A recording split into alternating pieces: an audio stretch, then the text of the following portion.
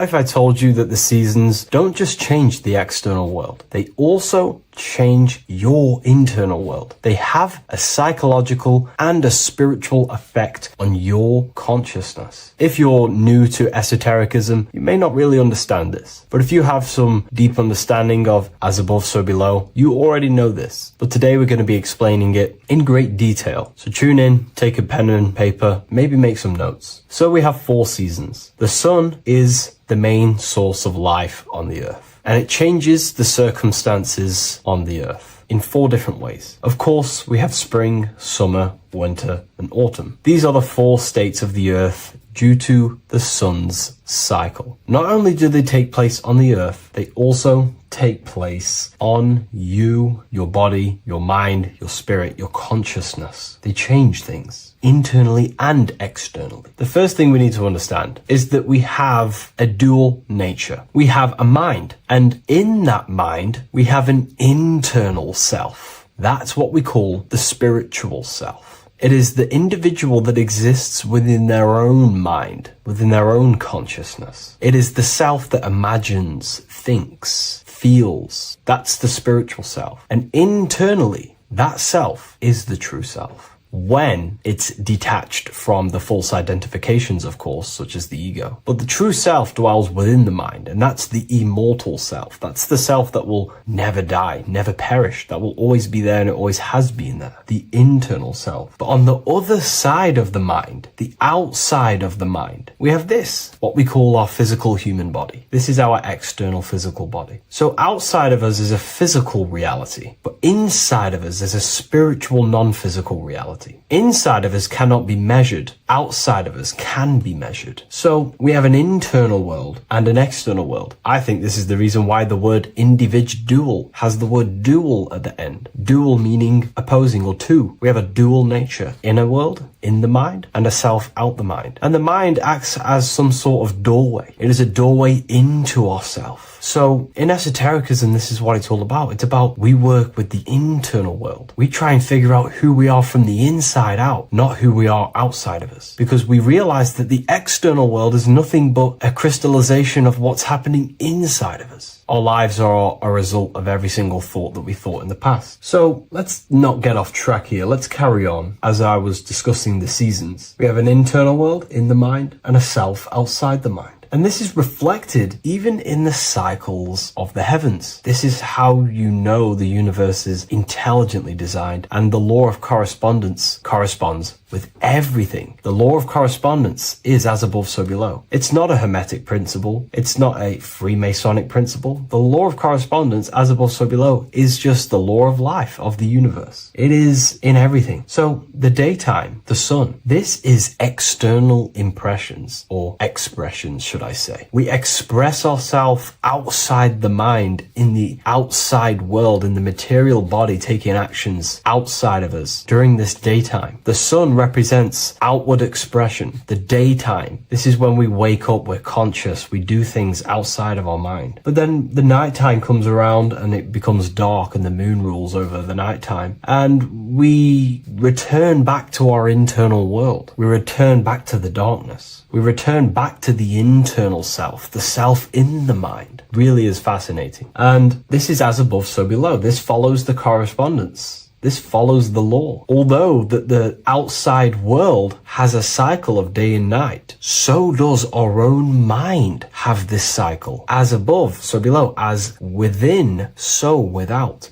What's happening outside of us is also happening inside of us. The mind is also going in a cycle. Because in the daytime, the mind wakes up and we express things externally. But when the sun goes away and the electromagnetic rays of the sun are not very strong, our brainwave decreases, our body activity decreases. It slows down and we return to the internal self. The body switches off and we return to the internal self in the mind. We enter in the doorway of the mind and return to the internal, the spiritual self. And when the body is less active, this is when we are more connected to the internal world, our spiritual true self. So as above, so below corresponds with the day and night, the sun and the moon. The moon represents our internal world, the world inside our mind, the self inside the mind. And the sun represents the external self, in the external world. So not only are these cycles happening in nature, the darkness outside of us when the sun goes away is the same darkness that we go within ourselves when we go to sleep. It's the same cycle. Our bodies are in the cycle of the external world also, as above, so below. But then we can even take this even further. This fractals down even further. If we look at the cycle of the yearly cycle of the sun, which is what we call the 12 zodiac signs, we notice that these 4 seasons also take place in every single cycle of the day. So a yearly cycle can be seen as a big version of a daily cycle, or a daily cycle can be seen as a smaller version of a yearly cycle. For example, if we look at Aries, which is spring, this is when the sun springs everything back to life in the spring. This is when the crops start to spring up and start to grow again. But we could see that at 6 a.m. in the morning when the sun rises and just cracks over the horizon and starts to bring light into our day. Aries is associated with the morning time also as spring. Morning time is a smaller version of spring. Then we look at the summertime. The summertime is midday when the sun is at the top of the middle of the sky. This is when the sun is most powerful, most radiant in our day. This could be seen as the summertime. Then when the sun starts to set, this is associated with autumn. Autumn time is the sunset. Then the winter time is associated with the nighttime, the midnight, when everything's very dark. So a daily cycle is basically a smaller version of a yearly cycle. And just how I explained how the cycle of the sun outside of us also happens inside of us with our consciousness falling asleep when the sun goes away, is also happening to us on a yearly cycle also. So the daytime is associated with the summer and the nighttime is associated with the winter. The winter is like the inhale. The summer is like the exhale. It's the breath of the universe, just like how we breathe in and out of our lungs. Everything takes this rhythm and polarity, okay? So winter is associated with the self and the world inside of ourselves, inside of our mind, the spiritual self, the internal. Because the winter is when the sun's rays, electromagnetic rays, are not very powerful. And this decreases brainwave activity, making us more connected to our internal world, inside the mind. But the summer's the complete opposite. The summer is when the sun is very, very powerful.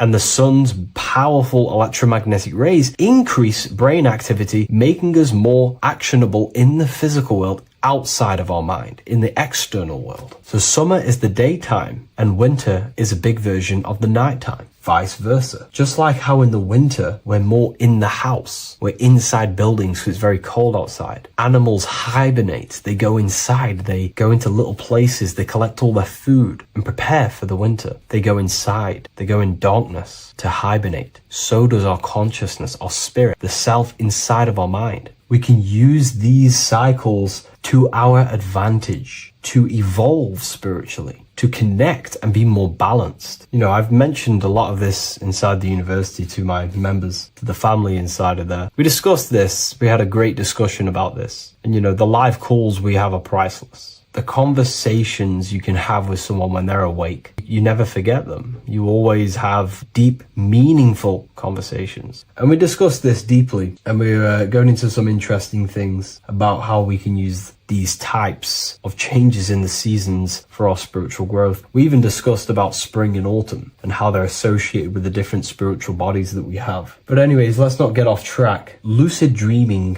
dreaming itself, and astral projections, I find are more easily accessible during the winter and the night times. Like I said, because the brain activity is decreased due to the sun being not powerful, we are more reconnected with the self inside the mind, the spiritual self, the immortal self. Wintertime is a great time to work on yourself, to start to gaining discipline, to meditating, to really working on the subconscious. Because spiritual work is harder than any physical labor. You really got to dig deep within yourself and be honest and true with yourselves. I think this is the reason why, you know, a lot of people convert to spirituality from religion. They come into spirituality and then they go back to religion because they realize spirituality is it's difficult. You have to be honest with yourself. You have to really face the traumas, the negative aspects of yourself, the dark side of yourself, and bring it to light and transform it. And that sort of work is a lot more difficult to do than any physical labor. So the winter time is the time that we go inside ourselves. We reflect a lot more. We need to work on ourselves, on our mind, on our negative habits, on our dark traits, on our things that we have been pushing away and not controlling. The winter time is that time we can really start to connect with the internal self, work on our imagination, work on our mental willpower, work on all of these things like lucid dreaming, astral projections, and purifying ourselves, removing any mental barriers, any negative belief systems that may be subconsciously holding us back. It's easier to access the subconscious in the nighttime and in the winter, especially the winter. That's why I made this video, because we're in autumn now. We're transitioning into the winter. So I thought I'd share this with you all. And it's important to understand that you are a microcosm of God. Like I said, the law of correspondence associates with everything in the universe, people. Everything. And that's the best thing with the law of correspondence. And I've been using this for the past 3 to 4 years, right? The law of correspondence has determined and filtered out so many lies that was given to me, that's given to you, that's given to everyone in the world. The law of correspondence is like a filter. If someone gives you a piece of information, for example, gravity, and it does not apply with the law of correspondence, then you know it's a lie, because it's a universal thing. What happens inside of me also happens outside of me. What happens in my astral world happens in my material world, more than likely. As above, so below corresponds with everything. The same structure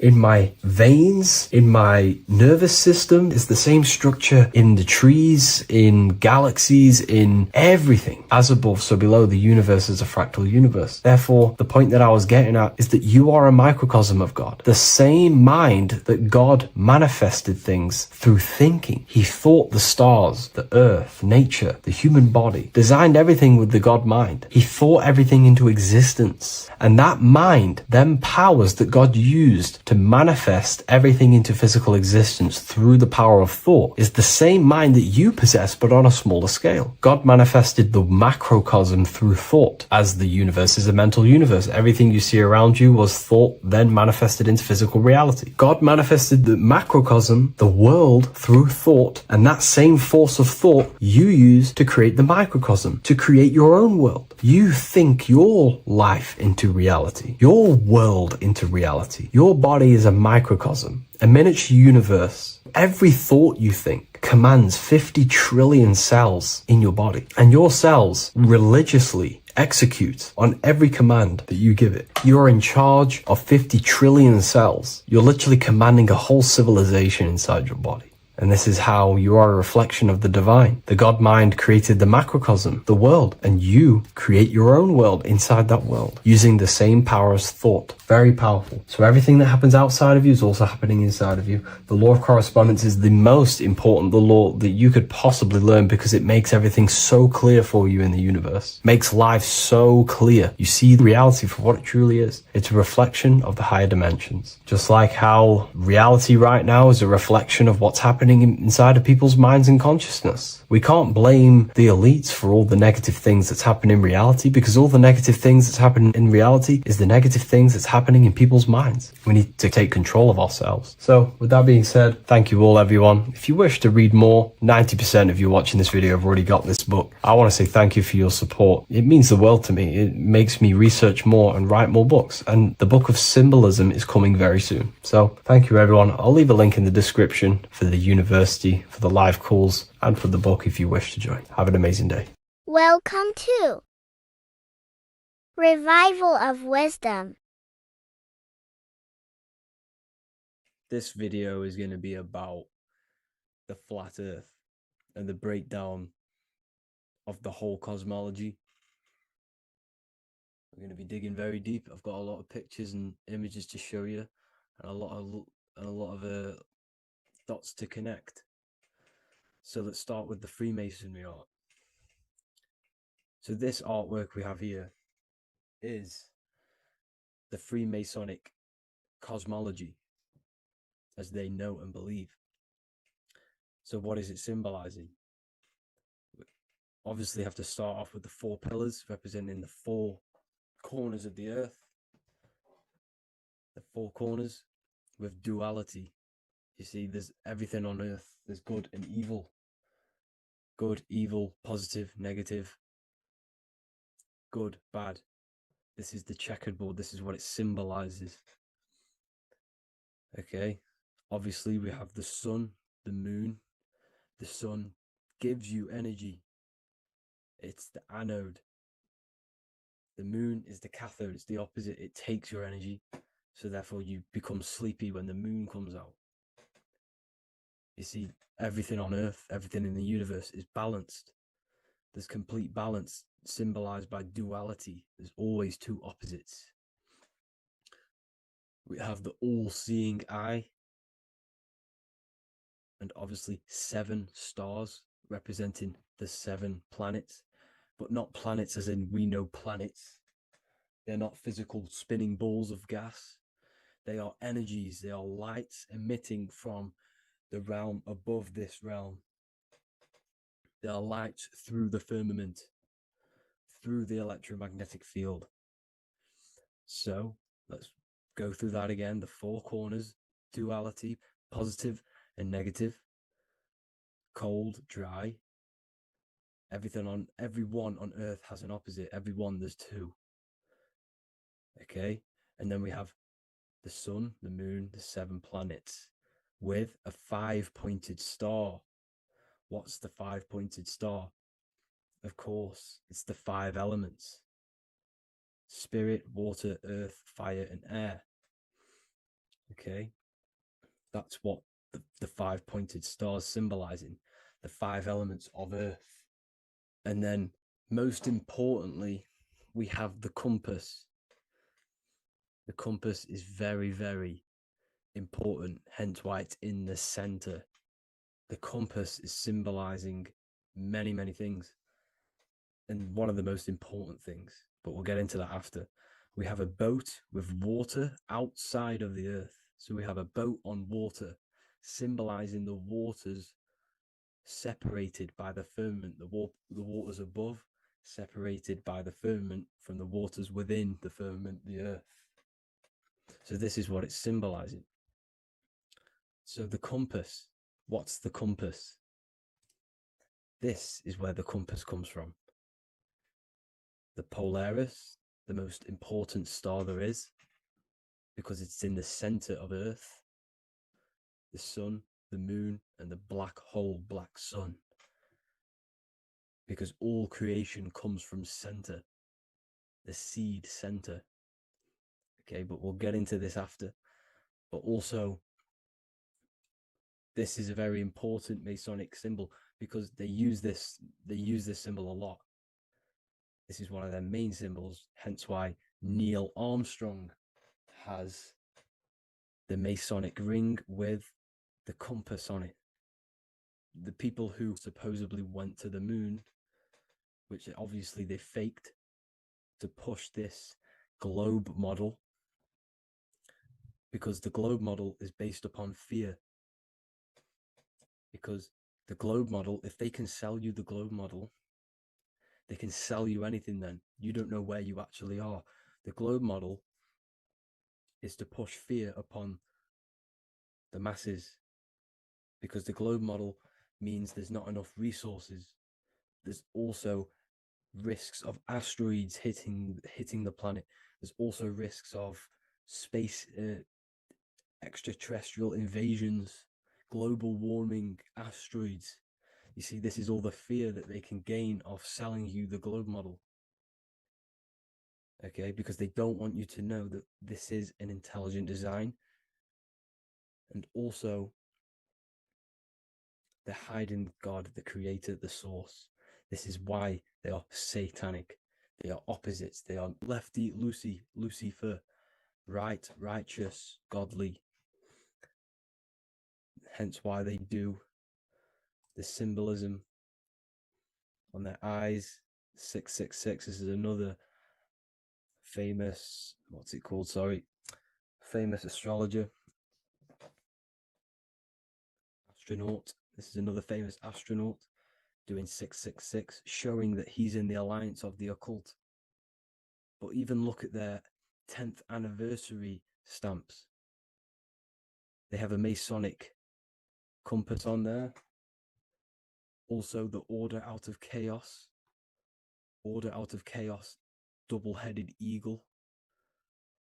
Okay, the order out of chaos ring, which they wear. So all of these astronauts are in the occult. They are lying to you. They are in with this order, this Masonic New World Order, whatever you want to call it. So let's break this compass down a lot more. Because as I showed you here, the center, okay, this is what the compass is symbolizing. Let's go into the North Pole map. This is from 1595. This is a rough estimate of where this map came from. It's from around the 1500s to the 1600s, maybe 1400s. There's not an actual set date on this map because obviously our history has been tampered with. But let's break down this map and the symbolism that they use towards this map, because this map is the map of the North Pole. Okay, so in the center, we have the black rock symbolizing the tower, the pole, North Pole. And what's on top of the North Pole? Obviously, it's Polaris. North Pole and Polaris. Okay, with the 4 islands around the center. Okay, 4 islands around the center. And this is what blew my mind, right? They say that Santa sounds similar. And if you look at this pole that's pointing to the North Pole, you see this line here. So this is obviously from the 1600s. What color is Santa? He's red and white. Just like this map pointing to the center is red and white, and Santa comes from the North Pole. So it's not a coincidence that they use red and white. They're mocking this map because obviously they took over after the 1500s, 1600s. They took over around the 1800s. So they're mocking this map with Santa coming from the North Pole with this red and white line to the North Pole. Notice the 4 islands, okay, like windows, their symbol. They obviously in the occult, they're part of the New World Order, is symbolizing these 4 islands with the blue behind it for the water. Okay, so this is another occult logo. They're symbolizing this center because the center is so important. Okay, we'll get into that. Also, we have the Mayan cosmology. This is the Mayan cosmology. This is what they created. This is their artwork with also 4 major lands around the center. You see this 4 with green in between them all. 4 major lands with the underworld. You see this underworld is also symbolized by the Masons with the coffin of the skull and bones, the deceased, the dead. Okay, so this is also mentioned in the book of Enoch. Okay, and it's called Sheol. Sheol, the underworld. Okay, and in the book of Enoch, it says all spirits of the dead go to these hollow places, that they are wait until their appointed time of judgment. And it also says in the book of Enoch, there are 4 hollow places underneath. 4 as above, so below, representing the 4 islands. As above, so below. That's where that could link in. Okay.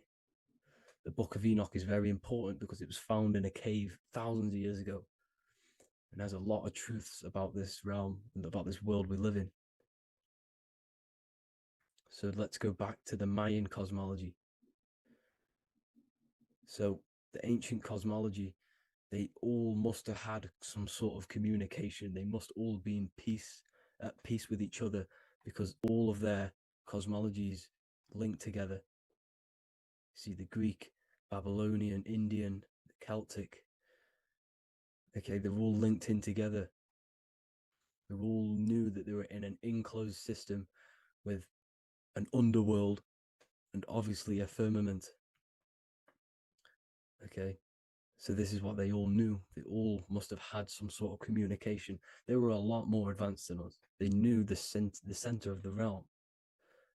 Okay, and obviously the United Nations flag also symbolizes their center. You see how it has like a grid with a circle around the center.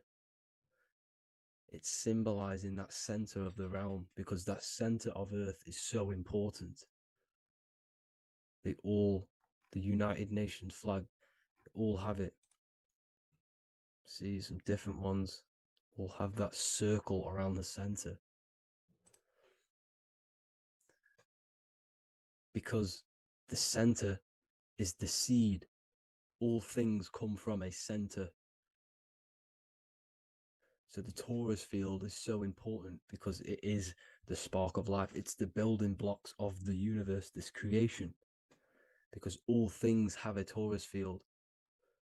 Just like an apple with what's in the center of an apple, a seed, because the center is where the energies hold, is where the energies meet, and it creates that spark of life.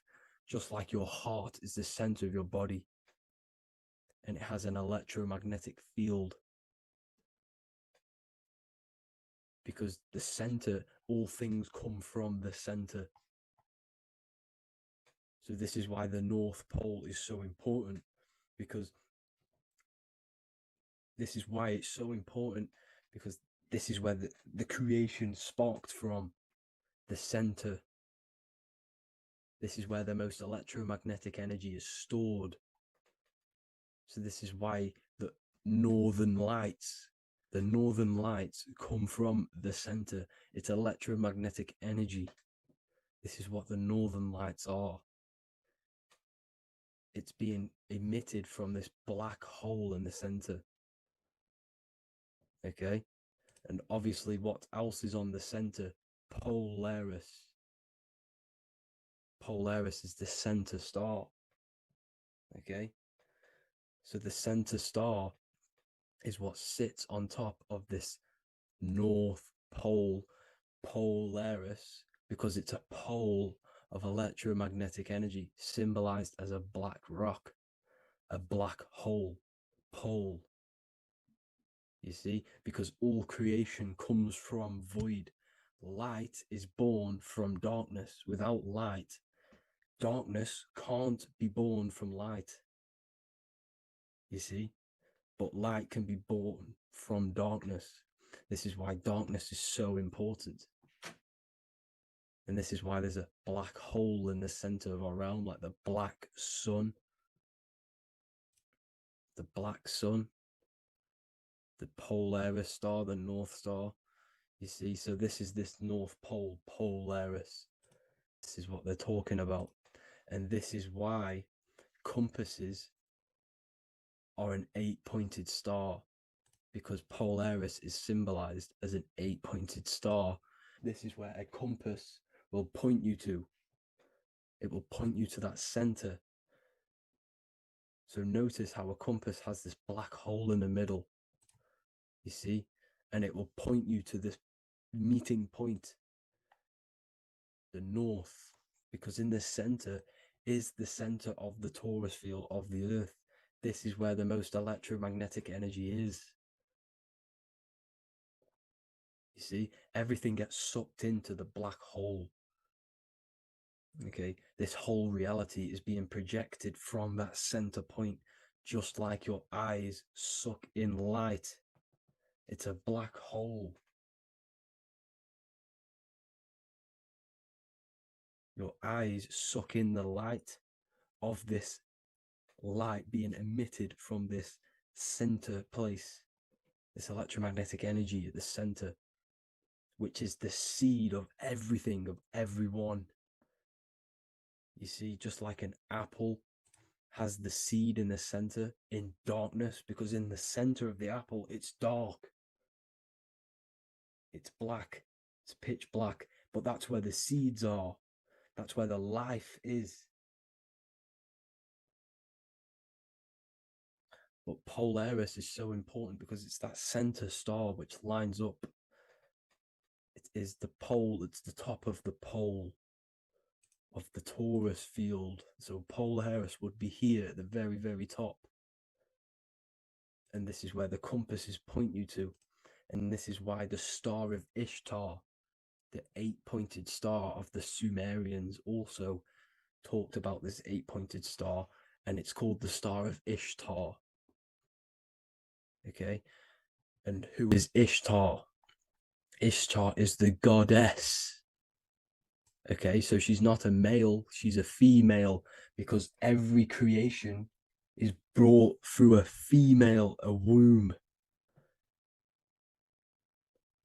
Every single human on earth is brought through the womb, the sacred feminine energy. And the womb is pure darkness. There's no light in a womb, just like the center of our realm. It's a black hole. Okay, and guess what? She's the god of fertility and sexuality. She is responsible for all life.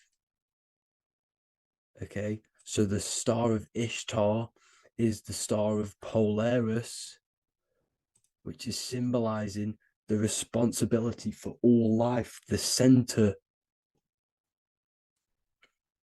of our realm,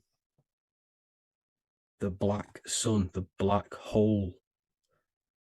Okay, so this is what that god of Ishtar of the Sumerians is talking about, the goddess, the womb, the seed of creation. So this would be the portal, more than likely the portal in and out of our realm, because it's the top of the Taurus field. And what's above this realm is the heavens. So this is where you get sucked in from the heavens. Your soul gets sucked in and brought onto this plane of existence called Earth. These are some space NASA symbols. Look how much Polaris symbolism there is. And notice how it's at the center. You see this circle? This is like a half circle. And at the center is an 8-pointed star of Ishtar. It's the same thing. It's Polaris. It's at the center. And notice on some of these, look, this one is a bear holding the key and an arrow pointing to the Polaris star, so that they hold the key to Polaris. Another one with like a demon holding a key to the what? Polaris on top of him. Also an eagle, which is a Masonic symbol. The eagle holding a key on top of the center.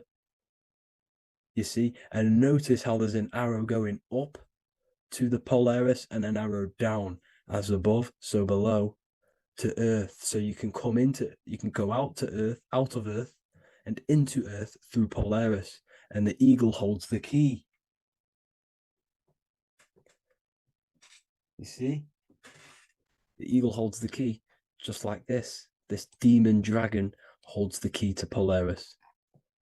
And look at this one, Earth, with an arrow up to Polaris, the 8-pointed star. So Polaris is more than likely that portal which the Anunnaki used, the Sumerian gods used, because the Anunnaki symbol is also an 8-pointed star. Okay, and like I said, that center is the seed of creation. The center is the black hole. Okay, just like your pineal gland is at the center of your brain. The pineal gland is at the center of your brain, and that's what connects you to that spirit realm, to the source. That's it for this video, guys. Thank you all for tuning in. I hope you all learned something today. Please leave a like, a comment, and please subscribe to the channel for more content. God bless you all.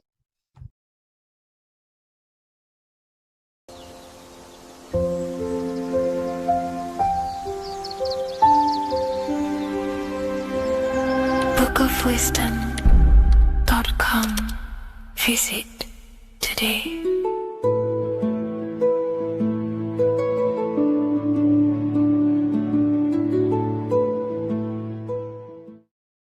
By the end of this video, you will understand the 3 expressions of consciousness, how to use them to create the life you truly want. You'll discover the hidden meaning of the word God, the secret power of the number 3, and how consciousness itself is the key to your reality. We have 3 main expressions of consciousness. We think, we feel, and we act. God is 3-fold. It stands for generator, operator, destroyer. The generator is the mind. This is what thinks, generates ideas. This is the beginning of all creation.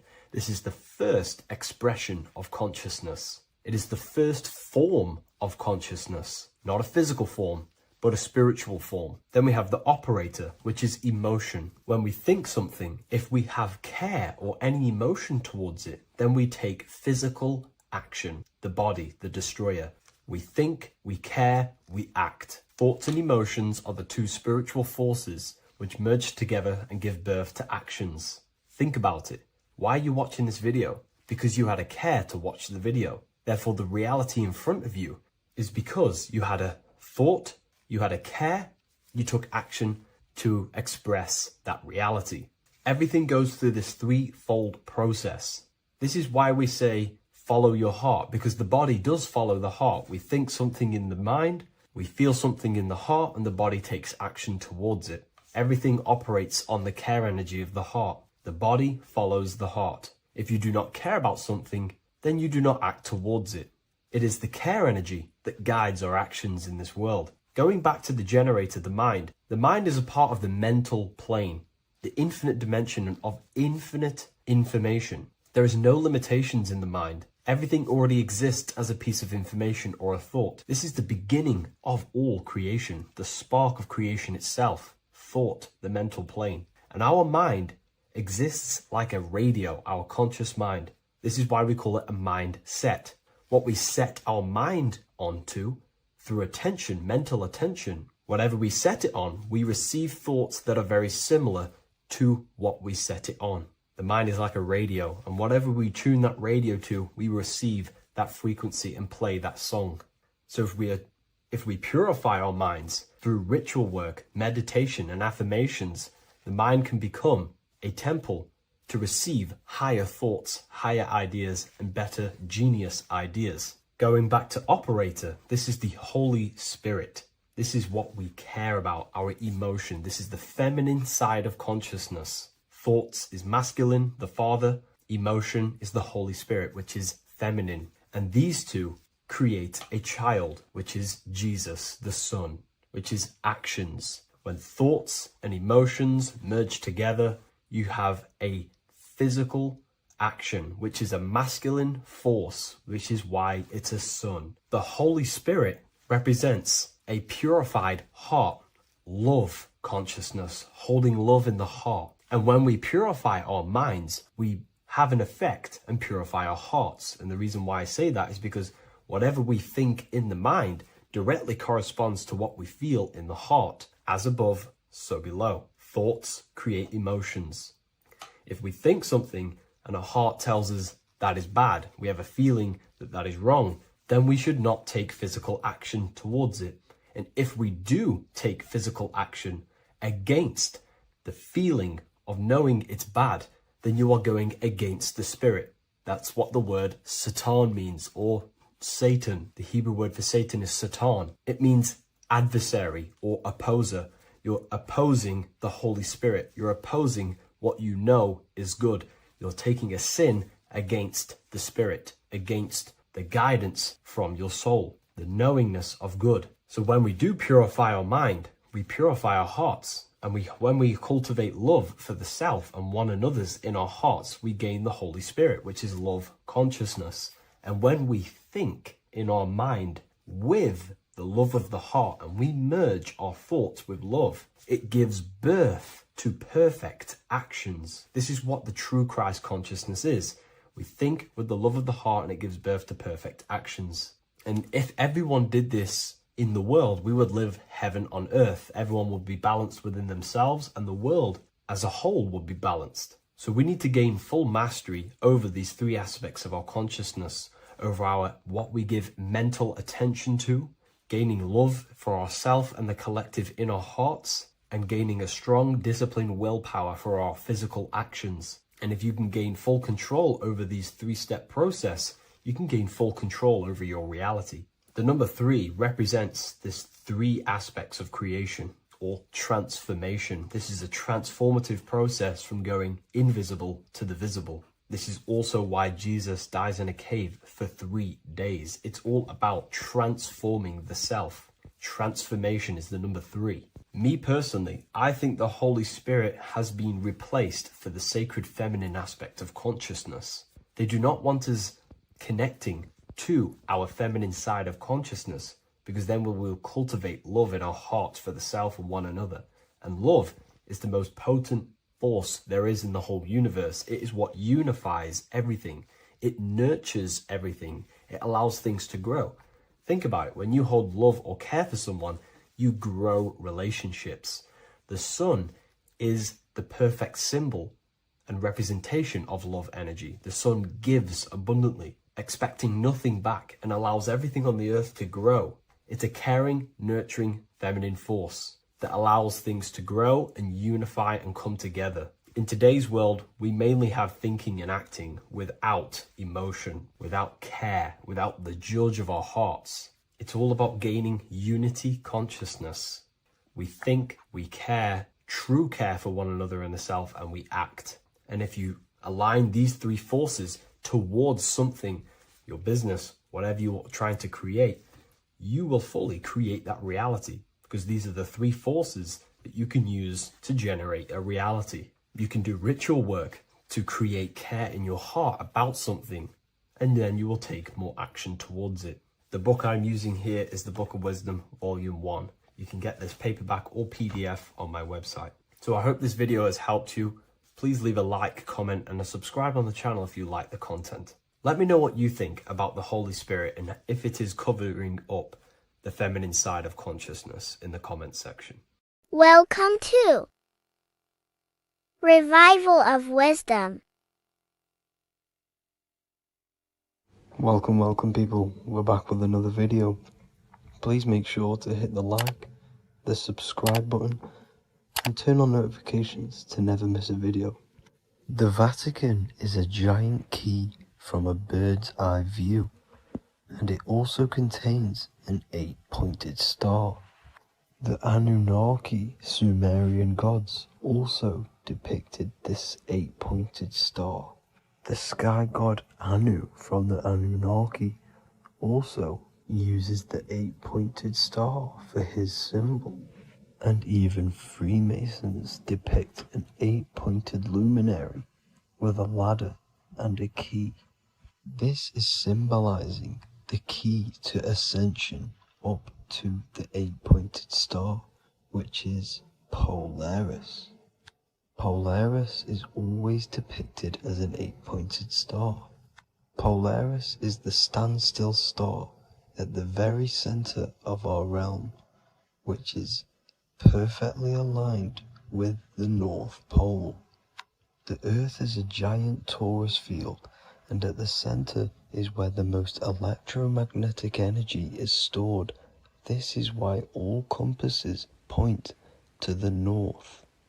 Hence why a compass is an 8-pointed star, because it points you to Polaris, which is the North Pole, the center of this realm.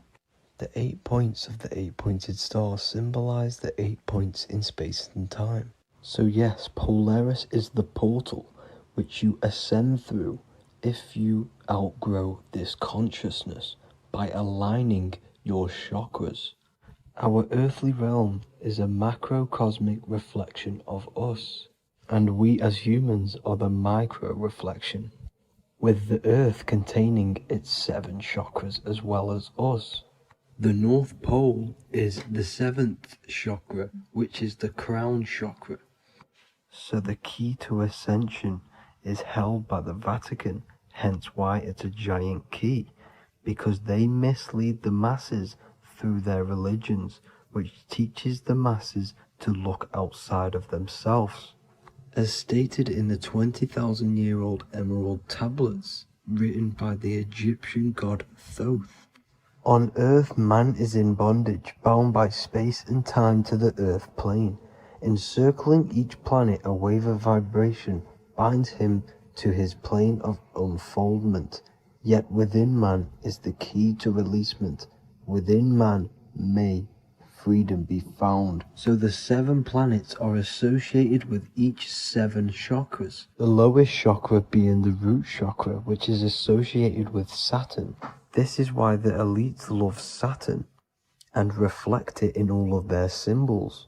Because the chakras are an ascension of spiritual principles, starting from the material and ascending up to the spiritual, the crown chakra. However, evil love bondage, and they are trapping souls in the physical realm by stopping and provoking the ascension process.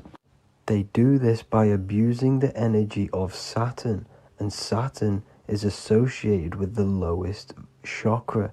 The lower 3 chakras are associated with survival mode, which keeps the consciousness in a constant state of fear and only aware of its surroundings.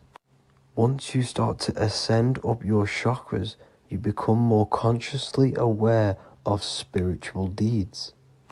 And this is the process of returning back to your true spiritual form. Going back to Polaris and its connection to ascension, Kanye West symbolizes this on his music video 24. As you see him rise up into the sky, you see an 8-pointed shape around him, which symbolizes the 8-pointed star, as you see the beam of light.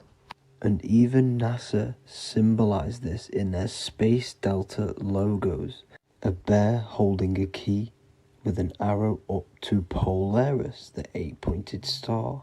Here's another NASA logo of an arrow from the Earth to Polaris.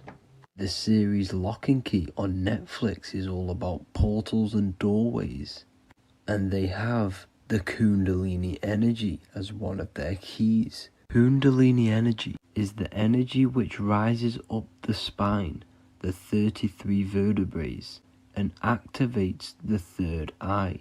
The third eye is the spiritual gland, which connects humans to other spiritual realms. We are not the body. Our spirit, our soul inhabits the body. We exist physically, spiritually, and mentally. Therefore, we are multidimensional. The intellectual and spiritual inhabit the body. Therefore, this is just an avatar within this timeline. However, within each and every one of us, we all have the key to releasement, as says in the Emerald Tablets. This releasement is ascension, up until higher states of consciousness. As stated in the Emerald Tablets, man is in process of changing to forms that are not of this world. Grows he in time to the formless, a plane on a cycle above. And another one saying, man is a flame bound to a mountain, but we in our cycle shall ever be free. Know ye, O man, that when ye have progressed into the cycle that lengthen above, life itself will pass to the darkness, and only the essence of the soul shall remain. That's it for this video. I hope you all enjoyed. Please feel free to leave a like, subscribe, and comment any subjects you want me to talk about. God bless you all.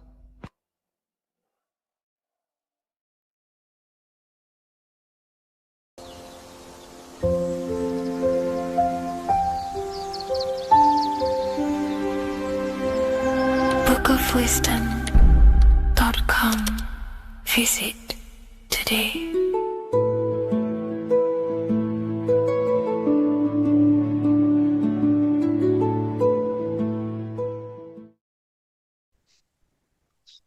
Matthew 21:1, Jesus went into the temple of God. Corinthians 3:16, do you not know that you are the temple of God? Now, what is this telling you? That God is within you. Hence why in Luke 21:12 it tells you the kingdom of God is within you. And the side of your head region is called a temple for a reason. Because the brain encapsulates the mind. The brain is a physical manifestation of the mind. The heart is a physical manifestation of emotion. So we have these different layers of our consciousness. We have an intellectual, communicative aspect of our consciousness, which we would call the mind. We have an emotional aspect of our consciousness, which is the heart. And to communicate with the divine, it's all to do with the mind. Hence why the ancients always symbolize the mind being God. This is why Michelangelo always placed God inside of the brain on top of Sistine Chapel in the middle of the Vatican. He understood that God is in the brain. God is within you, not outside of you.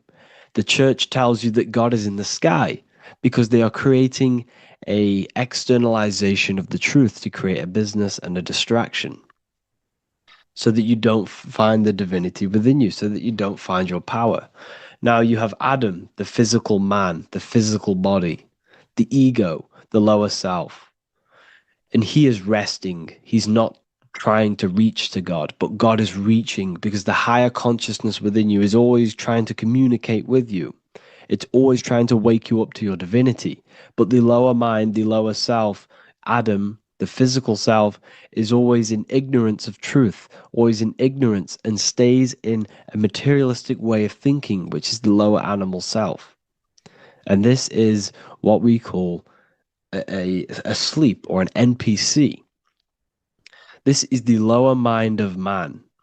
But all you have to do is to move your finger to touch God. You have to look within yourself, within the brain, meditate, and you can find God.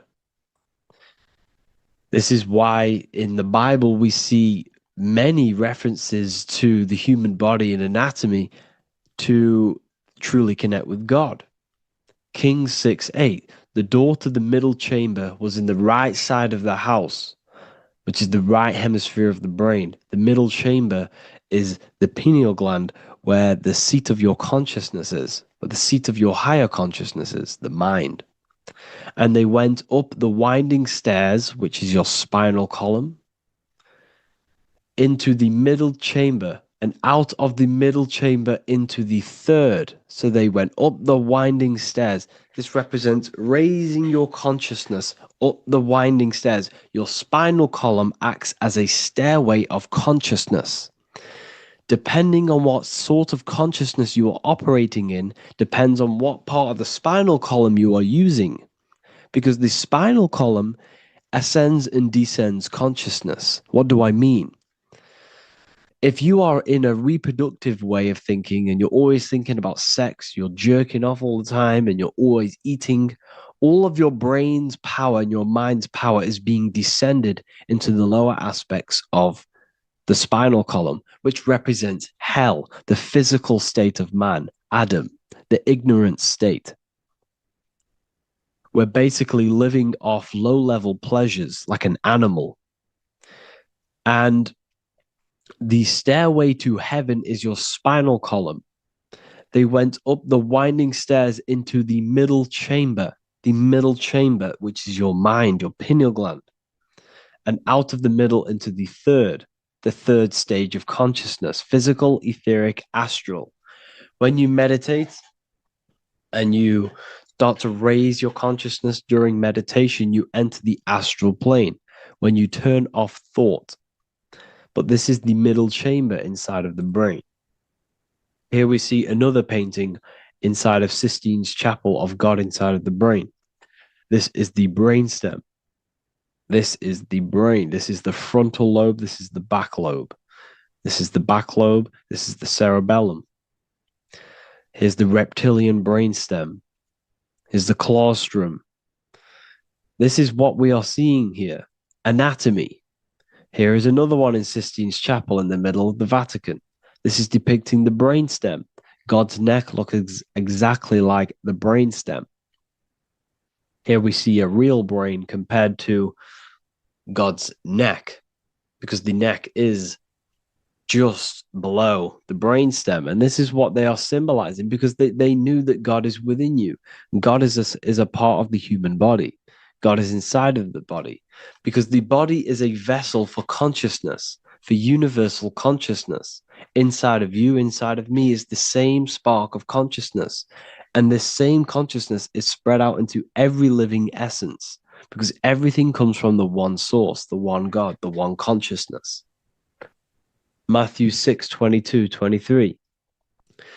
The light of the body is the eye. If therefore thine eye be single, thy whole body shall be full of light. Practicing the single eye. What is this? This is meditation. This is entering within yourself. So the Bible's telling you to practice the single eye. But if thine eye be evil, thy whole body shall be full of darkness. What does this mean? If your consciousness is in an evil way of thinking, if your mind is filled with an evil, negative mind space, then your body shall be filled with darkness, with evil, with negativity. Because negative thoughts destruct the body. Positive thoughts heal and regenerate the body. So he tells you to be, the light of the body is the eye, your consciousness, the inner eye of consciousness, the eye that lets you see. And what do I mean? You look with your two physical eyes, but you see with the inner eye. What you see is perception. You look with the two eyes, and what you see is perception. You are seeing, you are understanding, and that's what consciousness, the mind, gives you. Consciousness, or the mind, is the force that allows you to be a human being, that allows you to understand things and interact with things and make decisions. It's an infinite intelligence. See, the mind is not the brain. This is a big confusion with people. Hence why the eye on top of the pyramid is separate from the bottom half of the pyramid, because the consciousness is separate from the body, the eye, the all-seeing eye. It represents the observer, the eye that sees into this body, into this world, into this. You are the perceiver. You are the invisible spirit within the body. Theologians 4:17. After that, we are still alive, and our left will be caught up together with them in the clouds to meet the Lord in the air. You don't meet the Lord in the physical air. Okay? This symbolism of the ancient Christian artwork is showing you this is symbolic. These things never happened. There's no man in the sky. Moses didn't go on a mountain to meet with God. The air represents the mind. This is why you say you're an airhead when someone's very stupid.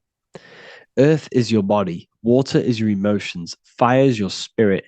Air is your mind, the invisible mind. So Anton Mengs, an ancient Christian art worker, is showing you anatomy of God in the clouds. But this is the anatomy of the human body, raising yourself to the mind and turning the mind inwards on itself during meditation. And that's how you meet the Lord in the air. You meet the Lord in an elevated state of consciousness. The air represents an elevated state of consciousness because the air is up. You have to raise your consciousness to meet the Lord in the air. This is why Moses went on a mountain to meet with God. The mountain represents elevation of consciousness, raising the mind up the spinal column, taking all of the mind's attention away from the reproduction and the physical aspects of self and raising it to the brain and turning off the brain and going inward into the air. It's talking about raising consciousness. It's allegorical. It's a spiritual, metaphorical text. The side of your head's called a temple because inside that where that temple is, right in the middle of where you call the temple, is the inner chamber, the open room, the holies of holies in the Bible, or the land flowing with milk and honey, or Mount Zion. There's so many different names for the brain, or the upper room where Jesus meets his 12 disciples, the 12 cranial nerves in your brain. This is the temple of God. Your body is a temple of consciousness. It encapsulates the consciousness. It encapsulates the mind and soul. John 10:30, Jesus states, I and the Father are one. Psalms 46:10, be still and know that I am God. He's talking about the I am within you, not within Jesus. Everyone refers to ourselves as I. I am God. When you say I, you're referring to the highest aspect of yourself, the aspect that is above all thought, above all emotion, and above all things. When you say I, you're referring to your pure awareness, your pure consciousness, the highest aspect of yourself. And anything after I is egotistical. I is God. The letter I is the Roman numerals for one, because there is one God, one consciousness. The letter I is one line, just like the number one. Matthew 6:3-4, take no thought. Therefore, take no thought. Take no thought. He says this 5 times because you must turn off the 5 senses and take no thought to connect with God. Be still. This is telling you to meditate and know that I am God. The I am within you. I and the Father are one. I and God are one. You, who you think you are, is a completely wrong. The body is matter.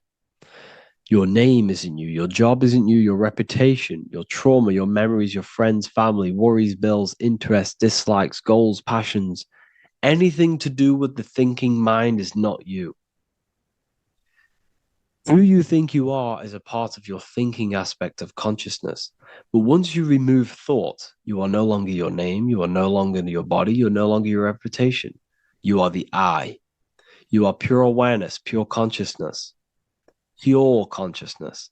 And this pure consciousness has latched on to this name, this job, the body, and your traumas. Your pure consciousness has attached itself to this character who you're playing in the physical world. And this is essentially who you think you are, but you are not. You are the I, you are the self, you are pure awareness. So, in order for you to detach from these things, you must learn how to detach from your name, your job, your reputation. And you do this through meditation by turning off the thinking mind. Turning off the thinking mind allows other aspects of your consciousness to open up. What do I mean? Your whole life you've been thinking, and all of these thoughts has attached you to this physical body. You haven't allowed your consciousness to open up. And you can only do this by taking no thought. That's why Jesus tells you, take no thought.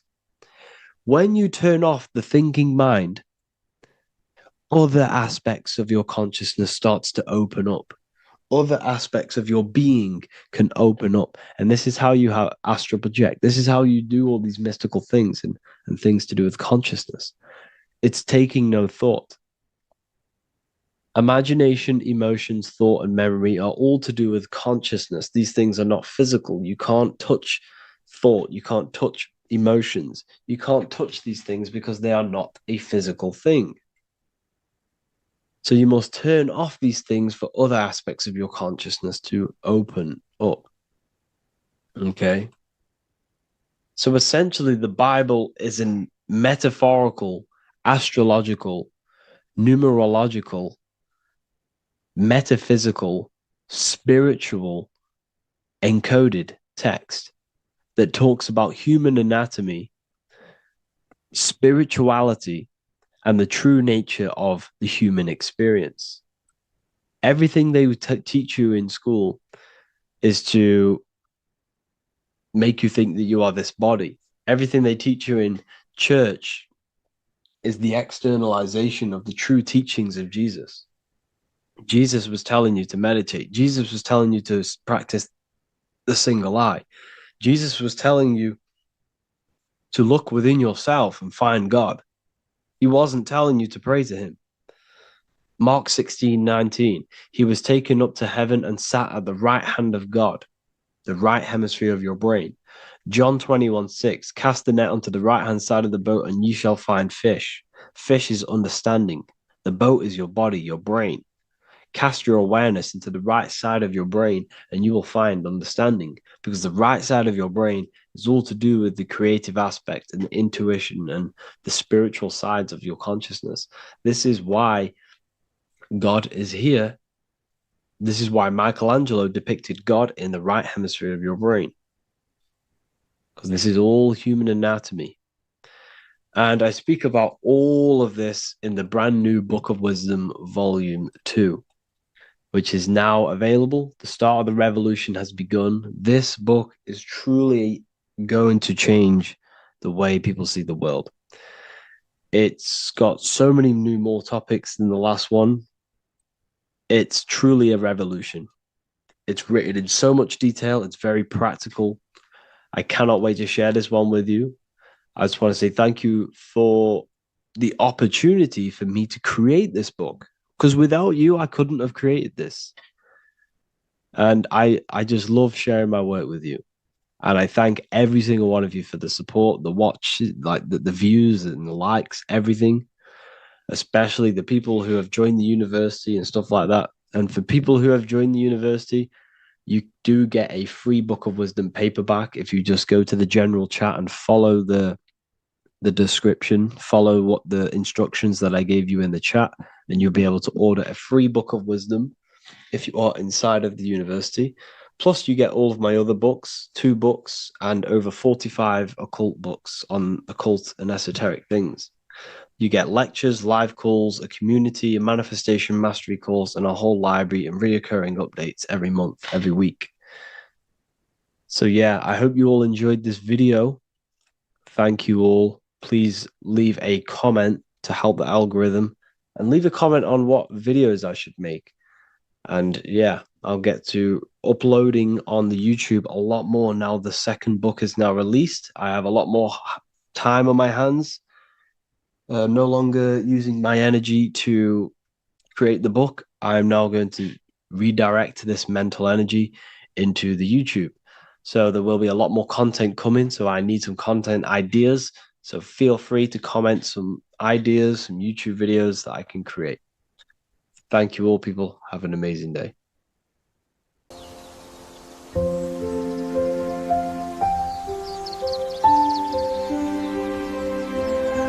bookofwisdom.com. Visit today.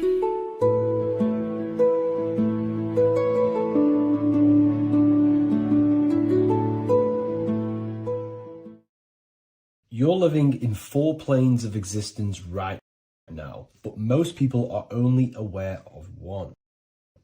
And that's why they feel lost, disconnected, and stuck in cycles they can't explain. If you don't understand the blueprint of reality, you'll keep trying to fix the physical, while the real causes lie in the unseen dimensions that you have direct access to. You must understand is that the universe only exists in the mind. Everything is a projection of consciousness. Therefore, consciousness produces everything. Our internal world is consciousness. Our external world is this physical body, physical world. Everything is an externalization of consciousness. For example, this was a thought. Now it's made physical. But before this was invented, it was existing in someone's mind, in consciousness, invisible. Then it was made manifest, made physical. So everything in this physical plane is the effect. The cause is consciousness, mind, the mental plane. So now I'm going to explain these different dimensions of consciousness. You don't just exist in this physical plane. The physical plane, in fact, is the lowest plane there is. It's the illusionary plane. So first of all, we have the Buddhic plane. This is the nothingness. So think of it like this. Absolute nothingness. If you turn off thoughts, there is nothingness. This is the void. And out of the void springs infinite potential, which is the mental plane. Now, your mind has no limitation. It can think anything, be anywhere, anytime, any place. In the whole world, there is no limitation with the mind. This is the realm of infinite possibilities. This is the realm of thought. Thought is a dimension, information and thought. To go a little bit deeper on this, there are pockets of thoughts, what we call in the occult fields of thoughts. Your mind does not think thoughts, it receives them. Your mind is like a radio. Whatever the mind is tuning into, setting its mindset, setting your frequency or setting your mind, you will receive thoughts based on that set, whatever you set your mind to. So there are pockets of thoughts that we penetrate in the mental plane. The mind is the mental plane, the infinite possibilities. This is the spark of creation. This is where all things begin to manifest as an idea in the mind as a thought. So if you want to gain certain information, you need to meditate or do thought exercises where you are penetrating that dimension of thought, that pocket of thought. For example, if you want to find a way on how to make financial wealth, you would use your mind, set your mind on wealth and money and think, close your eyes and think about that specific topic and see where your mind takes you. And you will expand your mind into different pockets of thought and gain information. So this is the mental plane. This is how you can use the mental plane. You can use the mental plane to do this. Then we have the astral plane. We have higher, middle, and lower astral plane. The astral plane is the body for thought. So every dimension, physical, etheric, astral, mental, Buddhic, is a body for a dimension above.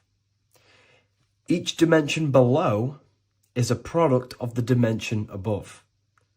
So for example, the astral plane is imagination. This is the lucidic realm of imagination. This is where thoughts begin to manifest into some sort of form.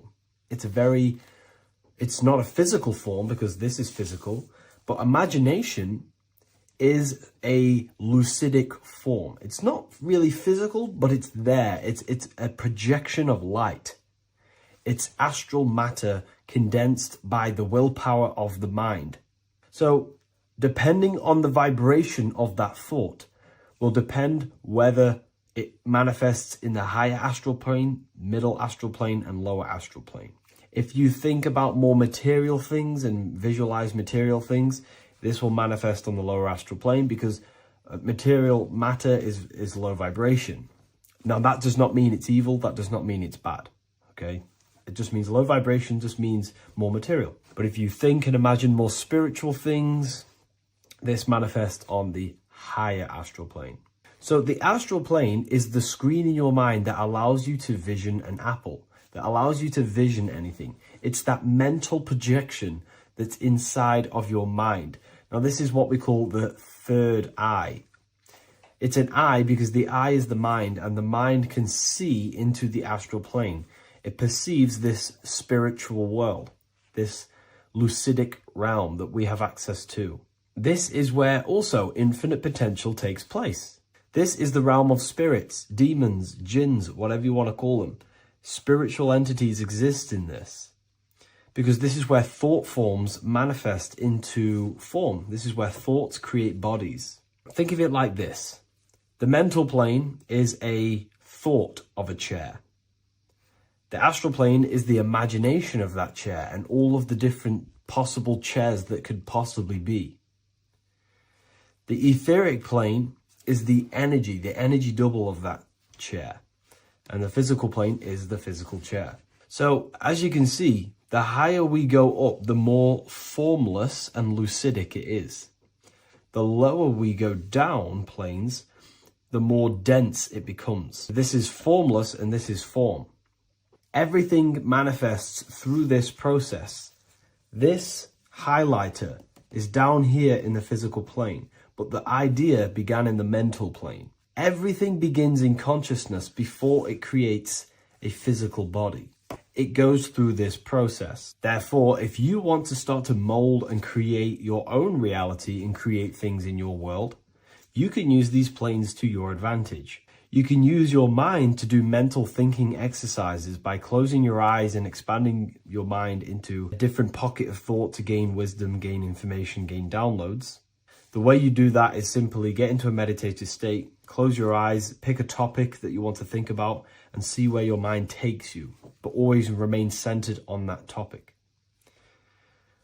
And you can do this for maybe an hour or two or half an hour, and your mind will take you places where you will unlock information. You can even use this to make decisions in your life. Think of the topic and see where your mind takes you. You'll gain information. This is how you use the mental plane for ideas. The astral plane is imagination. You have to reconnect with your imagination very vividly. Your imagination, your consciousness is infinite. It's not a three-dimensional plane. It's an infinite plane. You can think and make form anything in your consciousness, in your imagination. You can think anything and you can imagine anything in the most vast details. You just have to reconnect with your imagination. I have a free book on my website. I'll leave the link in the description. It's an ebook. It's called Activating the Inner Eye. This is going to help you reconnect with your imagination. It's a practical guide on how to imagine. So once you know how to use the mental plane and astral plane, thought and imagination, you pretty much need to use the physical plane to take physical action with this physical body that you have and start to manifest these desires you have in the higher planes. Now, it's very important that we master the mind, because the mind is the very fabric of reality. We become what we think about. Your life is a product of every thought you thought in the past. It is the mind that directs the flow of consciousness. And wherever this consciousness is flowing is what you will create in your life. Consciousness is the most potent force in the universe, and the mind is pretty much the universe in a microcosm form. It is infinite potential. And your mind will continue to expand into new realms of thought forever and ever and ever. You are eternal. You are not this physical body down here. You are consciousness. Literally dreaming that you are in this physical body. So everything begins with the mind. We need to be conscious of the thoughts that enter our mental field of consciousness. There is a level of self-awareness that you can reach where you can become conscious of pretty much every single thought that enters your mental field. Now, we have over 7,000 thoughts a day. You can gain such mastery over your mind where you can become conscious of every thought you think. And that is when you gain superior power. Because when the mind is fully under control of self, you can direct the mind's potent force into a specific goal. Most people's minds are dualistic. They want something, but their mind is thinking something else. They have limiting belief systems. They have the little voice that comes in and says, you can't do this, you're a failure. That is a fractaled mind. The mind needs to be singular. It needs to be on your team and not an enemy. Do not let your own mind take away your power.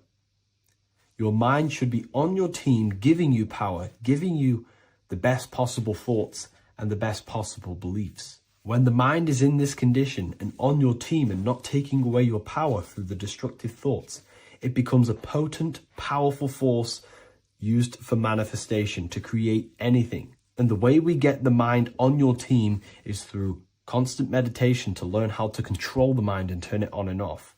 Subconscious reprogramming through visualization, affirmations, cultivating emotions associated with your goal. All these three ways we can reprogram the mind slowly over time so that it becomes powerful and becomes on your team and doesn't give you negative contradicting thoughts. When the mind is fully aligned on one thing, it can create massive empires and things in your physical reality. So I hope this video helps, and I'll see you in the next one. Before you call the Baphomet evil, make sure that you watch this video until the end so you gain a full understanding on what the Baphomet truly is. No, I am not a Satanist. I am simply an esoteric and occult researcher. I've been looking into symbolism for a very long time, and I can reassure you that this symbol does not represent the devil, does not represent any negative figure. It's a very deep, occult, esoteric symbol. What we first need to understand about the Baphomet, it is indeed a symbol. Every symbol we see around us is neutral. The pentagram, the Baphomet, is neutral. It depends how you use it, whether it is used in a good or bad way. Everything is neutral. It's your mind's perception that gives it a positive or a negative charge. First of all, let's break down the Baphomet symbol. Let's look very closely at the Baphomet. We have clearly the 4 physical elements corresponding to the Baphomet. Here we clearly have the fire element. The wings represents the air, the flapping in the air. The fish scales, which is the water. And this dome figure representing the earth. The soul is incarnated into 4 bodies. We have a mental body of consciousness, intellect. We have an emotional body of consciousness, which is all to do with intuition and energy. We have a spiritual body of consciousness, our astral body, and a physical body of consciousness for the physical earth. Earth corresponds with your body, air corresponds with your mind, fire corresponds with your spirit, water corresponds with your emotions. So the Baphomet is showing you the 4 elements of the soul, the 4 bodies of the soul that we are incarnated in. Now, let's look at this moon figure. We have the moon. The moon represents the internal world. It represents what we cannot see. The sun represents our conscious mind, what we can see, what we're aware of, the physical world. The moon represents what we are not aware of. It represents our internal world. Remember, we have 2 worlds. You're an individual. You have a dual nature. Individual. You have an internal world. When you close your eyes, you have an internal voice, an internal world of thought and emotion, and an external world of this material body. The moon represents the internal. The moon on top represents the moon controlling the mind, represents the inner world controlling you. Now, this is very symbolic in the occult world. If the inner world is controlling you, then you have no control over reality. This is the devil horns. You know the devil horns? The moon crescent? This represents you are the devil. You're being controlled by your thoughts, by your emotions, by your psyche. Then we have the moon below, which represents control over the inner world. We have control over our thoughts, our emotions, our impulses. So you're either being controlled by thought and emotions, or you're controlling them and having self-mastery. In alchemy, we always see this symbol of the man or woman on top of the moon, representing emotional control and self-mastery of the internal world. The journey of the occultist is to gain full mastery over their consciousness. They want to be conscious of every single thought that enters their mental field of consciousness. We get over 7,000 thoughts a day. It is possible to achieve a certain level of mastery where you are conscious of every single thought that enters your mind. This is one of the end goals of self-mastery and occultism, as this gains your personal power. When one achieves this, they are then able to direct the mind in one place and one place only, becoming more effective in manifestation and creation, because we are microcosms of the divine. We are creators. This is the gesture of as above, so below. The inner world and the outer world are mirrors of each other. The inner produces the outer. Your physical life circumstances are a result of every thought you thought in the past. The inner projects the outer. If you want to produce a change in the outside world, you got to produce change in the inner world of consciousness first. As above, so below. As within, so without. This corresponds with absolutely everything in the universe. Now we have the goat head, which represents the animal self, which represents the lower carnal mind. Lower carnal mind, which is earthbound, because a goat is on the ground. It's not a bird, it's on the ground. It represents the lower self, the beastie nature, the one that tells us to hate, to steal, to eat all the time, to consume. It's the beast within us, the beastie side of our consciousness. It has a human body resembling this. The human in the beastie nature, or we have the spiritual nature, the higher self. In essence, this symbol of the Baphomet represents the higher and the lower self of human consciousness. It represents the higher and the lower. To conclude all of this, the Baphomet is a symbol that represents the two paths that one can take. We can take the beastie path and become an instinctual animal, our body, or we can take the divine path of reaching our higher self. It is a symbol that represents the higher and lower self and the four different bodies of consciousness. In essence, this does not represent Satan or the devil. The devil represents the lower aspect of our human psyche. The war between Jesus and Satan is symbolic and allegorical for the war that happens within our mental field of consciousness. The internal war between good thoughts and bad thoughts, positive emotions and negative emotions. It is the constant war inside the battlefield of your own mind. Jesus, Satan are symbols, characters that are symbolic of aspects of your own consciousness, because the universe is mental. The only thing that truly exists is your mind. Therefore, all of these ancient spiritual texts like the Bible, the Bhagavad Gita, the Quran are all symbolic of what's happening inside of our mental body.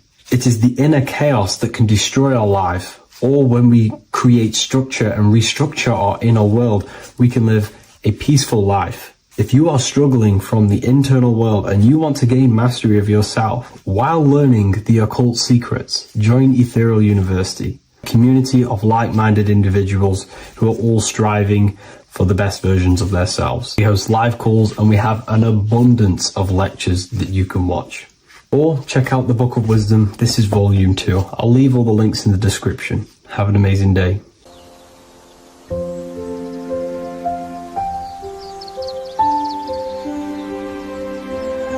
bookofwisdom.com. Visit today.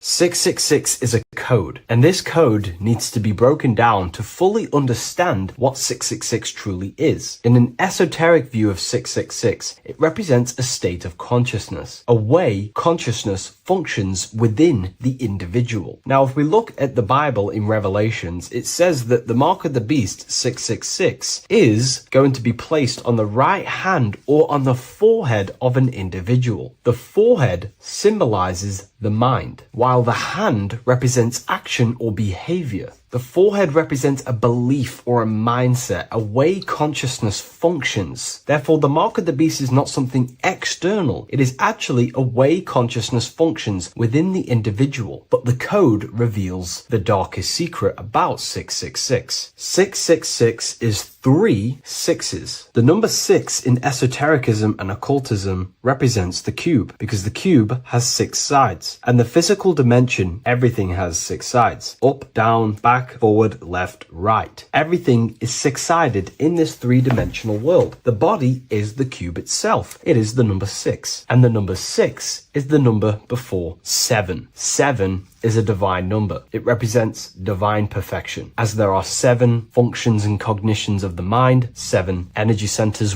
along the spinal column, 7 major planets for the 7 days of the week, 7 days of creation, 7 visible light spectrums, colors. The number 6, therefore, is often understood as imperfection, as the body is imperfect. The physical form is imperfect compared to our divine spiritual nature. But let's decode the 666 code properly so you can understand this. Now you understand that the number 6 represents the material 3-dimensional world, or the physical body of consciousness. We can then look at the number 3 because there are 3 6s. The number 3 represents the 3 ways consciousness functions. Consciousness thinks, consciousness feels, consciousness acts. We have a mental body, an emotional body, and a physical body. Most people confuse these things to be all one. They think their mind is their emotions and their mind is their brain, and they interlock all of these, but these are actually 3 different bodies of consciousness. Consciousness has many vehicles or bodies it expresses itself in. So the 3 ways that we ultimately create our life, the 3 ways that shift our reality, and the 3 full things that we have full control over are our thoughts, emotions, and actions. If you try and control anything else other than these three aspects of life and consciousness, you are then breaking natural law. If you try and control someone else, you are then breaking their will, their natural rights. These are the three things you have full control over: your mind, emotions, and your body. Therefore, the number 3 represents the 3 ways that you express consciousness in this life or reality. And the number 6 represents the material body. 666 is the mark of the beast. Therefore, the mark of the beast could be a state of consciousness where your thoughts, emotions, and actions are all directed towards the physical, material, three-dimensional world, leaving no room for true spiritual connection with your higher self, no divine connection to the source or God, giving no attention to your true internal nature, to the self inside the mind. All of your thoughts, emotions, and actions are directed only for physical pleasures, for materialism,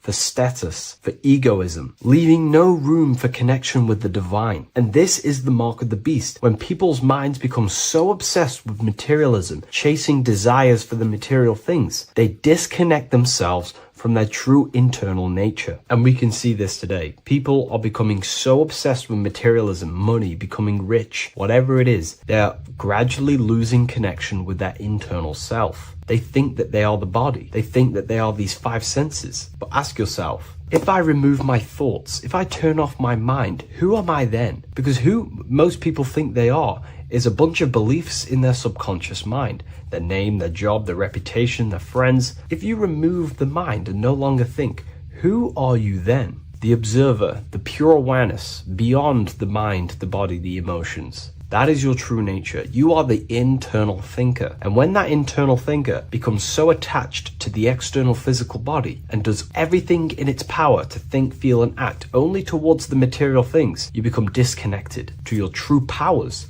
to your divine nature, to literally God. If you don't want to become the mark of the beast, then have balance. Now, I'm not saying materialism is evil.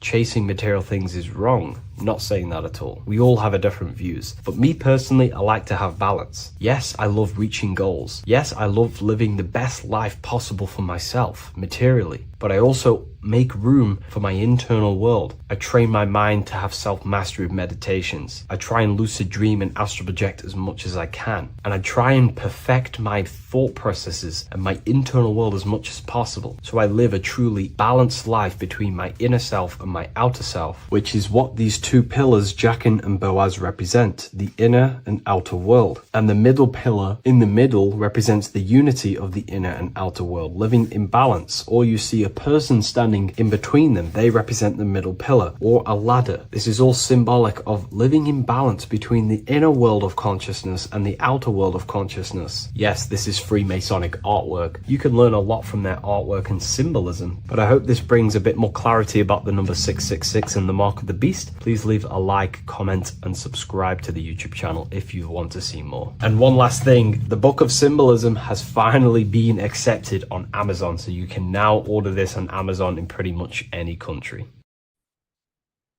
Hello and welcome to another lecture from Harry B. Joseph, also known as Revival of Wisdom, the author of the Book of Wisdom series from revivalofwisdom.com. In this lecture, you will learn how to decode Freemasonic symbolism, gain a deeper understanding of yourself, expand your awareness of consciousness and reality, and receive guidance to navigate life with greater clarity. So today we're going to be breaking down this particular piece of artwork, this Freemasonic artwork, and how this relates to you and reaching a higher consciousness. Because ultimately, this is what it's about, okay? Freemasonry is considered a craft, and this craft is crafting a better brain and heart, crafting a higher consciousness, crafting a better self. Why? So we can operate in the world at a higher degree, operate in the world more efficiently, live a better experience in the world, and getting to know thyself, okay? So we're going to start from bottom to top, because this is important.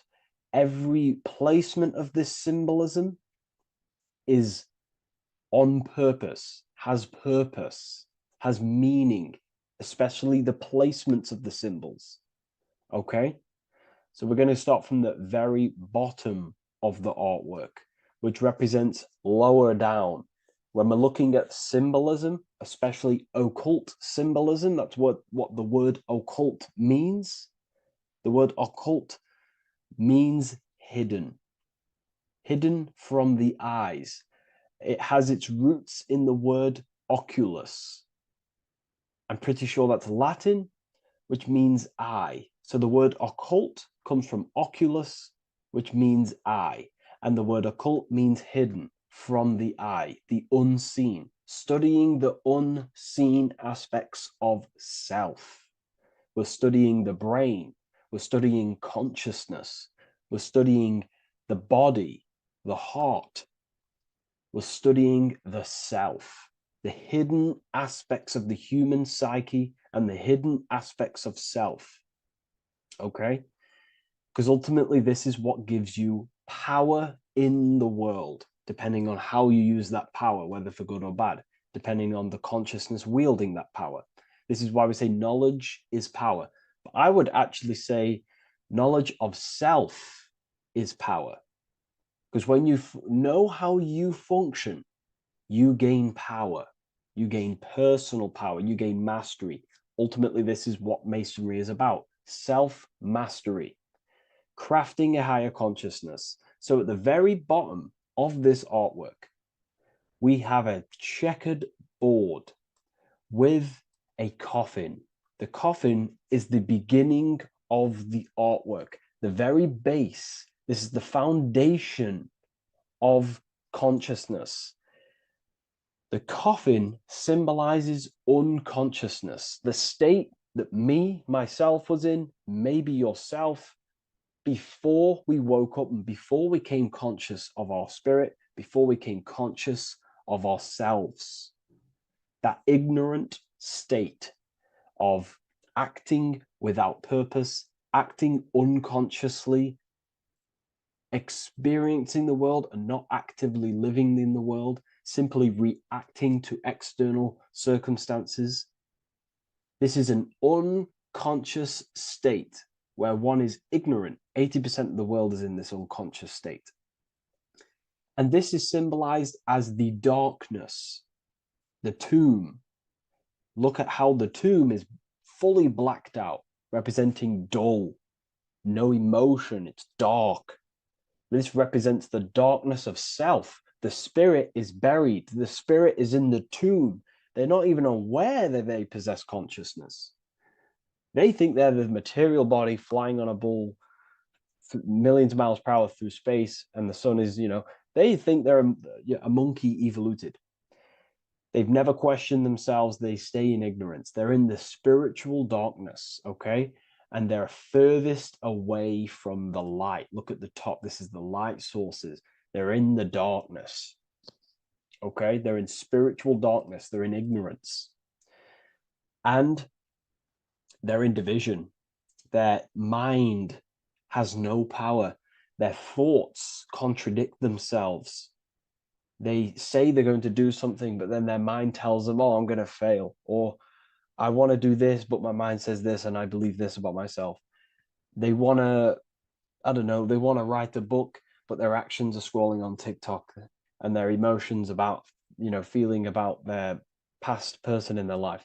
That's division between the self, that's divided consciousness. They also have a divided brain hemisphere. They do not see reality through a true lens, because the brain acts as like a lens on how we perceive things. And if the brain hemispheres are not aligned, then we cannot see reality the way it actually is and truly presents itself, neutral. If we're left hemisphere dominated, we see everything as divided. Nothing's interconnected, nothing's a whole. But if they're, right hemisphere dominated, they see everything as a whole. We need to look in the middle of that, okay? So we'll go into that a bit later. But ultimately, they're in a divided state of consciousness. They're in ignorance. But the tomb the tomb is symbolic of that.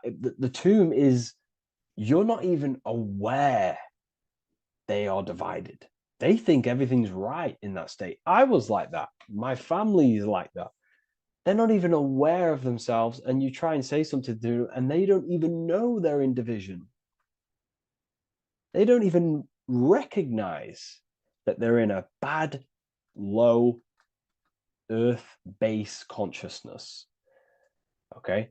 So when we get out of the tomb, which is representing by a spiritual awakening, we get out of the tomb, we realize, wow, I possess consciousness. I've woken up. You're waking up to the things in the world, and you wake up and start to see the world for what it truly is. When you become aware and you rise out the tomb, you're born again. You start to actually start looking within. You start to become conscious of your thoughts. You start to become conscious of your actions. You start to become conscious of the evil in the world. You start to become conscious of the things. You rise out the tomb. You start to become conscious of your intuition. You then step on the checkered board. The checkered board is now you realizing you're in a divided state. Okay, so you're now putting down the ego, because remember, when you're in the tomb, the ego is fully in domination over consciousness, over your consciousness. It doesn't allow you to say that you are wrong. It doesn't allow you to think that there's evil in the world. It doesn't allow you to believe you have a spirit. It doesn't allow you to see that there is maniacs running the world and trying to control you. The ego is so stuck. But when we start to realize this is part of our awakening, we start to realize that the ego is trying to keep us safe at all times and keep us locked in that state of thinking and believing that we were in before. It's always seeking safety. Okay. So when we come out the tomb, we start to put down the ego and start to, how do I say this? We start to acknowledge that we were wrong about the world. And that is a lot about awakening.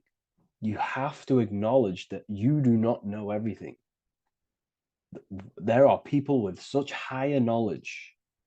Okay. So when we come out the tomb, we put down the ego. We start to actually say, I was wrong about the world. I was a victim of mind control. I was in ignorance. I was in darkness. Spiritual dark. I'm divided. My thoughts, emotions, and actions are not aligned. My intuition and my action are not aligned. I'm not taking action on what I know is good. I'm taking actions against what I know is good. That's a sin. That's a sin against the spirit. Okay. So when you acknowledge this, you acknowledge you're in division, you then take the first 3 steps, which is the Freemasonic Blue Lodge degrees. These 3 steps.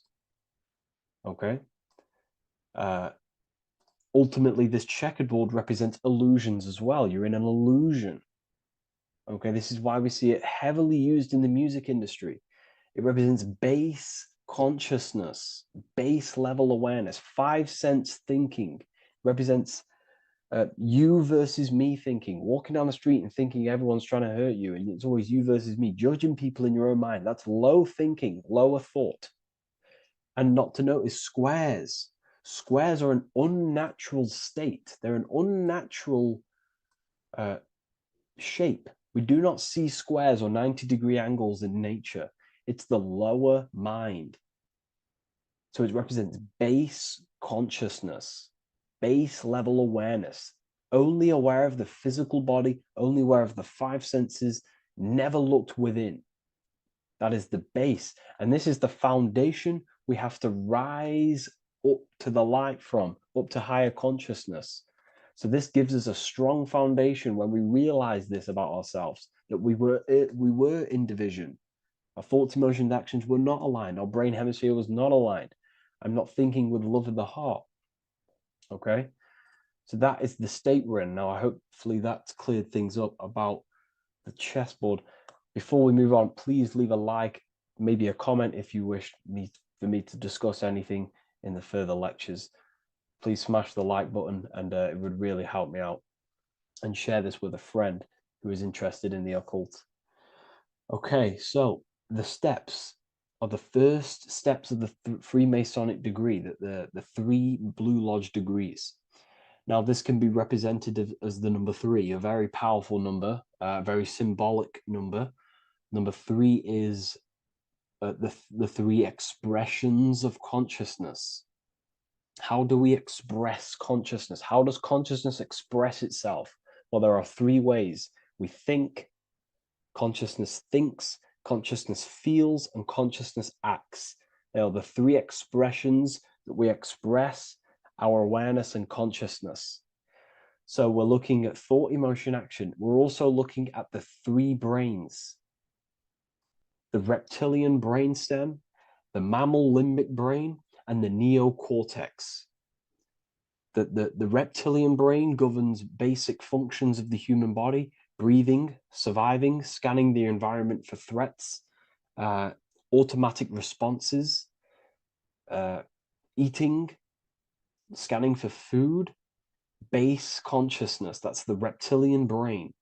That's what most people operate their lives in, including myself before I woke up. I'm not trying to sound big-headed, but this is the truth. Ignore my tone of voice, ignore my voice, focus on the words I'm saying. If you're judging, that means you have divided thinking. It's always you versus me. So we need to get out of that thinking of you versus me all the time. That's lower consciousness. That's animal thinking. That's earth thinking. We're unified. We need to reach a higher consciousness and do not waste our mind's potential on low-level earth divided thinking. Okay? So we're looking at the reptilian brain, the mammal brain, and the neocortex. Now, the neocortex is ultimately what makes us human. It allows consciousness to operate on a higher degree, okay? This is what makes you human, the neocortex. The neocortex.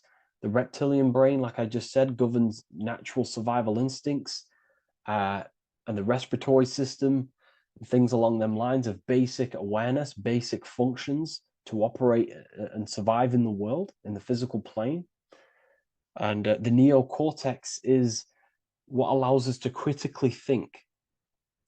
Okay, it's what allows us to be human, be aware of ourselves. Okay, not. I don't think animals have neocortexes.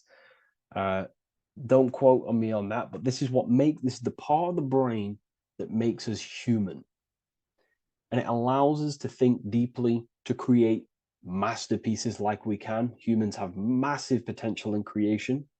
Look at the world we live in. This is because of the neocortex. It allows us to critically think and self-reflect.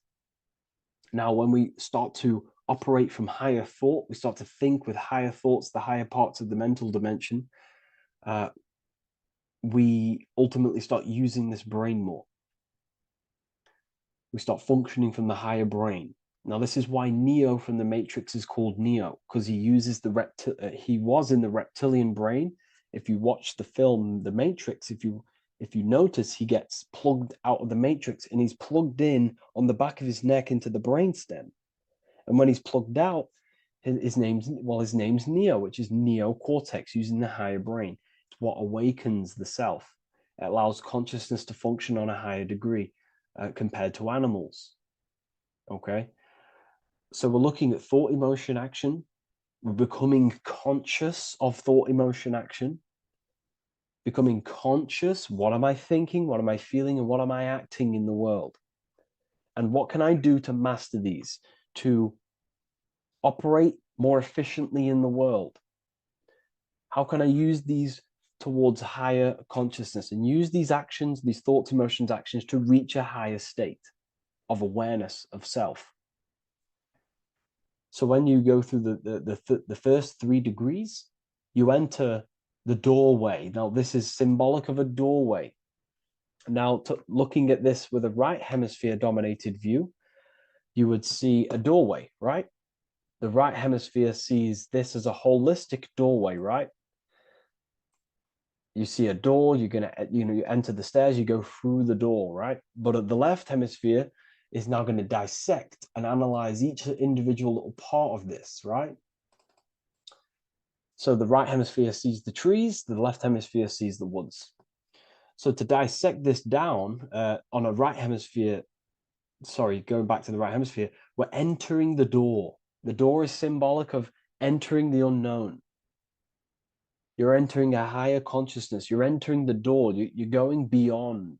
See, this is the earth here in the background. This is the darkness. The darkness represents the abyss, the unknown. You're entering in the self. Okay? This door represents entering in the self, questioning internally. Most of us think externally. We have to, obviously, to operate in the world, but we never give time to think and question and reflect internally. What do I mean? Closing the eyes and questioning the self. Who am I? Where am I from? What's the voice in my head? If the voice in my head stopped using the language that I speak, what is it then? It's about going within into the darkness, what you cannot see, and finding the light. Okay? It's about entering within the self. This is a doorway to higher knowledge, higher consciousness, higher self, and really digging deep for what you truly are beyond your human form. Okay? So we have, most importantly, I'm not going to go over every single one of these symbols here. I'm going to go over this on a basic, well, not a basic level, a very detailed level, but it's not going to go over every single symbol. We have a left pillar and a right pillar. The left pillar has the sun next to it. The sun is more electrical energy. It's very dominant. It's a very powerful, masculine force. This represents the masculine quality of consciousness. The masculine qualities. We have many masculine qualities, such as actions, physical actions with the body. We have thinking. Thinking is a very masculine force. We have the left brain, analyzing brain, the brain that's very logical, that's trying to figure things out. That's the masculine pillar. Okay. So this is the masculine qualities of consciousness. It also represents what we can see, the sun. The sun allows us to see, to visually see in the world. So the sun represents the external world, the world outside the self. When we close our eyes, we have a self, an internal dialogue, an inner voice. We have an inner world, outer world. This represents the world we take physical action in, the material external world outside you. Okay? The world we can see. And then on the right pillar, we have the moon, which is associated with feminine qualities of consciousness. Now, the moon is in the night, what we cannot see. The moon is the nighttime. The darkness symbolizes what we can't see. So it's representing the internal world, the world of the self, the immortal world. Okay? The self in the mind is immortal. When you close your mind, you go in the mind, that self inside you is immortal. In the mind, you are immortal. Outside the mind, you are mortal. You will die. This body will die. Okay? So this is representing the internal world on a holistic understanding.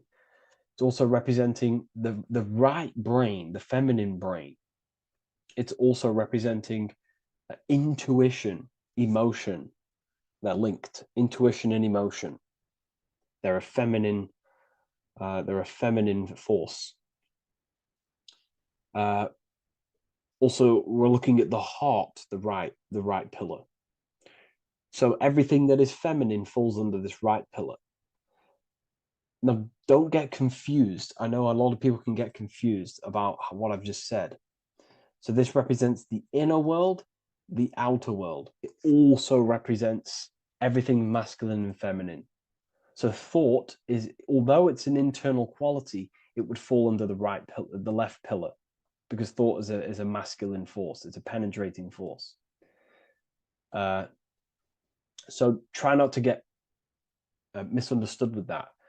On a holistic scale, it's also represented inner world, outer world, and how they are reflections of each other. Now, these pillars, they're the same height, they're the same structure, but just different in sun and moon, which represents their reflections of each other.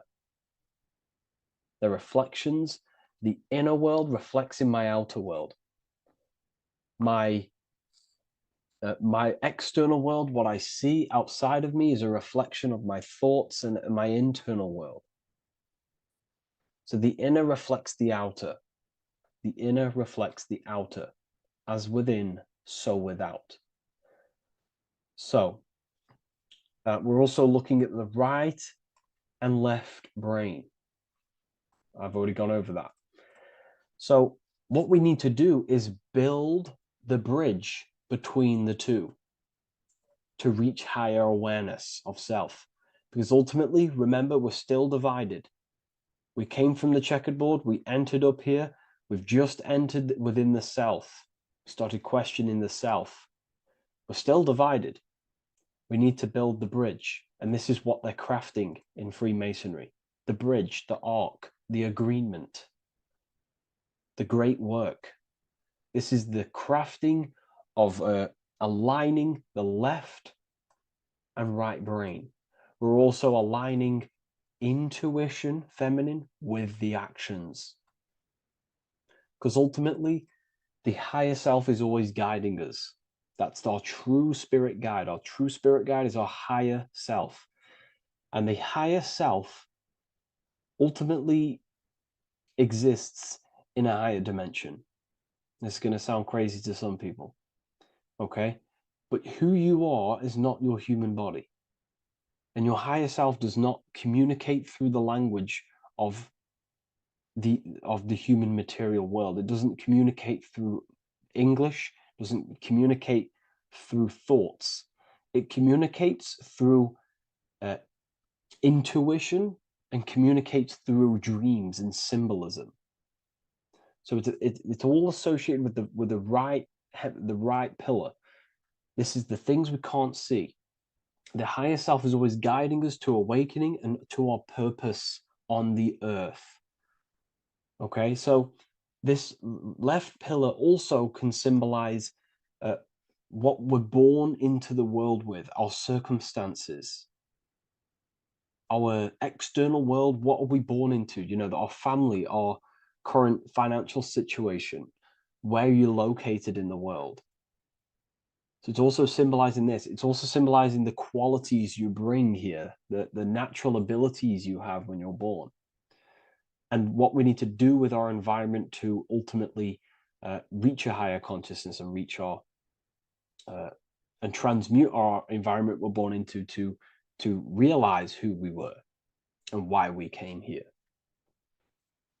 Okay, so we need to build the bridge between intuition and action, and always take action on what we know and feeling is right at all times. That's unity consciousness. And when we do this, we gain the light. We gain more light, symbolic of more information of the self. Because the higher self is always guiding. It's always watching over. And it's always trying to give us knowledge of awakening, of why we came here. And when we take action on what we know and feel is right at all times, it's like a domino effect and a stepping stone that pushes you closer and closer towards your life purpose. Okay? We're also aligning the right and left brain. to perceive the world in truth, to see the world in its true form, to see the world in what it actually is, instead of any distorted left or right hemisphere dominated beliefs or thoughts. We ultimately do that by acknowledging that, yes, you have a self, you have, the left brain is more ego, this like divided thinking, everything's separate, and the right hemisphere is more holistic. So we need to see the world in the middle of this, in the middle, acknowledging the self and acknowledging the collective consciousness, and how my thoughts, emotions, actions contributing towards myself and the collective. We always need to keep the collective in mind. Why?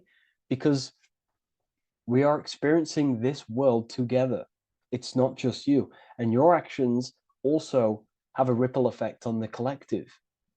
We're experiencing the world as a whole as well. Yes, there's yourself and there's the collective. We need to think, feel, and act towards the collective and the self. So aligning our brain hemispheres allows us to do this. It allows us to think holistically and individually and see reality in this. And when we do align the left and right brain, what do? We gain higher insight, the eye. We build the bridge between the left and right pillars. We gain the eye. The eye is what? Insight. The eye requires light to perceive and see the material world. So this is symbolic. This is the inner eye, the inner self, consciousness. And when consciousness has light, which is symbolic of truth, knowledge, light is a massive symbol in Freemasonry.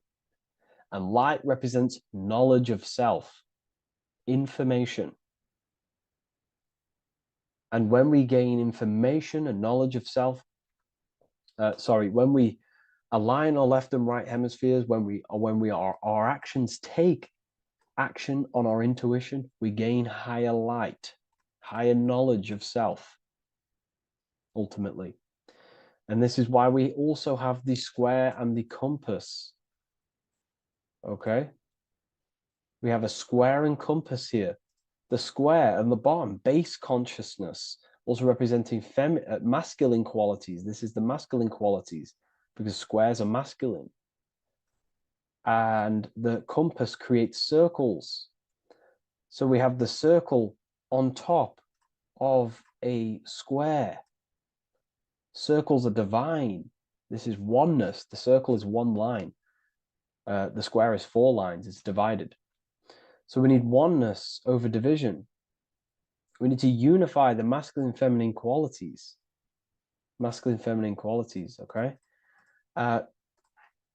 This is in the middle because the compass would fall on the right pillar and the square would fall on the left pillar. And it's unifying. It's representing unification of these 2 pillars of masculine and feminine qualities of self to ultimately rise towards this light, out of the darkness and into the light. Okay? Let's go back. The G. This is very important. This is one of the most important teachings I could possibly give you about the G. The G is the generative principle, is what generates things. And the force within you that generates things is care and the heart energy. The heart ultimately expresses our actions. We think, if we care, we act. Everything in your external world is in front of you because your heart cares. You care about the video and gaining knowledge. You're now here watching this video. That's the care energy expressing actions. So in order for us to truly get out of this divided consciousness, we have to go through the G. We have to go from base consciousness, the square, divided through, we go through the G because we have to care. And if we care, we'll reach the higher mind and gain higher self-knowledge and master the self. You cannot do this if you do not care. And if you do care, you will take action towards it. If you're watching this and you don't actually truly deeply care, you won't take the action, you'll just gain the knowledge, which is ultimately useless. You have to take action on this knowledge. And if you do not, there's no point watching the video. It's difficult. It's difficult. It's not easy. And things, throw us off our path sometimes. I understand. I'm not saying I'm perfect, but we ultimately have to give care towards reaching higher knowledge. Seek and you shall find. If you have the care about reaching higher knowledge of self, you will seek it and you will take actions towards it. Okay. We see this everywhere, and I mean everywhere. The Temple of Solomon has the two pillars, Jachin and Boaz pillars, feminine and masculine qualities. Sol, O, Mon. Sol is sun, Mon is moon. It's building the temple, which is the temple is the inner self, ultimately. It's symbolic. The temple's not a real place. The temple of self, building the Temple of Solomon and reconstructing the Temple of Solomon, is about reconstructing the self through masculine and feminine qualities. We see it everywhere. And this is very symbolic, like very symbolic. We have the two pillars, we have building the bridge, and we have a stairway that goes to what you can't see because it's going to the unknown. You have to have faith. Okay? What I'm about to say is very important. You don't know what higher consciousness is, okay, until you get a little bit higher. This is hard to explain, but I didn't know what everyone talks about what higher consciousness is. I can't give you my higher consciousness. It doesn't work like that. You have to enter in and go within and have faith, going into the unknown, because you're ultimately going into something you do not understand. Higher consciousness, I cannot give it you. You have to enter the door and take action and think, feel, and act towards it, and you will go to the place, and then you will understand what higher consciousness is. Ultimately, what higher consciousness is higher knowledge and understanding of self, what you actually are. Okay, that is what's being symbolized here. It's again in the Masonic art. We have the darkness. We have to have faith to leap into the darkness, into the unknown. We see this everywhere. Like, you'll see when I say this everywhere, and I mean everywhere, you'll see this. Every doorway has this symbolism in the ancient world, because ultimately this is what it's about, people. The door represents going within into a new light, a new room, a new level of understanding of self. Okay. Here we have Astro World. Now, this is obviously a darker aspect of this. But again, we have the two pillars. See you on the other side. That's the doorway. The other side. And I'm not going to break down, this ritual, but you can guess what I'm on about here. That's for the university, of course. I can't break that down on YouTube. It's way too deep.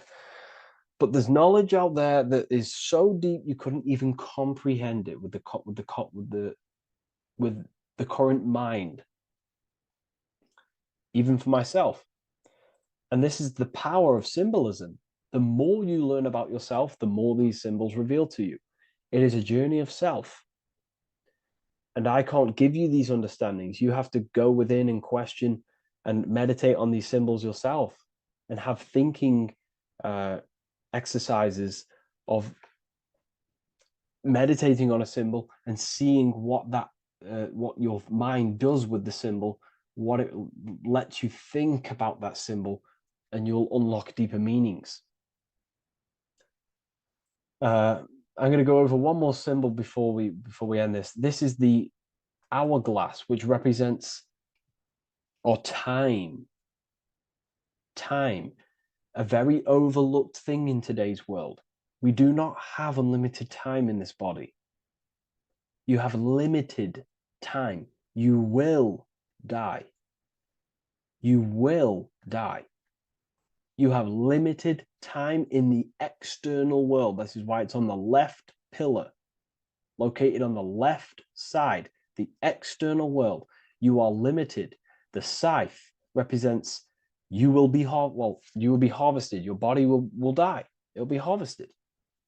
You will die, and you need to fulfill your mission here. You came with a purpose. You have to find that purpose by going within the self and questioning and taking action on what you know and feel is right. Unity consciousness, aligning thought, emotion, action. So, if you wish to learn deeper insights, gain exclusive lectures, astral projection, self-mastery, I've just started a new section on mind control methods and how people are using this in society and becoming conscious of it. I've now opened 5 spots at a limited special price for Ethereal University. Use the code MIND, all capital letters, MIND, all capital letters at the checkout. And there's only 5 of these codes. Whoever uses them gets them. It's ultimately going to give you 20% off the university for as long as you're subscribed to the university. We go so much deeper in the university. Remember, social media is just the tip of the iceberg. Tip of the iceberg information. There are certain things I can't talk about, but I'll see you inside, and I hope you enjoyed this video. Please leave a like, comment, and a subscribe.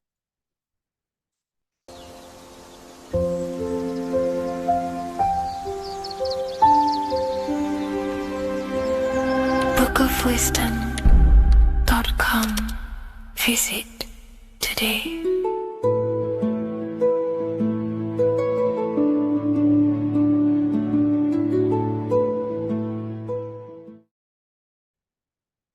You don't just have a physical body.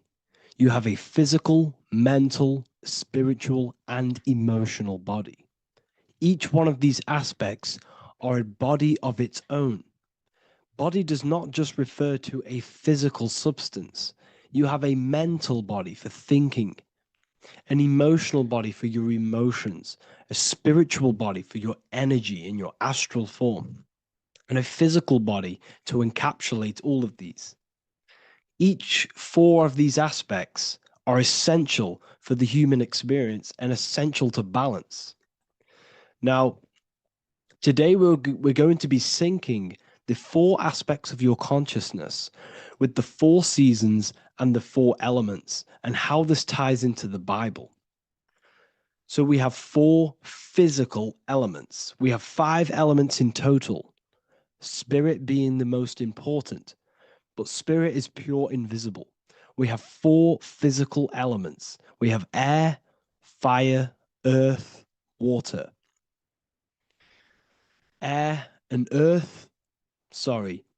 Earth and water are feminine. Air and fire are masculine. Air and fire are active. Water and earth are passive. The air corresponds with the mental body of consciousness.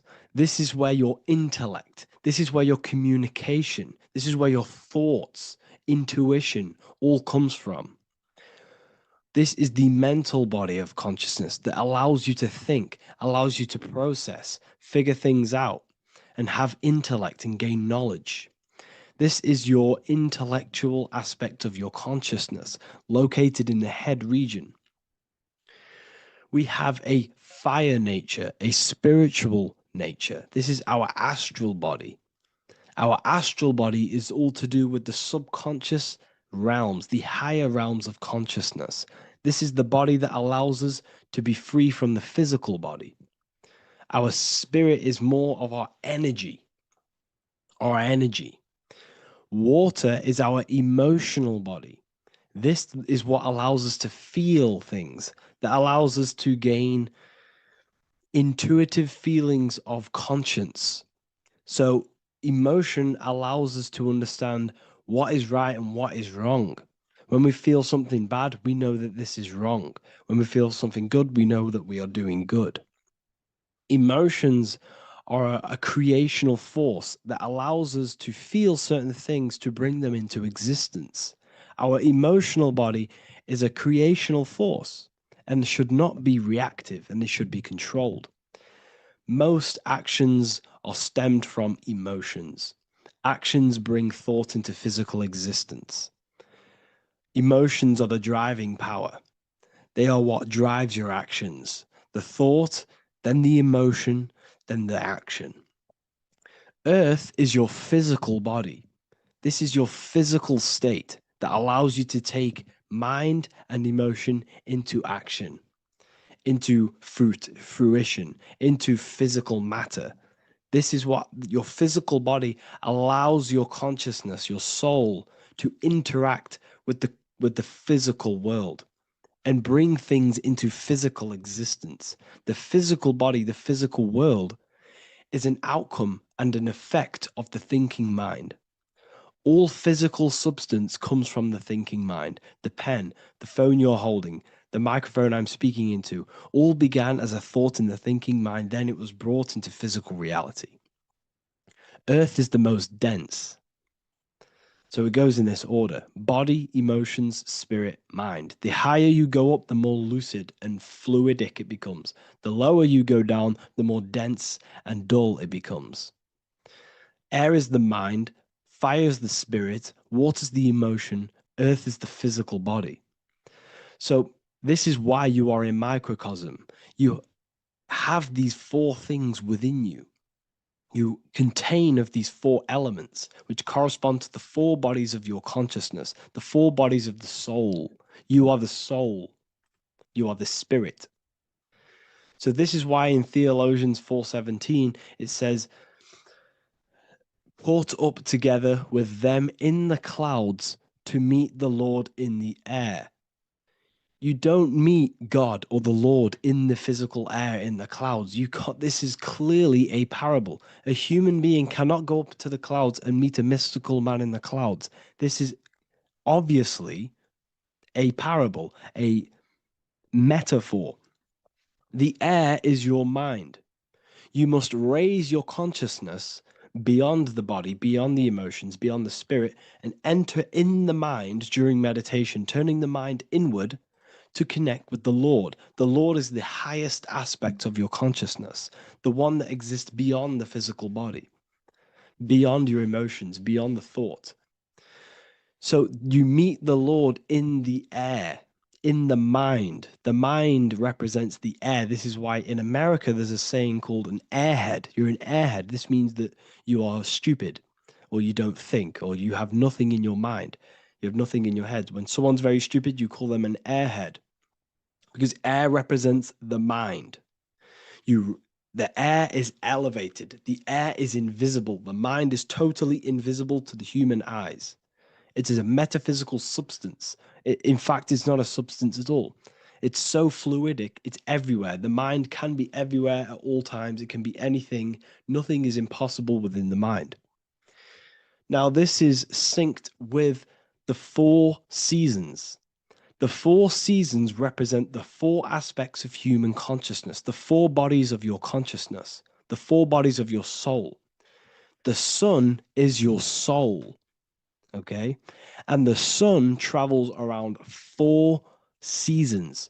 Summer, when the sun is the most hottest point. Autumn, when the sun starts to move away from the hottest point. Things start to die. Then it goes to winter. This is when everything dies. This is when things enter in within itself. This is when darkness occurs. Then spring. This is the reignition of the sun. This is when the sun starts to bring back the warmth back to the summer. You have four seasons which correspond to the four bodies of consciousness. Fire is the spirit. This is when you are passionate. This is when you are taking action. This is when you are fiery. The sun is blazing. You're taking action. You're very passionate. You're very spirit. You're in the spirit. Autumn is water, emotion. This is when you start to become very reflecting. This is when you start to feel emotional. Because in autumn, there's lots of water. This represents the emotional body of consciousness. Winter is the mind. This is air. Winter, what happens in winter? Everything enters within itself. The leaves die, the trees die, everything dies and goes within. This is the mind. The mind is the darkness, remember. You close your eyes to enter within the mind. The winter represents meditation. In the winter, what do people do? They stay inside of their house.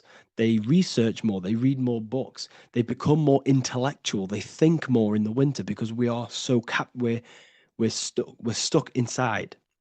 So we're more reflective. We're thinking more. We're more communicative. We're more intellectual. In the spring, this represents the earth, the body. This is when we start to come out of the mind and we awaken to the body, and things start to grow again. The plants start to grow. The earth is growing again and reborn again. This is the body. This is when you become more active in the spring. And then the summer, back to the summer, we then take action on these thoughts and these thoughts that we gained over the winter. Essentially, this is just a massive cycle. And this is a daily cycle also. The nighttime is the winter. The morning is the spring. The midday is the summer. And the evening time is the autumn. This is a microcosm. We have four bodies of consciousness. You are the sun, you are the soul, and the soul has four bodies: summer, autumn, winter, spring. Emotion, air, body, spirit. Sorry, emotion, mind, body, spirit. So you are the soul. You are the pure essence of consciousness. The sun is your soul in the heart. And the seasons are inside of you because you are a microcosm. Okay? You are a microcosm. The word sun is son. The Latin word for sun is sol, which is soul or solo, because the sun is solo. It's on its own. You are the soul, and the soul has the four different bodies of consciousness.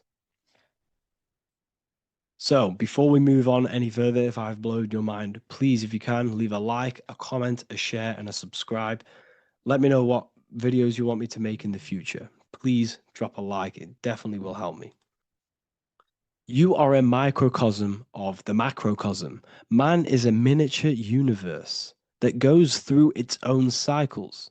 The seasons of the summer, winter, spring, and autumn do not occur merely outside of him, but within him as well. The summer is within you. You feel different in the summer. You feel different in the winter. You feel, depending on the body of consciousness, it's your soul's interacting with. So the sun in the sky is your soul inside, and the sun goes through these cycles, which is affecting your bodies of consciousness, because the cycles represent your bodies of consciousness. Now, this ties in with the Bible. This is why we have four Gospels. This is why Matthew, Mark, Luke, and John are always seen with the four different zodiac sign animals or symbols. So you always see each one of the Gospels. If you just type in on Google Matthew, Mark, Luke, and John, type in ancient pictures, paintings, or pictures of them, and you will find these four zodiac signs are always standing with each one.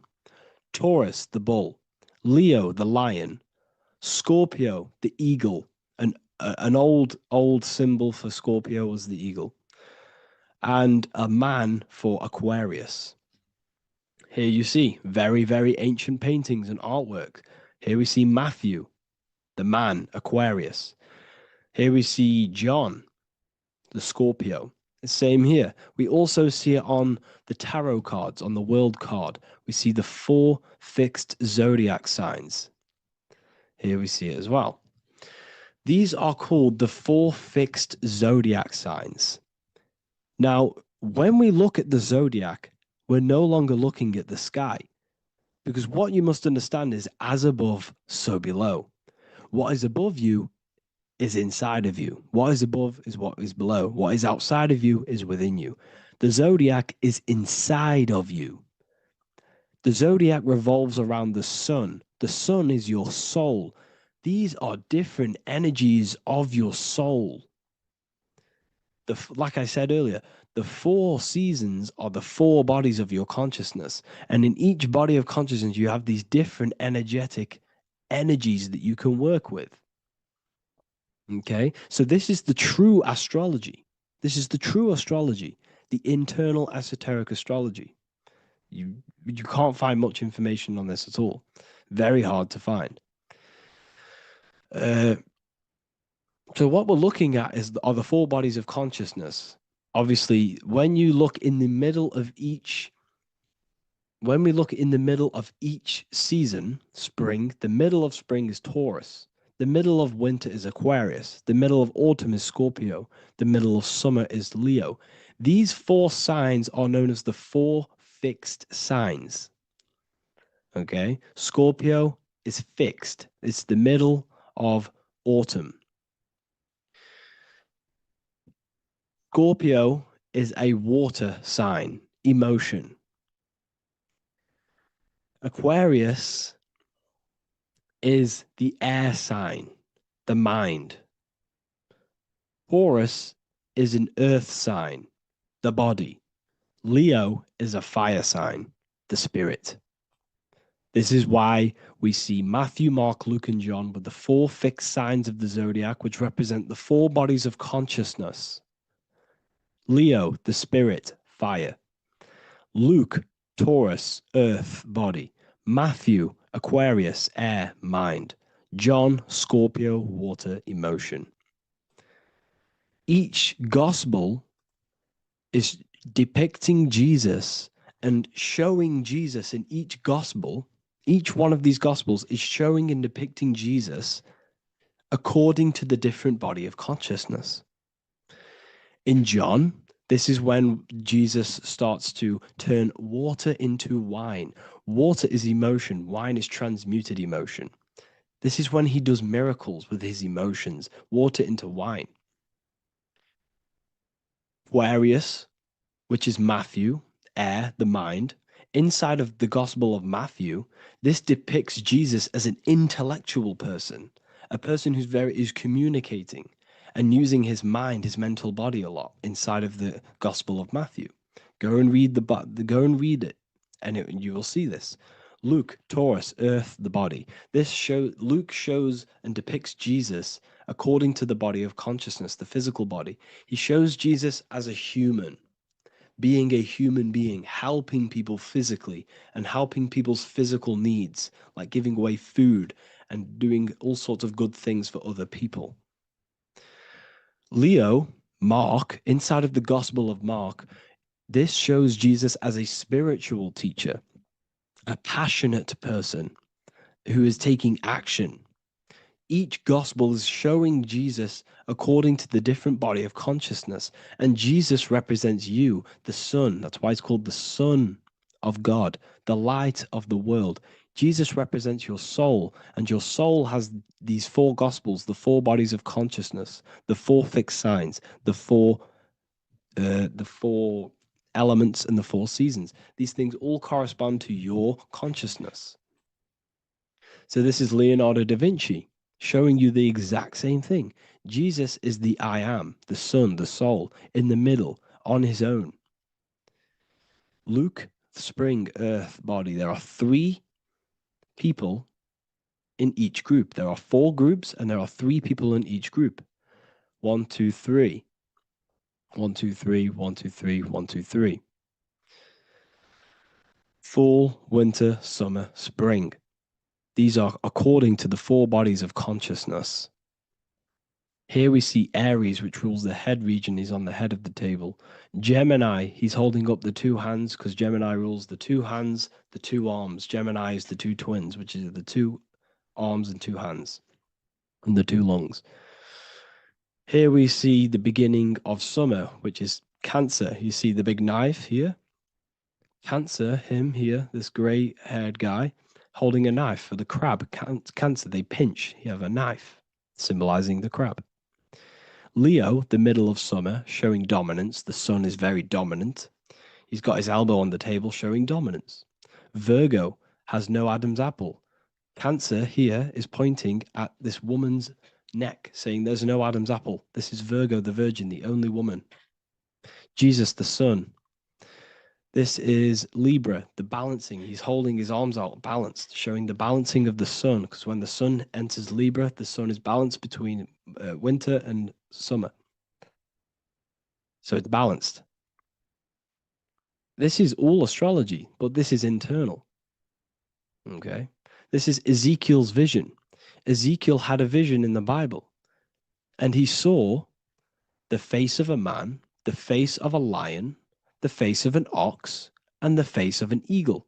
The eagle, Scorpio, the ox is Taurus, the lion is Leo, and the man is Aquarius. He saw the throne of God, and he saw the different bodies of consciousness. This is all symbolic for the different bodies of your soul. So when we look at the zodiac, we are actually looking at a map and the energies of our soul and the energies of our bodies and the energies of our consciousness. This is what we are looking at. Each zodiac is an aspect of our consciousness and an energy that we can work with and that we must purify. Balance and purification is essential. Imagine playing a brand new video game. Let's say a brand new video game came out and you had to play it. What happens when you play that game? You don't know the controls. You cause chaos in that game. You can't really run properly. You can't do anything properly. You're getting destroyed by other people who are playing that game. It's the same with your physical body. When you are born, you must learn how to play the game. You must learn how to balance the mind, learn how to balance the spirit, the emotions, and the physical body. We must balance and purify each body of our consciousness. We must look after our physical body with our physical health by eating physical, electrical food like fruits and veg.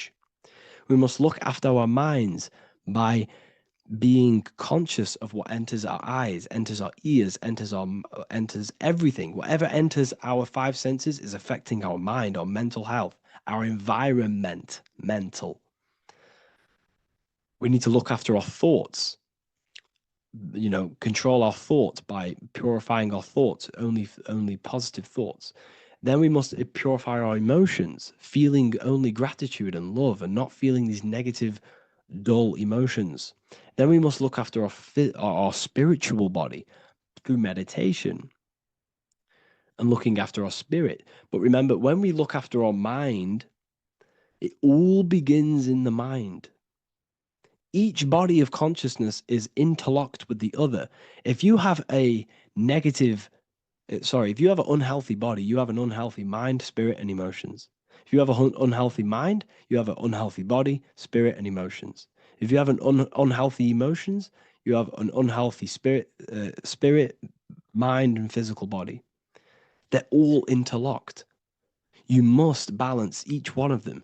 Look after your physical body, look after your thoughts, look after your emotions, look after your spirit. But remember, the mind is the most powerful one. It's mind over matter. Once we look after the mind, because once we start to control our minds and control every thought we think, this will then turn into discipline in our physical body. Because once we learn how to discipline the mind, we learn how to discipline what we eat, we learn how to discipline what we feel, we learn how to discipline our spirit. This is all interlocked, but work on the mind first. Work on the mind first. All of this knowledge is inside of the brand new Book of Wisdom, Volume 2. This is a revolution of human consciousness. If you've read it, please leave a review down below. If you've read Volume 1, leave a review down below. This is the next revolution. I don't see this information anywhere. This is the next revolution of human consciousness. And of course, if you are serious about this and you truly want to gain enlightenment and join an amazing community where you can connect with me on live calls, lectures, the Manifestation Mastery course, you can gain access to my library with over 45 PDFs plus my books. And if you do join the university, you can order a volume 2 free of charge. All you have to do is to pay for shipping. If you truly take your knowledge serious and you want to take advantage of life, join the university. This is where truth seekers belong. Just want to say thank you all. Please leave a comment. Please leave a like. It's going to help me a lot spread this knowledge to the world. And yeah, share this with a friend and subscribe. Thank you all.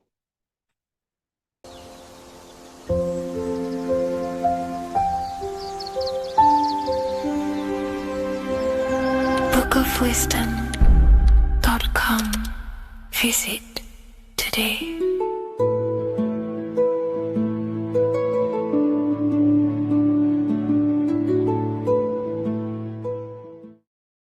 What if I told you the devil is closer than you think, and it's not actually a real person, force, or spiritual entity outside of you, but a being and an aspect of your own mind and psyche? In this video, you will learn exactly what the devil is and the true esoteric meaning of the devil. The first thing we need to understand is that the universe is a mental universe. Look around you. Every action, every building, everything you see around you was begun first as thought in the mind, then manifested. We use the mind to build and shape our reality. The universe, the world, only exists inside of our mind. Therefore, God and the devil exist inside of our own psyche. So first of all, the devil is not a literal being, but a symbol of the lower self. It represents the unmastered, ego-driven part of the human mind, a symbol of destructive thoughts, emotions, behaviors, lives in realms of chaos, fear, hatred, lust, and ignorance. This is why we see the devil as red, because red is the lowest vibrational color on the color spectrum. It also corresponds with the root chakra, which is all to do with survival instincts. Red represents chaotic and intense emotions like hatred and anger. When we are angry, our face turns red. The devil represents our animalistic fundamental needs, our instinctual needs, our survival state of consciousness. We have a survival state of consciousness and a godly state of consciousness. Our godly state of consciousness is creating, not just experiencing in the animal state, but consciously creating reality. This is why we see the devil with a goat head, an animalistic head, and the head is where the brain is. The animal head represents living off instinct, the part of our mind that lives on urges, impulses, and instincts. Eating, sex, power, ego-driven actions, and ego-driven thoughts. Animals are only aware of themselves. Animals live on instinct. They have no ability to consciously create like humans. This is our lower desires for the material world. That's not to say the material world is evil. However, when our consciousness is only seeking material things, this leads us down a path of self-destruction, because nothing material can ever satisfy our soul. Everything material is temporary. Therefore, the devil represents the part of us that seeks only material desires, only material fulfillment, the ways of thinking where we only think about ourselves and ego-driven thoughts. It also represents the unchecked, unconscious self, where we have no mastery over our thoughts, over our emotional impulses, and no mastery over our actions. We're living in instinct and impulsive states, which causes chaos, selflessness, destruction, and keeps us bound to our lower material 3D state of consciousness. It's important to recognize that the word devil was never present in the earliest Gospels. Instead, what was mentioned was a spirit of evil. This distinction is crucial because it underscores that the idea of the devil, as popularly conceived, does not actually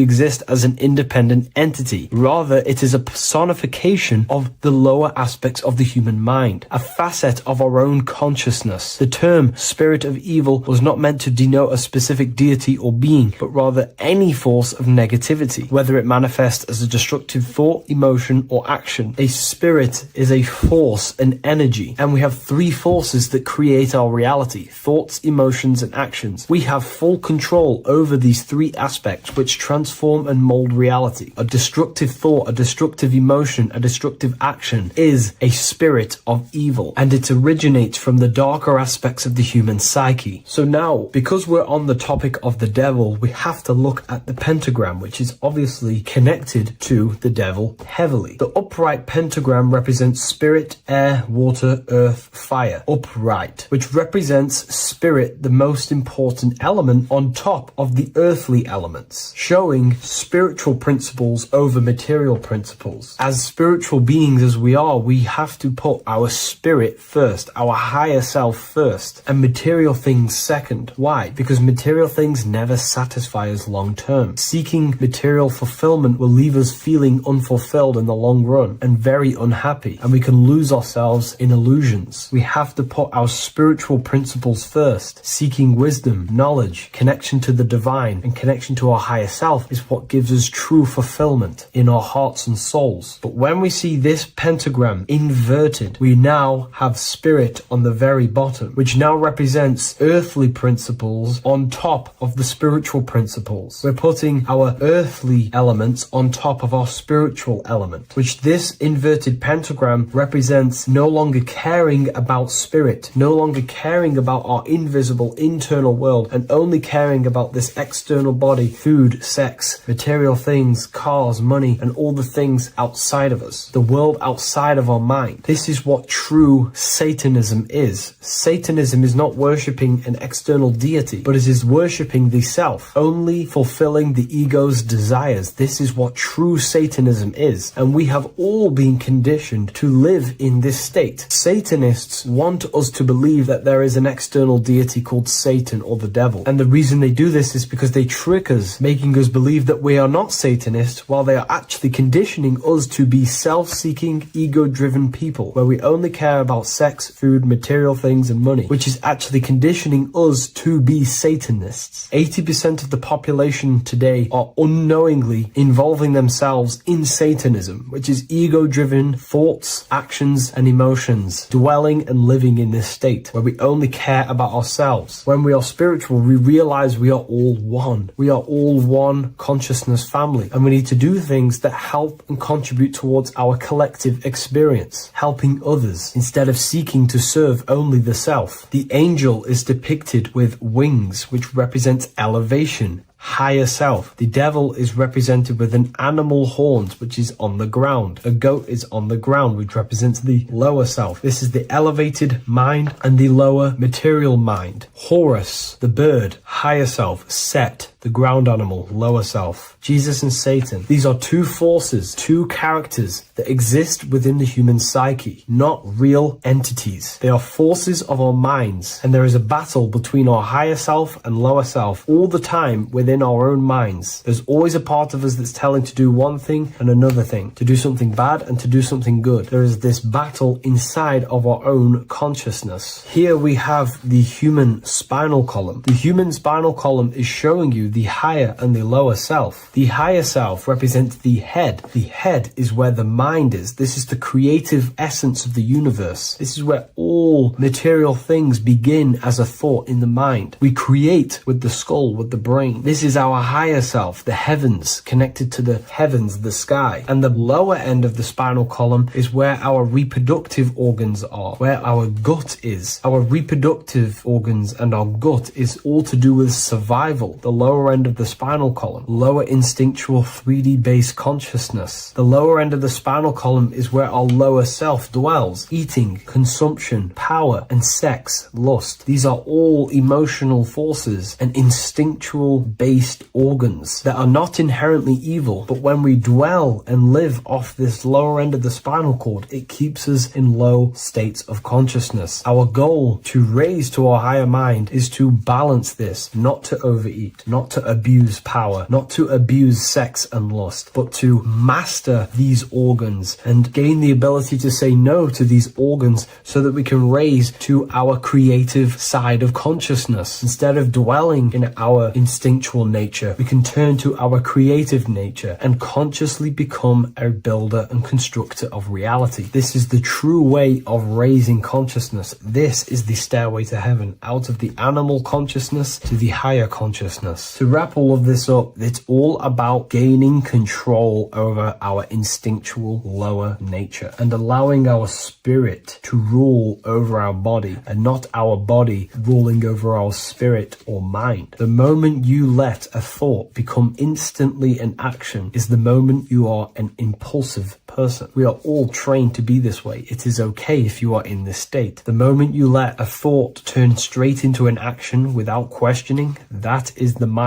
controlling you and you not controlling the mind. We need to gain control over the mind, and we do this through many different ways, through meditations, affirmations, and discipline. We slowly gain control over our minds. And once we gain control over our minds, we gain control over our thoughts, and we gain control over the attention that we give certain thoughts. We can then start to uplift our mind, our thoughts, out of our instinctual state to the higher mind. If you wish to learn more about consciousness, I'll leave a link in the description for the Book of Wisdom, Volume 2.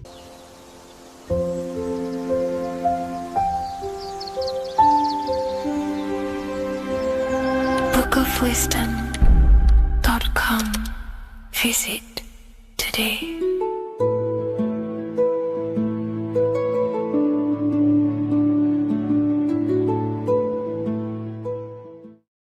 What if God is not watching you every move, not judging every mistake that we make, not deciding in real time who goes to heaven or hell? What if reality does not work through God micromanaging everyone in his creation, but through a law? And what if you are not separate from those laws, but an active expression of them? Once you understand this, everything in your reality will shift. The idea that God micromanages everything and does everything by himself to hold up his creation is illogical. It makes no sense. There are billions of souls and living people in this world. There are plants. There's no way there is an intelligence out there micromanaging everything. If you die and pass on, there's no one waiting in a queue to be judged by God. This is totally, just religion creating up their own version of the Bible or whatever holy book it is. We have to remove that system out of our mind that's being heavily implanted into us. If God were personally judging every soul the moment they died, there would be an endless queue of people waiting to proceed, punish, or rewarded. Reality does not operate like a courtroom with a single judge overseeing every case. Instead, reality operates through systems, through structure, through law. God does not intervene moment by moment. God sets laws into place,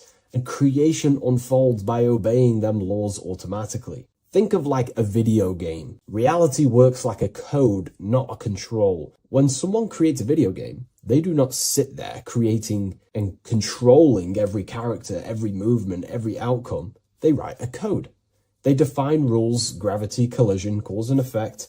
Once the code is set, the game runs on its own. Reality functions the same way. God is not micromanaging existence.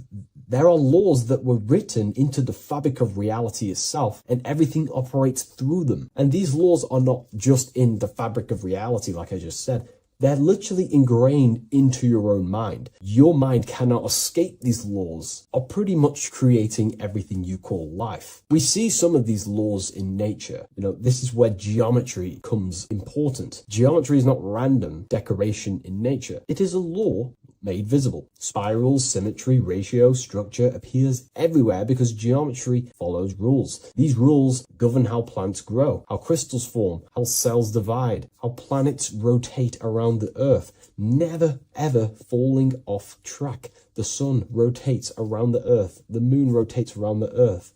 What is the order? What is the law that these intelligences are following? Why do they never distort? Why do they do the exact same thing every day and never fall off path? There is an order.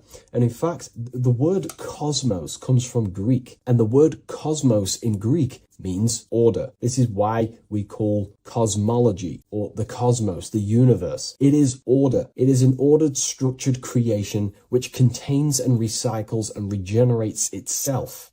For example, if we look at the Fibonacci sequence, this sequence is a code written into nature. It's not just decoration. It is an instruction into plants. into everywhere you see the Fibonacci, which is right there in your hand, the Fibonacci sequence. The pattern governs how things grow in the most efficient and sustainable way possible. Leaves, flowers, shells, trees, hurricanes, and even galaxies follow this sequence because it allows growth without collapse, overlap, or waste. The reason the Fibonacci appears everywhere is because it's the law of balance. Each stage of growth builds the one before it. Nothing is forced. Nothing is micromanaged. Growth unfolds naturally because the rule already exists. Without this law, nature would not sustain itself. Plants would block their own light. Branches would compete instead of expand. They would all be fighting for space. Systems would collapse under their own complexity. The Fibonacci solves this by allowing infinite expansions while maintaining order. This is what an actual law looks like in action. A single principle set once, creating harmony across all scales of existence. Nature does not think about how to grow. It follows the code on a subconscious level. And because the code is perfect, growth appears intelligent. This is the same principle that governs reality itself. Without the Fibonacci sequence, plants would be fighting for space,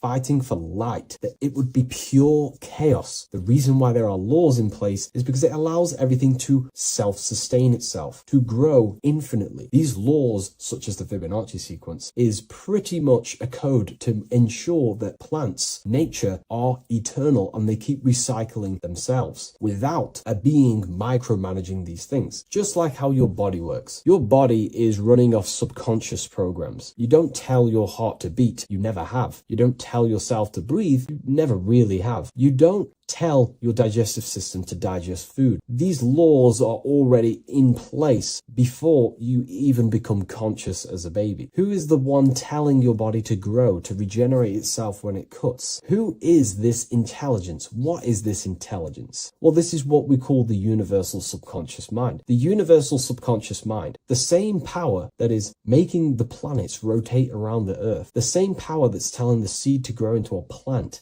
the same power that turns your cut into a scab, then into skin, is the same power that is running your heart, that is telling your lungs to breathe. We're all interconnected with this universal subconscious blueprint which sustains reality and creation itself. It's a self-containing system. Now that we've gone over some of the basic stuff, but you see where I'm trying to come from now. There are laws you cannot escape, and one of them laws would be cause and effect. It's impossible to escape this law. It is too powerful for your consciousness to actually escape cause and effect. Every cause will produce an effect, and every effect will produce a cause. It is an endless, infinite circle or cycle. It creates everything in your reality. The way I like to use cause and effect is before I make a decision, I know I'm trying to push my life towards who I want to be, towards my higher mind, but towards my goal. So every decision I make, let's say my friends contact me and say, do you want to come out? Let's do this. Let's say it's, something that's just going to waste my time and it's not very important. Of course, it's good to have time with friends, but let's say it wasn't important, for example. Before I make any decision in life, I say, well, what is this cause going to affect? Is that effect that this cause I'm about to decide on going to push me towards who I want to be, where I want to go in life, or what I want to achieve? Is it pushing me towards who I want to be? If it's not, I will not take that action. I will not produce that cause. I only take actions that I know are going to make positive effects. Now, of course, there are things we can't control, but we can minimize these things. I only take causes, which is just an action, if I know the effect is going to benefit me. I know sitting here, making videos will help me produce value for the world and for yourself and to help people awaken to these things. I know by this is the cause, this is going to benefit humanity and help people awaken even more, because that's all I want to do. I want to help people, provide value to change people's lives. Another law that you can't escape is obviously time. You can't escape these laws. They are eternal principles that were set into place by some sort of intelligence. We live inside them. We express them. We are shaped by them. But you are not separate from creation standing outside the system. You are geometry. Geometry is right there in your hand. That's the Fibonacci sequence. You are the law made conscious. You are thought crystallizing into experience. Every object, every person in your reality is pretty much an externalization of your mind. The friends that you have a similar thought process to you, or they maybe have similar thoughts to you or similar things that you both like. You know, your friends are mirrors of yourself. Reality responds to you because you are part of the same structure that governs everything else. Thought becomes action and action becomes consequence. Consciousness shapes your environment. This is not punishment or reward. It's simply just reflection. It's either punishment or reward depending on how you perceive things in your belief system. Everything you experience is neutral. It's just your mind's perception on whether it's labeled good or bad, because that's what the mind likes to do. It likes to think it's in control. But in truth, if you just observed it without the mind, just with pure awareness, it's neutral. So there are mainly 8 laws that govern your reality, and I've talked about these before in a previous video on my YouTube. This is what creates the seed of life. The seed of life is 8 circles, and each circle represents a law, and these individual circles come together to create a geometric form, which is a flower. So it's symbolic of how nothingness turns into something. When geometry comes together, it creates physical matter. And the reason why they're circles is because circles represent something that is invisible, something that cannot be measured, such as a thought or a law. Anything that is considered spiritual or unseen by the human eyes is symbolized as a circle inside the occult traditions.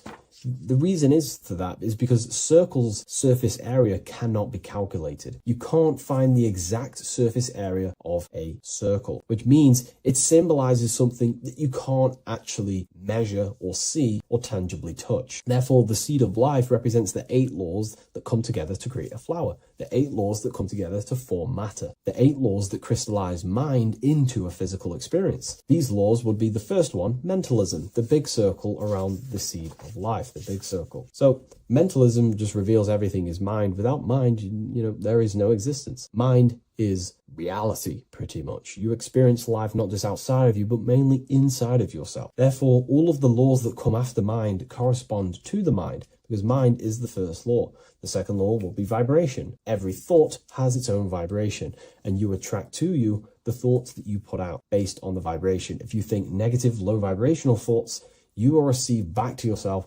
more negative thoughts. If you think positive, you will receive more thoughts. If you think about football, you will receive more thoughts based on that vibration that you put out into the mental field. The third law would be correspondence. Everything corresponds, which means everything is just a reflection of something. Your reality is an externalization and a reflection of your mind. The things that you possess, the things that you've achieved, all comes from the internal mind. Everything corresponds to everything. As above, so below. Your reality is just an externalization of the thought loop that you live in every day, because thoughts work in cycles. 90% of the thoughts we thought yesterday, we will think again today. It's the thought loop that manifests our reality. To change our reality, we have to change our thought loop. And once we change the internal, this will be mirrored in the external, which is the law of correspondence. Fourth law would be gender. Everything is masculine and feminine, conscious and subconscious. These two work together to create your reality. You have masculine and feminine forces of consciousness. Masculine forces of consciousness would be physical actions, willpower, thinking. Feminine forces of consciousness would be intuition and imagination and emotion. These are all aspects of the mind, the first law. The next law would be cause and effect. Very simple. We went over that earlier. Every cause produces an effect, and every effect will produce a new cause. It's an endless cycle. The next law would be rhythm. Rhythm is everything is in cycles, like I just said, day and night, winter, summer. The universe works in cycles. And just like I said, the law of correspondence, as above, so below, as within, so without, because the physical world has cycles, so does your mind have cycles. Thought loops. We think 90% of the thoughts that we thought yesterday. The subconscious mind responds to rhythm. The more you say something, the more you believe it, the more it becomes a program and more suggestible to your conscious mind. And the last law is care. It's impossible to escape care. You cannot not care. It is important. It is impossible to escape. If you hurt someone, you know deep down that that was wrong. And care also corresponds to creation. You only act on what you care about. You care about paying the bills, right? So we take the physical actions to go generate money to pay the bills for our house or whatnot. Or if you love someone, you care for them. You take the actions to message them, to contact them, to see them. Human action is driven by love or care. This is how all reality is created. So once we understand these things, it's life-changing once you work with the law. That's what I mean. Most people are unconscious of the law. The laws are there, but they're just not aware of them. Now that you're aware of these laws, you can consciously work with these laws so they're not working against you so you can actually make these things and work them in your favor. So let's go into heaven and hell, because there's a massive debate. Now that you understand that you are the laws, you are crystallizing reality, not just in the physical, but in the spiritual dimension, in the astral plane. It's the exact same laws. The law of correspondence reveals as above, so below. Your reality is a reflection of your mind. Everything is a reflection of you. That doesn't mean that other people don't exist. I mean, the way you view other people is through the lens of your mind. You perceive what you have in your mind, your beliefs, your traumas, your memories. This is where heaven and hell are misunderstood. No one is sent anywhere by force. There is no external authority dragging souls into destinations. Consciousness determines the environment that you are in. Environment, it's mental. As above, so below. When the body dies, consciousness withdraws from the physical technology of the body. The simulation of the physical world is no longer being ran by your brain. I mean, your consciousness will go into the astral plane, which is the realm that just sits above the physical plane, which is the realm of imagination and desire. The environment that you go to in the astral plane directly corresponds to your state of thought and your emotion and your desires. If you desire hurting people your whole life, then you're going to go to an astral realm, as above so below. You're going to be in an environment where that goes on, but in a non-physical sense. Wherever them thoughts, whatever the strongest thoughts you thought throughout your life, that is the environment that you go to. If you were so caring and loving to your family, all you wanted to do is provide for your family or whoever, and you pass on, you will go to a place where people care. Souls are manifesting them thoughts and them energies. It's vibration. Whatever vibration you're vibrating at, you will reflect and correspond in your reality when you die. Therefore, you create your own suffering by desiring such low vibrational things, or you create your own heaven if you are truly operating from a place of love in your heart. You see, your mind can lie, but your heart cannot. Your heart reveals your true desires, your deepest wants and needs, and it reveals your true self, and that will be projected and responded in the astral plane, because astral matter is very respondable to consciousness.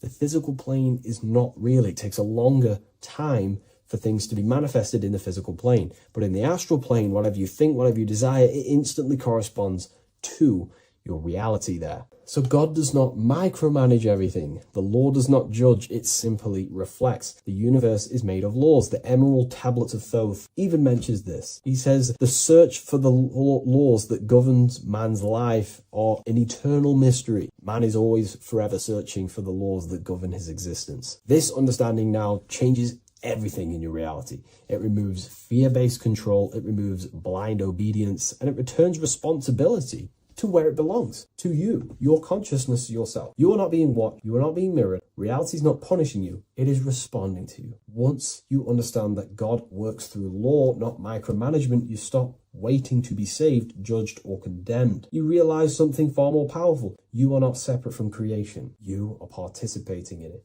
You are the universe experiencing itself. What a fabulous video, and I really enjoyed this today. Please leave a like, comment, and share on the video, and I'll see you all in the next one. And if you wish to get this book, there is a link in the description.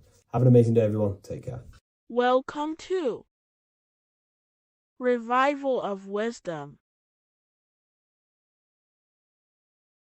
What is good, people? Is Revival of Wisdom. We're back with another video. Today we're going to be talking about the importance of Saturn and the occult. Let's jump straight into this. So Saturn is the god of the earth, right? It's the time of God, change, destruction, physical matter. He creates and destroys, because the energy of Saturn is the key to crystallization. It wraps things in physical matter, right? He creates everything, all life forms, and he takes things back, because the day that you're born, that's the day that your expiry date is coming. The time is ticking until Saturn takes your life. This is why he's known as the Reaper. Okay? As he's personified as eating his child here in this ancient Roman painting. As you can see, he's eating the child. We are all children of Saturn, right? He creates physical matter, our physical bodies, right? He's the god of time because he's the slowest moving celestial body. He's the Lord of the Rings, as you can see here. He's the last one on the ring. He's the slowest one moving, okay? So he is the Lord of time, destruction, and creation, okay? This is why his name is Satan. He's the devil, okay? But I'm not saying Saturn's evil, guys. It's a part of life. Everything lives and dies, right? He's the key to crystallization. Now, as we have the clock here, our god Saturn, or Chronos in Greek, just means time. He's also the god of time, as I've already said. 60 seconds in a minute, 60 minutes in an hour, 24 hours in a day. Add 2 plus 4 equals 6. 60 seconds, 60 minutes, 2 plus 4 equals 6. That's 666. Okay? And as you see on the clock, 6 take away 12 equals 6. 7 take away 1 equals 6. 9 take away 3 equals 6. 6 is the number of Saturn. It's associated with Saturn, right? He's the god of time, of justice. Everything goes back to the Reaper in the end. Everything lives and dies. Now, the artwork of him, he's always got the Reaper staff.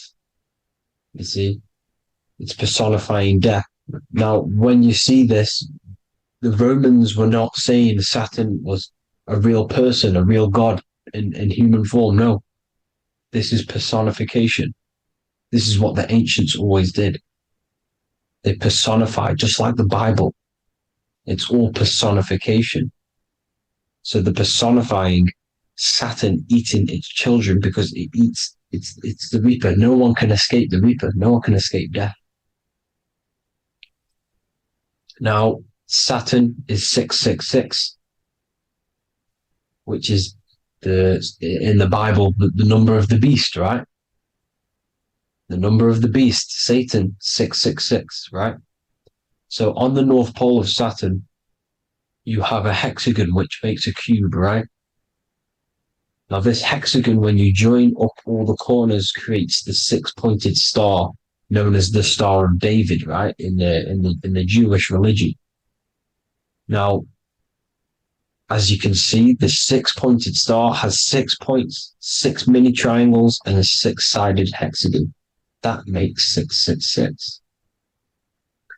And also, you have Saturday is named after Saturn, the 6th planet, the 6th day of the week, and has a 6-sided polygon on its north pole. That's also 666.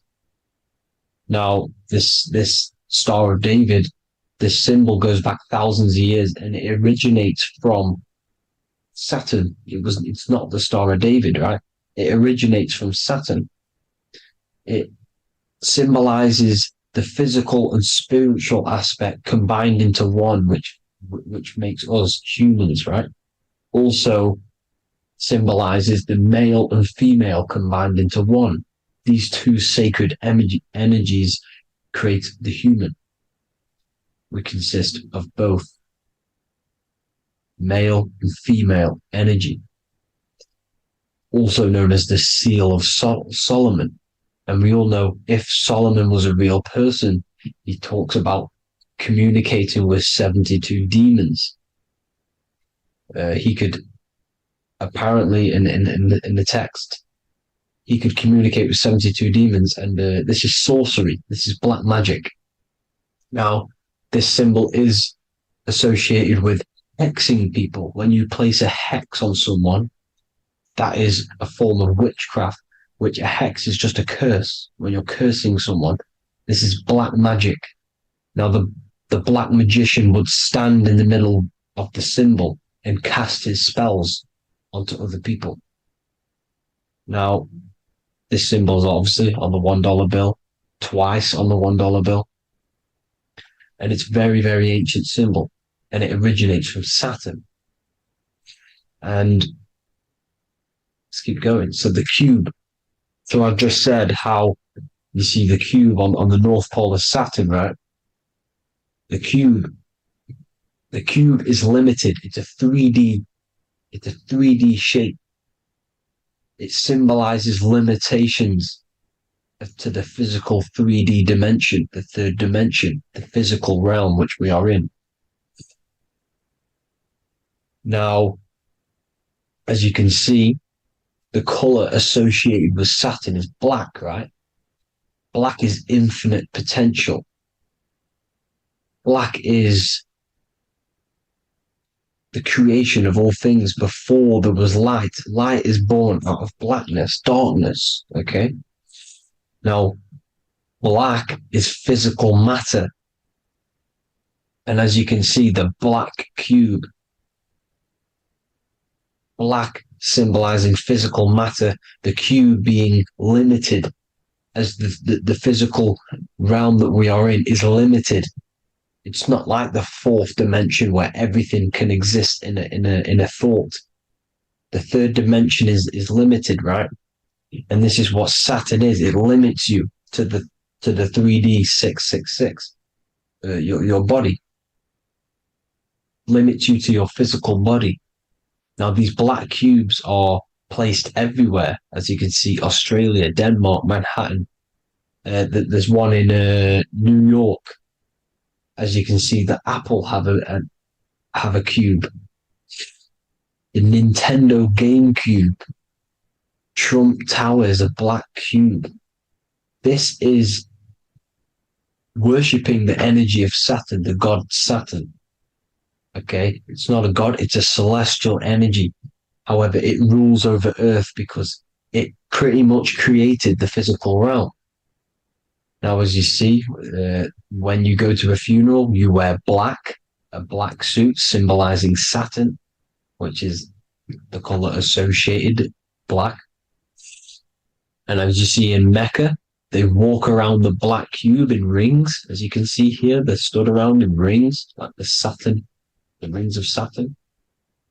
The Mercedes symbol. You probably wouldn't notice that, but yes, it's Saturn. And when you graduate from university, you wear a black cube on your head. This is all symbolizing Saturn. Okay. Now, as you can see, the Jews here have a black cube on their third eye whilst they pray. Notice how he's shutting his eyes into blackness, darkness, and he's wrapped around a black strap around his arm.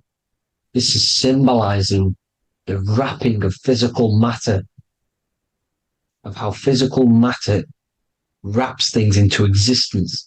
And as we all know, the Star of David is a Jewish symbol. So he has the black cube and the Star of David, right? So all of these religions are secretly worshipping Saturn.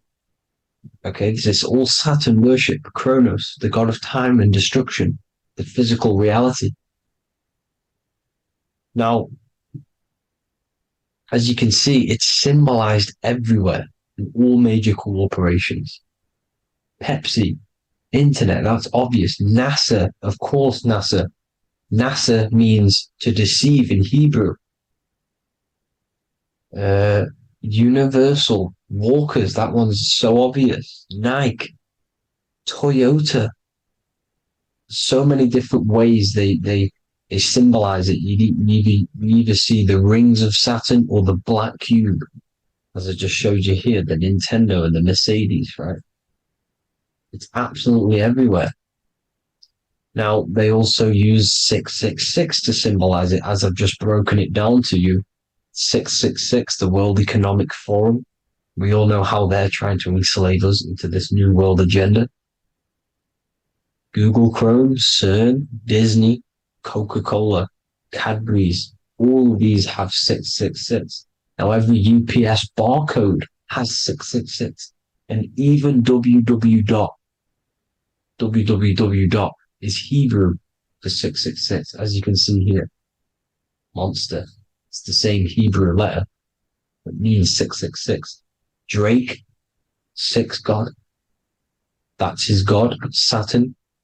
Why? Because they love physical realm. They love the physical dimension, the third dimension. because they can rule here through riches. They can build an empire here. It's not like the fourth dimension. They don't want to ascend. They want to stay down here in the physical realm. Okay? Now, this is why they're cloning. They can move their consciousness into other clones to live forever. This technology exists. This is why they love the third dimension. As you can see, all of these sellouts here, Drake, Leonardo DiCaprio, all of these people doing 666 because this is their God. This is their God. They love the physical realm. They sold their souls for wealth and fame in this physical realm. So why would they leave? You see? Now, this isn't all just evil, okay? So you have 7 chakras, right? You have 7 days of the week, 7 solfeggio scale notes. These are frequencies, the solfeggio scale. Now, it's called the Saturn moon matrix because the moon symbolizes your mind, because you're created out of the Holy Trinity, which is body, mind, and spirit, right? That's the triangle, the equal triangle, body, mind, and spirit. Now, the 3 main celestial bodies are Earth, Moon, and Sun. The Earth being your physical body, the Moon being your mind, and the Sun is your soul, hence why it's called solar. It's a solar soul. Now, these symbols are alchemical symbols. So when you're doing alchemy, you use these symbols to obviously symbolize what we're talking about. Now, as you can see, these are all the symbols of the planets. Now, Saturn is created out of the moon on top, the moon on the bottom and the earth on top, as you can see here. You see? And this creates the number 5. Now, with the moon being your mind and the earth being your physical body, this is mind over matter, because the earth is your body's matter. This is matter over mind. You don't want to be matter over mind. This is low states of consciousness. You won't be mind over matter. You see, to manipulate matter, to create your own reality. Now, obviously, we all know Saturn is associated with the lowest chakra, which is the root chakra. This is to deal with your animal instincts. When you're down here, you identify as the physical body. You don't know anything spiritual. You're you have a pure physical mind. You don't believe in anything spiritual. This is survival mode, consumption. They want you trapped down here, which is matter over mind. They don't want you to create your own reality, which is mind over matter. You see? Now, that's what Jupiter is. Saturn is the moon on the bottom and the earth on top. But Jupiter is the moon on top with the earth on the bottom. That's mind over matter, you see? So, these chakras are an ascension process from matter, physical matter to spiritual. This is the ascension. This is the stairway to heaven. This is Jacob's ladder. You see? Now, the number 5, which is obviously associated with Saturn as well, which create the symbol for Saturn, created the number 5. You have 5 senses, 5 elements, 5 physical elements. As we all know, Saturn crystallizes everything into physical matter out of the 4 elements. 5 fingers and toes, 5 points of man. Okay, the number 5 is the number of justice. Saturn holds things back. He restrains things from you, makes you learn the lesson. Now, 666 is not all evil. 666 is the atomic structure of the carbon atom. 6 protons, 6 electrons, 6 neutrons, right?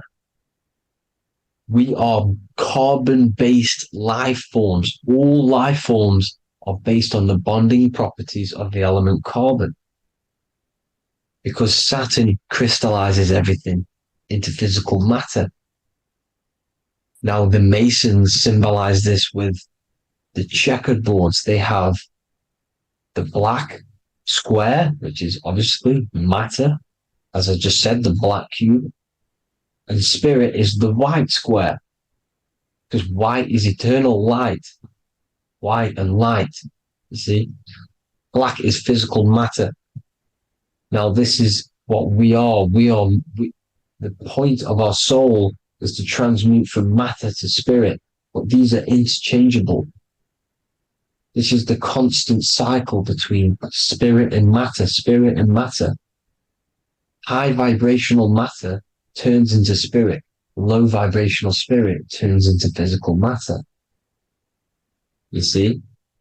Now, we are carbon-based life forms. This is what 666 is, the number of the beast. When I say we, the physical body is the beast. It's the animal. It's just the carbon suit to operate in this physical dimension, in this physical realm. See? It's the vehicle used to operate in this physical realm. But your mind isn't from this physical realm, you see? The brain is the physical manifestation of the soul. Okay? So, as you can see here, the spine is an extension of the brain. Everything goes back to the brain. This is literally what your physical body is. You see, this is the nervous system, and everything reports back to the brain, and everything's controlled from this control center. And this spinal column, at the top of the spinal column, is your third eye, which is known as the pineal gland. And this is the seat of consciousness. It's the center of consciousness. That is your true self, pure consciousness. This body is just a physical body.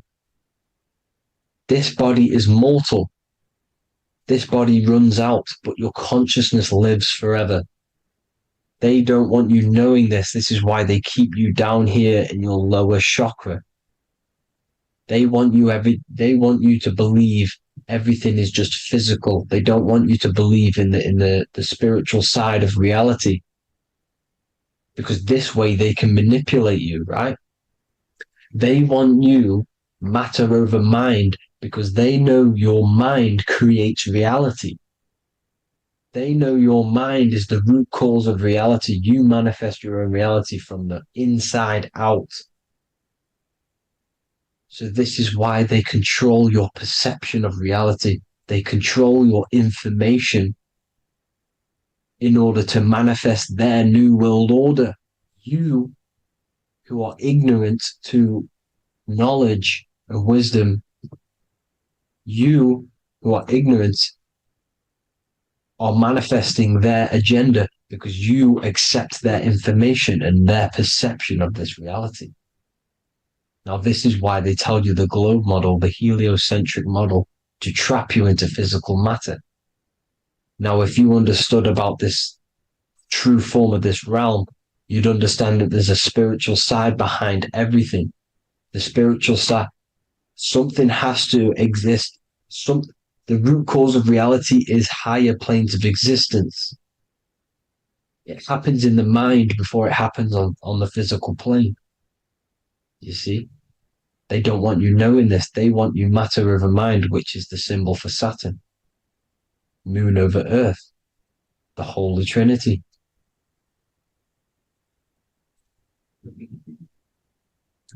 Now, as you can see, the cube also makes IXXI. This is Roman numerals. This is Roman numerals, and when it's translated from 9/11. Yes, 9/11. This is the secret code of the One World Order. The two twin towers, when the two become one. Okay, when the two become one, this is how you reach the higher states of consciousness, the physical and spiritual. Now, as you can see, the 9/11 memorial are two black cubes. It's two black cubes. This is all Saturn worship. Now, I'm not saying that Saturn is an evil celestial body, right? No, everything has a good side and a bad side, right? It's duality. The spirits of Saturn on the dark side are the most evil demonic spirits. Now, these are the spirits that these are invoking through these rituals, right? Yes, 9/11 was a massive ritual. It's a satanic ritual, okay? Now, we all know Elon Musk. Elon Musk is coming with the mark of the beast. In English gematria, this equals 666, right? 666, as I said, is the number of the beast. You are the beast, your physical body. You see how the Bible twisted things up to make things more confusing, right? But it's there. You just have to have the knowledge to be able to read the Bible properly. As we all know, we had this virus. I'm not going to say the name because I'll get flagged. This virus adds up to 666 because this is all part of the New World Order. It's all part of keeping you in this physical dimension. Okay, now as you can see here, Novus Ordo Seclorum on the back of his shirt, on Elon Musk's shirt. This is also on the $1 bill, Novus Ordo Seclorum. This means New World Order. Yes, New World Order. This is on the back of Elon Musk's shirt. And as you can see here, he owns Neuralink, which is the brain chip, which they're going to be putting into implanting this onto your brain. This is the New World Order to connect you and merge your consciousness with AI. Neuralink and Meta, he owns Meta as well, which is the metaverse. These are going to be linked in, hence why they have the same symbol, but just in a different format. It's the infinity symbol.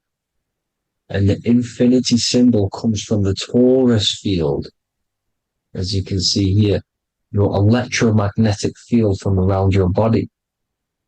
Now, the end goal is for this New World Order is to trap your consciousness inside of an alternative reality being projected from the metaverse. Because the metaverse will be the reality, Neuralink will be the brain chip inside of your brain, projecting your consciousness into an alternative reality while they harness your energy of your physical 666 body. Now, this stuff gets real deep, people. Now, this is the end goal of the New World Order, is to connect you with AI. This is why they're trapping you and keeping you in these lower states of consciousness in the Saturn associated root chakra. So you don't find out about the spiritual side of reality, because if you knew the truth of this reality, you wouldn't connect to AI. You see, you have the power within you to travel to other worlds, the astral plane, for example. You travel to different worlds when you are sleeping. Okay? They want you to know it's just a dream. However, their end goal is to trap your consciousness and feed off your energy, spiritually and physically. Okay? I don't know why these people are just pure evil. As I said, evil love bondage. They love the physical dimension. They don't want to ascend to other realms.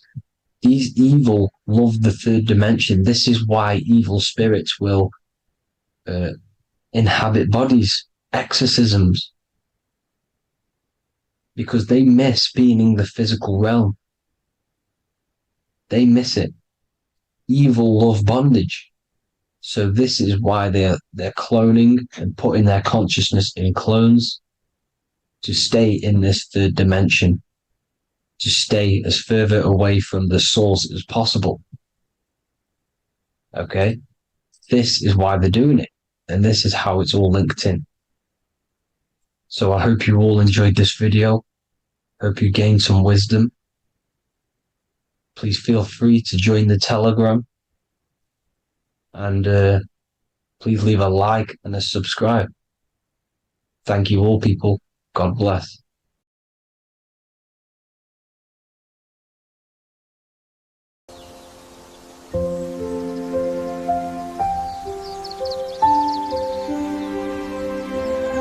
bookofwisdom.com. Visit today.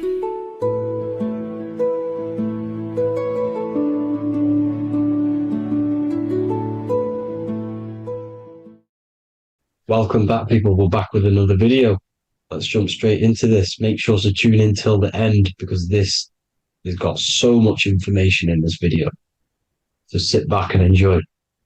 So everything's torus fields. The Earth's a torus field. Everything's torus, which is electromagnetic field, electric and magnetic.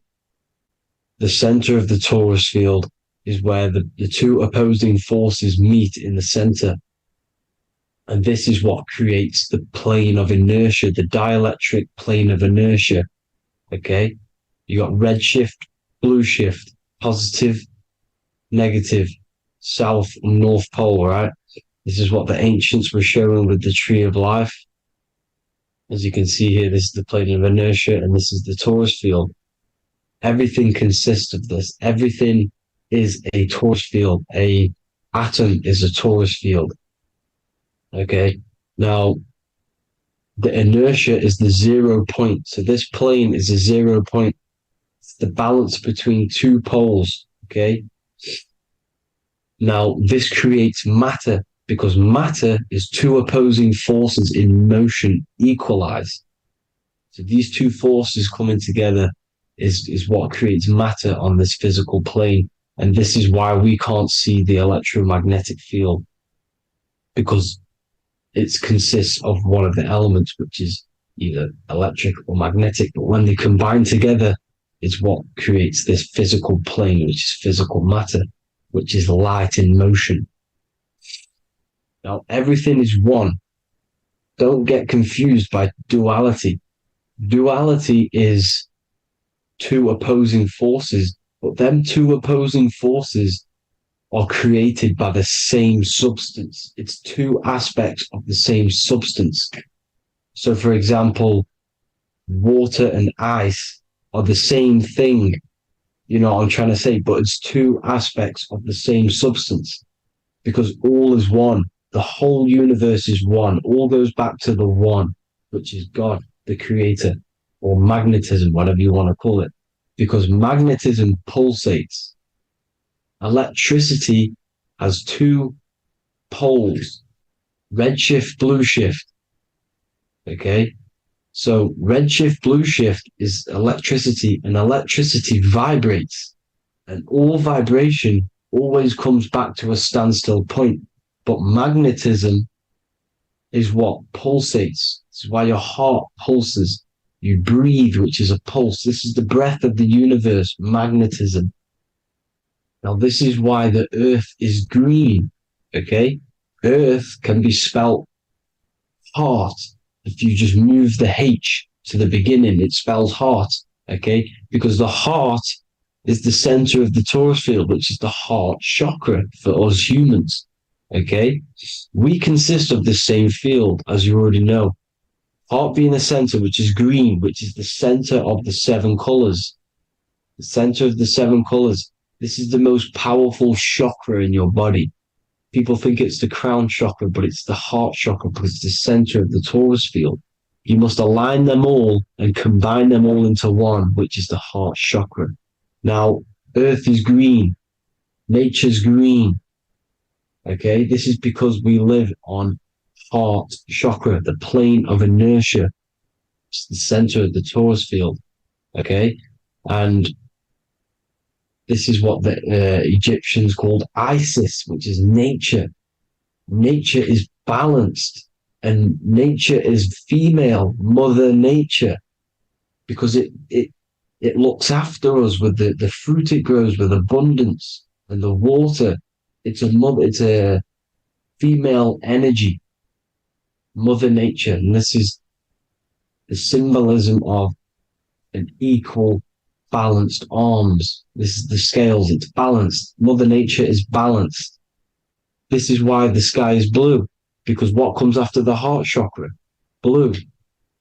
Sky is blue. We live in Midgard. This is what the ancients called Midgard. You don't have to take this tree literally. It's a metaphor. We live in Midgard, where both positive and negative duality here. Now, Mount Meru. Mount Meru was known as the center of the earth, okay, or known as Hyperborea. And this is the North Pole, the electromagnetic North Pole. But when I say Mount Meru, it's not an actual mountain.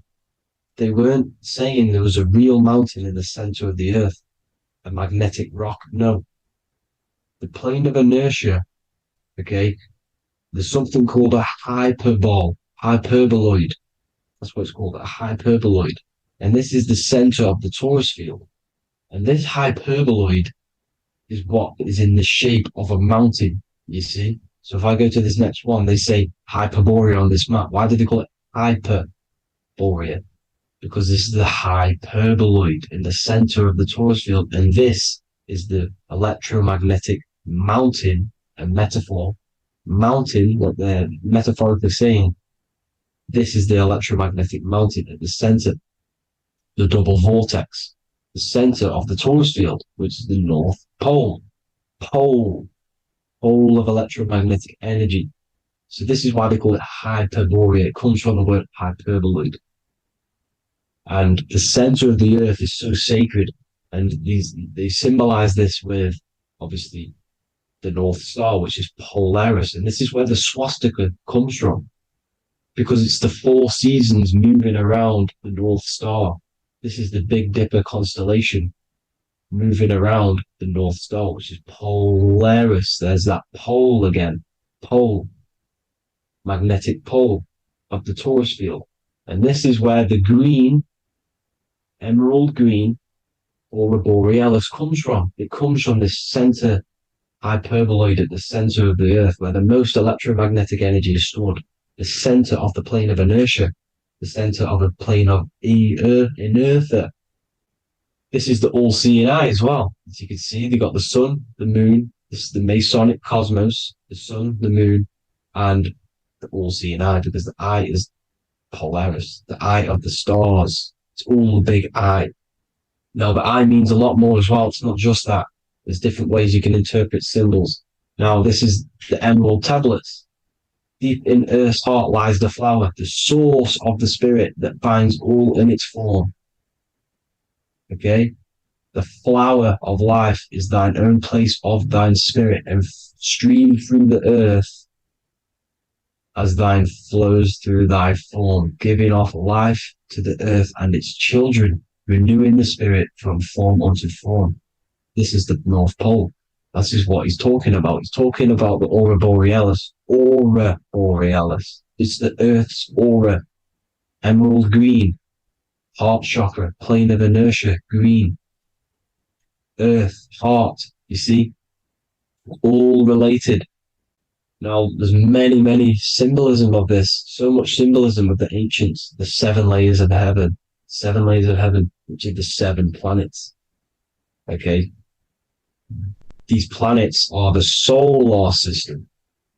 It's the solar system because we are the soul. We are the sun, the soul. And we're inside of a solar system, which is the 7 planets. That's why there's 7 layers of heaven. Okay? The rings of Saturn, the rings of the planets are moving around us. Okay? So this is what the ancients were depicting in their cosmology. Now this is the Hebrew cosmology of the earth. This is the Mayan cosmology of the earth. You see, it's all an enclosed system. We live inside of a giant torus field. All is atum. It's what the ancients said, the ancient Egyptians said. All is atum. Atoms are torus fields. Don't be tricked by the modern science today with the current model of an atom. It's completely wrong. They're hiding the torus field. They're hiding the electromagnetic field, which is in everything. Absolutely everything is in motion, and motion comes from this field. And you see, this is upside down, but this is the I think it's pretty sure it's candles, but the 7 candles, the 7 planets, the 7 Elohim. You see, it all goes back to the stars and the heavens. Now, this is how the Earth really works, with the stars on the outside of the cosmic egg, and then the torus field spinning around the sun and the moon, the positive and the negative charge. The sun gives you energy, the moon takes your energy. The moon controls monthly cycles. Moon is mon. This is etymology. Mon, month, money, demon, monster. Stir is star, moon star. We are all stars. Youngster, minister, superstar, Hollywood star. We're all stars. We come from the stars, which is heaven. Our soul comes from the stars. You see? We are the universe, the image of man is made in the universe. We are a microcosm of the universe. The universe is a macro. We are micro. We consist of everything. The body, mind, and spirit. The sun, the soul. Moon, the mind. Earth, the body. Body, mind, and spirit. We have 12 systems in the body, which are governed by the 12 zodiac signs. Starting at the Aries, which is the ram of God, all the way down to Pisces and Capricorn, kneecap. It all goes back to the stars. We are the stars. We are the universe. Everything is inside of us. Everything. Like I say, the Temple of Solomon, the Temple of the Soul and Man. The soul, the temple is the body. The soul is the soul, and the man is the mind. The temple of the soul and the mind. Body, mind, and spirit. We consist of the 5 elements: air, spirit, water, earth, and fire. We consist of everything. We are the universe. We're made in God's image, which is the universe. You see? Now, everything goes back to the stars. The ancients worked with the stars because the stars govern everything. They govern the systems in the body. They govern your life. This is why your zodiac is so important, your sign. Each zodiac has a specific element associated with it as well. Aries, which is the first sign, the Ram of God, the Lamb of God, which is a fire sign. Fire, first. Fire, first. F-I-R, this is etymology. The cerebrum, ram, which is in the brain. Aries, the ram, controls the head, the face, and the nose upwards. So it controls the cerebrum. The Torah, which is, I'm pretty sure it's a Hebrew Bible, which is the Taurus. Tornado comes from the Taurus field. You see? Everything's inside of you. It all goes back to the Taurus field, and the Taurus field is everything. Now, like I said, 12 zodiac signs, 12 systems, 12 cranial nerves in the brain, the 12 disciples of the Bible. All symbolic. Have to read the Bible properly. Now, this center, at the center of the earth, right? This is what's stirring the ether. And the ether consists of the 4 elements. Because there's 5 elements. Spirit can be called ether. People call it spirit or ether. Ether is pure potential, pure energy. It's what connects the astral to the physical. It's the dimension between the physical realm, which we're on, and the astral. So it has pure potential. It's pure energy. This is why we say either. I either want to go there or there. It's connecting 2 scenarios. That's what the ether is. It's connecting the 2 worlds, the astral and the physical. The center is like the cosmic womb. There's a black hole in the center. This is the center of the Taurus field. This is the womb of creation. This is the womb of creation. And inside of this black womb are the 5 elements, and everything's being stirred around. Everything's in motion. Light is motion. Everything's motion. Now, like I said earlier, light crystallizes into physical matter. They are the same substance. Spirit and matter are the same substance, but different variations, different aspects of the same substance. Low vibrational spirit turns into matter. High vibrational matter turns into spirit. Or light, whatever you want to call it. Matter is light crystallized. This is where we get the 7 metals from. The planets. The planets are light. Specific frequencies and vibration of light. When these lights, or the planet, materialize, material metals, materialize, they turn into the 7 metals. Saturn turns into lead. That's why lead is red. Saturn is red. The sun turns into gold. That's why the gold is yellow and the sun is yellow. You see, Saturn is the time god. What happens in autumn? The leaves turn red and they die. This is why Saturn, Satan, time god, the reaper, everything is crystallized till it's death and then reborn again. You see, rust. When things rust, it turns to red. Because it's Saturn. Saturn crystallizes everything. He's the reaper who comes around in winter. You see? He's Satan. Jesus and Satan, the sun and Saturn. They say we live in a solar system. The solar system. I think I've already just broke this down. The 7 planets are the 7 chakras. Everyone already knows this. But I'm going through it anyway. But this is where we get the 7 planets from. And the 7 metals. You see, all the ancients knew it was an enclosed electromagnetic system. It's not a spinning ball in the middle of space, people. They want you to believe this so you get stuck in this material world. Because if you believe everything's material, you can never affect this plane effectively. You can never create your life effectively if you don't understand the planes of existence. Because the mental plane is a higher plane. And it breaks down and it controls the planes below it. The mental plane, hold on, I've got it here for you. The mental, the astral, etheric, then physical. Etheric connects the physical to the astral, but the mental is what's above them all. You see? Now, it's important to understand this. It's important. However, the ancients always talked about the enclosed system. Only NASA, which is introduced around the Roman times, not NASA, but the globe Earth was introduced around the Roman times. Okay? By these Masons. These Masons introduced this because they wanted to take over the minds of the masses and control them. These people worship the physical realm. They know how it works. They know the ins and outs of it. They know how to do the magic. They know how to do it all. They understand it all. That's why Masonry have to take the oath. The oath of not speaking. You're not allowed to speak about anything you learn about in Masonry. Because they're discovering the truth about your mind and how it creates reality and stuff like that. So this is the Masonic cosmology.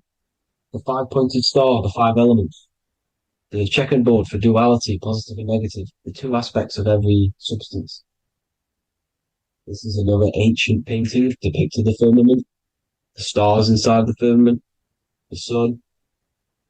You see, the ancients worshipped the sun because it's so important for sustaining our life. It's the only reason we're alive is because of the sun. But then people think it gives you cancer today. They brainwash you to think the sun gives you cancer when it's the #1 source of all life. They want you to believe it's a big, spinning, dangerous ball in space. It's not. It's here to give us life. It's God's son. That's why Jesus is known as God's son. It is the Son of God. God created that to sustain us. You see? So it's important you understand the true cosmology of where you are. Because if you don't know where you are depleted of all of your morals. You're depleted You're demoralized. You're lost. You don't know where you are. You don't know where you exist. Okay? Once you accept the globe model, the heliocentric model, you will subconsciously think that you come from nothing. This is why they implemented the evolution theory just after the globe model was introduced by Charles Darwin. Charles Darwin came in after the globe model. He's a Mason. He was another Freemason and implemented evolution where we came from monkeys because they want you thinking less of yourself so they can manipulate your mind. You see? They want to manipulate your mind and they have done since you got here. Since you came through that portal, you were manipulated from that day to believe this, believe that. The true cosmology, the truth will set you free. You will understand things better. You will feel better in yourself when you know the sun is here for you. You'll feel better in yourself that you know that you didn't come from a monkey. You were created as a human, a manifester, a creator. You're so intelligent. Your mind is amazing. You can manipulate matter, mind over matter. See? Thank you all people for tuning in. Tap in with yourself. Love yourself. Find the truth. Spread the truth. Nothing dies. Nothing in this creation dies. Everything's energy. Everything's light. Light can never die. You're a light being. That's why it says Q. Q man. Q is light in Hebrew or Latin. Either one of the two. You are light. You're a light being. You never die. Ever, ever, ever die. Ever. Stop thinking you're going to die. This body will die because it contains electricity. And electricity always goes back to a standstill point because of vibration. Electricity vibrates. You are pure light. You will never ever die. Thank you all people. God bless. Make sure to like, subscribe and share.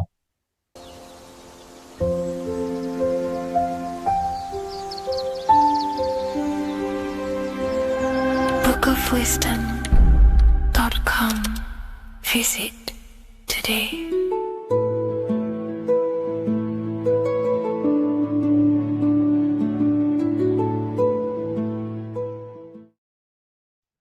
Hello, everyone. Today we're going to be discussing the esoteric and occult meaning behind the story inside of Genesis, the story of Adam and Eve. This is a widely known story, but not many people know the true esoteric meaning behind it. Okay. So today we're going to be breaking this symbolism down. Before we get into this, please leave a like and a subscribe on the channel. I would greatly appreciate it. And please comment below any lectures or anything you wish to know, and I could maybe make it in the future. The first thing we must understand about the Bible is that it is an esoteric and occult book. It is written in allegory. It is written in such a way that we understand the book compared to our level of perception. Now, what do I mean?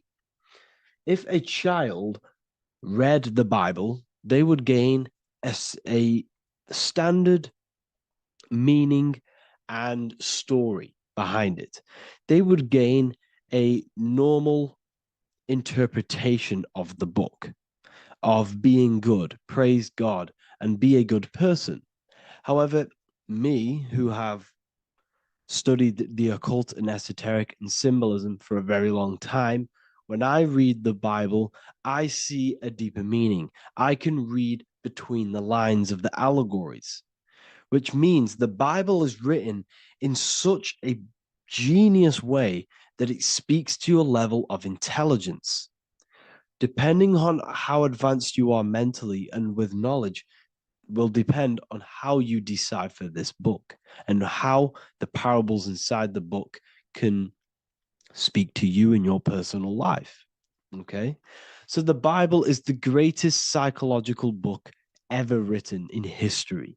This is why it's known as the greatest story ever told. It's a story. What we must understand with the Bible is that the Bible creates on the surface a logical way of thinking, which is what we call religion. We read the Bible and if we think logically and we take that book literally, then we gain a religion. But if we look beyond the surface, this is what we call esoteric, metaphorical, symbolic. You can read between the lines using our right hemisphere of the brain in deciphering this book and what it truly means to us and the evolution of our mind, body, and soul. What this book actually reveals between the lines is instructions and stories which teach you how to level up your consciousness, how you can sync the mind, body, and spirit and the soul all together so you can live like a god. This is what the esoteric is. It's the purification of consciousness. Now, when it comes to Adam and Eve, okay, what we must understand is that this is the beginning of creation. This represents the beginning of your life in an esoteric way. This is symbolic for the beginning of your incarnation into this physical world. Okay. And we have Adam, masculine, Eve representing feminine. These are the two masculine and feminine energies which create the whole material universe. Okay. And as we are born with a pure consciousness. We are born with pure consciousness. Well, now, what do I mean? As a baby, we have no knowledge. We are pure essence of the soul. You know, we don't gain the knowledge of good and evil. We are pure. Yes, we're not happy all the time as a baby, and we're not sad all the time, but we have no ego. This is what I mean. Our consciousness is not split. As a baby, you are whole. You have a whole consciousness. You are yourself. You have no false identifications, no limiting belief systems, nothing. You are pure awareness and the pure soul and the pure mind. Now, this is what Genesis is representing. As we grow older, the more experiences we gain, the more thoughts we start to think, the more knowledge we gain of this world, the more impure our mind, our heart, our soul, our spirit becomes, the more impure our body becomes. As we grow older, we're infected with negative beliefs, negative thoughts, and society norms. This is a big one. As we grow older, we are molded by society.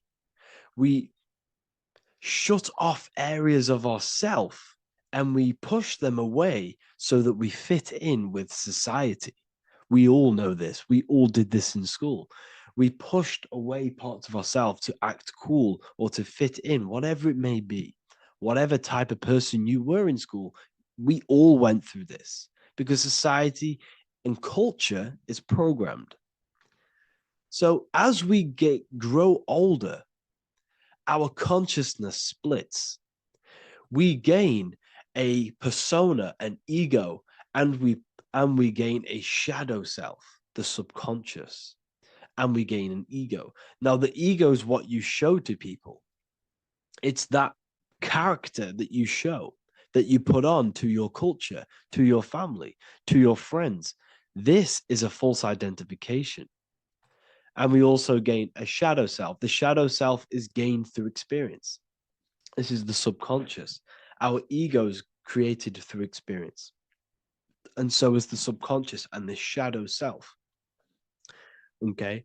So as we gain age in this material body, we fall from the Garden of Eden. We gain the knowledge of good and evil.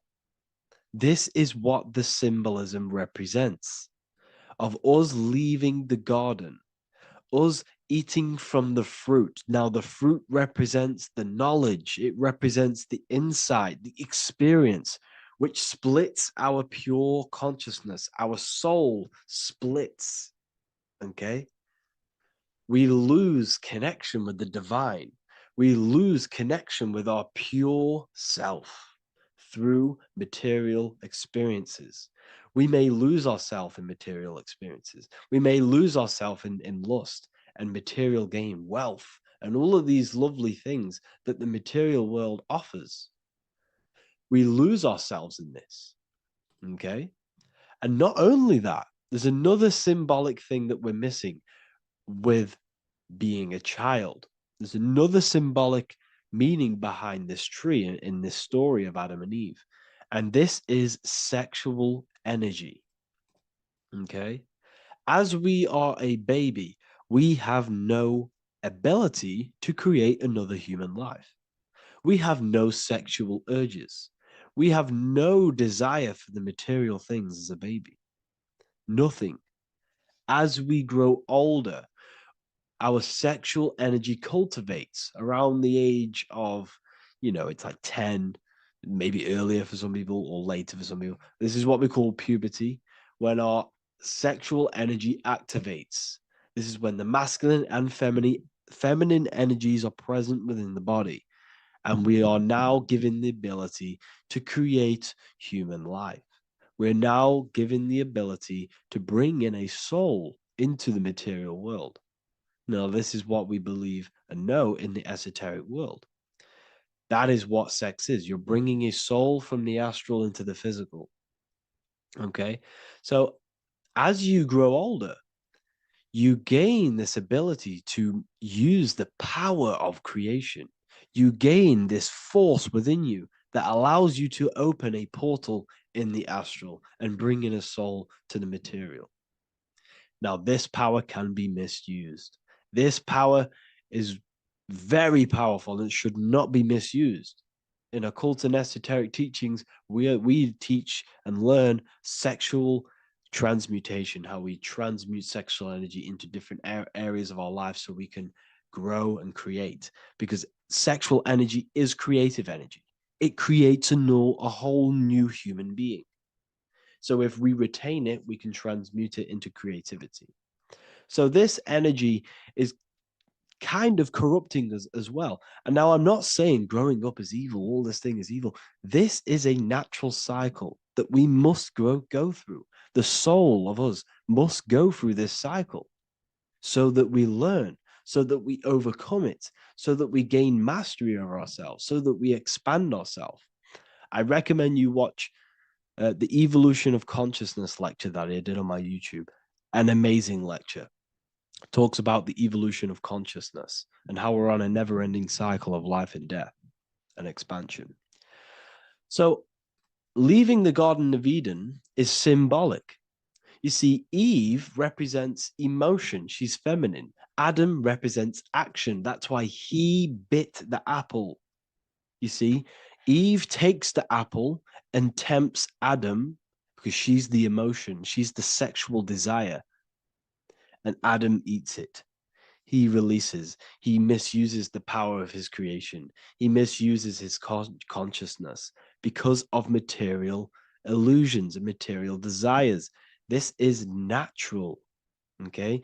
As we grow older in this life, our soul has to experience sin. We have to experience negativity. We have to experience evil, okay? And we have to misuse this power within us to learn about it so we can overcome it and gain control over it. Now, this is why the Bible says in Genesis 3:6, for God doth know that in the day ye eat thereof, then your eyes shall be opened. Ye shall be as gods, knowing good and evil. This is very, very, very symbolic. We come into this world to experience a dualistic way of reality. We come into this world to challenge ourselves so the soul can grow, because the soul comes from pure love from God. But we come into this world so the soul may know what it's like to be evil. You see, we are like a seed. Our soul's like a seed. And when that seed grows, okay, and it's planted, them roots must grow to hell in order for the top of the tree and the roots to grow to heaven. In order for the soul to reach the highest states, it must descend down into the lowest states.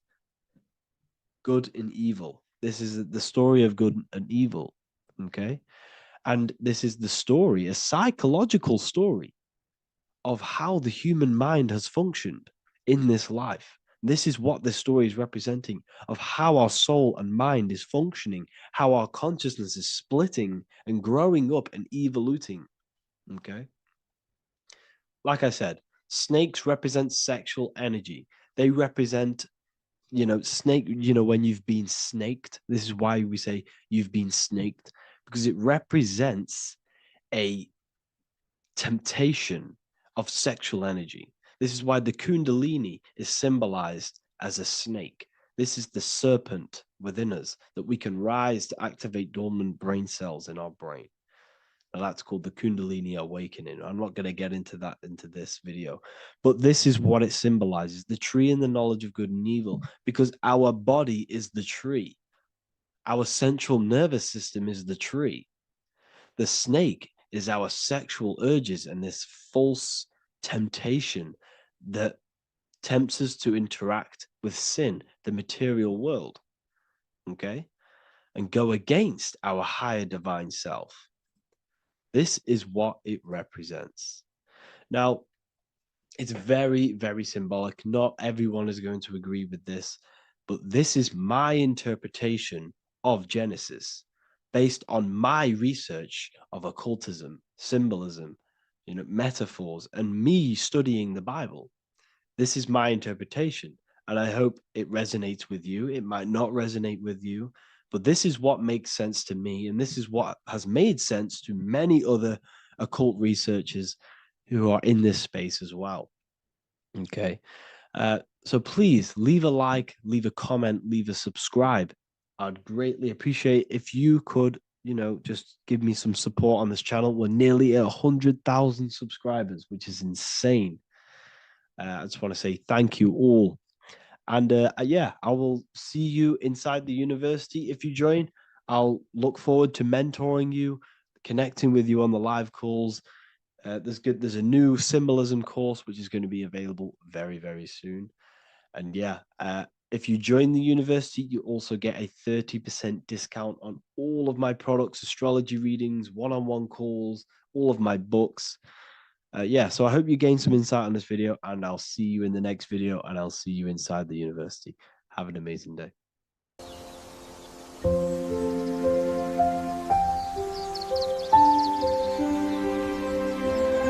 bookofwisdom.com. Visit today.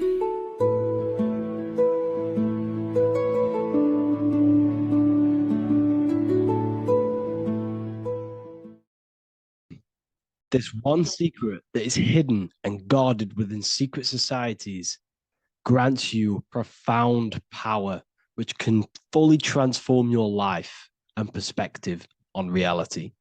Today, I'm going to reveal this one secret, which you probably already know, but never realized how deep it truly is. This has the power to change your life. It is the key to your potential. And if you stay with me, this power may be yours, and you could transform your life with this hidden secret that is guarded within secret societies and esoteric orders. And this secret is not really a secret, but something people overlook: that the universe is mental. Everything we experience and interact with and perceive originates within the mind.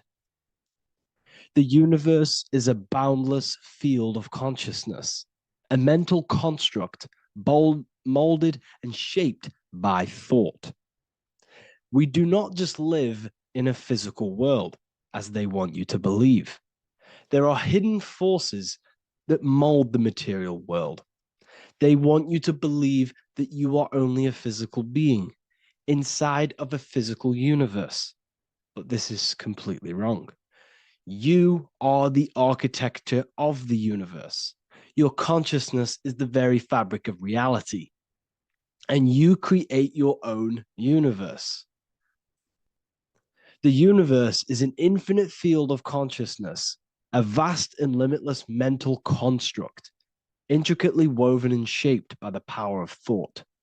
It is a dynamic and ever-evolving field where the interplay of awareness and attention gives form to existence. Within the boundless realm, every idea, perception, and belief contributes to the creation and transformation of reality itself. Each thought holds the power to transform reality. Your consciousness is the very fabric of reality. And this is shown in the symbol of the flower of life. The flower of life is a symbol. It symbolizes the interconnectedness of all existence, illustrating how every thought is not merely a fleeting moment, but a ripple that reverberates across every layer of reality. Each action, like the intricate overlapping circles of this pattern in the symbol, extends its influence far beyond its origin, weaving a web of interdependence where every choice impacts the whole. It serves as a profound reminder that everything is connected, bound by an unseen field of consciousness. This symbol represents how one action, one thought is a ripple in the whole vastness of the ether of consciousness. To master your mind is to master the universe, because your mind is a miniature universe. The mind is the very fabric of reality. So if we gain the hook, if we gain the power and the mastery over our minds, we have now gained the power to create reality to your will and intent. You see, most people live in a cycle, and this cycle is the outer world manipulating how they feel on the inner world. People's external circumstances are creating their thoughts and emotion in the inner world of consciousness, which is producing a constant cycle of negative manifestation. For example, let's say something negative happens to me in my external world. Then I start to think negative and feel negative. What that is actually doing is manifesting and projecting more negativity, because our thoughts hold the power to control and weave our own life. Your life is a direct correlation of every thought you thought in the past. What we need to do is stop and not let the mind control you in your reality. You need to control the mind so you can control reality. So what does this actually mean? Reality is an externalization of consciousness. Consciousness and matter are one. They're not separate. They are inseparable and interconnected. Everything we see, experience, and observe is a manifestation of thought, beliefs, and consciousness, shaping the world around us. Now, this ties in with the secret fifth element that they have hid from you. They've hid from you this sacred and very important symbol and pillar to reality. And this pillar, this sacred thing they've missed, is called the ether. And they've held this from you for a reason, a specific reason. This is the true fifth element. Why do they hide the ether? Because the ether has the power to shape and manifest whatever we imprint upon it. Every thought is a vibration interacting with the ether and actively shaping our reality. The ether, you could see it as the codes to physical reality. It's like an energetic blueprint which surrounds all physical objects. It is the life force that gives life to all things. All energy comes out of the ether and returns back to the ether.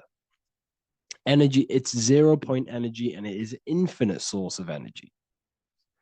So this is why they hide the ether, because whatever our mind can imprint onto the ether, we can create into a reality. And we imprint the ether through thought and imagination.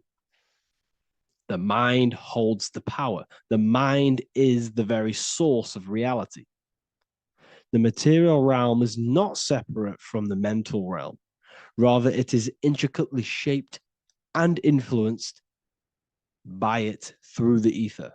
This subtle, all pervasive medium bridges thought and matter, allowing consciousness to mold and manifest the physical reality. To transform our lives, we must first transform our minds. True change begins within, as our thoughts, beliefs, and perceptions shape the reality we experience. By shifting our mindset, we unlock the power to reshape our world and recreate the life we desire. This is the power of the mind, and this is the power that's been hidden from you. We're not taught these things in schools for a reason, because they don't want us all to be conscious creators. Instead, they feed you your beliefs. They feed you your thoughts through the music, through the entertainment, through the movies, through the news. They're controlling your thoughts with this information. They're installing beliefs and information into your mind. So you are producing their reality. But this is what we need to stop. We need to take control. We need to stop consuming their music, their movies, their information, their news, because all of this is contributing towards your reality. They have the collective consciousness at the tip of their fingers. They do not create the world. We create the world by believing their beliefs and their thoughts and installing their information into our minds. You see, it's mind over matter, and most people live in matter over their mind. Most people let matter, the external circumstances, dictate their mind, when it should be the other way around. It should be mind over matter. This is the mental plane. This is the astral. This is the etheric. This is the physical. The mind holds power over the emotions, over the imagination, over the physical, and over our spirit. It holds power over everything. It's mind over matter. It's the mental body that we must transmute and change. Most of us live in a chaotic state of mind, and this is what we must change. Turn chaos into order. So we need to be mind over matter. We need to install this belief into our subconscious. I, Harry B. Joseph, have created the ultimate esoteric school on the earth. As a member, you'll gain access to live mentoring calls twice a week, along with new lectures, books, and exclusive content released every week. Additionally, you'll have a full access to all my life-changing programs. If you're ready to transform your life and start your journey today with me, join Ethereal University. These are the campuses. We have the real lecture sections filled with lectures that you can watch. Manifestation Mastery, which teach you exactly how to reprogram your subconscious mind so you can live that reality. Sexual Alchemy, the path to empowerment of how you can transmute your sexual energy. The Real Library, where you gain access to powerful esoteric books, PDFs. Symbols of Secrets, an amazing course. The course that allows you to see beyond the veil that has been pulled over your eyes, the language of symbolism that secretly rules the world. I teach you how to read symbolism. Esoteric Exchange, live calls. You get to rewatch all of the old live calls. Mindwave Hub, this is a place of binaural beats where you can listen to infinite amounts of binaural beats. So you can meditate to them. Meditation section, numerology, health section, and electromagnetism. This is a life-changing place. And if you are serious, we only accept serious about changing your life and studying the occult and esoteric, this is the place for you. I've been there. I've been on YouTube looking around for valuable information, trying to find good accounts, good channels. It's very hard. I had to go through years of trying to find good information on YouTube. But what I've done is, instead of you searching around everywhere for bits of information and connecting the dots, I've put it all into one big place. You get your binaural beats, you get all the programs you need to walk the path of enlightenment to transform your life. I will connect with you on the inside, and I hope this lesson, this lecture, you gained some information, you gained some power from it. Please like and comment, or don't. It's up to you. If you have any reviews, If you have any ideas of lectures that if you don't understand certain things, make sure to leave a comment and I can make a lecture about it. I can make a video about it for sure. I don't mind taking recommendations for videos. So I thank you all, people. Have an amazing day.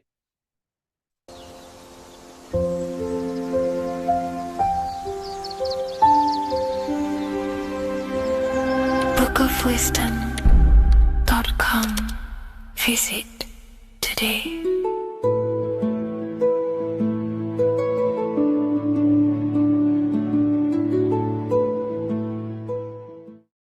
Do the elites actually worship Saturn? In this video, we're going to be discussing the occult and esoteric meaning of the 7 planets and the abuse of the Saturnic energy within today's world. This will help you gain a deeper understanding of reality, yourself, how you create reality, and what these 7 planetary energies actually truly are. In order to understand anything within the universe, we have to understand the law of correspondence, the law of as above, so below. There is one consciousness expressed in infinite forms. Me, you, the squirrel, everyone who possesses consciousness within this universe is an expression of the one divine consciousness, what we like to call Source, God, or the grand architect of the universe. We have to understand there is a large scale, but the large scale is mirrored in the small scale. If we look at lightning, this is a large scale. This is the macrocosm. Then we go a bit smaller to the trees. We see the same pattern. Then we look a little bit smaller into the human body. We see the same pattern of the nervous system. Then if we zoomed into the microcosm, brain cells, we still see the same pattern. This reveals the universe is a fractal universe. The large is reflected in the small. And this is the symbol of the Fibonacci sequence, which represents this as above, so below principle. The big spiral represents the macrocosm, but then this spirals into the tiny spiral. This symbol goes for eternity, never touching, never finishing. The large is mirrored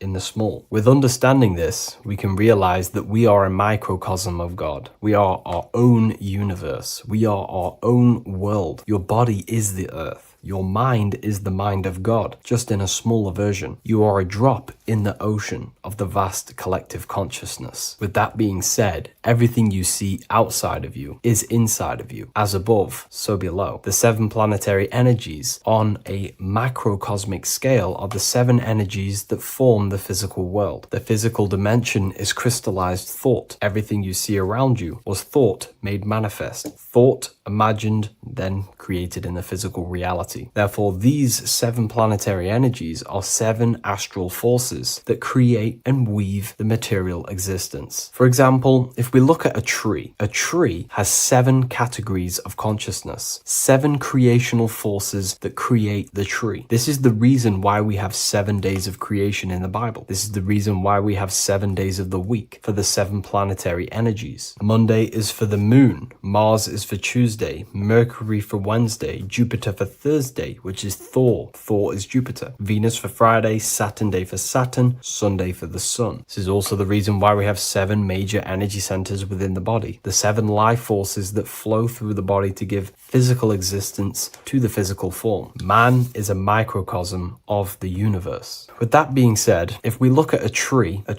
is nature, and nature is the macrocosm, the creation of God's mind. And if we look at the tree, we can see 7 creational categories that go into create the tree. For example, the stem of the tree, the trunk, represents the sun. The root system, the base of the tree, where the tree grows out of, is Saturn. If we look at the fruit of the tree, that represents Jupiter. The smell, the look, the colors of the tree, that's Venus. How the tree communicates with other trees through the root system is Mercury, the intellect, the intelligence, the communication. The leaves of the tree is the moon. The defense mechanism of the tree, how it defends itself from infections and other territories, is Mars. So we can see all physical matter, all physical creation demands these 7 categories of consciousness, these 7 planetary forces. But again, that is the macrocosmic scale. The macrocosm is reflected in the microcosm, which means you have access to these forces, these 7 planetary energies, and you use them to create anything in reality. You've been using them maybe unconsciously subconsciously your whole life. For example, this book that I've created, the Book of Wisdom Volume 2, you can find it in the bio if you're interested in reading it. It has the 7 planetary forces that go into this tree, into this book. I used the sun, which is my passion and my drive to take actions. I used Mercury, which is my intellect, my thinking, my communication. I used Venus, the layout, the look of the book. I use Mars, my defense of my work, my trademark, my copyright. I use Saturn. Saturn is my time, my discipline, my attention. I use Jupiter, which is the why, the reason why I created it. I used the moon, which is my care. My care is the generative force. Whatever you create in your reality is because you care. You care about keeping a house above your head. Therefore, you go to work and earn money. Care is the driving force to create anything in reality. What you see right now watching this video is because you care about watching this video. If you lose care about watching the video, you will turn it off and continue to do something else. All creation demands these 7 forces, hence why we have here a midsection. Sometimes we see the symbol of the earth, which is a circle and a cross in the middle, because these 7 forces create earth. But again, this video is specifically aimed to Saturn. We're going to be discussing Saturn's Saturnic energy because there is a lot of misunderstanding in today's world. And I'm going to give my perspective and my research on the energy of Saturn and how we use it and how it's being abused in today's world. Saturn externally, because remember, we have an external world, an internal world, a macro and a micro. Saturn externally in the material plane governs the foundational and enduring aspects of existence, such as the roots of plants, the bones of our body, even the insects that dwell beneath the ground. It represents the dull, hard, unyielding forces of life, symbolizing structure, limitation, and conditioning. Under Saturn's influence, things become rigid, bound by the god of time, bound by restriction and boundaries. In Roman mythology, Saturn is revered as the god of time, ruling over the cycles, beginnings, and endings. This connection with this emphasizes Saturn's role in marking the passages of life, aging,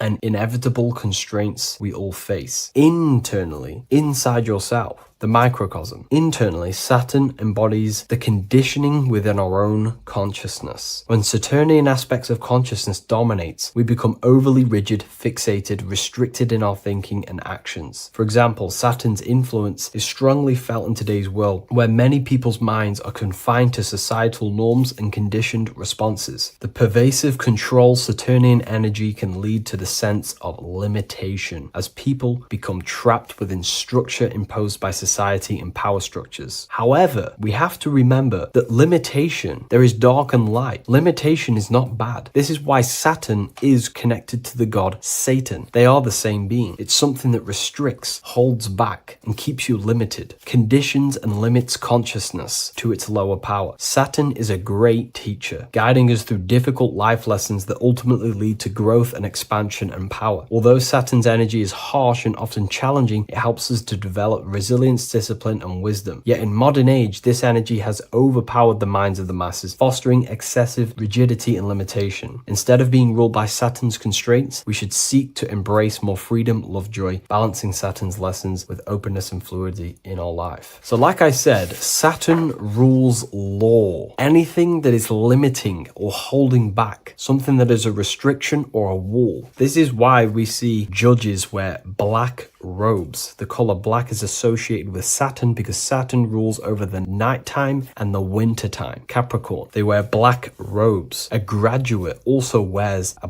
black robe with a black square cap on its head because black is associated with Saturn, restriction, limitation. University graduates wear this. Personally, not to offend anyone, these educational systems that we have in today's world are not here to give you power, to find you the power of consciousness or yourself. They are simply to restrict you, to keep the mind limited in a certain belief system. That's not to say the things in university are completely useless, but what I'm saying is it is a conditioning by the educational system. And if we actually look at the top of the hat, it's a square over a circle. And in Freemasonry, we see the compass on top of the square. In Freemasonry, we see the square underneath the compass on top of the square. The square creates squares and the compass creates circles circles. So this is symbolizing the square, which is matter, the circle, which is spirit, matter over spirit, when it needs to be spirit over matter. This is a symbol of conditioning, limiting the mind into being locked in the five senses and base consciousness. Saturn's energy is keeping people restricted. This is why there is so much Saturn symbolism in today's world, because Saturn is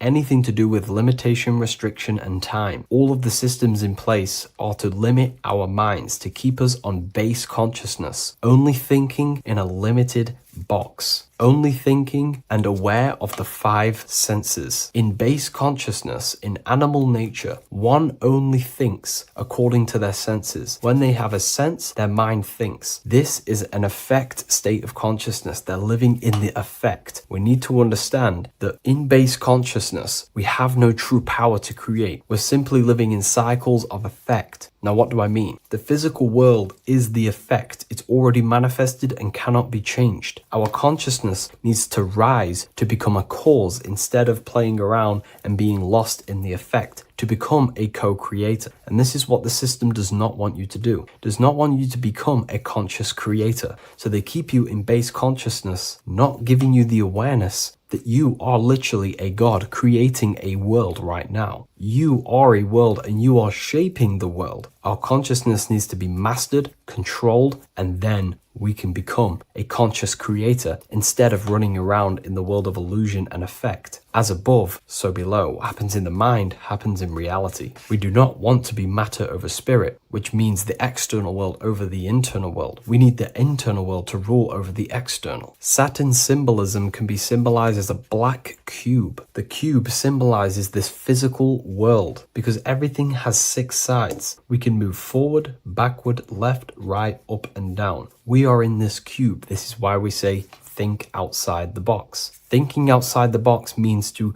become a cause and not an effect. The mind needs to be a cause, an instruction center, and not just thoughts that are reinforcing the effect and lost in the effects of the material world. Instead of reacting, we need to become a commander. This is a symbol of conditioning and the physical plane. Black is dull, lifeless. The physical world is lifeless. It has no power to create. It has no power to do anything. It is simply a projection and an effect. You, the mind, consciousness, are the cause. You can create the effect. In today's system, Saturn's energy is heavily relied on, which is just simply man-made laws, restrictions, time wasting, and keeping people in base consciousness, only aware of the physical 5 senses. Let's get something straight about the elites. They do not worship Saturn. There is nothing to worship. They simply use the energy of Saturn to keep people limited. They're not using the planet Saturn, but they're limiting people in their belief systems and physically where they can go, restricting boundaries, countries, restricting people's minds through mass media, which is all symbolism of limitation and restriction of Saturn. They're not worshipping it, they're using it and abusing it. Saturn could be anything in your mind that keeps you limited. If you have a limited thought that does not allow you to take action on something, that is a Saturnic energy within your own mind. Anything that is indoctrination, anything that is boundaries on you, that is a Saturnic energy. Some people say that the Saturn and the moon are working together to trap our soul. This is highly symbolic. Saturn and the moon are not forming a matrix to trap your soul and keep you reincarnated. Again, this is symbolic, and in the esoteric version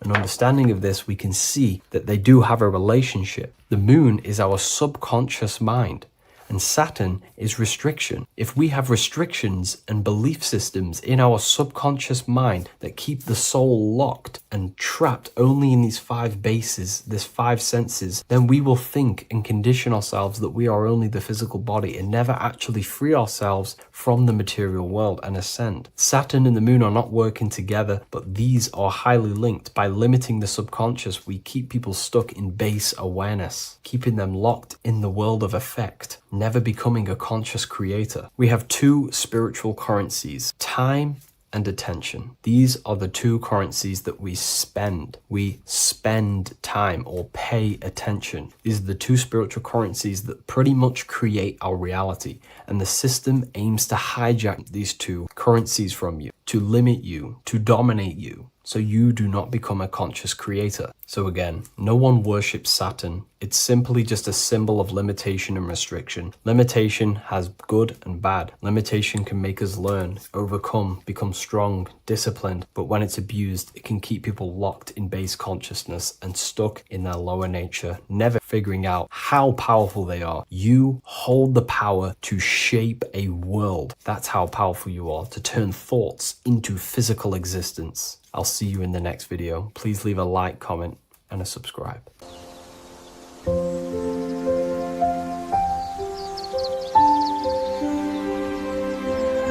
bookofwisdom.com. Visit today.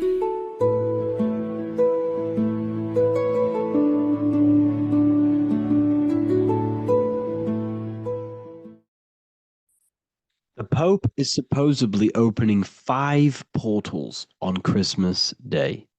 Now, I know this video is a bit late, but I'm going to be commenting on what I think this symbolism and this ritual truly means and what they are trying to do to society with this symbolic ritual. So the first thing we must understand is that everything these people do on a mass scale, all of these major events that they take place on, are all symbolic. They're all ritual. They all have purpose. Okay? So when we look at the locations of these 5 doors that are in Rome, we actually see the sigil of Lucifer when we connect the dots of all of the 5 door locations. This is the sigil of Lucifer. Lucifer is not what you think. Lucifer, sigil of Lucifer, represents the outline of the human brain and our visual perception field. Now, the human perception field is how our brain interacts with the external reality. Our external reality is not physical. The only thing that exists outside of you is pure energy, formless, vibrational energy and light. Your brain is an energy decelerator. Your brain decelerates this light, this energy, into a material reality or perception that you can interact with. You don't look into the external world. The energy, the light, enters the eye retinas, goes through the optic nerve, and travels to the back of the brain called the visual cortex. And the visual cortex is what shapes your visual screen. Now, if you are seeing the screen, this means that you are not the body, you are not the brain, you are the perception observing the screen that you are seeing. You are the eye behind that, you are the person behind that. So, what this is actually symbolizing is perception. This is a symbol of perception, of perceiving the material plane, of how spirit interacts with matter. Now, what's Lucifer? Now, the word Lucifer means the light bearer. He's known as the light bearer. The word Lucifer originates in Latin. Luci means light, and fer means to bring. It's the light bringer. The eyes, the visual perception of the light bringer to your reality. You see, everything outside of you is light. You are made of light. The word hue man means light. Hue means color, which is a form of light. And man means manifest. We're light manifested into material form. Every single one of us is Lucifer. When we fall for the material world, the external world, is an illusion. It is the false world. It can elude you. It can make you fall in love with the material things, material pleasures, lust, money, fame. These things make you fall. This is the fall of Lucifer. This is the mythological story. This is the symbolism behind Lucifer. It's you. Are you falling for material pleasure because you are a divine spiritual being from the higher planes, not from this plane? Now, if you let your divine being fall for this material plane and fall for the evil that can take place in this plane, then you are Lucifer. It represents the false light, the false reality. This symbol, the sigil of Lucifer, it symbolizes the interplay between light, consciousness, and the perceptual experience of the physical reality. The external world is truly internal. What we visually perceive is essentially light waves carrying information, which then gets processed by our brain, the central computer of our nervous system. Okay? So, how many doors are open? 5 doors. So 5 is the number of perception as well. 5 fingers on each hand, 5 points on the human body, 5 toes on each foot. We have 5 senses. 1, 2, 3, and 4, they're spiritual numbers. 6, 7, 8, and 9, they're material numbers. 5's the gateway. 5 is the middle bridge of how our spiritual self interacts with the physical self, how spirit interacts with matter. So this ritual is symbolic of perception. This is maybe bringing in a new perception. A new event will happen after this, a new perception of the world. Or personally, I think this ritual was to obviously shape the collective consciousness, because your reality is an externalization of your inner consciousness. It's simply just a mirror. Your material life, your material world outside of you is simply a mirror reflecting with mathematical and geometric precision of your internal consciousness. Your consciousness is creating and causing the effect called reality, physical reality. Your life is a result of every thought you thought in the past. Therefore, with that being said, everyone who perceives this ritual of, the Pope's opening 5 spiritual portals, who's letting in demonic energy into the world, they're going to let demonic energies and demonic spirits all in the world. Well, what if I told you the only portal they're opening is a portal in your own mind for negativity? By you believing in negative forces coming into the world and going to possess everyone, that's opening up your own mind. The collective spiritual community has been brainwashed in thinking there's going to be demonic energy. Therefore, what will happen? There will be demonic energy. Not because the Pope opened up a portal to the demonic energy, it's because everyone opened up their own minds to the demonic energy. Therefore, we as a collective consciousness shape the external world on a macrocosm scale. For example, the microcosm is your personal life. Your personal life. You have created it through consciousness. Your belief system is just externalized in your world. But on a collective scale, we all believe in money, for example. And because we all believe in money and we believe that this piece of paper holds value in our minds, okay, in the mental plane, this has an effect on the physical plane by shaping the physical plane by being ruled by this belief as on a macrocosm scale. Yes, I know that money doesn't exist. It's just a belief in my mind. But that doesn't have an effect because the collective consciousness believes that money has effect, has power. When it doesn't, it's just a piece of paper with a belief behind it. If the collective consciousness stopped stopped believing in money, then the collective consciousness would have broke the spell and we would have no longer had a material plane ruled by money. You see, our beliefs is ruling and shaping our physical plane. This physical world outside of you is truly just an effect of the mind, an effect of our consciousness, our inner world.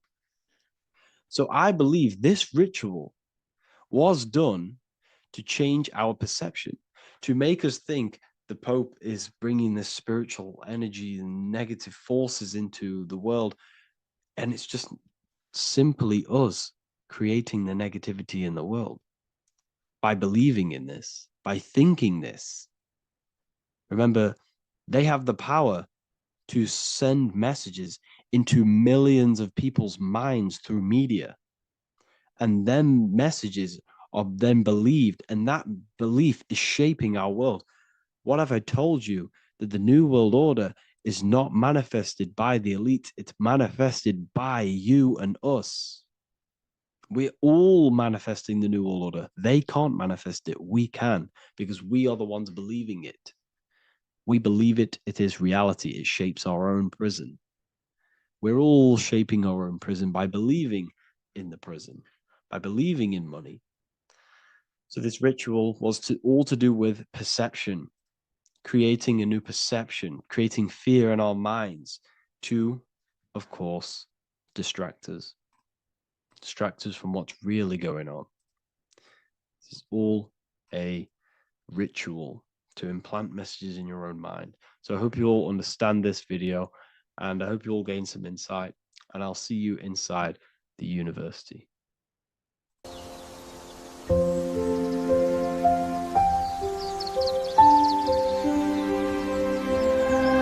bookofwisdom.com.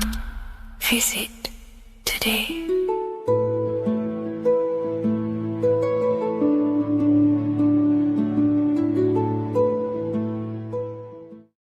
What is good, YouTube? Today we're going to be talking about the astral plane and how the cosmology fits into the astral plane. Okay, so first let's go over the astral plane and go over the different layers of reality so that you can understand reality more. You are a multi-dimensional being.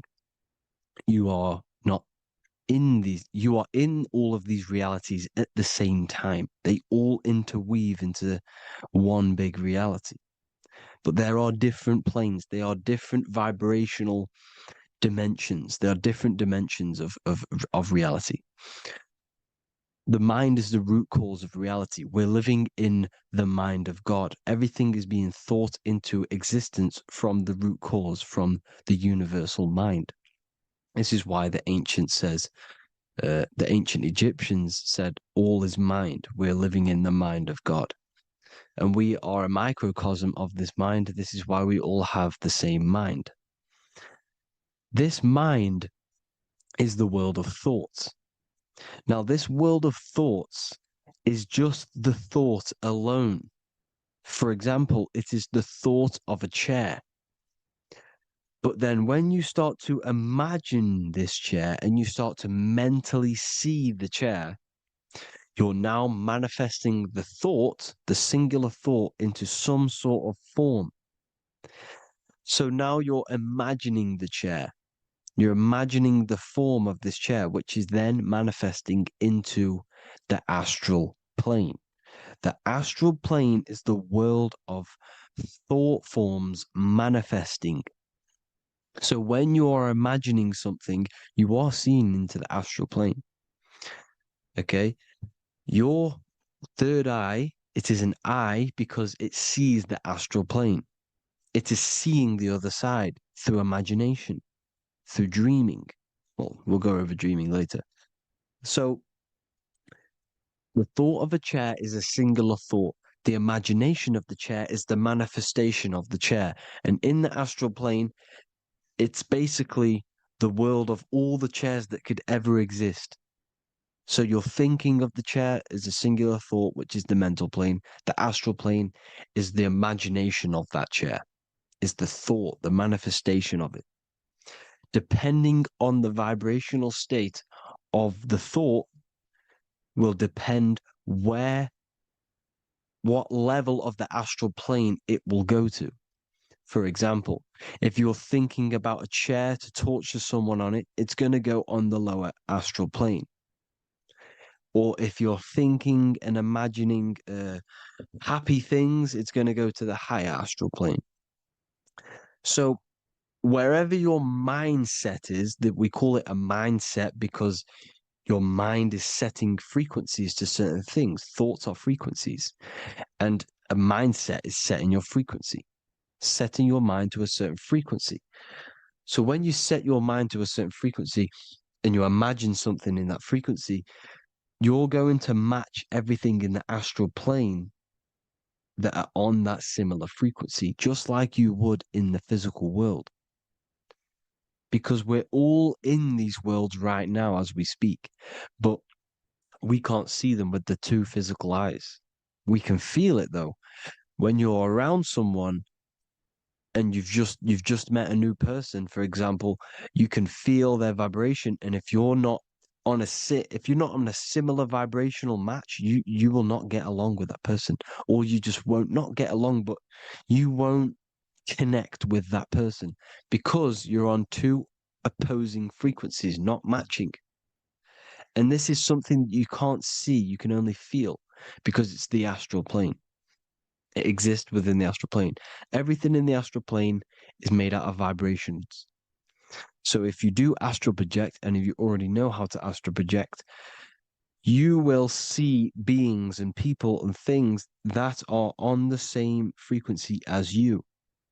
This is why before you astral project, you need to sort your vibration out before you enter, before you astral project, because you are projecting your consciousness into this. It's the mind. The mind is the bridge. It can move between realities. You are a observer. You are a observing soul which observes different realities. And the mind is the bridge between all of these different realities. The mind can choose. If you want to project into the astral, you set your mind to it, you can. Okay? So let's not get off track. The lower astral plane is where demons are. The higher astral plane is where heavenly beings are.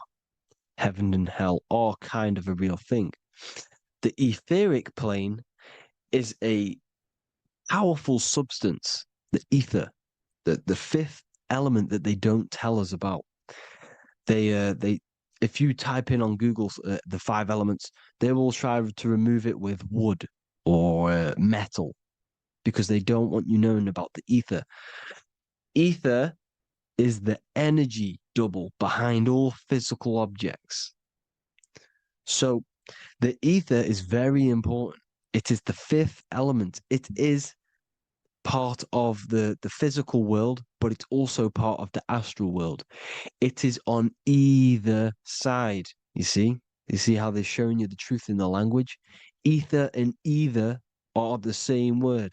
The ether has 1 foot in the astral and 1 foot in the physical world. It's a substance that connects the physical to the astral world. It is the either. It's on either side of reality. It's on the other side. Other, either, same word. Ether is connecting the physical to the astral plane. It's the world of frequency.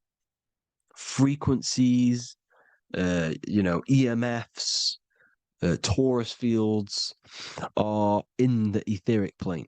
It is the energy plane. It's where energy moves through the ether. Okay. So then you have the physical world, the world of effect. Everything you see in the physical world is the effect of the higher planes. Each plane is a product of the plane above. So, and it melts into each plane. The physical plane is the lowest plane, it's the most densest, and the highest is the most fluid. This is the most fluid, this is the most dense. This is where we get the saying, as above, so below from. As above, so below comes from the different planes of reality. And magicians understand this. This is why magicians always say as above, so below.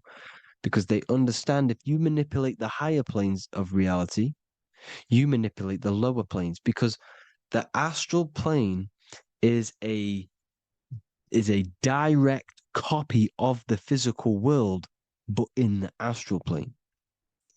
It is mirrored. The physical world is mirrored in the astral plane. They are both the same world, but just different vibrational states of the world. Kind of. It's hard to put this in words, people. So just try and understand. The astral plane is the double. It is whatever happens in the astral plane happens in the physical plane. This is why magic works. This is why demons work. This is why spirit communication works. Because if you manipulate the higher planes, you manipulate the lower planes. As above, As above in the astral, so below. Leonardo da Vinci showing you to look up, pointing up. You got to look up. He's telling you to change the mind, you change the physical world. You change your emotions, you're on the astral plane, you change the physical world. You change your reality by changing the higher planes. This is the Masonic 11, the two pillars. This is the 11, also symbolizing the two hemispheres of the brain here. But the 11 symbolizes the two mirrors. 11. 11. 9, 11. 9, 11 adds to 11. 9 plus 1 equals 11. The Twin Towers were in 11. Flight 11 was hijacked because it's a mass ritual within the astral plane. Now, we're going to go deep into that later, and I'll show you these rituals they do in order to manipulate the astral plane. So, this is what the 11 is. It's the mirroring of reality. If you contact spirits and conjure spirits, you can either summon or attract demons and spirits. Summoning is creating a spirit. You create demons. Okay. Like I said here, the mind is the root cause of reality.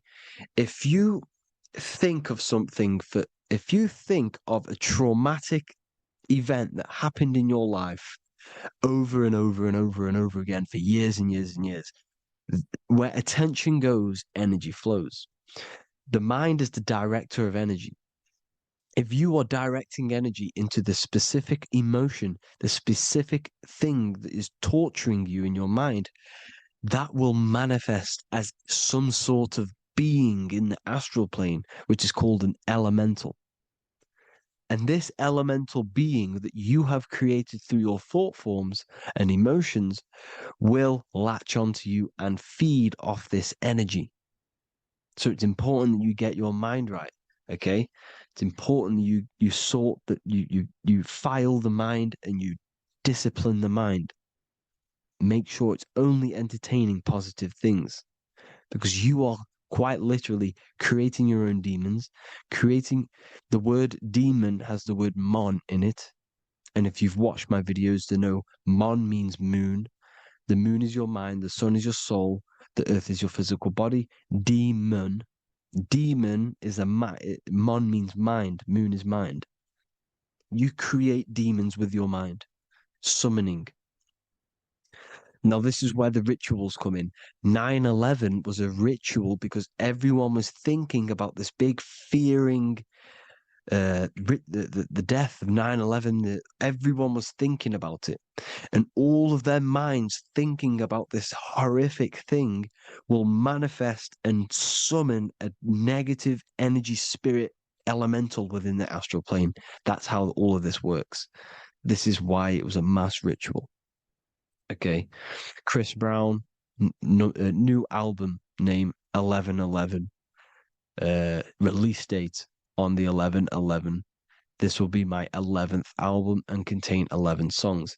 All of these people know the occult. This is Hermes Trismegistus with the star of Saturn, the six-pointed star, as above, so below. The mirroring of reality, physical and astral, the two Masonic pillars.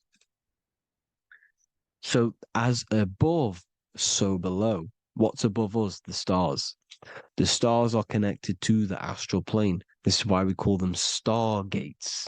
When we dream, we are experiencing these different realities. And what are stars? They tell in the Bible, it says Genesis 1:14. And God said, "Let there be lights in the firmament of the heaven to divide the day from the night, and let them be for signs." Signs translates to things to come. Why things to come? The stars tell the future. Why? And why do we say as above, so below? As above us is the astral plane and the etheric plane. As above, so below. Whatever happens in the stars happens on Earth. The stars are connected to the astral plane. Above us is the astral plane. We are a star in a physical body. This is why we say Mr., sister, stir equals star. The E and the A are interchangeable. We are stars. And the stars are the start of our incarnation. We start in the stars, same root word, and we descend through the seven energies, which are our seven chakras. Then we enter the heart of the soul system. The heart rearranged spells earth. And this is the true cosmology. Here's the Masonic cosmology. This is Masonic now. Here's the firmament. Let there be a firmament in the midst of the waters to divide the waters from above, from the waters that below. Genesis 1:6. The firmament, firmament comes from the word firma, Latin, I'm pretty sure, which means firm. When something is firm, meaning it's stable, it does not move, it is firm. The firmament is firm. So, is the firmament Genesis 1:6. Let what does he say? Genesis 1:3, sorry. Let there be light. This is before the sun and the moon was created. Let there be light. Before the sun and the moon was created, light was appeared. So what's that tell you? This is a holographic projection from some sort of light being, some sort of projector. And that projector is the all-seeing eye you see in the Masonic cosmology. This is the all-seeing eye projecting the light beams. Let there be light. Everything is made out of light. The universe is created out of light waves. The torus field is one unit of light. The light projecting this reality is Polaris. Okay, the famous all-seeing eye. Now, what else? Then we have after let there be light in Genesis 1:16, and God made the two great lights. This is the sun and the moon, electric, magnetic, male and female. Then we have the Masonic checkered board, the black and white symbolizing dualities within the dualistic reality we're in, spirit and matter, light and matter, rest and motion, positive and negative, good and evil. Everything's dualistic here. Okay? And it's a dance. The universe is a dance between flickering of white and black light, which is the torus field. We're not going to go over that, but this is all connected to the astral plane. This is the true cosmology. The astral plane cannot work on a spinning monkey ball in the middle of space. Does not work. Cannot work. It's impossible. Okay? Impossible. So, even in the Quran, it says, Allah has made the earth for you as a carpet, flat. Quran 15:19. And the earth we have spread out like a carpet, set there on mountains, firm and immovable. It is immovable. In the Quran, it also says 65:12, it is Allah who has created the seven heavens of the earth. The seven heavens meaning the seven layers of heaven, the seven planets. And Psalms 104:5, he set the earth on its foundations and it can never be moved. Never. So here you see in Isaiah 40:22, he sits enthroned above the circle of the earth and its people are like grasshoppers. He stretches out the heavens like a canopy and spreads them out like a tent to live in. We live in a tent. This is the tent. The projection of light. Here you see an ancient picture here. Here you see the ethereal barrier, meaning the firmament, the etheric barrier. And here you see his head popping out. Why is his head popping out? Because your head is heaven. Your heel is hell. Your head has access to the astral plane. This is why your head is heaven. The pineal gland, when stimulated, has access to project itself, project consciousness into the astral plane. Here you see another ancient picture here with the Masonic Royal Arch, with the zodiac here, the zodiac on the top, arching, because there's a firmament above us. Here's God in the brain. Consciousness is God. Here you see the Masonic Royal Arch, symbolizing the firmament. George Washington above the Masonic Royal Arch. These are the stars. This is Polaris projecting reality. Here's ancient churches with the dome. Polaris projecting reality with Jesus. Disney World is under the dome. The seven layers of heaven, ancient paintings, all depict the if you go and look at the ancient paintings, they'll all depict the firmament, the arch above us. This is where we get interesting. The Masonic Royal Arch has the 6-9, which is Cancer. The constellation Cancer, which is 6-9 is associated with portals because CERN is the 6-9. Okay, CERN is opening portals. They're trying to create a portal to the other side. Cancer has the word CERN within it, so there is a link between Cancer and the opening, the firmament opening above us to ascension. Here you see the Masonic art with the Royal Arch and the light and the opening. Here you see the light and the opening. This is the opening of the firmament. Here's the Hebrew cosmology with Sheol, the underworld, and the opening. So Cancer is definitely some sort of portal in and out of this reality. I'm just connecting dots here. Now, we're going to go change a bit now. These celebrities that you are seeing they have not sold their soul to Satan, okay? They have not sold their soul to Satan. Satan is a demonic, low vibrational energy that has been summoned over the thousands and thousands and thousands of years of evil occult arts. So since Babylon was summoning this demonic energy, and this demonic energy in the astral plane will grow and grow and grow. It has no form. It has no physical form. Okay? But you can see it in the rappers. If your third eye is open, you can see clearly that these people are demonic. You can sense the energy that they're manifesting. Selling your soul is not what you've been told. It is gaining, because your soul is pure love, okay? Your soul does not want to do anything bad. So when you sell your soul, you're gaining physical gain, you're gaining physical wealth, for example, like for these rappers, they will be given millions of pounds because the people in control of the music industry, which is the dark occultists trying to brainwash the masses, the people in charge, they're dark occultists. They understand Satan and the energy. They are satanic energy, which has been summoned in the astral plane.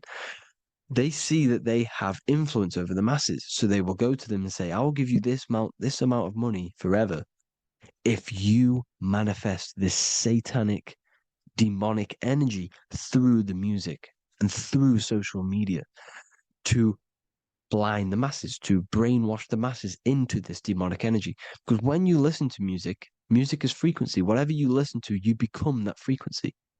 So if you're listening to these people, they're throwing energy, this demonic, satanic energy that they sold out to. Sold, soul, same word. When you sold something, you've got your soul involved. They have exchanged money, physical gain, so that they manifest this satanic energy within the astral plane and through the music, through the videos, through social media to keep us in this vibrational frequency, in this low state of consciousness. This is what it actually is. It's not, you're not selling your soul to some sort of devil. This satanic energy has no physical form it is formless in the astral plane. It's a summoned energy. Now, the root chakra is red. This is why the devil is red, because it symbolizes the animal nature of man, When you are operating off your root chakra, you will kill, you will fight, you will do anything to survive because it's all about survival mode in the root chakra. They want you keeping in that fighting mode, that surviving mode, so that you are manifesting this low vibrational frequency, this satanic energy, this demonic red energy. This is why the devil is red. And the devil has a tail with the red arrow pointing down because it symbolizes your light body. This is your Merkaba. Your Merkaba is your light body. Mer equals light, Ka equals spirit, Ba equals body. Merkaba, this is the devil's tail pointing down, the descension, your heel, up to your heel, hell. Ascension to heaven, head. You see? This is the all-seeing eye with the illumination coming off it. Your head, when you're illuminated. The Merkaba is your celestial sphere to portray different planes of reality. It is the vehicle of ascension. It's your light body. It's in the word Kabbalah. Kabbalah. Ka, spirit. Ba, body. La, light. Same thing. Kabbalah. Merkaba. Same thing. It's all about the light body. This light body sees different realities. So when you see the goat in the music industry, it's this satanic summoned energy that's been summoning for thousands of years within the astral plane. When it becomes to the physical plane, it will manifest through different things. A goat, an owl, Satan, Moloch, Baal, same deity, same demonic energy that's been summoning in the astral plane. And this is why the Baphomet has a goat head. Drake's new album is the goat. The Polo G, the Masonic G, with the goat. And here's Ryla Rodriguez in the mirror with the goat in the mirror and him in his physical body. It symbolizes, the mirror symbolizes the astral plane because he's manifesting the goat, the demonic energy. He's sold out to the demonic energy. And in the physical plane, he's his physical body. The mirroring, the Masonic 11, the mirroring of reality, the astral and the physical. And what do you call them when they're an amazing rapper, the best rapper? You call them the GOAT. Because the GOAT, you're the GOAT because you're manifesting the GOAT energy, the satanic, demonic energy within the astral plane. So Baal, Moloch, all the same thing. Because in the astral plane, if you want to gain spirits to come to you and communicate you in the physical world, if you want to communicate with spirits, you have to gain their attention. You can either gain their attention or come together and agree to create some sort of being, which is Satan. Okay. You can, like I said earlier, you can create these beings, you can summon them or attract them. One way to attract them is sacrificing. In order for you to become God, man, to turn to God, you have to sacrifice your life. You have to sacrifice, not drinking, not doing things, not doing anything demonic, not doing anything bad, not eating meat. You have to sacrifice yourself to become the light.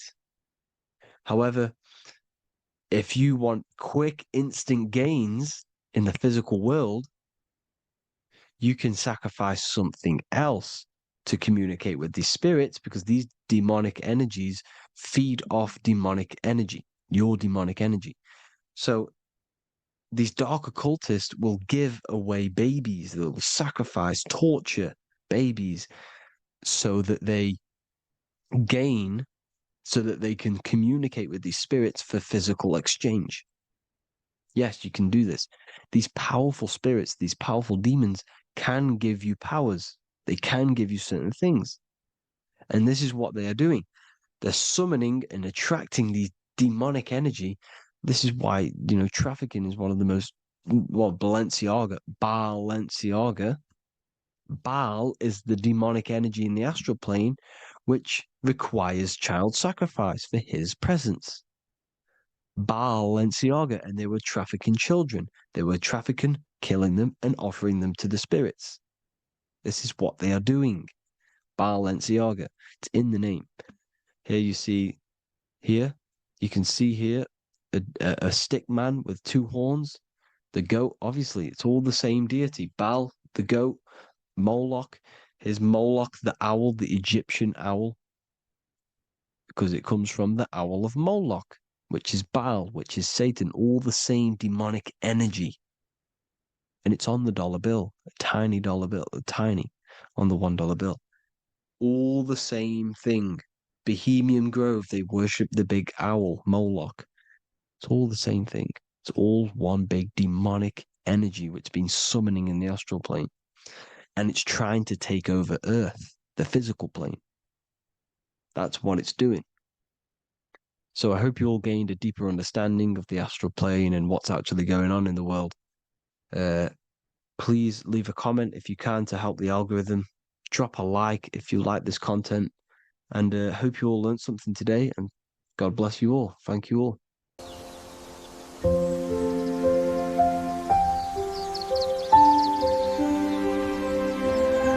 bookofwisdom.com. Visit today.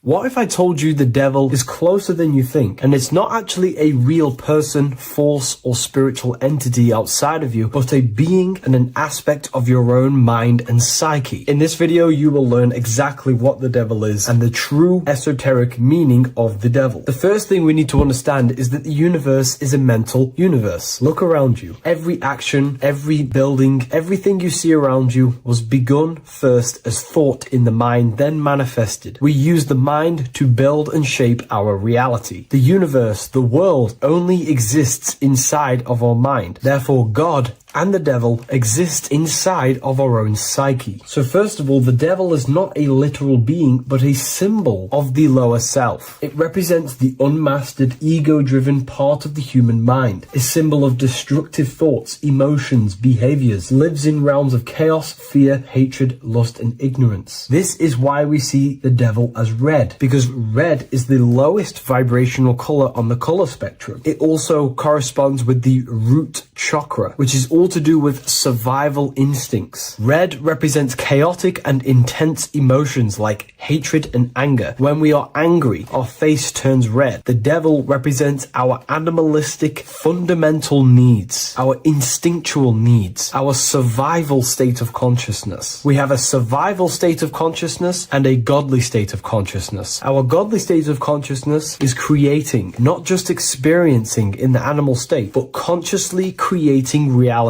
This is why we see the devil with a goat head, an animalistic head, and the head is where the brain is. The animal head represents living off instinct, the part of our mind that lives on urges, impulses, and instincts. Eating, sex, power, ego-driven actions, and ego-driven thoughts. Animals are only aware of themselves. Animals live on instinct. They have no ability to consciously create like humans. This is our lower desires for the material world. That's not to say the material world is evil. However, when our consciousness is only seeking material things, this leads us down a path of self-destruction, because nothing material can ever satisfy our soul. Everything material is temporary. Therefore, the devil represents the part of us that seeks only material desires, only material fulfillment, the ways of thinking where we only think about ourselves and ego-driven thoughts. It also represents the unchecked, unconscious self, where we have no mastery over our thoughts, over our emotional impulses, and no mastery over our actions. We're living in instinct and impulsive states, which causes chaos, selflessness, destruction, and keeps us bound to our lower material 3D state of consciousness. It's important to recognize that the word devil was never present in the earliest Gospels. Instead, what was mentioned was a spirit of evil. This distinction is crucial because it underscores that the idea of the devil, as popularly conceived, does not actually exist as an independent entity. Rather, it is a personification of the lower aspects of the human mind, a facet of our own consciousness. The term spirit of evil was not meant to denote a specific deity or being, but rather any force of negativity, whether it manifests as a destructive thought, emotion, or action. A spirit is a force, an energy, and we have three forces that create our reality: thoughts, emotions, and actions. We have full control over these three aspects which transform and mold reality. A destructive thought, a destructive emotion, a destructive action is a spirit of evil, and it originates from the darker aspects of the human psyche. So now, because we're on the topic of the devil, we have to look at the pentagram, which is obviously connected to the devil heavily. The upright pentagram represents spirit, air, water, earth, fire. Upright, which represents spirit, the most important element on top of the earthly elements, showing spiritual principles over material principles. As spiritual beings as we are, we have to put our spirit first, our higher self first, and material things second. Why? Because material things never satisfy us long term. Seeking material fulfillment will leave us feeling unfulfilled in the long run and very unhappy, and we can lose ourselves in illusions. We have to put our spiritual principles first. Seeking wisdom, knowledge, connection to the divine, and connection to our higher self is what gives us true fulfillment in our hearts and souls. But when we see this pentagram inverted, we now have spirit on the very bottom, which now represents earthly principles on top of the spiritual principles. We're putting our earthly elements on top of our spiritual element, which this inverted pentagram represents no longer caring about spirit, no longer caring about our invisible internal world, and only caring about this external body, food, sex, material things, cars, money, and all the things outside of us, the world outside of our mind. This is what true Satanism is. Satanism is not worshipping an external deity, but it is worshipping the self, only fulfilling the ego's desires. This is what true Satanism is, and we have all been conditioned to live in this state. Satanists want us to believe that there is an external deity called Satan or the devil, and the reason they do this is because they trick us, making us believe that we are not Satanists, while they are actually conditioning us to be self-seeking, ego-driven people, where we only care about sex, food, material things, and money, which is actually conditioning us to be Satanists. 80% of the population today are unknowingly involving themselves in Satanism, which is ego-driven thoughts, actions, and emotions, dwelling and living in this state where we only care about ourselves. When we are spiritual, we realize we are all one. We are all one consciousness family, and we need to do things that help and contribute towards our collective experience, helping others instead of seeking to serve only the self. The angel is depicted with wings, which represents elevation, higher self. The devil is represented with an animal horns, which is on the ground. A goat is on the ground, which represents the lower self. This is the elevated mind and the lower material mind. Horus, the bird, higher self. Set, the ground animal, lower self. Jesus and Satan. These are two forces, two characters that exist within the human psyche, not real entities. They are forces of our minds, and there is a battle between our higher self and lower self all the time within our own minds. There's always a part of us that's telling to do one thing and another thing, to do something bad and to do something good. There is this battle inside of our own consciousness. Here we have the human spinal column. The human spinal column is showing you the higher and the lower self. The higher self represents the head. The head is where the mind is. This is the creative essence of the universe. This is where all material things begin as a thought in the mind. We create with the skull, with the brain. This is our higher self, the heavens, connected to the heavens, the sky. And the lower end of the spinal column is where our reproductive organs are, where our gut is. Our reproductive organs and our gut is all to do with survival. The lower end of the spinal column, lower instinctual 3D based consciousness. The lower end of the spinal column is where our lower self dwells. Eating, consumption, power, and sex, lust. These are all emotional forces and instinctual based organs that are not inherently evil, but when we dwell and live off this lower end of the spinal cord, it keeps us in low states of consciousness. Our goal to raise to our higher mind is to balance this, not to overeat, not to abuse power, not to abuse sex and lust, but to master these organs and gain the ability to say no to these organs so that we can raise to our creative side of consciousness. Instead of dwelling in our instinctual nature, we can turn to our creative nature and consciously become a builder and constructor of reality. This is the true way of raising consciousness. This is the stairway to heaven, out of the animal consciousness to the higher consciousness. To wrap all of this up, it's all about gaining control over our instinctual lower nature and allowing our spirit to rule over our body and not our body ruling over our spirit or mind. The moment you let a thought become instantly an action is the moment you are an impulsive person. We are all trained to be this way. It is okay if you are in this state. The moment you let a thought turn straight into an action without questioning, that is the mind controlling you and you not controlling the mind. We need to gain control over the mind, and we do this through many different ways, through meditations,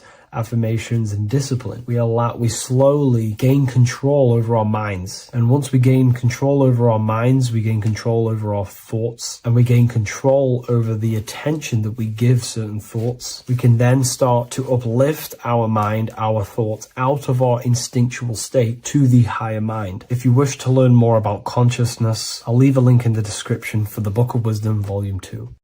How are we all doing, people? It's Revival of Wisdom from the Wisdom Academy. Today we're going to be breaking down God, consciousness, and the higher and the lower self, and how to overcome the lower self. Now, the first thing you need to understand is that you are the invisible intelligence within the brain, within the body.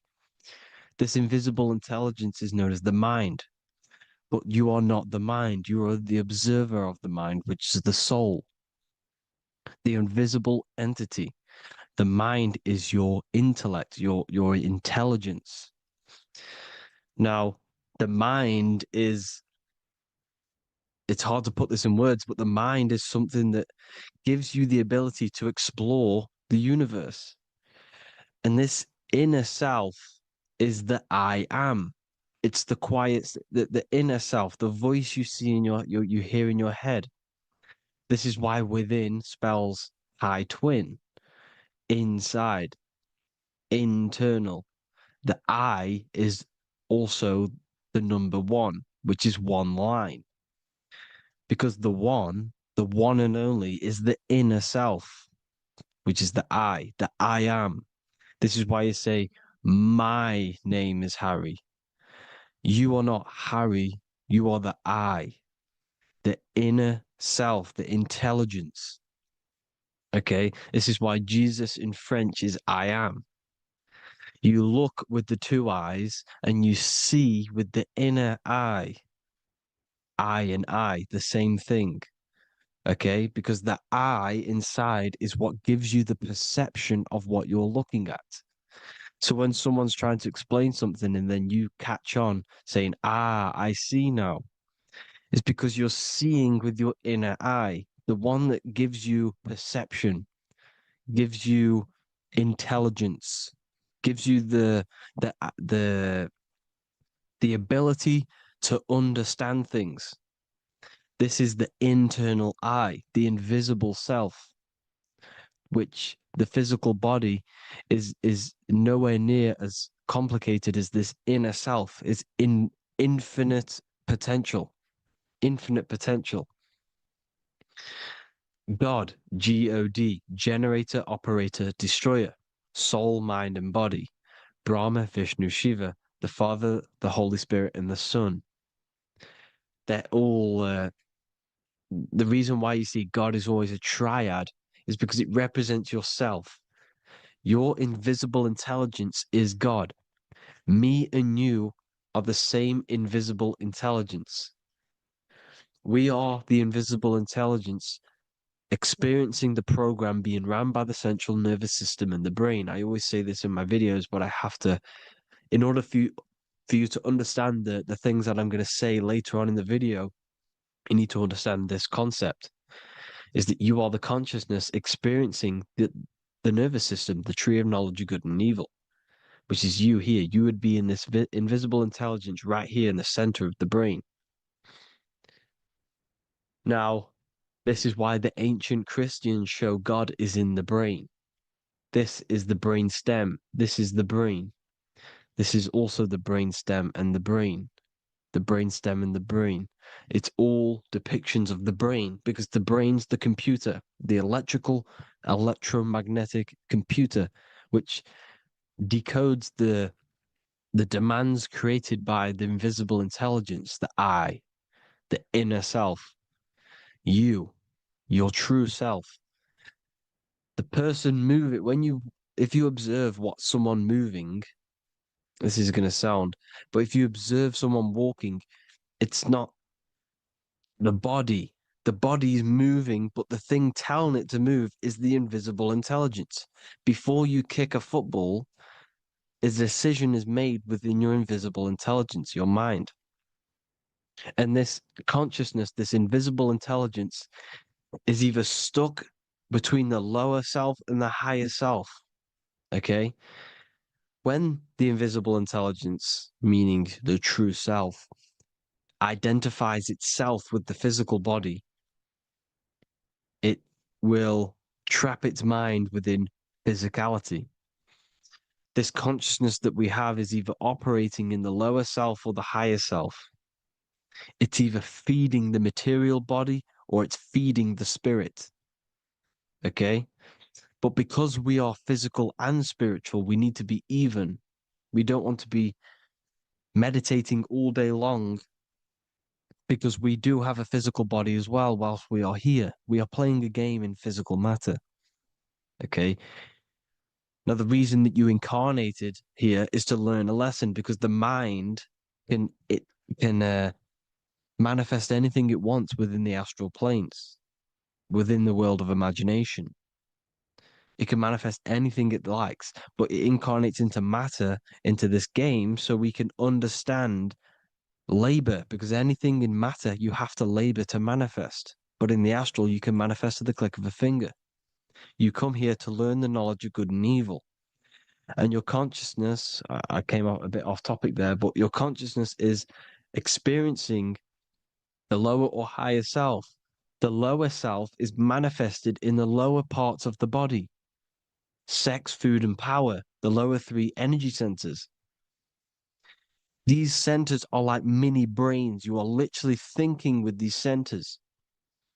And when your mind is stuck within these lower centers, you'll think. Have you ever heard the term of thinking with your penis or thinking with your, you know what, as a man?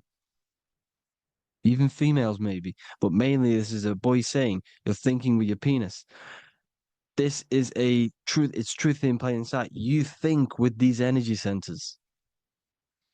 When you're living off the lower three centers, all you care about is sex, food, and power, eating, sleeping, and greed. Power's kind of like greed. Now, when we move up to the higher parts of the body, when we live our life within the higher parts of the body, this is considered heaven, love, expression, intuition, and wisdom. This is what we need to be aiming to do, moving out of the lower half of the body and living our life within the higher self, the higher parts of the body, thinking with the higher energy centers, thinking with love, expression, intuition, and wisdom, spreading love, expression, intuition, and wisdom to others. Heaven is even. This is why Jesus is pointing at the heart chakra, always pointing at the heart. Earth rearranged his heart because in earth you're manifested as a physical being. You're in the heart, good and bad. You need to be balanced between the good and bad. Because love can be a demon too. That's a whole nother video, but love can be a demon. Now, the seven chakras are known as the seven seals in the Bible. When the Lamb opened the seventh seal, there was silence in the heaven for about half an hour. This is a verse from the Bible. The Lamb is Aries, which is the higher brain, the cerebrum, the cerebram. Ram, Aries. Because when the Ram opens the seven seals, you enter the kingdom of heaven. Because these chakras seal your invisible intelligence. They seal your true self. You are behind these 7 seals, your true invisible self, your true consciousness. Because behind these 7 seals, you do not think about anything materialistic. Your intelligence is not material. It's not physical. It's not from the physical world. It does not desire the physical world. The body is the beast. The body's the animal, the lower self, which can corrupt our intelligence. It can corrupt the intelligence. Okay?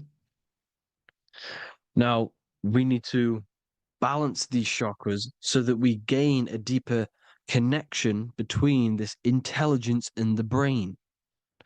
Because when there's a strong connection between the brain and the intelligence, your body and the intelligence, you have a strong connection. Therefore, you can manifest what the intelligence is saying at all times.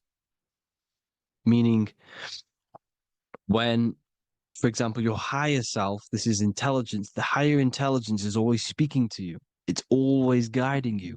It's always telling you the right thing to do.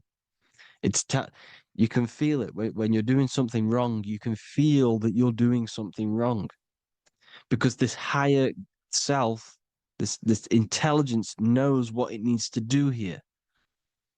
And when there's no connection between the body and this our intelligence, our true self, when we strip away, when you close your eyes for long periods of time, you will figure out you are this invisible, infinite, creative being. There's no words that I can't describe what it is, but it's the voice inside of your head that you can feel when you close your eyes. You are this being inside of the heaven, because this is heaven, this intelligence. And when there's a strong connection between the body, you can manifest everything it's saying. When everything is balanced, when you're no longer thinking with the lower centers, when they're all balanced, you're not thinking in particular with every center, you balance them all, you can manifest everything it says. Your body will act out what the intelligence is always saying. This is God in the brain, the intelligence, trying to touch Adam, representing the lower self. This is why they're not touching. Notice how Adam is resting, but the intelligence is always reaching out, stretching, symbolizing metaphorically saying it's guiding. I'm always reaching out. The intelligence, your intelligence is always guiding you. It's always reaching out to you. But Adam is ignorant of it. The lower self is ignorant of it. And that's why he's so relaxed and God is so stretching out. Because at our highest self, that when you think of when you want to better your life, that highest true version of yourself is God.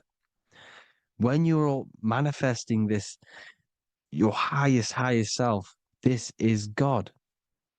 Your truest form, your most perfect form, that is God. Your highest version of yourself, that is God. Emotions. Emotions are not what you've been taught. Emotions are not something that should be reactive, okay? You should not let the emotion be you, except that you should experience them instead of letting them become you. You need to understand there's a separation in our consciousness. You have the soul, which is the person who is observing your thoughts. When you think a thought, who's the one observing that thought? The soul, you, the I am, the I, the inner self, the one and only. And inside of every single body, inside of me, inside of you watching this video, there is this same intelligence that is inside of me, inside of you. And it's the exact same intelligence, experiencing a different body. And this is what we mean by the universe is mental. We all we are all sharing the same ball of consciousness in a different body. The animals, the fish, the cells, all expressing this one consciousness. Me and you are the same. This is why the golden rule is treat others like others should be treated, because I am you and you are me in a different body. Now, going back, you need to identify that there's different levels of consciousness: soul, mind, emotion, and body. Okay? Your emotions are on a separate layer than the body, the mind, and the soul. So when you identify there's a difference between all of these, you do not let them become you. You do not let your mind rule you, because your mind can be corrupted.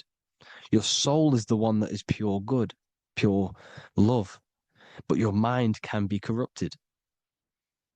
Okay?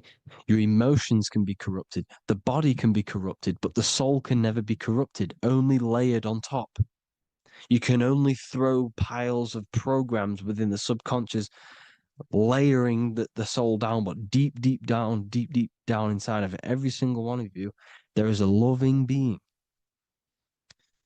Because the love comes from the heart. Love is the universal emotion, expression. Now, your thoughts can become bondage, your emotions can become bondage. Now, what do I mean by bondage? By conquering the lower self, we need to conquer our own mind, because the mind is what's manifesting the lower self. When you're thinking with the lower half of the body, when you're becoming your emotions, you need to experience the emotion, not become the emotion. Do not let the emotion become you. Do not let your thoughts become you, because your thoughts are tools that you can manifest. Your thoughts are the idea. Your emotion is the energy that you can use to manifest that thought. Your emotion is energy in motion, emotion. You use emotion to manifest, to feel as if you already have the thought. Therefore, you become that vibration. Therefore, your emotions are actually a creational force that is given to you to manifest things, because you're a human, a manifester. You're here to manifest things. You're a creator. You are a God.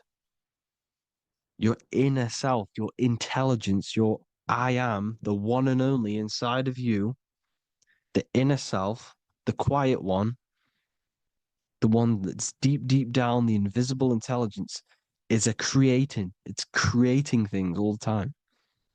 All the time. Speak no evil, see no evil, hear no evil. This is the astronauts, they're Freemasons, but they understand this, because thinking, seeing, and hearing can corrupt your mind. And when you have a corrupted mind, you'll have a corrupted subconscious. The subconscious will manifest into the body, because 90% of your behavior comes from the subconscious mind. So you got to speak, see, and hear no evil. But sin, what is a sin?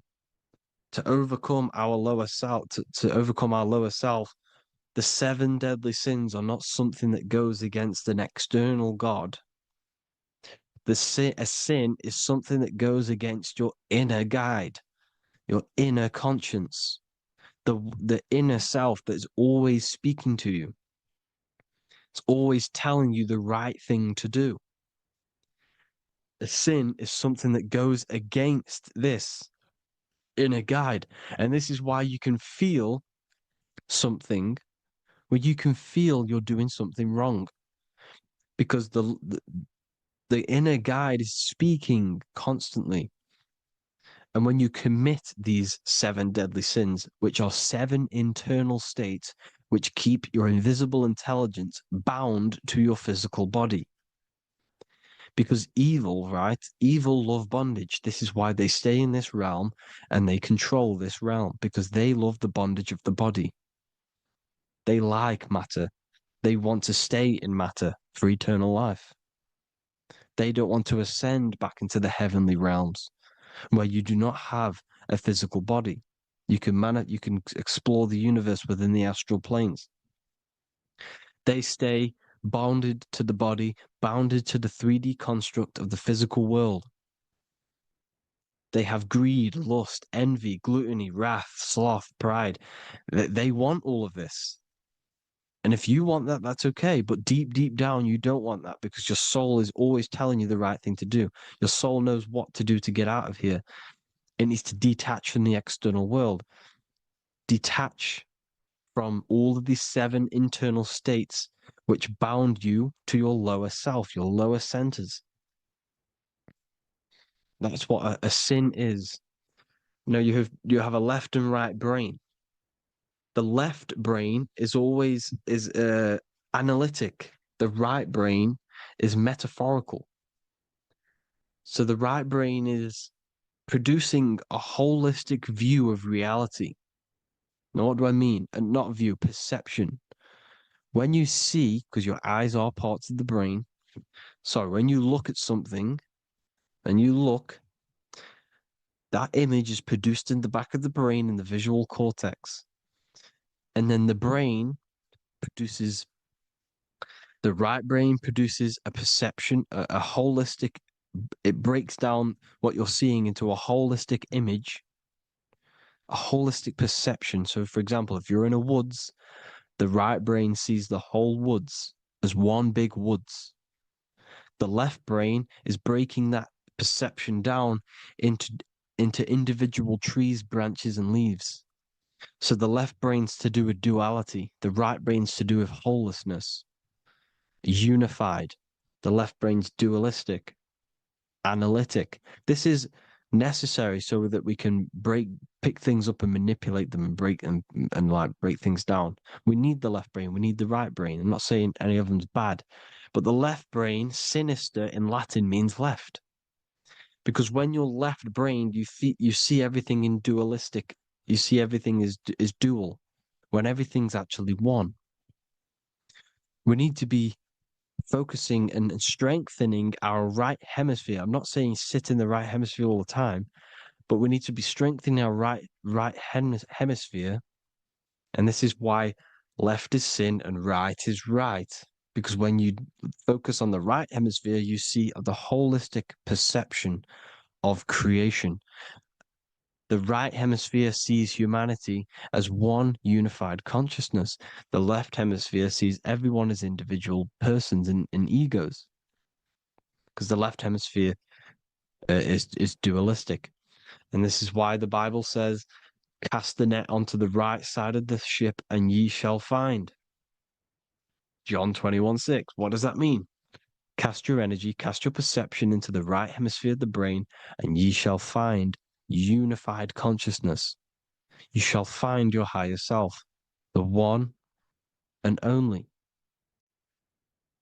If then you have been raised with Christ, seek the things that are above, where Christ is seated at the right hand of God. Wow. Powerful. What does this mean? Seek the things that are above, where the Christ is seated at the right hand of God. God is your consciousness, your invisible intelligence between the 2 hemispheres. The right hand of God is the right hemisphere. Seek the things that are above the heart. Love, intuition, expression, and wisdom. Seek the things that are above the heart, the higher self, the higher part of the body. Because when you seek the things of love, expression, intuition, and wisdom, you create a strong aura. You attract the same frequency. And this frequency is heaven, God. This is the Sumerian artwork showing the lamb. This is a step symbolizing stepping upwards, raising up. He's stepping over the lamb up to the bird. His hand is going to the bird. The lamb symbolizes the lower self. Okay? The bird with the wings is in the sky. It represents the higher self. This is why angels always have wings, because it represents the higher self in the sky. The lamb is a ground animal, symbolizing the lower self. He's stepping over the lamb to the bird, his higher self, his invisible intelligence. Horus and Set, Jesus and Satan. Look, Horus has an evil brother, Set, just like Jesus and Satan. Horus is a bird, higher self. Set is a ground animal, lower self, which is the devil and the angel on your shoulder. You see? The right and the left hemisphere, the two wings. So the devil and angels always speaking to you.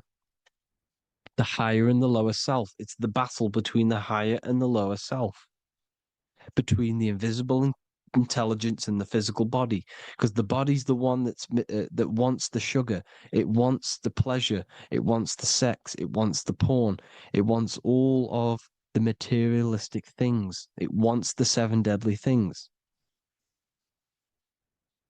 Okay, it wants this. There's a battle between the higher and the lower self, your intelligence and the body. This is why you need to become balanced, so that there's a deep connection between the body and the invisible intelligence, the I am. You need to master your mind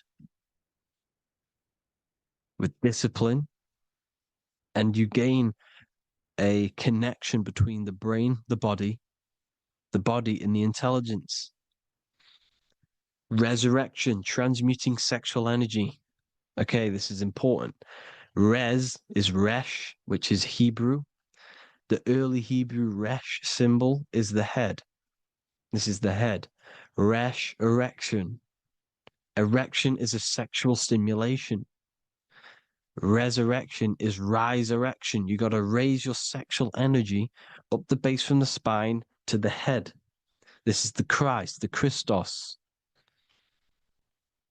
There's a psychophysical psychophysical oil produced in the brain every month. Go and watch my other video on raising the chrism. Okay? And every month there's this fluid produced in the brain, which takes 2 trips, because one's produced by the pituitary, one's produced by the pineal, magnetic female, magnetic and electric charge.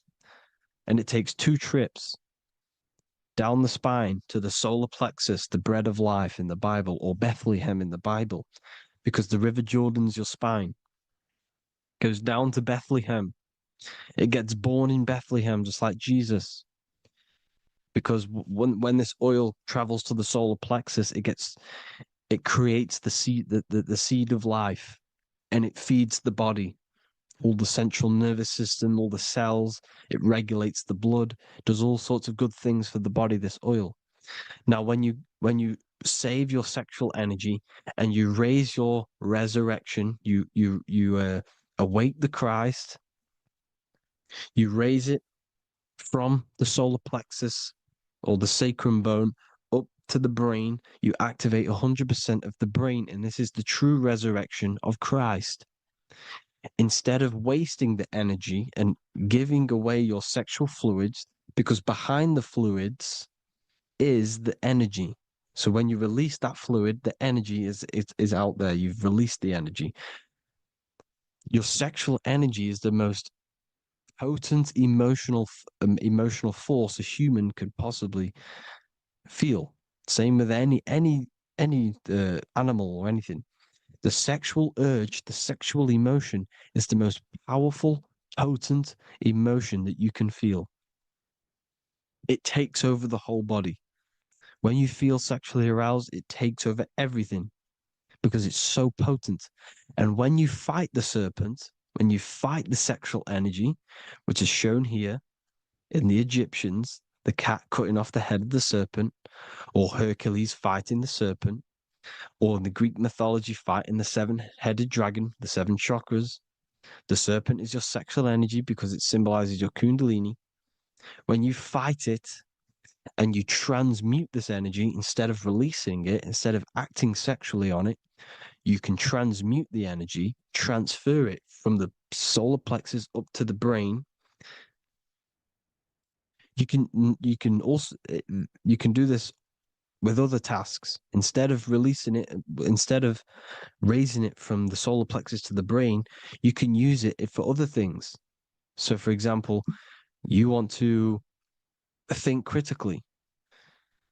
You can use it for critical thinking. You can use it for going to do exercise. You can transmute sexual energy into anything, but you can do this. You can raise the sexual energy, and you can use this energy to push the cerebrospinal fluid from the solar plexus up through the spine, up the 33 vertebrae to the brain, and it'll activate 100% of the brain. And this is the resurrection of Christ. Jesus was never dead. Jesus was never rose from the dead. It symbolizes the Christ, Jesus Christ. Christ is Christos, which means oil in Greek. The resurrection of the Christ, the Christos, the oil. When it activates 100% of the brain when it's raised, and it can regulate all the systems, it can regulate all the blood, it can regenerate the body. And this is the true antichrist. They don't want us doing this process. The antichrist is not against Jesus, it's against the fluid in our body that makes us live hundreds and hundreds of years and makes us live as gods. This is the true resurrection. And when you fight the serpent, you fight your sexual urges, your sexual emotion, the most strong emotion that you could ever feel. You can do this process. And this is the true secret of transmuting sexual energy. Because when you transmute the sexual energy, you can become a god. And this is why Hercules is fighting the serpent. Notice how the serpent is low. He's reaching down to it. It represents the lower self. Because the lower self wants the lust. It desires sex. The body desires sex. There's a fight between the higher and the lower self. But when there's balance, there's even. Heaven is even. When there's evenness between these, this is the kingdom of heaven. This is when heaven is on earth. So at our highest levels of ourselves, the highest level of our intelligence, this is God. God is something that we manifest. We need to achieve Christ consciousness by battling the body. There is no battle outside of the physical body. It's an internal battle. Jesus and Satan have been externalized. Nothing exists outside of you, because I explained in the beginning how you are the consciousness experiencing the central nervous system. Therefore, there is nothing outside of you. It's all internal. Jesus and Satan have been externalized. Why? Because it's business. The church is a business. It's all a business. They've created these figures to be historical when they're not historical. The Bible's not historical. It's all externalized. It's called exoteric, when the truth is esoteric, internal teachings. So, anyways, people, balance the chakras, balance the two hemispheres of the brain, balance the conscious and the subconscious. Balance is perfect, the yin and yang. You are spiritual and physical. You live in day and night. You need to be balanced. Oneness. Seek oneness. And this is the true kingdom of heaven. And when we all realize that we are all the same intelligence, the same consciousness expressed in different bodies, when we all realize this, we all realize we're all one. Doesn't matter what race you are. It doesn't matter what race you are, where you're from, your nationality, because none of you are actually from here. None of you are from the physical world. You're manipulating the physical world through the physical body. You are the I am. We all have a soul. Every single one of you has a soul. We all have souls. The reason why they say some people don't have souls is because they're trying to suppress your mind. They don't want you to know that you have a mind. That sounds crazy, I know. But a lot of people haven't realized that they have an infinite intelligence called a mind. And behind that mind, if you can observe your thoughts, the person who is observing the thoughts, you have a soul. Everyone has a soul. Don't listen to all these people saying some people don't have a soul, some people do. We all have a soul. Every single one of us. So anyway, you need to break the lower nature of yourself. At our highest levels, we are gods. Our intelligence, our universal intelligence, the I am, the intelligence that's inside of the brain, is God. Our minds are being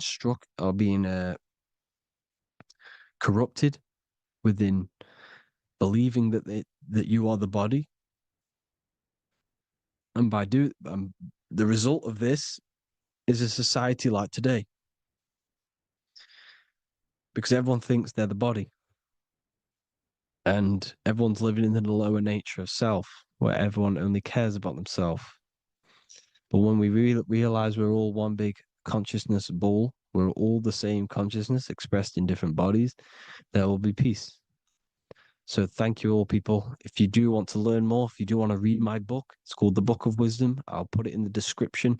It's an amazing book, people. It's going to give you the best understanding possible about creation, yourself, and the world. It's amazing. The Bible, everything. I have just launched a new cymatic library. A friend of mine has just added this to the website. He creates beats and he creates the purest beats. So they are actually the frequency that it tells you. Most of the stuff on YouTube and Spotify and Apple Music it says it's a certain frequency, but we know these major platforms are all playing with the frequencies of the apps. So if you want a real binaural beats, solfeggio scale frequencies to meditate on or listen to throughout the day, join the Occult Library. You can get a 2-day free trial. I'll put the link in the description. Thank you all, people. Hope you all enjoyed this video. God bless you all.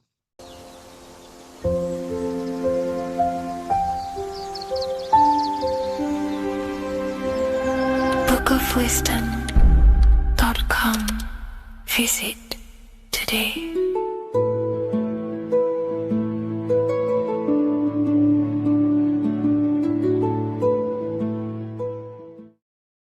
The earth has become a realm in order to trap souls within so that they can harness our electricity, our energy. Even the Bible is talking about how this realm is controlled by the wicked one in John 5:19. We know that we are the children of God and that the whole world is under the control of the evil one. Ephesians 6:12. For our struggle is not against flesh and blood, but against the rulers, against the authorities, against the powers of this dark world, and against the spiritual forces of evil in the heavenly realms. So the Bible is telling us that this is not the only world. There are other worlds, there are other realms that we can go to, considered as heaven. Heaven being a higher realm where there is no evil, no darkness.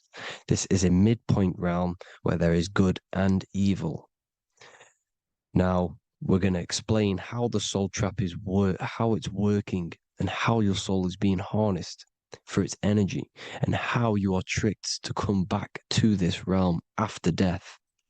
What you need to understand is that you are the invisible intelligence behind the physical body.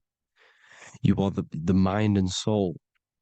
The soul is the true you, the good you. It is pure love, pure bliss, eternal, never dies. The mind can be corrupted, though. The mind is the intelligence of the soul. It is invisible. It has no true form. The intelligence inhabits the brain. The brain is the computer to control the electrical machine called the nervous system, which is choice, program, and action. You are the invisible intelligence behind the body, and this will prove it even more. You do not even see into the external world. You are seeing a image produced by the brain because the light is being sucked through the retinas of the eyes. The image is produced in the visual cortex at the back of the brain. What does this mean? This means that we are the consciousness in the center of the brain, in the pineal gland, that is experiencing the program being ran by the central nervous system in the brain. This is the sigil of Lucifer. Lucifer in Latin is Lucy. Lucy is light in Latin. Lucifer is known as the light bearer. This is how the eyes work, people. It's not a demon or a devil. The sigil for Lucifer is how the eyes work, and how the left eye is controlled by the right brain. The right eye is controlled by the left brain. There is a crossover. It's the same with the body. The left side of the body is controlled by the right brain. The right side of the body is controlled by the left brain. There's a crossover with our hemispheres in the brain. Now, this empty chamber in the center of the brain is where this universal cosmic intelligence is held, known as the most holy place in the Bible, the throne of God. Okay? This is above the 33 vertebrae on the spine. As you can see here, you are the being in the center of this point. All of the nerves are being sent back to this one particular point, which is the seat of our invisible intelligence. You can see it's an empty chamber. Our consciousness, our intelligence is not a physical thing. This intelligence is the true voice inside of your head. This is why your head is heaven, your heart is earth, your heel is hell. Your head is heaven because this is the seat, the throne of God. God is in heaven because the consciousness, this divine intelligence that's controlling the body, is sat in the center of the brain. The brain is taking commands of this invisible intelligence. When you close your eyes, you can feel your awareness, your consciousness, your intelligence is all in the brain. Your awareness is not in the feet, the heart, the legs, the arms. It's all in the center of the brain. Now, if you meditate deeply, you will find that you are beyond the mind. You are the being observing the thoughts. You are the soul observing the thoughts. Now, with this being said, you are the consciousness experiencing the program being ran by the central nervous system in the brain, because you're not seeing into the external world. It's an image, it's a simulated image produced by the brain and the central nervous system. You do not experience the external world. You do not feel the external world. You feel electrical impulses on your nervous system. Your nervous system is decoding what you are feeling. So the only thing that you truly feel is the electrical impulses on your nervous system. This is why the nervous system is the tree of knowledge of good and evil, because it gives your invisible intelligence, your mind, the knowledge of good and evil. It can detect good things, it can detect bad things. If it's hot, if it's warm, if I need to go, the nervous system is doing this. It is the tree of knowledge of good and evil. Okay? Now this universal intelligence is symbolized as the single eye. Okay? Matthew 18:9. It is better for you to enter life with one eye than to have two eyes and to be thrown into the fire of hell. What does this mean? It's symbolic, it's metaphorical, people. It is metaphoric. Your universal intelligence is the single eye, the one eye. It's the balance between the two poles, between the left and the right, the good and the evil. It knows the right thing to do all the time. This is our inner guide. The inner self is the inner guide. And when you are operating your life off duality, using your two eyes, you'll be thrown into the fire of hell, lower states of consciousness, because you're split. You need to live in oneness, even, balance. Matthew 6:22, the light of the body is the eye. The light of the whole body is the eye. You are a light being. Human. Hue means an attribute of a color. Man is the word manifested. We are light manifested into physical form. Depending on your vibration is depending on what color that you are vibrating on, which is a hue, a human. If therefore thine eye be single, thy whole body should be full of light. Again, it's talking about the single eye, oneness, completeness. When you balance the hemispheres of the brain, we'll go over that later. But anyways, the body is the earth. This is what we need to understand, people. The body is running the simulation, the program that our consciousness is experiencing. So when we leave the body during death and astral projection, we leave the earth. This is how it works. The body is the vehicle for the earth, for this realm. Everything exists within our mind. You have the soul, mind, and body. The soul is the observer, the watcher, the true being. This is why she has many different heads, because the soul inhabits different bodies. This is the serpent, which means knowledge, which is the mind, wisdom. And this is the body, soul, mind, and body, Brahma, Vishnu, Shiva. The mind is the bridge between the soul and the body. So what do I mean? When you astral project, you are using your mind to project your awareness, your observing consciousness outside of the physical body. The mind is the projector, projecting consciousness. By using your mind, you can project your consciousness outside of the body, which is known as the astral realms, which is known as walking on water. Jesus was never walking on physical water, people. It's metaphorical. Believing the physical body. The water is the ether, which is the veil between the physical and the astral realm. It's a fluid substance. It's on either side. It's physical and astral. The ether is the fifth element that they hide from us. Why? Because they're trapping you in the physical. They are hiding all of these realms. Etheric, astral, and mental. People think their mind is their brain. It's two separate dimensions. These are completely different dimensions. The mind is way more intelligent. The mind is formless. There is no form to the mind. You can think anything you want. You can manifest anything you want within your mind. It is not a physical object. The physical realm is being controlled by the mind. Everything's being controlled by the mind. Everything exists within the mind. This is why the Egyptian says the universe is mental.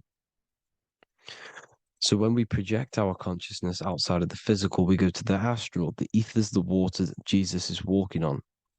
This is the veil between the physical and the astral world. The word together has ether within it because it joins the two worlds together, together, the astral and the physical. The word either is ether because the ether is on either side, physical and astral, physical and spiritual, physical and non-physical. In the astral realm, the mind can manifest anything we want. We incarnate to restrict our minds. This is why Saturn, if you go and watch my video on Saturn, how Saturn is this simulation, okay, our minds can manifest anything we want in the astral plane in the click of a finger. However, when we incarnate in matter, we now have to labor for our manifestations. This is why Saturn's known as the great teacher in astrology, because he teaches you a lesson. When your mind incarnates into matter, it's teaching your mind a lesson, the knowledge of good and evil. This is why the Bible says, "You shall be gods and know the knowledge of good and evil." When you incarnate here, you have to know the knowledge. You need to know the knowledge of good and evil to become a god. Okay? Now, the square is the physical plane. The triangle's the ethereal plane. The circle's the eternal plane. The circle has no beginning, no end. It's eternal. The physical plane is the square. It's limited. The square is limited. The cube is the geometric shape which gives rise to matter. Now, the term "think outside the box" has truth in plain sight. You have to think outside the box to project your consciousness. Use your mind to project your consciousness outside of the box, the physical plane, into the astrals. The astral realm is the realm of the stars. Above us is the stars. Through the stars is the astral plane. This is why astral has the word star within it. The devil is the de-veil. When you sell your soul to the devil, quote unquote, it's metaphorical. The devil exists in the physical plane. It's the lowest state of consciousness. The de-veil, you de-veil yourself into the physical when you are the devil. The de-veil. The ethereal plane. Now, we all know what the famous symbol of the all-seeing eye, right? The all-seeing eye with the eye in the triangle. Look at the Masonic artwork showing you the triangle above in the sky. This is symbolizing the ethereal planes. The eye in the triangle symbolizes your invisible intelligence, your mind, which has the ability to see on either side. Because the triangle's the ethereal plane. The eye is your consciousness, your intelligence. And this intelligence has the ability to see in the physical plane and to see in the ethereal planes, in the astral planes. This is why it's above the earth. It's above the ground. Because it can see here, it can see in the heavenly realms. Now, the stars are, well, this is known as heaven, the realms of the astral planes. This is some quotes from the Emerald Tablets of Thoth. "Out of the darkness ye must rise upwards, one with the light and one with the stars. Man is in process of changing to forms that are not of this world. Grows he in time to the formless, a plane on the cycle above." So there's other worlds. The Bible's telling you there's other worlds, there's other realms. "Know ye must become formless before ye are one with the light, the astral light above, which shining through the stars. Not of the earth are ye, earthy, but a child of the infinite cosmic light. You are the invisible intelligence controlling the physical body. The body's not you. It's the vehicle that your soul lands in when your mind projects your consciousness into that realm. Free from the body, I flashed through the night. Unlocked at last for me was the star space." Wow, that's powerful. The star space, the astral planes. This is what it's talking about. We are all a star. We descended from the astrals, which is the star. We are all a star. Look at the ancient paintings of Jesus' birth. It's the star beaming his consciousness down into the physical plane. Here's another one. Here's some Freemasonic artwork showing you, again, the ether, that invisible intelligence, the eye, manifesting itself inside of here, in the physical realm, where the people are. You see? It's the same here. This is Jesus. Here's the bird symbolizes the Holy Spirit, your invisible intelligence, descending into the waters, the ether, the ethereal, everything. The ether's the base of all physical matter. Here's truth in plain sight. Mr. Bean, the famous TV program in England, in the UK. He begins the program like we'll begin the program, for falling from the stars. He falls down with a beam of light. And this is truth in plain sight. This is false. The aliens don't exist. They're a lie, alien. But this symbolizes the star beaming our consciousness. And when we die, this star will suck us back up, just like this UFO is doing. It's truth in plain sight. So, this is some more Freemasonic artwork, going from duality to singularity. Sun, moon, masculine, feminine. Right hemisphere, feminine, left hemisphere, masculine. The consciousness in the center, the balance point. Here's another more Freemasonic artwork. The two pillars, left and right hemispheres, and the invisible intelligence between the left and right hemispheres, the light of the body. This is why light's coming off it. Because it's light, it's pure light. The blazing star. The stairs go from the checkered board, the duality, up to oneness, in between the sun and the moon, the masculine and the feminine. This is symbolizing going into oneness. What did the Emerald Tablet say? You've got to become one with the stars, one with the one with the self. Balancing the two hemispheres so that you can gain, because when the two hemispheres are balanced, you can gain a more deeper connection with your invisible intelligence. Same with the chakras. When the chakras, the seven seals in the Bible, these are seven seals because when you conquer the seven chakras, when you balance the seven chakras, you then gain a more deeper connection with your internal self, because your mind is not filled, it's not being ran, it's not being dominated by these seven deadly sins, the seven seals, the seven chakras. These are seven energy centers which are concealing our true form. Balance makes us have a stronger connection with our true cosmic intelligence. Heaven is even. This is why Jesus is pointing at the heart. The even point is the heart. You got to balance the chakras and live from the heart, because the heart is the earth. You're in good and evil. The body manifests the lower and the higher self. The higher self is in the higher parts of the body. Wisdom, intuition, expression. The lower self is in the lower parts of the body. Sex, food, and power. This is how they are trapping your soul, people. Like I said, the mind is the bridge between the soul and the body. So by tricking the mind, not giving it the right knowledge, and keeping the mind stuck in the lower three centers, thinking about power, food, and sex, this is low vibrating energy. It's going to keep your mind addicted to the physical realms. Okay, this is why you need to go even, balance, heaven. Okay, I will explain the soul trap in a second, how it fully works. But I'm telling you all the science behind it so you can understand.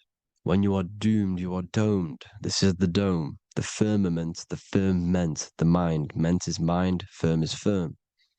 A firmament is doomed under the firmament.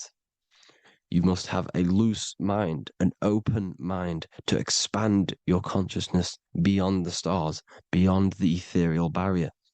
You have to vibrate higher than this world. Your consciousness must be expanded more than the physical plane. You need to learn how to astral project. You need to learn how to leave the body, how to operate outside of the body, so that you, when you do leave the body, you will have recognition. You'll have knowledge. You'll have practice. But this is as above, so below. The woman's belly is the earth. It's as above, so below. It's a microcosm of the macrocosm. We are the children in the womb. We are the people in the earth being ready to be born into the heavenly realms. As above, so below. It's a microcosm, macrocosm. Everything is in everything. on a bigger and a smaller and a larger scale. Now, when the baby figures out that there is a world beyond its mother, what happens? The baby starts to move around and tries to get out of the mother. Because once it starts to hear the external world, starts to hear people, it's going to wonder, what's outside of why am I in here? What's outside? So the baby will force its way out of the mother. It's the same with our minds, as above, so below. When our minds are when our minds figure out that there are other realms beyond this world, we will seek a way out. This is the womb, the Mother Earth, Mother Nature. It's the mother. We're in the womb. We can be born out of this world, which is being born again in the Bible. When you are doomed, you are domed under the dome, under the firmament, the firm mind. The firm mind will keep you under the firmament. Due to the law of polarity, there has to be other realms. There has to be. Because the law of polarity works in this world and it will work on every scale possible. It's universal laws. These are universal laws. The law of polarity means that there are other realms polarizing this realm. There is a hell, there is a heaven. There is a midpoint, which is Midgard, which is the one we are in now. Earth, heart. Earth is the heart. Heart is the center, good and bad. The balance between good and bad.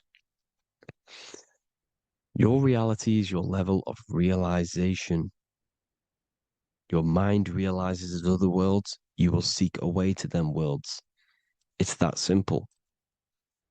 The soul trap is to keep you stuck in this physical body, which is the earth. This body is the earth. It's running the program, like I said at the beginning. It's running the simulation that your consciousness is experiencing. You are an electromagnetic being, and you're hidden in a cage, your rib cage, and you're stuck in cells, a prison cells. Look, you're in cells. We produce electromagnetic energy. Your soul produces this energy. And by trapping your consciousness inside of this physical realm, they harness this energy within the astral realms.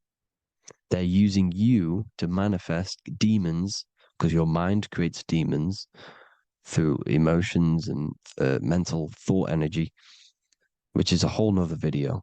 I can make a video on that. You're manifesting everything for them because they're trying to create a hive mind. This is why they want everyone to believe in one belief system, one government, one belief system, one religion, because they're creating a hive mind. This hive mind will manifest and be summoned within the astral planes, because the mind manifests the astral plane. The astral plane is the realm of imagination. The mental plane is the realm of just thought alone. The etheric plane is the energy. The physical plane is the matter. So all of our minds together are manifesting these demons within these subconscious realms, the astral. Now, how are they keeping you stuck to this realm? Well, when you die and you're stuck in your lower three chakras, okay, when your mind and soul detaches from the body, which is the earth, when you leave the earth, you're still going to have these mental addictions to the food, the sex, the materialism, the phone, the cigarettes, everything. This is why they get you addicted to everything possible. The TikTok, the YouTube, they get you addicted to as many things possible. Because when your mind is addicted to these things, and when this mind leaves the physical body, you're still going to have these addictions. Okay? You're still going to have these thoughts. And you will be manifested into the lower astral realms because you're thinking materialistic, you're thinking negative. because your level of realization was your reality. You were manifesting hell on the earth. When you leave the body, you're going to manifest hell in the astral planes, which means you'll be vibrating on the very low, which will put you in the lower astral realms. So guess what? You're going to come back.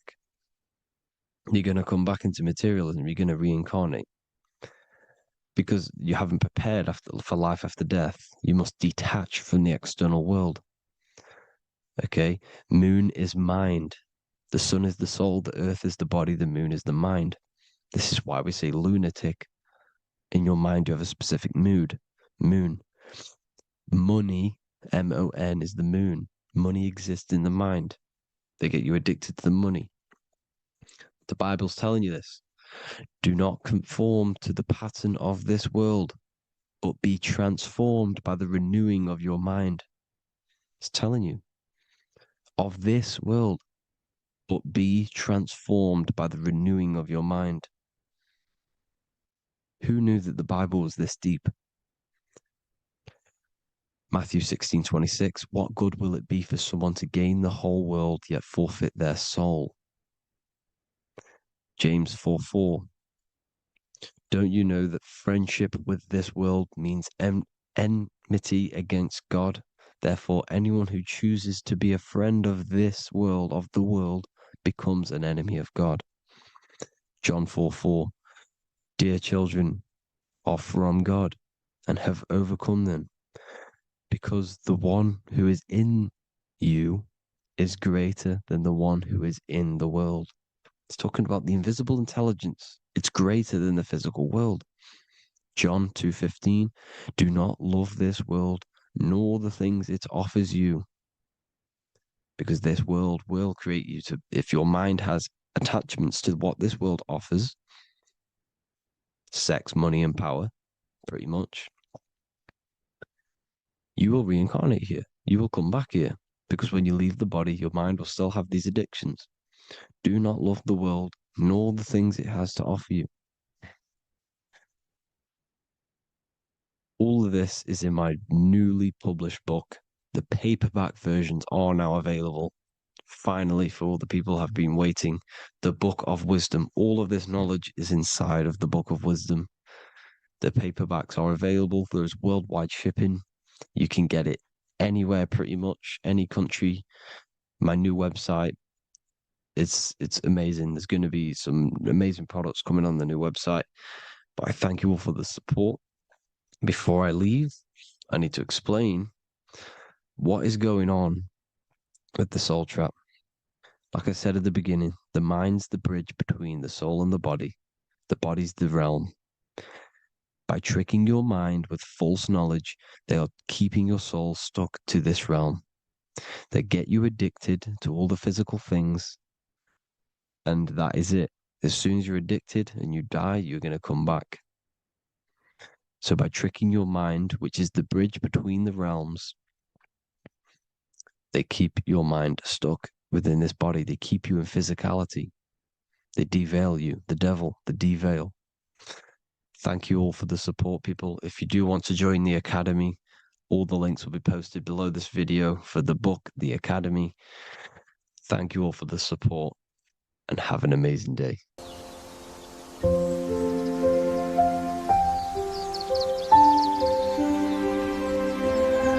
bookofwisdom.com. Visit today.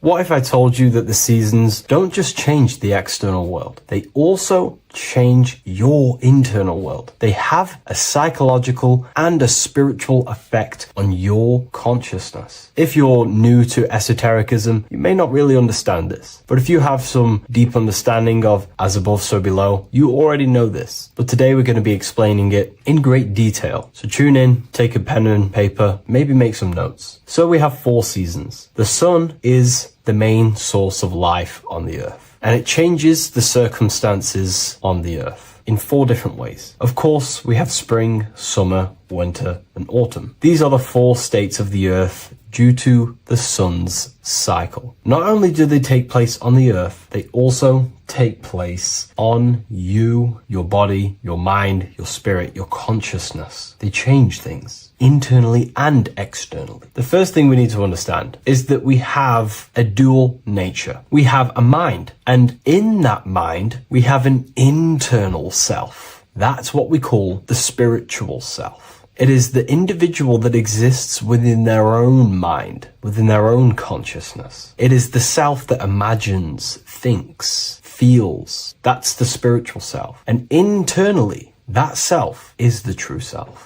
When it's detached from the false identifications, of course, such as the ego. But the true self dwells within the mind, and that's the immortal self. That's the self that will never die, never perish, that will always be there and it always has been there. The internal self. But on the other side of the mind, the outside of the mind, we have this, what we call our physical human body. This is our external physical body. So outside of us is a physical reality, but inside of us is a spiritual non-physical reality. Inside of us cannot be measured. Outside of us can be measured. So we have an internal world and an external world. I think this is the reason why the word individual has the word dual at the end. Dual meaning opposing or two. We have a dual nature. Inner world, in the mind, and a self out the mind. And the mind acts as some sort of doorway. It is a doorway into ourself. So in esotericism, this is what it's all about. It's about we work with the internal world. We try and figure out who we are from the inside out, not who we are outside of us. Because we realize that the external world is nothing but a crystallization of what's happening inside of us. Our lives are a result of every single thought that we thought in the past. So let's not get off track here. Let's carry on. As I was discussing the seasons, we have an internal world in the mind and a self outside the mind. And this is reflected even in the cycles of the heavens. This is how you know the universe is intelligently designed, and the law of correspondence corresponds with everything. The law of correspondence is as above, so below. It's not a Hermetic principle. It's not a Freemasonic principle. The law of correspondence, as above, so below, is just the law of life, of the universe. It is in everything. So the daytime, the sun, this is external impressions or expressions, should I say. We express ourselves outside the mind, in the outside world, in the material body, taking actions outside of us during this daytime. The sun represents outward expression, the daytime. This is when we wake up, we're conscious, we do things outside of our mind. But then the nighttime comes around and it becomes dark and the moon rules over the nighttime. And we return back to our internal world. We return back to the darkness. We return back to the internal self, the self in the mind. Really is fascinating. And this is as above, so below. This follows the correspondence. This follows the law. Although the outside world has a cycle of day and night, so does our own mind have this cycle. As above, so below. As within, so without.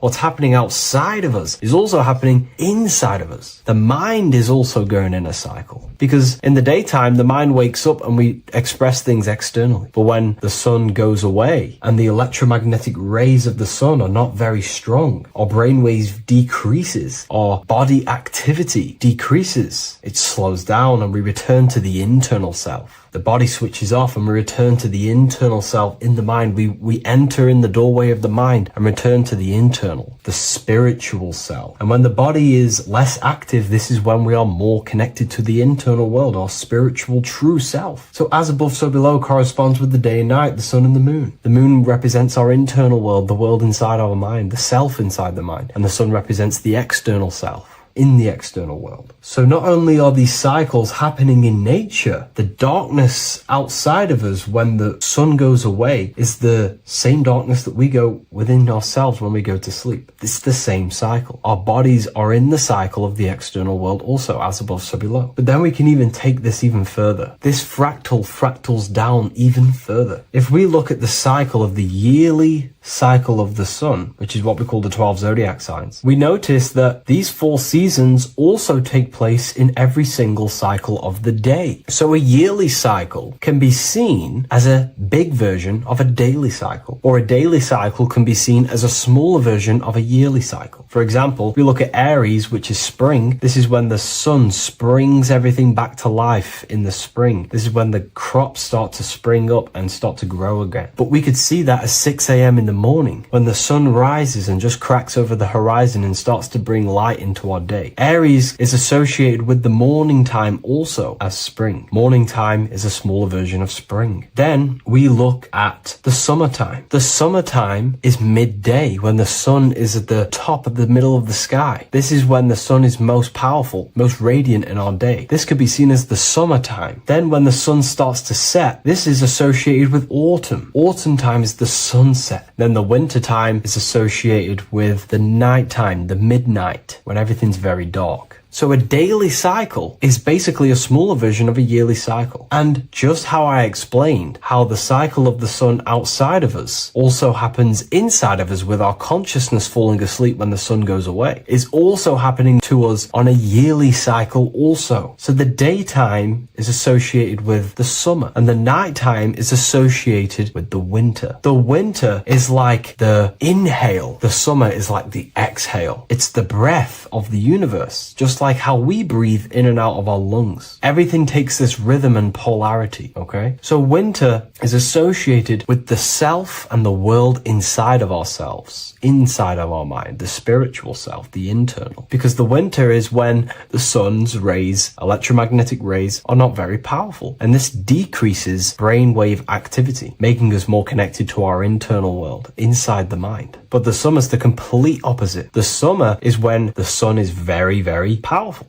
And the sun's powerful electromagnetic rays increase brain activity, making us more actionable in the physical world outside of our mind, in the external world. So summer is the daytime and winter is a big version of the nighttime. Vice versa. Just like how in the winter, we're more in the house. We're inside buildings because it's very cold outside. Animals hibernate. They go inside. They go into little places. They collect all their food and prepare for the winter. They go inside. They go in darkness to hibernate. So does our consciousness, our spirit, the self inside of our mind. We can use these cycles to our advantage, to evolve spiritually, to connect and be more balanced. You know, I've mentioned a lot of this inside the university to my members, to the family inside of there. We discussed this. We had a great discussion about this. And, you know, the live calls we have are priceless. The conversations you can have with someone when they're awake, you never forget them. You always have deep, meaningful conversations. And we discussed this deeply, and we're going into some interesting things about how we can use these types of changes in the seasons for our spiritual growth. We even discussed about spring and autumn and how they're associated with the different spiritual bodies that we have. But anyways, let's not get off track. Lucid dreaming,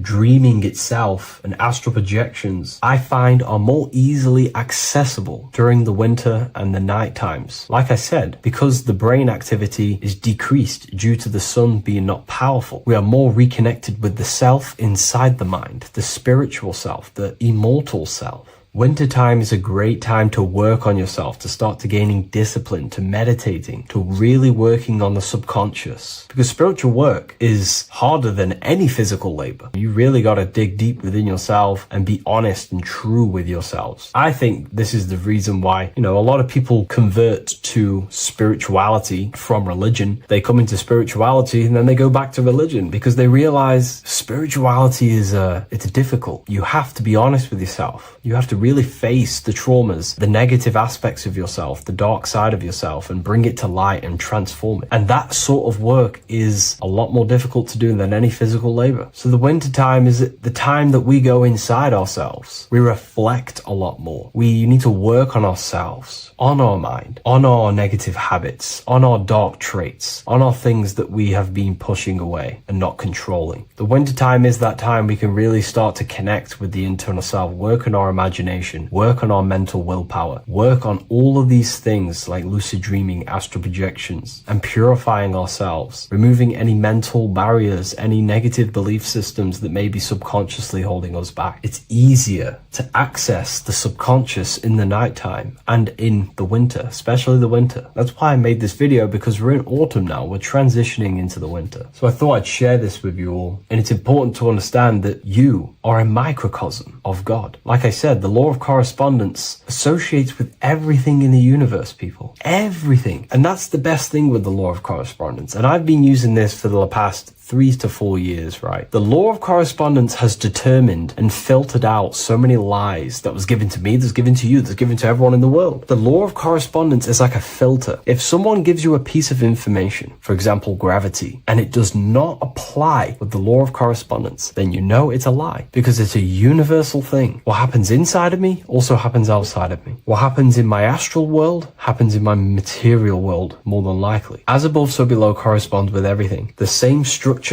in my veins, in my nervous system, is the same structure in the trees, in galaxies, in everything. As above, so below, the universe is a fractal universe. Therefore, the point that I was getting at is that you are a microcosm of God. The same mind that God manifested things through thinking. He thought the stars, the earth, nature, the human body, designed everything with the God mind. He thought everything into existence. And that mind, them powers that God used to manifest everything into physical existence through the power of thought, is the same mind that you possess, but on a smaller scale. God manifested the macrocosm through thought, as the universe is a mental universe. Everything you see around you was thought, then manifested into physical reality. God manifested the macrocosm, the world, through thought, and that same force of thought you use to create the microcosm, to create your own world. You think your life into reality, your world into reality. Your body is a microcosm, a miniature universe. Every thought you think commands 50 trillion cells in your body, and your cells religiously execute on every command that you give it. You're in charge of 50 trillion cells. You're literally commanding a whole civilization inside your body.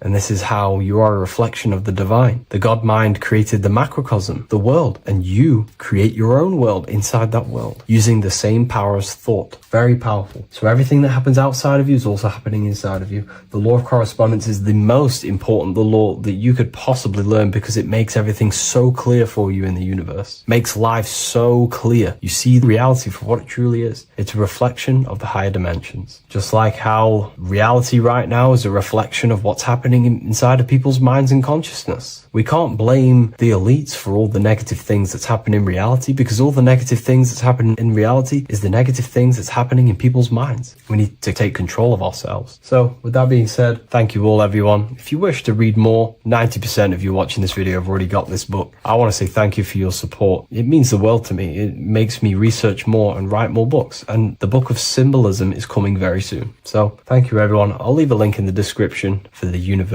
for the live calls, and for the book if you wish to join. Have an amazing day.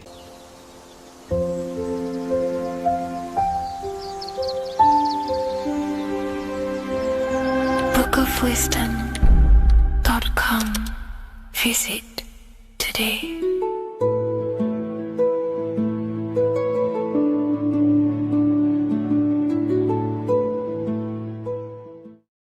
Welcome to Revival of Wisdom. Welcome people, we're back with another video. Please make sure to hit that like button, subscribe, and turn on notifications to never miss a video. The Earth is a giant torus field consisting of a positive and a negative pole. The Sun being the cathode with a positive charge, and the Moon being the anode with a negative charge. This is why the Sun rules over the day, giving you lots of energy, and the Moon taking your energy from you, making you go to sleep. Now, the plane that we live on is called the plane of inertia, and at the center of this plane of inertia is the North Pole. This is where the two electromagnetical energies meet. Now, this is where the most electromagnetic energy is stored. This is why all compasses will point north, because it's the most magnetic place in this reality.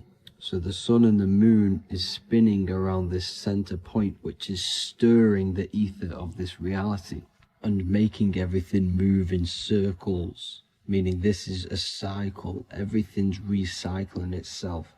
It's an organic simulation. The ancients also knew about this sacred land at the center of this reality, known as the North Pole.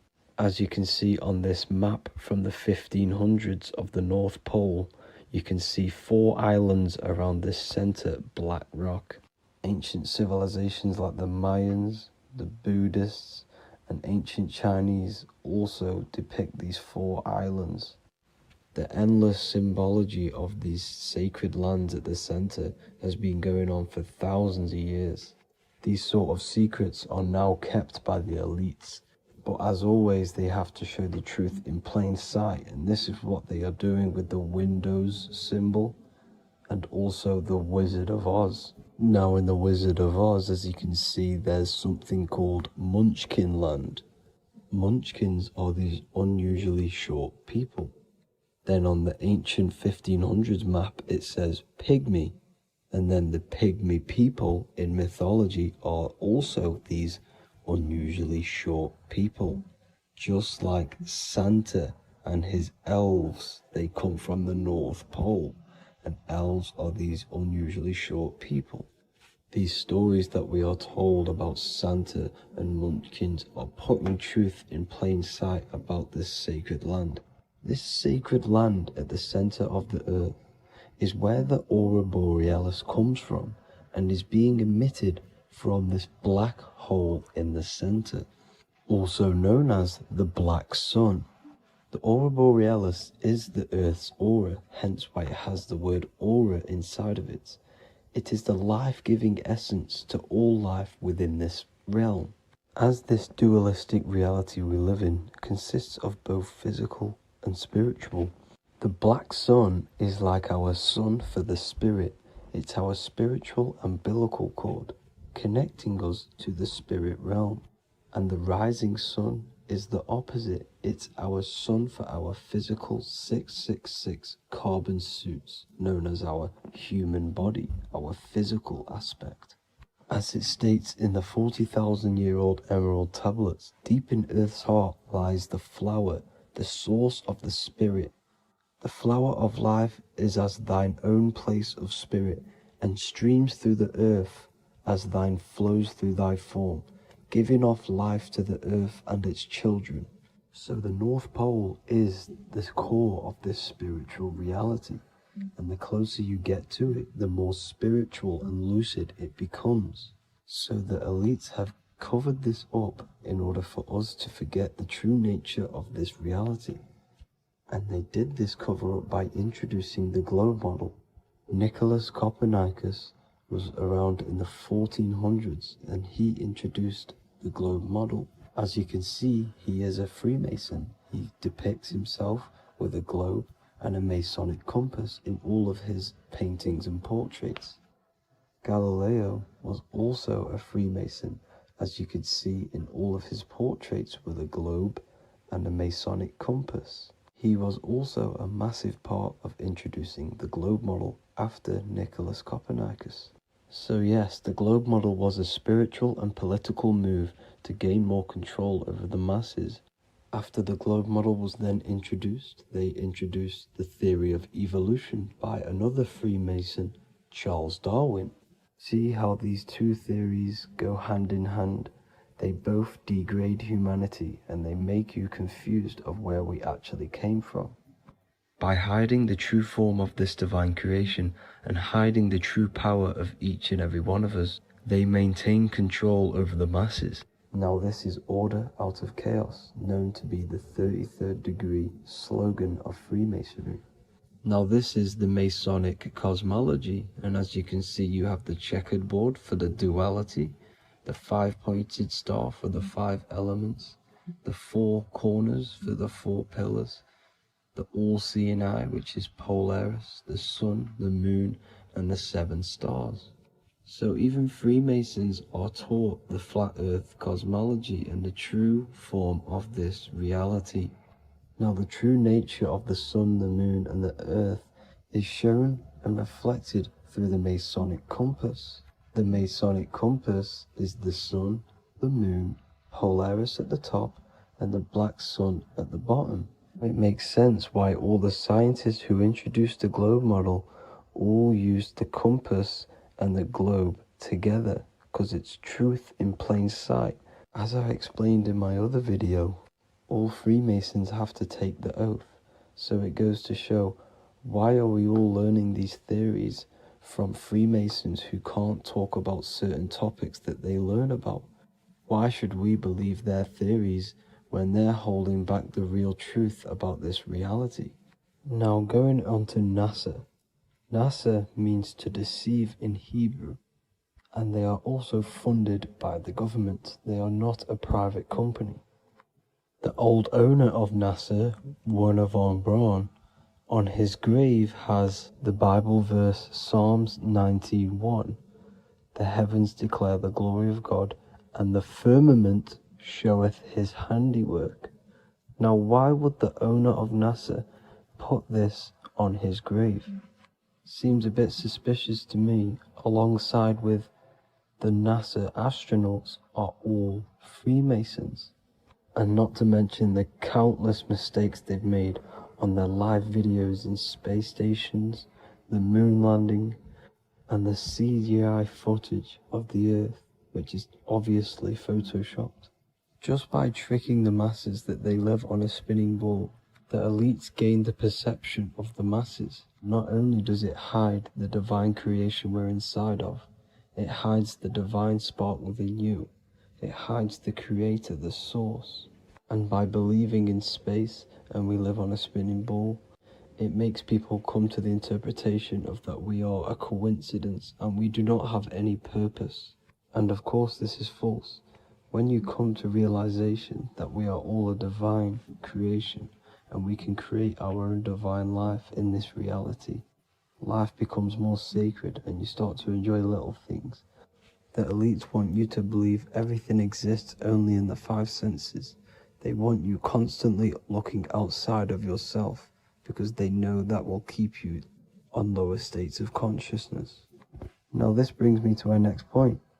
By tricking the masses into the heliocentric model, the elites started to advertise aliens in the movies, in cartoons and magazines in the late 1940s.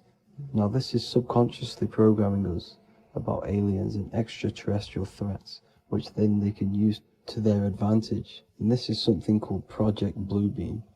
They are more than likely going to fake an alien invasion to push this 2040 agenda, which is for one government and one ruling currency. That's it for this video, guys and girls. Hope you all enjoyed. Please make sure to leave a like and a comment. God bless you all.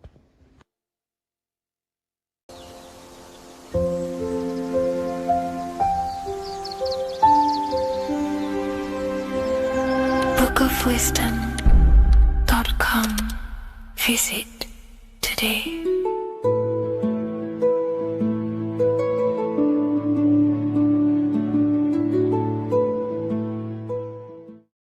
What if dreams aren't random at all, but messages from a deeper part of yourself, trying to show you things? In this video, you're going to learn exactly what dreams are from an esoteric view, how to control dreams, and how to dream more frequently. Dreams are not nonsense. They are expressions of the subconscious mind. In the daytime, we're using our conscious mind, what we are aware of. This represents the daytime, the sun, the external world. We're operating in the external, outside the body in the day. But when we go to sleep, we return inward. Everything does this breath. We breathe in through the nose and out through the nose. Everything does this in and out process in the universe. We live, we die every single day. We wake up, we express things in the external. Then at nighttime, we return back to darkness, back to the internal. This is the breath of the universe. We have summer, we have winter. This is the breath of the sun and the seasons with the earth. You have an internal world and an external world. External is physical, the internal is spiritual. Like I said, when we go to sleep, we are returning back to the internal world of your own consciousness and subconscious mind. Your subconscious mind holds everything about you,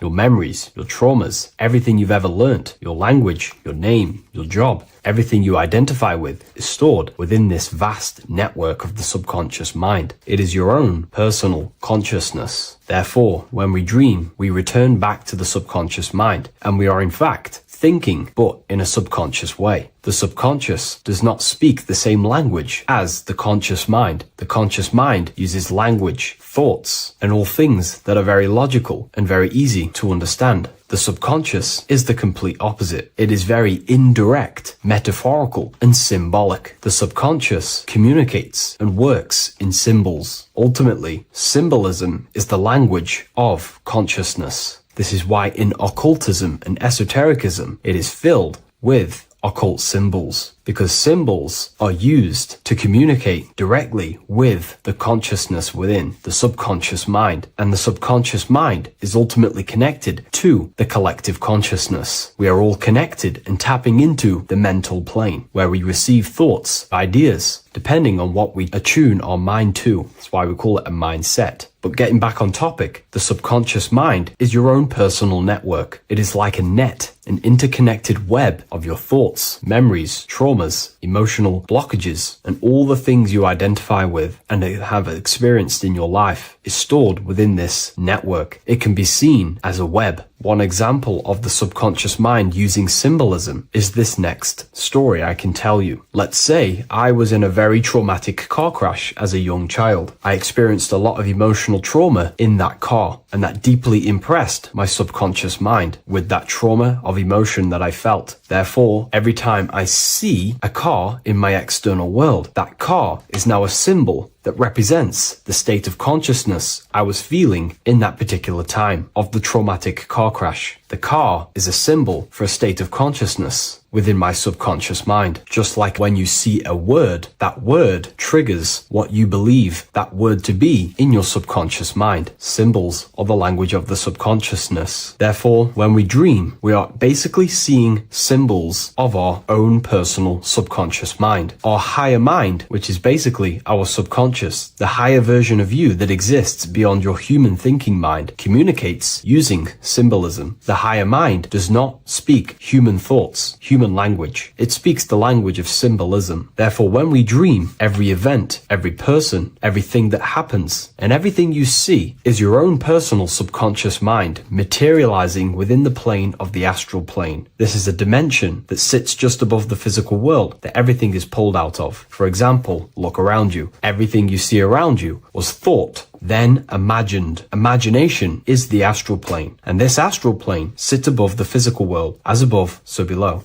These objects were thought, imagined within someone's mind, and then pulled into a physical reality. Therefore, the imagination is what you're experiencing within a dream. It is your subconscious mind thinking and materializing within the imaginative plane. For example, let's say you are a Christian, you believe in Jesus your whole life, you have lots of emotion towards Jesus. This deeply impresses your subconscious mind. You believe in him so much, you go to sleep, you have a dream that you meet Jesus. You did not meet directly with Jesus. You met with your own belief. It was your own belief materializing within the imaginative plane and revealing itself to you. Dreams are materializations of your memories, your subconscious beliefs, traumas, and anything that could be inside the subconscious mind. It is your subconsciousness revealing itself to you in a material form. Let's say you have a nightmare. There is a big dark figure chasing you and you are running away in fear, away from this dark figure chasing you. That dark figure is not an external entity. It is not a spirit or a jinn or a demon. It is in fact an aspect of your own mind. It is a symbol that represents maybe a fear, a trauma, or something you are running away from internally, inside your subconscious mind. Something that you are not addressing, but something that is fearful, something that can be controlling you on a subconscious level. Let's say you have a fear to address something in your personal life. You want to address someone who is getting on your nerves at work. You continuously put this off and you fear doing that situation. Over a long period of time, this can slowly control you subconsciously. You start to avoid the person, avoid any contact. It is subconsciously controlling you. This is not the best example, but you can see what I mean. Hidden fears and traumas in the subconscious mind can subconsciously control your actions and ultimately lead you to low states of consciousness, keep you from reaching your higher potential, and ultimately create blockages within your own consciousness. That figure in the dream is a materialization of something that you are fearing and running away from and not addressing. This is why people always have dreams of traumas that they have experienced as a child or when they were younger, or maybe from a year ago or two. It's because that emotion is deeply impressed in the subconscious, and the subconscious is always trying to reveal things to you, communicate to you that you need to change, purify, and maybe heal within your own consciousness. This is how the higher self communicates to you, through the language of symbolism. Once you understand this, dreams can become a very powerful tool, not just entertainment at night time. Your consciousness never rests. Your consciousness is eternal. It is the very spark of the divine. Your body needs rest. Your consciousness is not physical. It does not need rest. So this is a way you can identify what your dreams are trying to show you is by writing them down. A dream journal. Every single dream that you have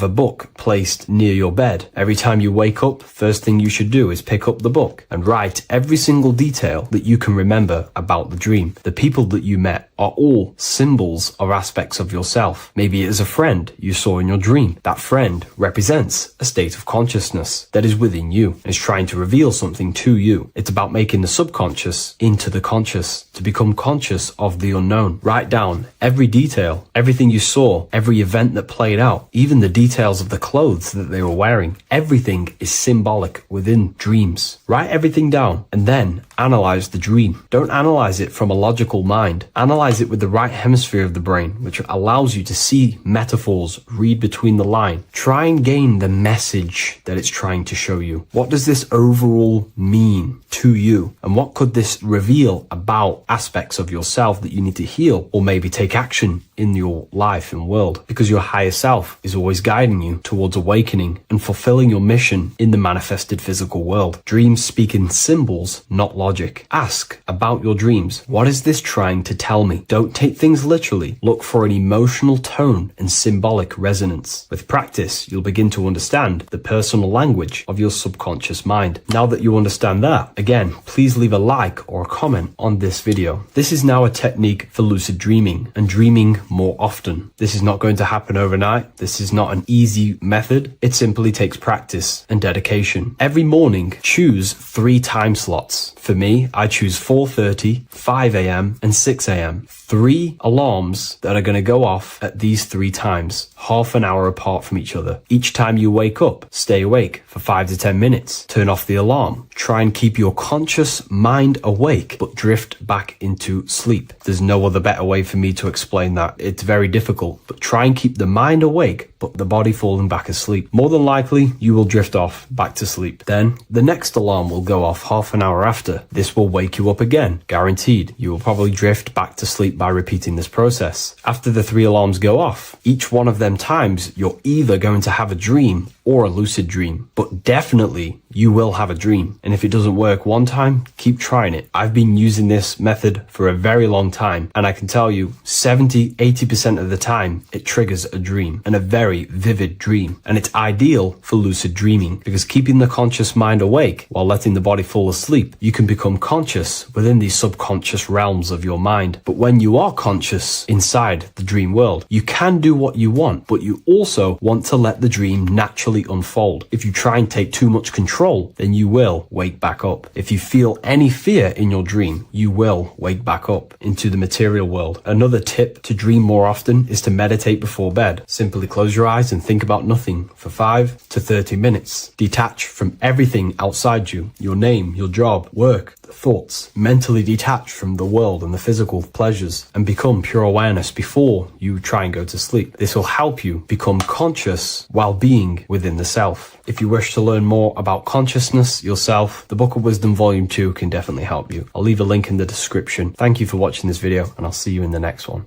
Welcome to Revival of Wisdom. Today we're going to be breaking down Saturn worship and how the occult are linked in with Saturn. Okay, so first of all, let's start with the celebrities. All these celebrities are doing 666. Okay, covering the one eye, which also symbolizes the all-seeing eye, which is another occult symbol. But we're focusing on the 666, the 6 with the 3 fingers. Also, we have CERN with the 666 within their logo. Also Disney, okay, as you can see here, 666 within their logo. Pepsi, Coca-Cola, and even Cadbury's. Monster Energy with the 666 in Hebrew numerals. Unleash the beast. So what is 666 to do with Saturn? Because on Saturn, on their north pole of Saturn, there is a 6-sided hexagon, okay? So Saturday is named after Saturn Day, the 6th planet. It is also the 6th day of the week and has a 6-sided polygon on its north pole, 666. Not only that, when you create a star out of the hexagon, you will create a 6-pointed star, okay, with 6 triangles within the star and a 6-sided hexagon, which all adds up to 666. Okay, so this is why all these symbols contain 666. So why do they worship 666? Saturn. Because Saturn is the god of time and death, okay, and order and lessons. Okay, Saturn is a very cold and dry being. That is the 6th planet from the sun. Okay, Saturn represents the winter, which symbolizes death. Okay, because all nature dies within winter because the sun's not there. So it represents darkness and death. It rules the zodiac sign of Capricorn. Okay, so in the celestial cycle, Saturn is always opposite the sun. So it's the opposite of the sun. So they're worshipping this energy which is death-like. Okay, this god which is death and does not bring life. Okay, also is the god of time. Okay, also in the Roman and in Greek it's called Chronos. Okay, which is just a translation for time. It's also known as the Father Time, aka the Grim Reaper. Okay, the Grim Reaper, keep that in mind, we'll come back to this. Here are some more logos for the Saturn. Okay, Nike, Internet, Wi-Fi. Okay, all these occult logos all worship Saturn. They are a satanic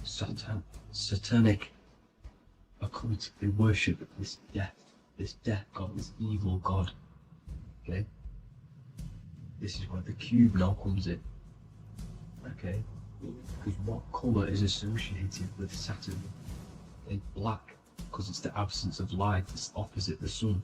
So black is the color associated with Saturn. Each planet has its own color associated with it. Okay, so when you make the cube, okay, as you can see here, the cube out of the polygon, it creates what? A black cube. Okay, and the Kabbalah, okay, Kabbalah means cube, Allah means the god, the cube god. These religions are secretly worshipping this cube god, the god of death, Saturn, Satan. It's the same entity behind it all. Okay, so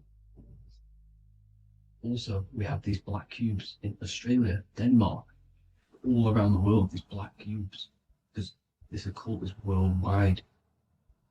It's Saturn, Satan taking over this realm. Okay, also with this black cube, they walk around it like the rings of Saturn. It's around the black cube of Saturn with the rings, they walk around in circles. What are circles? Cycles. What is a cycle? Time. The time god. This is why it has a ring around it, because it represents time, cycles. Okay, and this is another depiction, Saturn, always depicted with this Reaper staff. Okay, keep in mind this staff, just like we associated it, aka the Grim Reaper. The Grim Reaper also wears a black robe, representing Saturn with the same staff. Can you see it? This is where it comes in. Okay? The same thing, look, the same staff with the black robe. Black representing Saturn, the god of death. Okay, the Grim Reaper, Satan. Okay. Also, when you graduate from university, what do? You wear a cube on your head, a black cube with a black robe. This is Saturn worship. See, this is how Satan has tricked the world into worshipping him, not God, the sun, which represents God. So what is a corona? Because a corona is a crown, a circle, okay? A set of concentric circles of light seen around a luminous body. So Saturn. So this is why they used to worship Saturn by wearing crowns in ancient days, and we still do to this day. The king or queen has a crown, a corona. Also, corona, the drink. Corona adds up to 666, just like Saturn is 666. But like you see in the corona, you see the staff.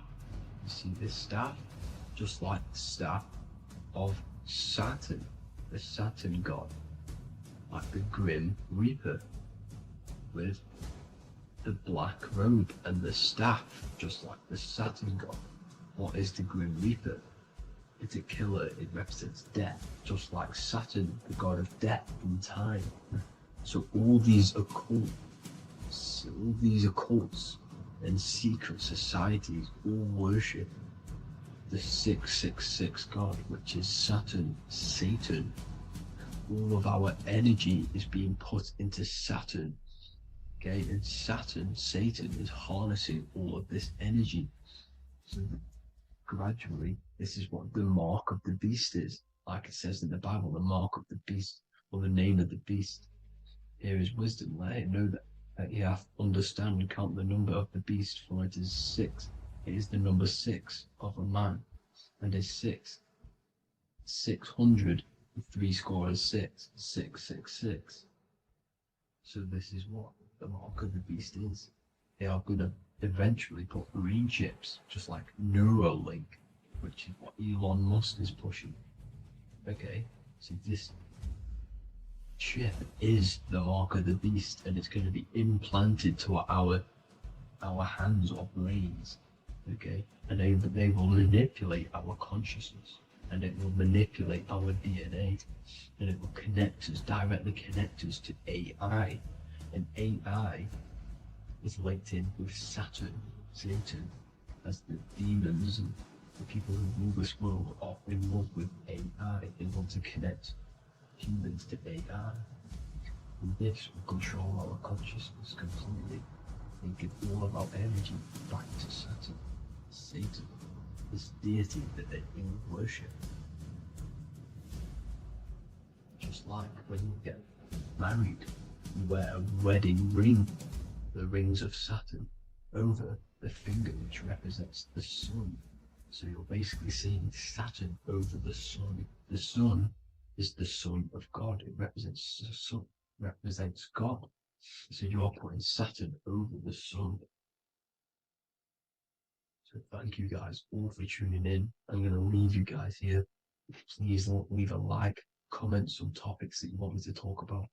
And please subscribe for more amazing content. God bless.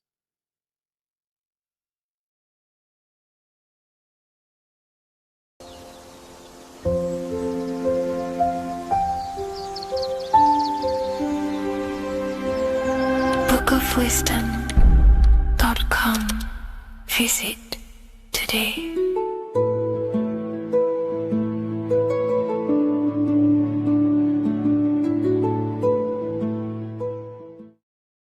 What if I told you that the Egyptians were trying to give you instructions on how to not reincarnate and come back to this material world and ascend your consciousness, your soul, to a higher plane that exists in the various dimensions of consciousness? This is Anubis, and this is his scales. You can find this image in the famous Book of the Dead, which is a famous Egyptian book and text talking about death, reincarnation, and the different things that go into death and how to prepare our mind, our souls for death. The Egyptians saw this as a massive thing in life. We must prepare our consciousness for the transition from a physical reality to a non-physical, tangible reality. The first thing we must understand in order to understand death is the term as above, so below. We die every single night. Consciousness goes to sleep, which is the withdrawal of consciousness from the material body into the inner realms of the mind. At nighttime becomes the darkness, and consciousness goes within itself. When the daytime comes around and the sun becomes more powerful, the rays of the sun increase the brain waves, and the body becomes active again, and consciousness manifests things externally. So the nighttime is the internal world, death or sleep, and the daytime is life, the external world. When we die, it's just a bigger version of sleep. We enter into our inner realms of consciousness. However, this transition needs some preparation. In order to understand the universe, understand what happens after we die, we have to understand that life is mental and the mind is not the brain. The brain is just a physical computer for the mind to operate the physical technology of the physical body. What you are seeing right now in your eyes is a simulation produced by your brain. Light waves entering in your eyes and the visual cortex at the back of the brain producing an image of what you call reality. Therefore, reality is not outside of you, it's a simulation produced by the body. The five senses are just electrical threads of light, all sending information back to your brain, and your brain is interpreting these electrical signals as senses: touch, taste, smell, and hear, and see. So everything you're experiencing right now is a simulation produced by the brain and the nervous system, but you are the observer of that reality, of that simulation produced by the technology of the body. So when you die, the technology,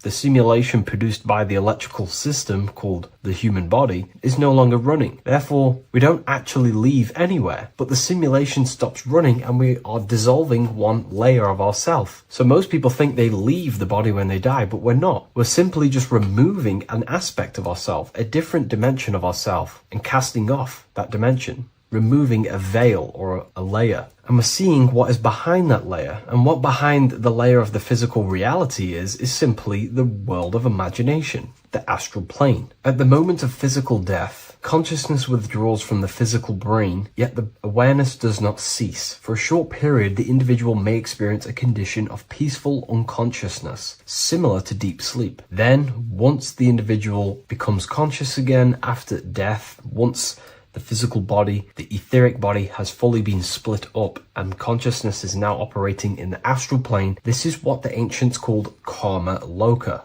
Arthur E. Powell mentions this. C.W. Ledbetter mentions this place as well. Karma loka is a place in the astral plane. The astral plane is the realm of imagination. It is where the forces of the mind manifest desires as imagination. All of your desires, your desired realities, the screen that you have in your mind, that screen you manifest a visualization on, exists in the dimension of the astral plane. It is a realm made of thoughts. It is an object made of thoughts. If you think of a chair, for example, and imagine that chair in your mind's eye, that screen you are seeing in your mind's eye is a thought animated. That thought is an animated desire, and that exists in the realm of the astral plane, a realm of subtle thought forms. Therefore, the physical world has an exact copy of this world, however, in the astral plane. Just like how if you remember the house that you grew up in as a child, if you could sit down right now, wherever you are, and you can imagine, walk around that house in your mind. You can imagine the layout of the street of the house. So in our minds, we have our own layout and map of our house, but then now connect all of the collective consciousness minds and memories of places on the earth, come together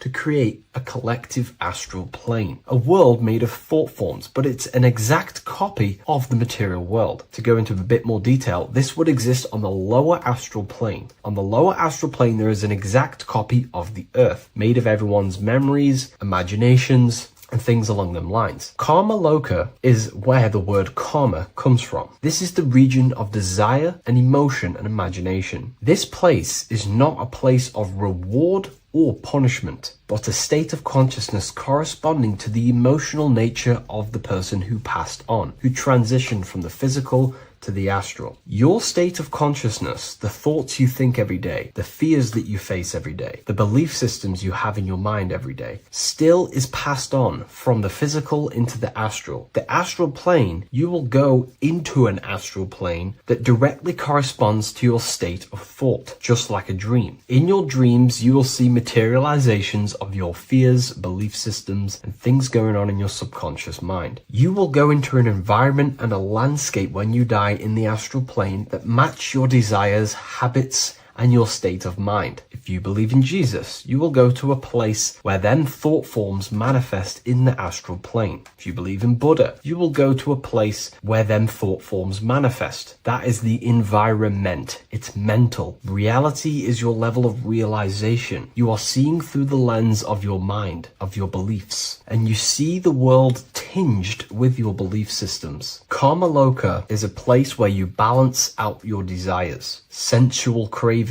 ambitions, jealousies, fears, emotional fixations continue to assert themselves in your mind when you die. Yet because there is no physical instrument through which they may be gratified, they gradually burn themselves out. These desires start to be balanced out again, and your mind becomes more balanced. The more refined the individual in physical life, the shorter and gentler this stage becomes. The more desires you have in material things, sex, whatever it is, the longer it will take to balance out the forces in your mind in Karma Loka. Desires weaken through repetition without fulfillment. Emotional attachments lose their magnetic hold. The astral body sheds its lower layers. It's like you're stripping away aspects of yourself. When that last personal desire dissolves eventually in the astral plane, consciousness can no longer maintain cohesion in the astral vehicle. The astral body disintegrates naturally and awareness withdraws into the mental body. The mental body is what the Christians call heaven. The mental plane is heaven, the realm of creative thought forms, the realm of pure mind, pure thought. The mental plane, also called the Devachanic plane, is a realm of blissful, creative, luminous consciousness. The Devachanic plane is not an illusion, but subjective yet intensely real world, constructed by the individual's highest thoughts, ideas, loves, and aspirations. How does this link in with Anubis? Anubis is trying to give you instructions on how to prepare for life after death in this image. If we take a look at Anubis in this image, we have to understand this is symbolism. This is metaphorical. Anubis is known as the god of the underworld. He symbolizes the transition from awake to death. He is not a real god that you will meet when you die, but he represents the process of death, transitioning consciousness from physical to astral. He's giving you instructions in the Book of the Dead to make your heart as light as a feather, as this is a scale. So he represents death. Your heart needs to be as light and balanced as a feather. The heart is the emotional vehicle of consciousness, as I just explained that emotions are subjective to the astral plane or Karma Loka. We do not want a heavy heart before we die.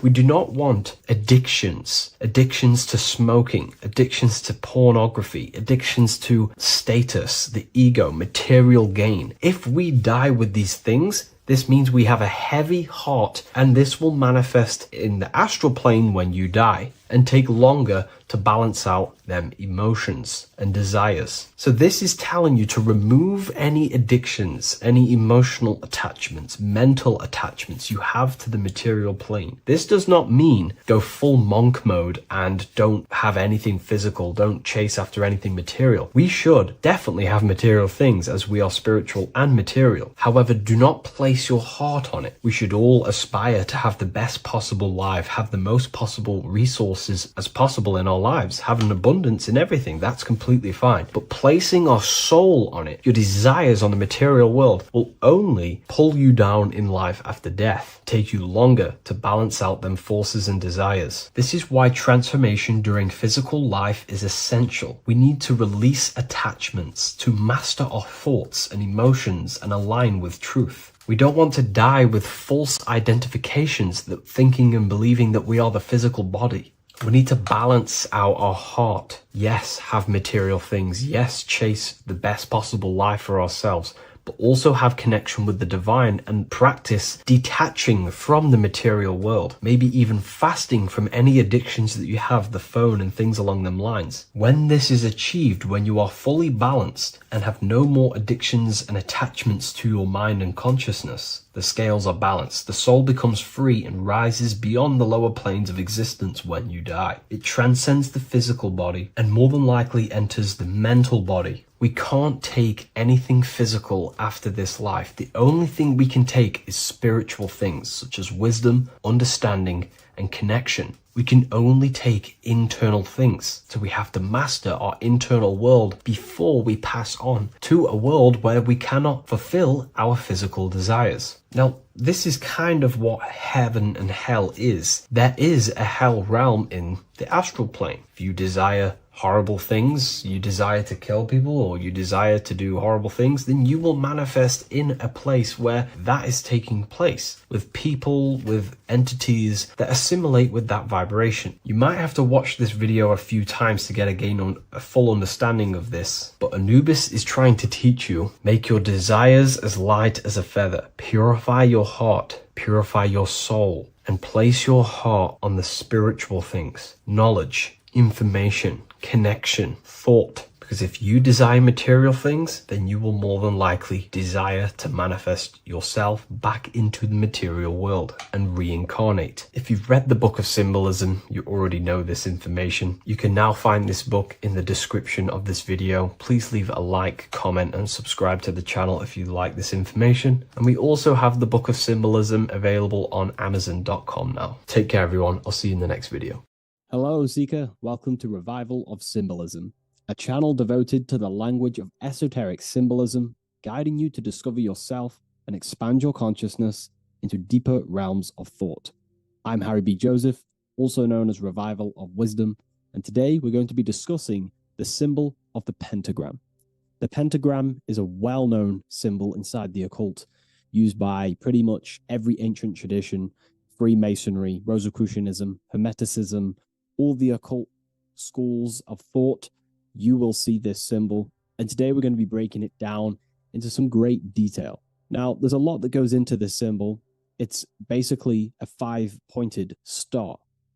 Now, if you notice that the star is one line continuously, you can draw this symbol continuously with one line without taking your pen or pencil off the piece of paper. So it's actually symbolizing one, and one expressing through 5 ways.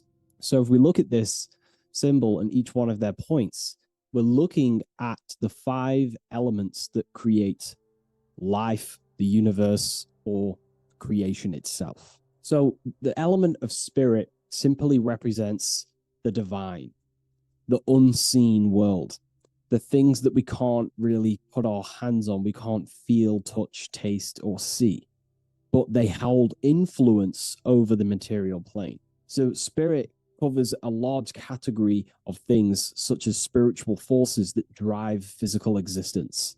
So it's one of the elements. Now, what are the elements? Well, they make up the entirety of physical creation. Air, water, earth, fire. These are the 4 tangible that we can see, feel elements that make up physical creation. They create the whole universe. However, the spirit is the invisible forces, the invisible element that creates the visible, tangible world. Before you take a physical action, there is a force inside of you that moves the body. There is an intention, which is a spiritual force, an invisible, intangible force that makes a physical action be taken in the world of manifestation called earth. This is the element of the divine. The divine comes down creating the world. Okay? So, as I previously mentioned, how this pentagram is one line. It's a one continuous line. So if we draw this pentagram together, let me make this a little bit thicker for you. If we draw this pentagram together, it goes from spirit to fire, to air, to water, to earth, back to spirit. So it's one continuous line. And the elements are always in their proper place. These elements always have to be in this specific order. This is the correct order. If you see air down here, then the pentagram is incorrect. Okay? So it always goes spirit, water, fire, earth, air. This is the correct order of the elements. Now, this is highly symbolic, which is what we'll break down in just a minute. But before we go into the deeper aspects of this, I will explain pretty much what it means on a basic level. So we'll come back to this drawing. So spirit is on the top, which means spirit over or more superior or more dominated over the earthly elements. Now, what does this mean to an individual, to yourself or me?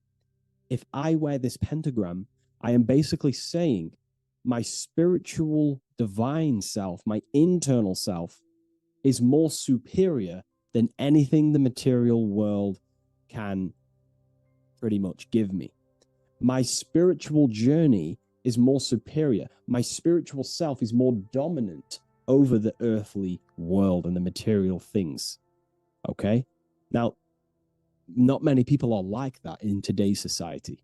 Most people chase the material things, which means they're ignorant of their spirit. They're ignorant of their divine nature. They're ignorant to consciousness and their internal world. They have no connection with their internal world. All of their thought, emotion, and action, their three creative powers, is totally expressed only on material gain and external things. However, if you see an upright pentagram, you're seeing someone who is basically saying, my spiritual nature is more important than my earthly nature. My spirit comes first before anything material. And ultimately, this is how you become more happy and fulfilled in life, by chasing, well, not chasing, but putting your spirit first, putting your internal world first. You know, seeking the things that are untangible. For example, knowledge. I'm addicted to knowledge. You know, I would rather chase knowledge because knowledge is power. Knowledge of self is so important.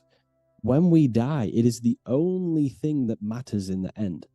When you die, you are immortal. And if you have no knowledge of yourself, then you're going to struggle in the afterlife.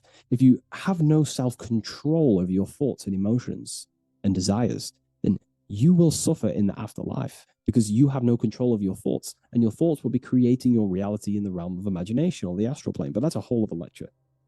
But this symbol is pretty much saying placing the invisible over the visible. So there's many different avenues we can go with this. So this symbol is also used in magic. We could use the symbol for manifestation. It represents controlling the inner world to produce then effect inside of the external world. You see? So we have to put this first in magic spirit. We have to change the internal so we can produce change in the external.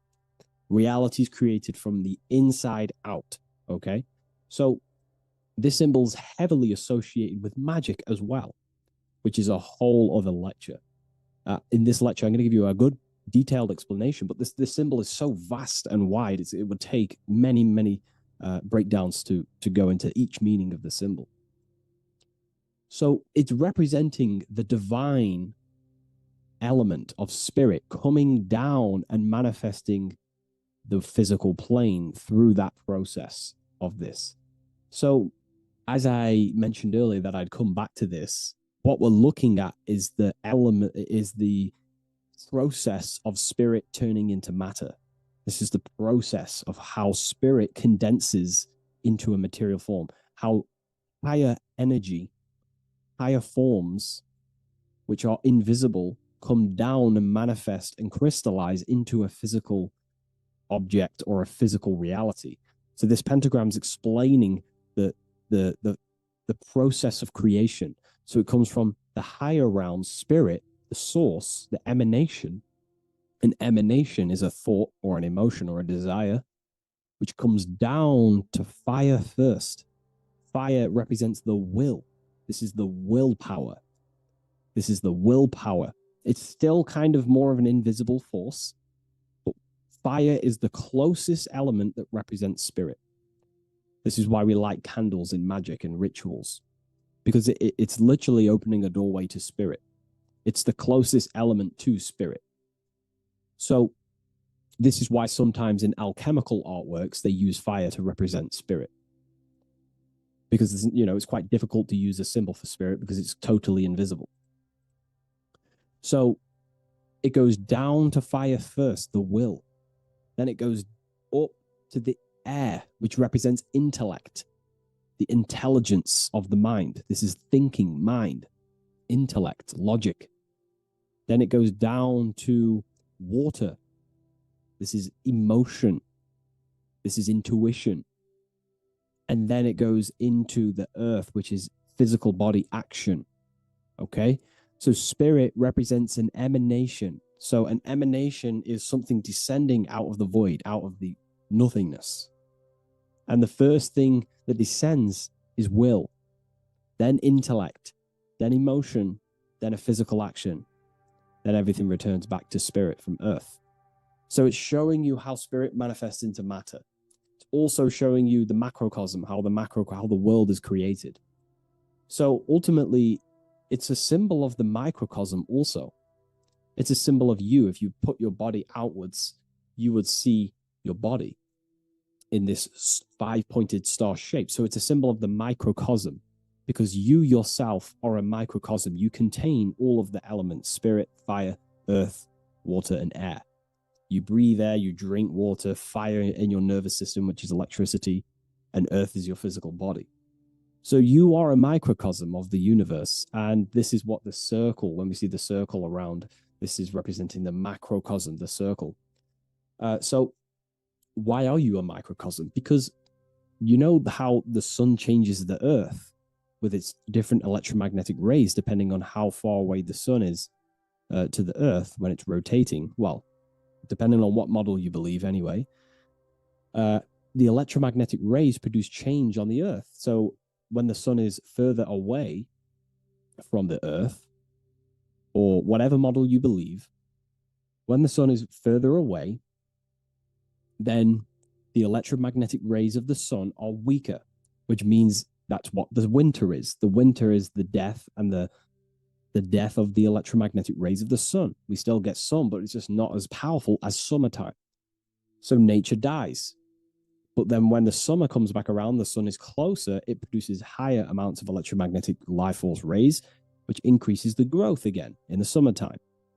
But this is also not only happening on the earth, it's happening within the body. The body goes through this rhythm. The same rhythm that the external world goes through, your body's going through this rhythm.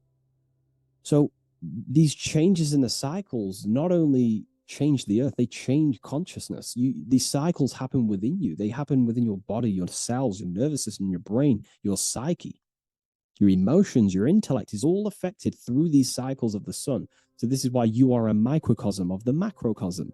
Your mind is cut out of the same fabric of God's intelligence, of God's mind. The same power of thought God used to manifest the world, to think it into existence, the same power you use to think your world into existence. You are truly a microcosm containing all the 5 elements, all the same powers of God, but just in a smaller version. It's a symbol of the microcosm. It's a symbol of the macrocosm also. It's a symbol of how spirit manifests into form. And this is why it's associated with magic, because you can use these elements in magic, this process of how spirit becomes matter. So there's so much that goes into this. And I actually broke this down inside the new book, the Book of Symbolism, on these 2 pages here.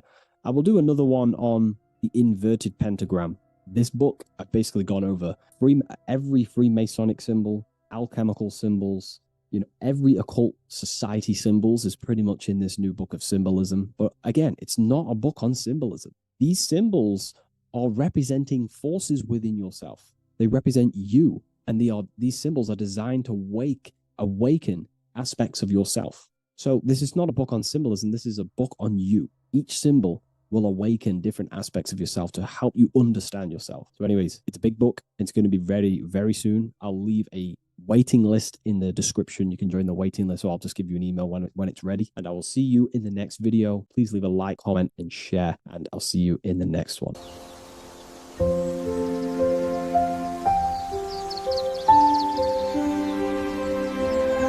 bookofwisdom.com. Visit today.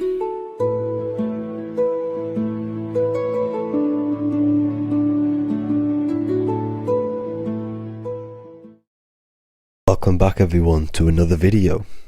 Today we're going to cover everything that you need to know about the mind, starting with the two aspects of the mind, the conscious and the subconscious. The male aspect of your mind is the conscious. This is the 10% of your mind.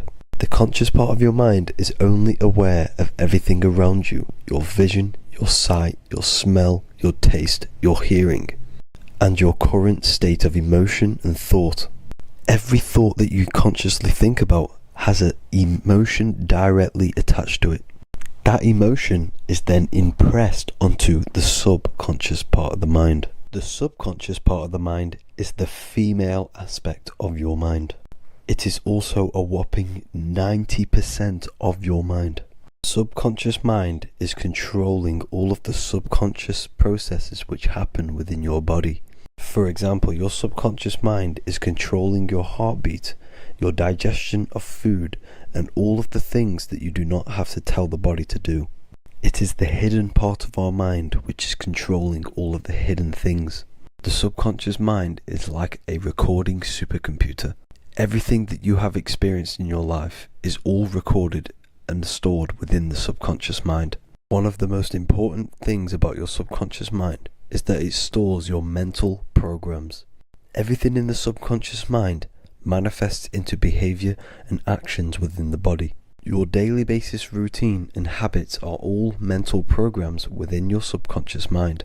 These mental programs are created by mainly two ways. 1. Repetition, and 2. Emotional impact.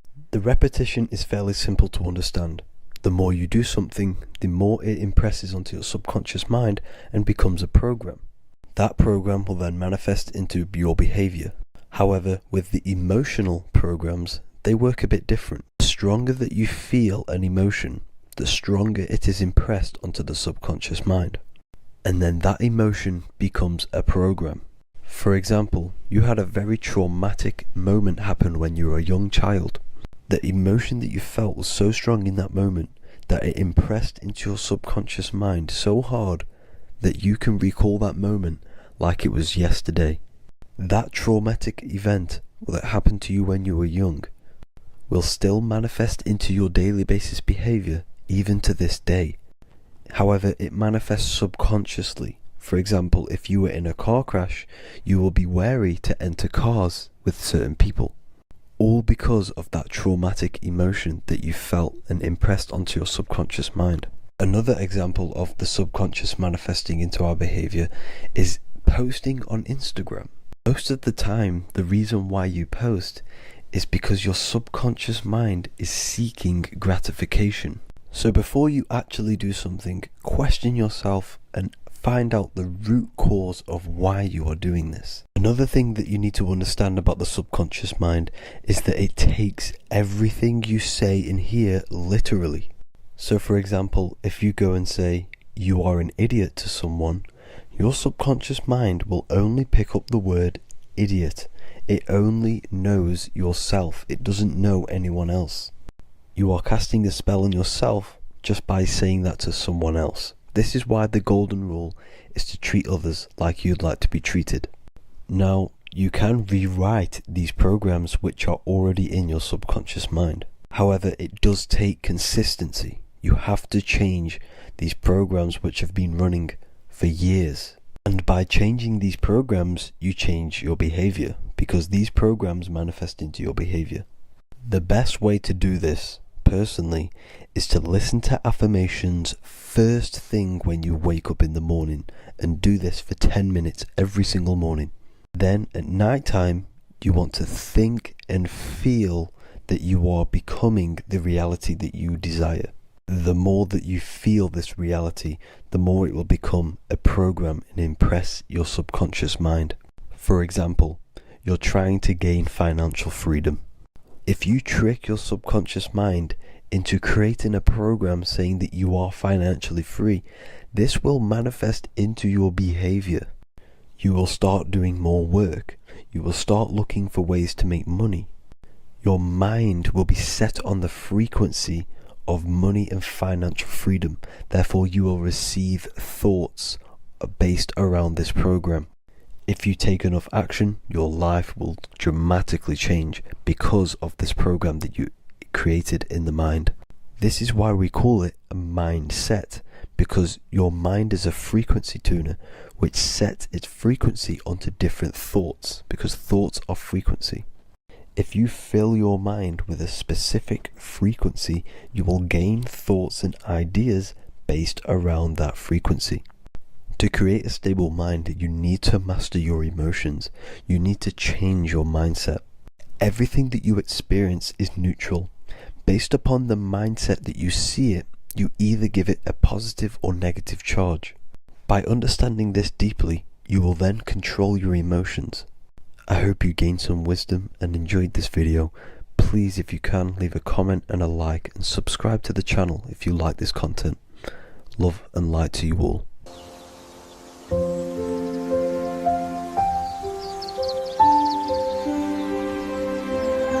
bookofwisdom.com. Visit today.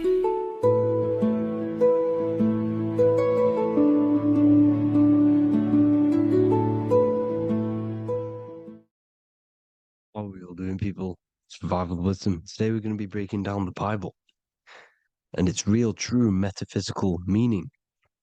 All of these slides within this video is taken from my book, The Book of Wisdom, so you can get all of these slides. So the Temple of Solomon, you are body, mind, and soul, which is the Holy Trinity, the moon, sun, and earth. The sun is your soul because the sun is its infinite source of energy. It is its own source of energy. And that is what your soul is. It's its own source of energy. The moon is mind. This is why you call people a lunatic.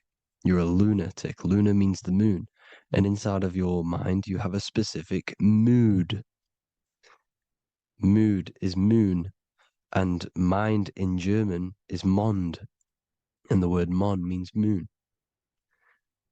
And earth is your physical body because your body contains of the four elements, the four physical elements. Well, the Temple of Solomon is the temple of the soul and the mon, the soul and the mon, the soul and the mind. And it's the temple of the Holy Spirit in the Bible. Everything leads back to one singular point in the center of the brain. The brain is not the mind. It's mind over matter. Okay? The brain is the physical manifestation of the mind. The brain is the electrical computer which decodes the light waves given to it by the mind.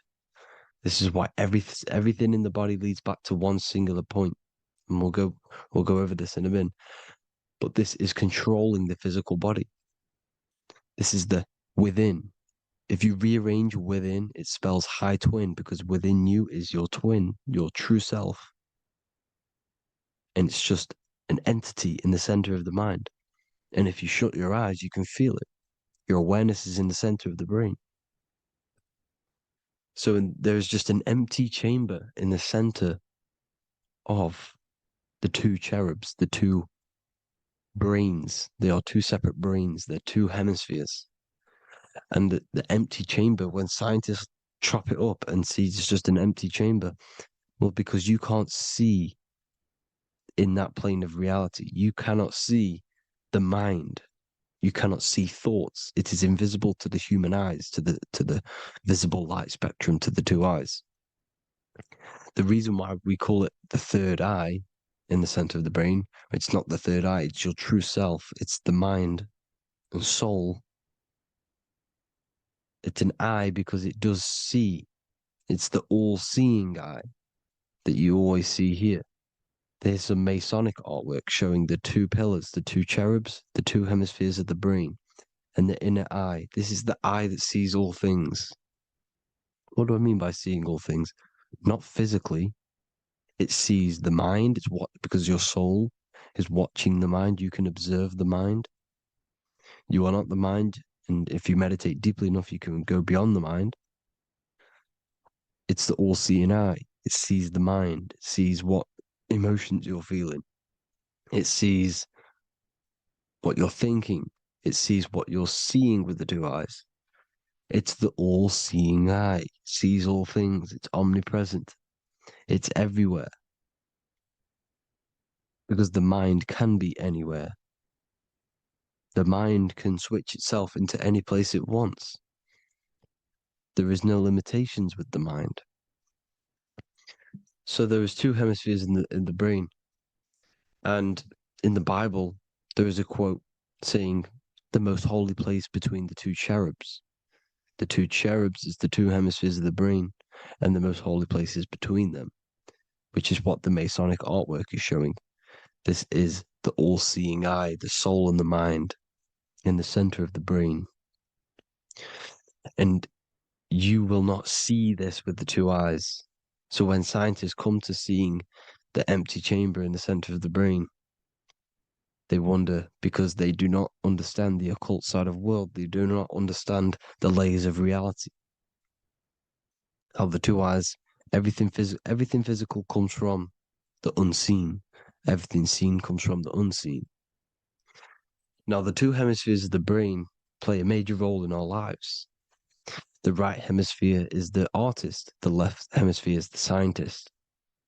The right hemisphere controls the left side of the body. The left hemisphere controls the right side. So there's a crossover. Now, the right hemisphere is to do with your feminine energy, creativity, unification, metaphors, visualization, intuition. The left hemisphere is to do with sequencing, facts, materialistic details, language, and logic. So they keep us normally trapped within the male aspect of our mind, which is the left hemisphere. You know, if you listen to Spotify, Apple Music, and radio, they're all tuned to 440 hertz, which shuts down the right side of the brain, makes you left brain dominant. And we learn, well, 90% of people learn to write with their right hand. They're taught to learn with their right hand, which is to do with the left brain. You see, so we are being trapped within this left side of the brain, which is all to do with logic, thinking logical, not creative. You know, very analytic. But the right side of the brain is to do with your creativity. So the right side of the brain is perceiving reality as a holistic perception. Now, what do I mean? If you're riding through a woods, for example, if you're riding through a woods, your right hemisphere is seeing the whole woods as one unified woods. The left hemisphere's job is to break down the perception given to it by the right hemisphere and break it down into individual trees. So what am I saying? The right hemisphere is seeing humans and everything in creation as one unified consciousness.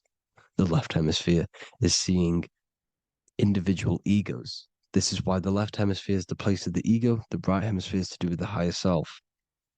They're both needed, though. I'm not saying one's better than the other. It's balance. Now,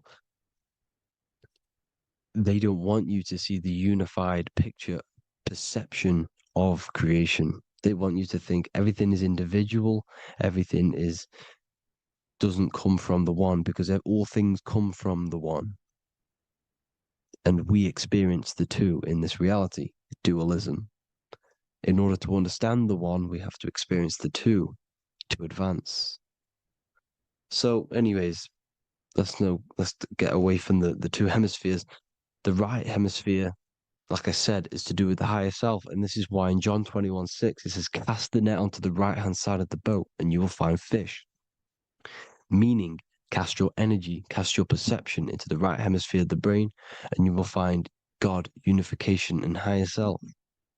You will see things from a unified perspective. How we are all one, because we are all the same consciousness. The same spark that is in me is in you. This is why I am you and you are me.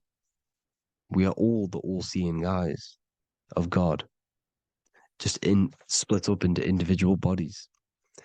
We are all made up of the same essence, consciousness. And that consciousness, that mind and soul, is in the center of the brain. You are just in different avatars. And until we see this, we'll forever be divided and conquered. Until we figure this out as a collective consciousness, we will forever be divided and conquered and ruled over.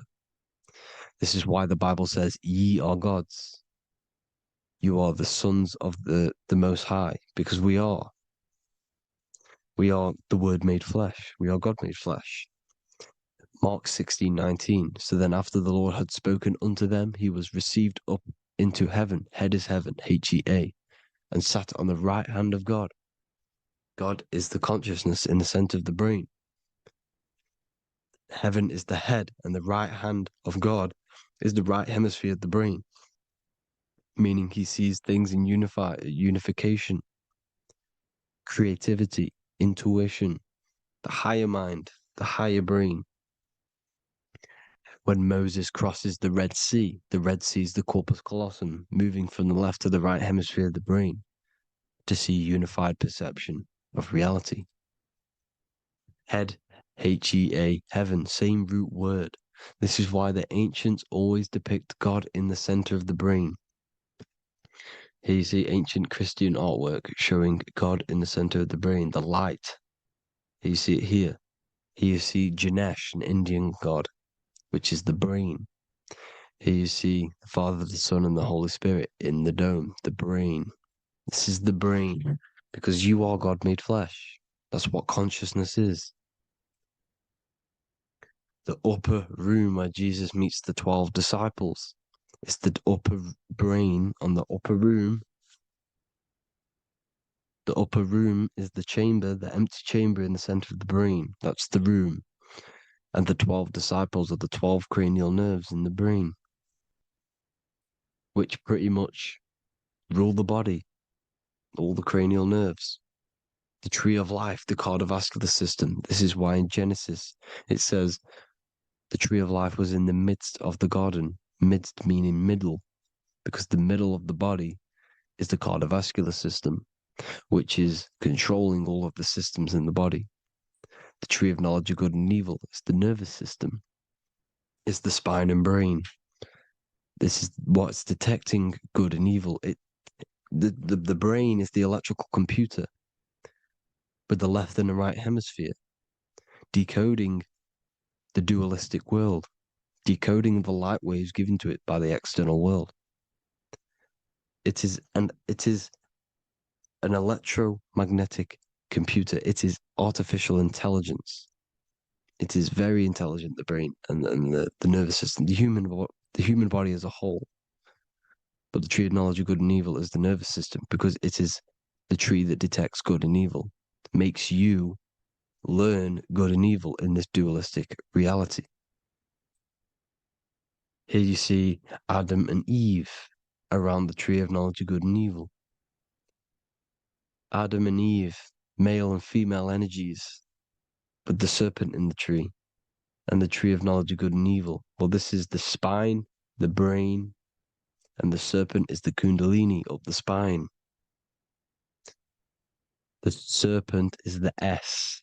That's why S, serpent, S, the letter S is the serpent. Sex and serpents make an S noise. You know, the Bible cursed the serpent. So we don't figure out the true religion. The true religion is raising the Kundalini and becoming God-man and reaching our higher states, our true God self. Because once the Kundalini is saved and hits the pineal gland, it activates 100% of the brain when we're only using around 20 to 10% as of right now without the Kundalini awakening. So when you use it, you're activating 100% of the brain. You're activating all the dormant brain cells. You're regenerating the body. And this is the serpent in the tree of knowledge of good and evil. This is the spine, brain. This is Adam, Eve, the male and female energies. The light of the body is the eye. Therefore, if thine eye be single, thy whole body should be full of light. Matthew 6:22. This is the single eye in the center of the brain. It is not the pineal gland. It is what's inside the pineal gland. You have to go beyond the physical world, and there are no words to describe things that are not physical, metaphysics. And the whole body should be full of light. Well, this light is the same pyramid that you see. You are the pyramid with the all-seeing eye on top. This is why the ancients built the pyramids with the stairs in the middle symbolizing the spine, because once you open all the chakras and balance them and raise the Kundalini, you activate all of the brain, which gives enlightenment. The word enlight in ment. Ment means mind, light in the mind. Enlighten the mind. And this is enlightenment. We are the temple. And Jacob called the name of the place Peniel, for I have seen God face to face. Within spells high twin. Within you is the God self, which you need to manifest into the external world. And he's seen God in Peniel, the consciousness. He's seen his true self, consciousness in the pineal gland.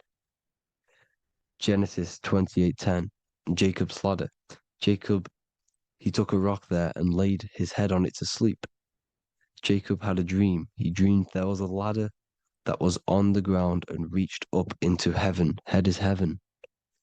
The rock he fell asleep on is the sacrum bone, because he's symbolizing the oil that comes down the spine, hits the sacrum bone and rests there, falls asleep, and it looks up and it sees the ladder to heaven.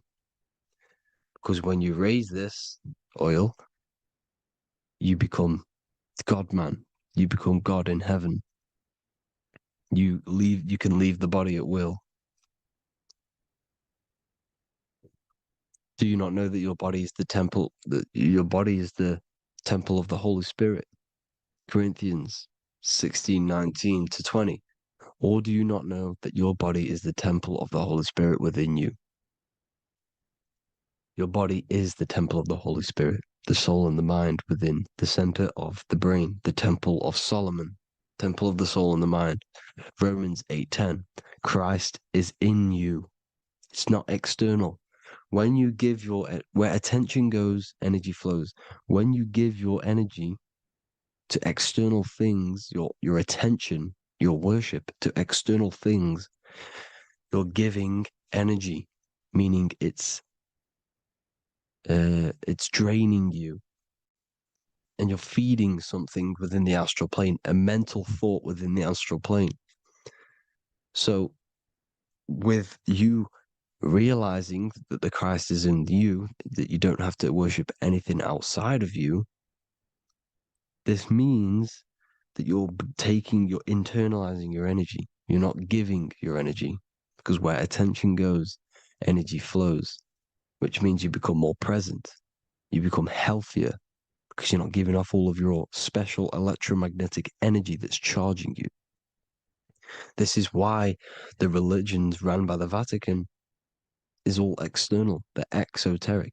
Exoteric means external teachings. The esoteric is the internal, the hidden teachings. In Psalms 82, I have said, ye are gods, and all of you are children of the Most High, because we are the Most High, split up into individual bodies. That's what consciousness is. Consciousness is the Most High. And we have to raise ourselves to the Most High. Brahma, Vishnu, Shiva, the Father, the Son, and the Holy Spirit. Why is it always a trio? It's a trio because it symbolizes us, the soul, mind, and body. The mind is the bridge for the soul to be in the body. What is the soul? It's the life force. It's the watcher. It's the all-seeing eye. The soul sees into different realities, and it gives life to the body of every reality it goes in. This is why you always see light around the all-seeing eye, because it is the energy, the life force, the light, life, L-I. Life is light. And it's the eye because it sees into the different realities. It sees into the dream world. When you're going to sleep at night and you dream, it's not a dream. It's another reality. You're a multi-dimensional creature. We live in a multiverse. There's infinite amount of yous. And there is a version of you which is the highest self in a reality somewhere. And this I has the ability to switch realities, which is exactly what astral travel is. Astral travel is the ability to switch reality beyond the 3D construct of this world. The Father, the Son, and the Holy Spirit, Brahma, Vishnu, Shiva. Brahma, the soul, inhabits different bodies. This is why they have different heads. Vishnu, the mind, symbolizing gnosis, meaning knowledge. This is the serpent. The serpent symbolized knowledge. Shiva, the body. Father, the Son, and the Holy Spirit. The bird, the soul, because the bird symbolizes the soul. This is why you have here the Egyptians showing you the soul leaving the body. Here you see here with the twin head, the same head, and it's a bird. This is the soul self. This is the ego self. The Egyptians knew this. They knew all of this. Of course they did. Now the whole story of Jesus is all metaphorical for the process which goes on within your body. Your neck and head is the holy grail which the sun and the moon creates. Sorry, the sun and the moon creates the fluid within the holy grail, the brain, the skull. And the moon creates the milk. Sorry, the moon makes the milk. The sun makes the honey, the land flowing with milk and honey in the Bible. The land flowing with milk and honey is the center of the brain in the Holy Grail. Here you see the Masonic artwork showing you the sun and the moon creating the fluid in the spine. Here's the serpent. Serpent symbolizing the two Kundalini channels, the Ida Pingala up the spine. Here's the furnace raising the Kundalini, raising the oil, heating it up and rising it to the crown. You see? So here you see more Masonic art, seeing the sun and the moon creating the holy fluid in the brain, in the cup, filling the cup. This is why it's a cup, because it's the Holy Grail.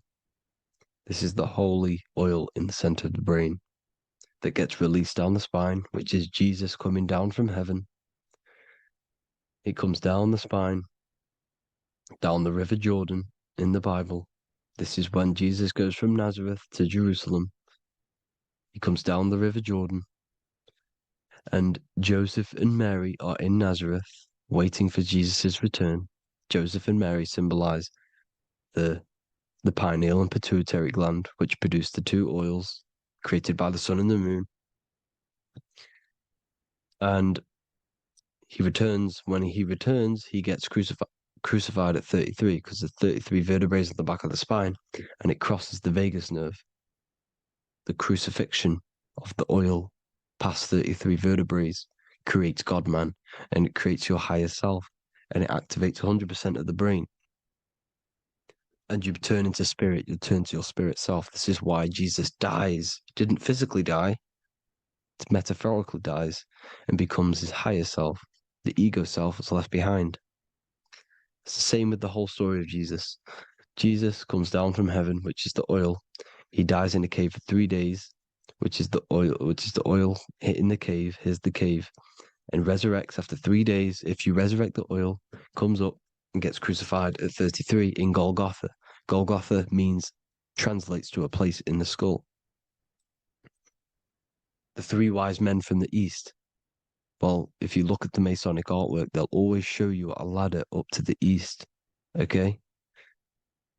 Here you see north, south, west. This would be east. Here you see east here. East here. The ladder up to the east. The east is the top, up. 3 wise men from the east. The thalamus, pituitary, and pineal gland in the center of the brain. The most important glands in the body.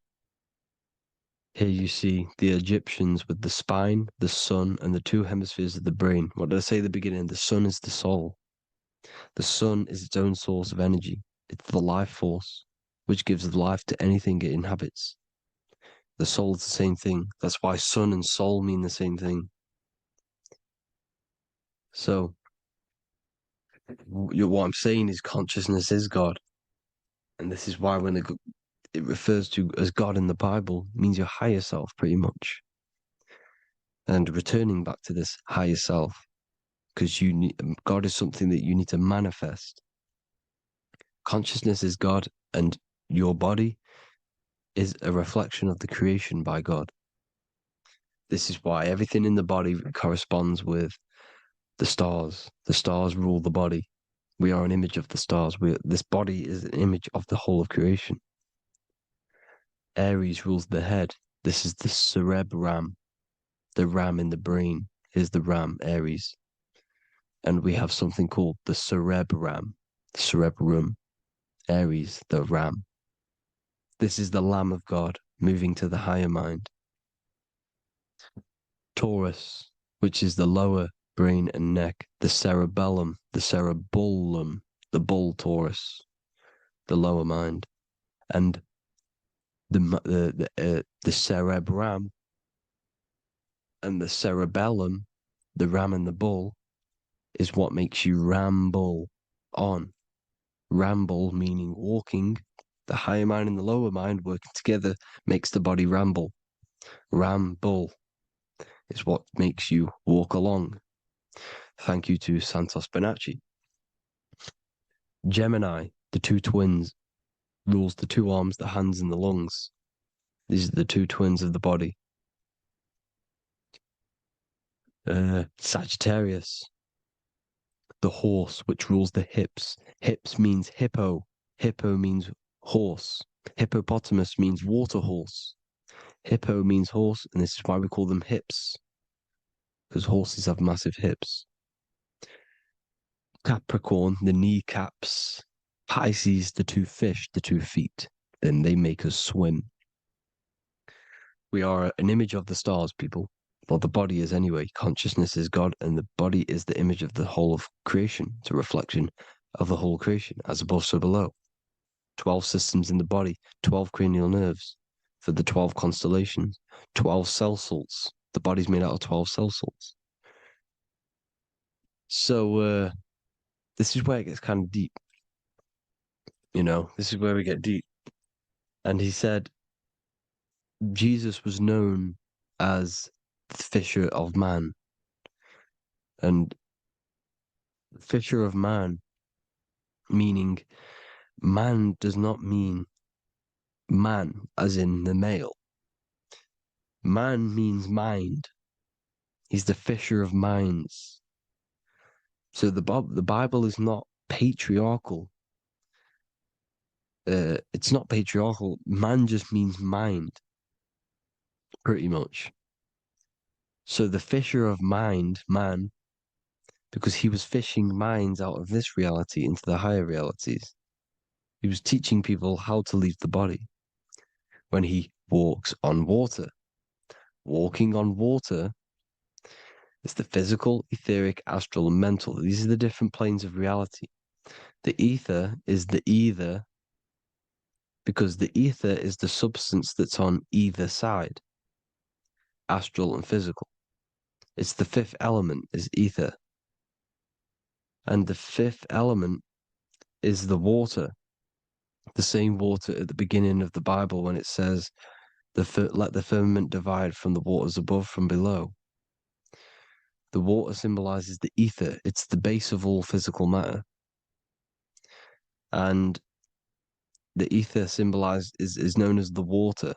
So when you're walking on water, you're walking on the ether, meaning you're leaving the physical body.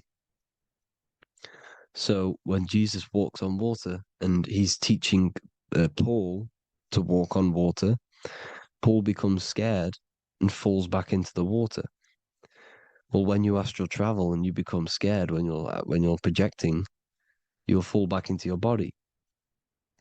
So he's pretty much saying walking on water is leaving the body, and walking on the ether, because the ether is the veil between the astral, and that's what devil means. Devil has the word veil in it, because the devil is trapping you between one veil, which is this world. They're trapping you in this world, this thin layer of reality. Your dreams are different veils. The ether, the astral, the mental are different veils. Devil is deveil. Deveil. You need to escape being stuck into in one reality and live in between realities. And this is when you truly become a multi-dimensional being, because your soul is just the eye. That's what you are. You're just an eye, and you see into different worlds. And it also, when Jesus means the fisher of man, the fisher of minds, he is. I truly believe, because of my research, that there is other worlds. It's not just this one. There's higher worlds. There's an infinite amount of you, and you've been in you, in them dreams. You call dreams. Them dreams are other realities that you are in. That's why when you're there, you don't feel like you're in a dream. You feel like it's 100% real, because it is real. So this is why the ancients always depicted the many different heads, because there's many different versions of you. And this I, the soul, the watcher, is switching itself into different bodies at all times. Well, when you sleep, when you astral project. And this is what the ancients were doing. They understood the multiverse, and they could switch bodies at will. And this is what the 7 seals are in the Bible, also known as the 7 chakras. These are literally portals within us to these different worlds. We're in the heart at the moment. Earth, rearranged, spells heart, meaning middle. This is where good and evil exist. It's the middle point, the midpoint of realities. So, I hope you all enjoyed the video. All of this knowledge that I've give you in this video is inside of my book, the Book of Wisdom. The Book of Wisdom gets updated every single month with new pages. It's a one-time payment for a lifetime worth of research and knowledge by me. So if you do want to get it, the link will be in the description. But I hope you will gain some amazing insight. Please like, comment, and share to help the algorithm, and drop a subscription. And for more lectures, every 2 days, I drop lectures and knowledge within the Patreon. If you want to support the channel, join the Patreon. Everything's in the description, because we are not monetized on YouTube. Thank you all. Have an amazing day.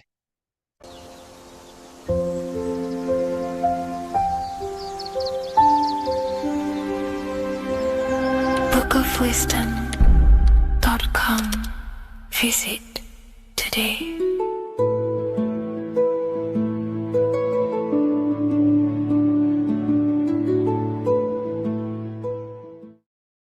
Neo is plugged in on the back of the neck, which is the reptilian brain stem.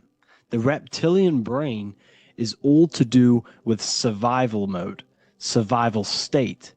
It's always scanning the environment for safety, whether that's physically, emotionally, or mentally. It does not think. It is instant. For example, do I smack the guy or run off? If something happens to you, like a car's coming really quick to you, you do not think about this. The reptilian brain is the animal instinct that will instantly move your body and the instant reactions.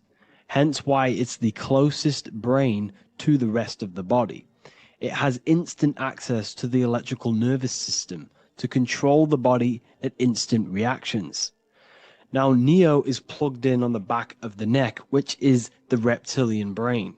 Therefore, the matrix is the body itself. It is the lowest state of consciousness. This is what it represents. The word matrix means womb. It translates to womb because your body is a womb. Your body is a vessel for universal consciousness, for God consciousness. And the body is also a womb where you can be born again outside of this body by raising your consciousness, by awakening the neocortex. This is why Neo is called Neo, because it represents the neocortex. This is the higher aspect of our brain. This is all to do with new things, higher reasoning, higher thinking, new learning. You see, the brain is a receiver for universal consciousness. Now, what do I mean? It is a radio receiver. Think of it like this. You have a radio tower which emits frequencies, and each little frequency, 00.1, 00.2, 00.3, each 00 point is a different person. We are all the same universal consciousness encapsulated inside of a different vessel. This is why our body is the temple of God inside of the Bible. Your body is a sacred temple of the divine essence of the universe. However, consciousness is controlling this physical body. And I'll show you this diagram here. Consciousness consists of imagination, emotions, thought, and memory. All of these things are not physical. They're not made out of atoms. You cannot think with atoms. If I split open your brain while you are thinking of a cheesecake, I would not see a cheesecake. It's because these things exist metaphysically within consciousness. They are not physical. The body is physical. It's part of matter. It's part of time. You see the Leonardo da Vinci, the circle and the square. The square represents limitation, beginning and end, because when you draw a square, there is a beginning and end. It represents the body, the mortal self, the ego, the echo. Then you have the spirit raised above, which represents spirit over matter, mind over matter. Invisible forces create physical forces. Everything physical exists in non-physical. This is also the Freemasonic square and compass, why the square is below the compass, because the compass creates the circle, which is spirit or mind. Then you have the square, which is matter. Mind and matter are the same substance.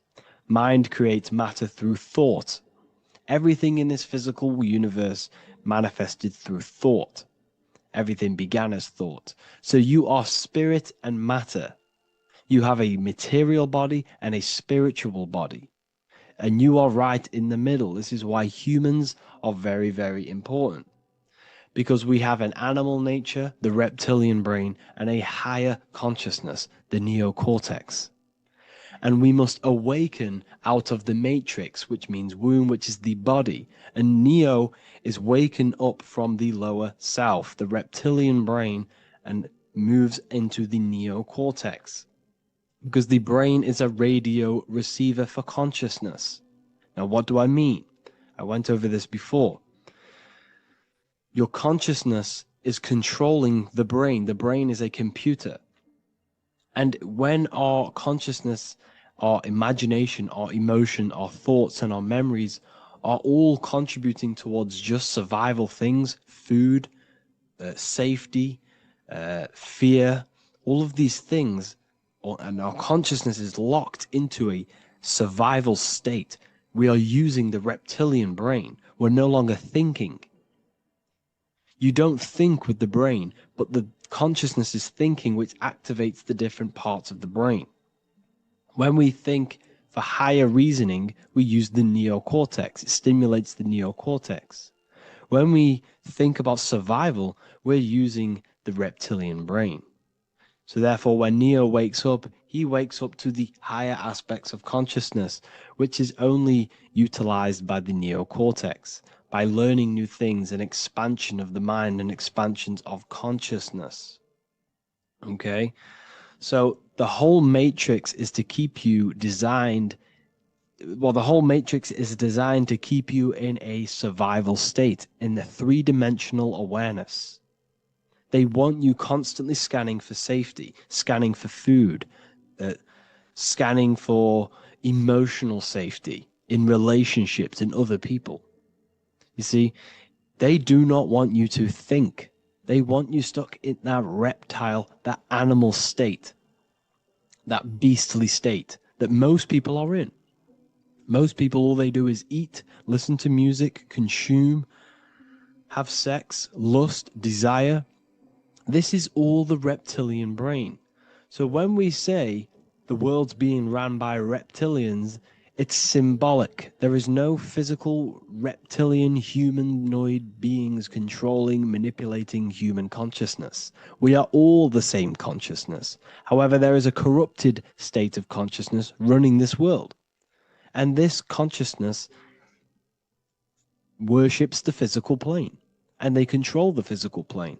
So by doing that, they keep you stuck in a reptilian way of thinking, the animal state, to keep you stuck in the lowest state of consciousness. Now, this is the god Osiris, which represents the reptilian brain. None of the Egyptian gods ever existed. They are all symbolic for the brain and anatomy of the human body. Osiris represents the reptilian brain. As you can see, this anatomy compare to the brain stem and Osiris statue found in Egypt.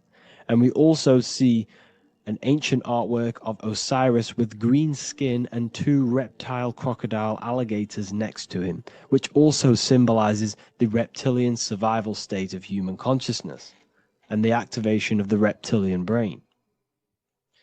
This is what it symbolizes. Now, this is what the Matrix is all talking about. It's talking about the awakening, the expansion of consciousness. The word divine is dive in because you connect with the divine by diving inward. There is no man in the sky going to save you. You must connect with the self. Know thyself. Truth comes from within. All of these things I'm telling you comes from within you. I'm just pointing it out. All of this is self-realization. A lot of people say, well, what are my sources? My sources is knowing thyself, observing thyself, using the neocortex of critically thinking, sitting down and thinking about yourself and having deep realization of yourself. You can realize that your thoughts are not of this physical world. It's quite simple. The brain does not think. The brain does not imagine. The brain does not hold memory. All of these things exist in consciousness, the one consciousness, but we are all fractal, infinite parts of. This is the eye on the triangle, consciousness being given down to the rest. This is separate. Consciousness is separate from the rest of the pyramid. The pyramid is your body. Neo is the one consciousness. This is the Egyptians symbolizing the one consciousness giving Ankh, which is life, to all the different life forms. However, you can see that the central sphere is giving a big Ankh to the humans, because humans, like I said, possess the advanced consciousness, an advanced brain that allows us to turn above our reptilian animal self. For example, we can go against our reptilian lower animal nature and turn to our godly nature. Animals cannot do that.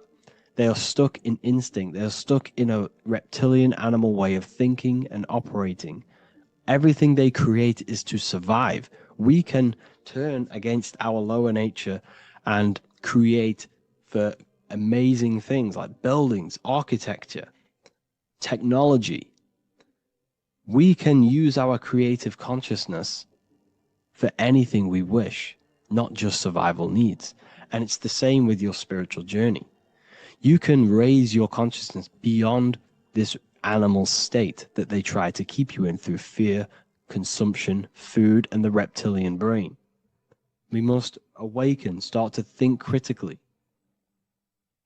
and awaken to our divinity. Because the mind, the consciousness within you has infinite potential to expand. There are infinite fields of knowledge that you can explore. The mind can never be filled. It can never ever be full of knowledge. It always expands, and that's why you are alive. That's why you are part of this universe. That's why the science always says the universe is always expanding, because the universe exists in your mind, and the mind is always expanding into new fields of thought, new fields of knowledge and information. And that is your whole soul purpose, of expansion of mind and expansion of consciousness, and the exploration of the mind of God. We are living in the mind of God. You are a thought in the mind of God. You must awaken out of this body. This is why Jesus says you must be born again to see the kingdom of God. You must be born again. You must raise your consciousness beyond physical limitation and awaken to your divinity. And this is pretty much it for this video. I hope you all understand this, that this is all symbolic for consciousness.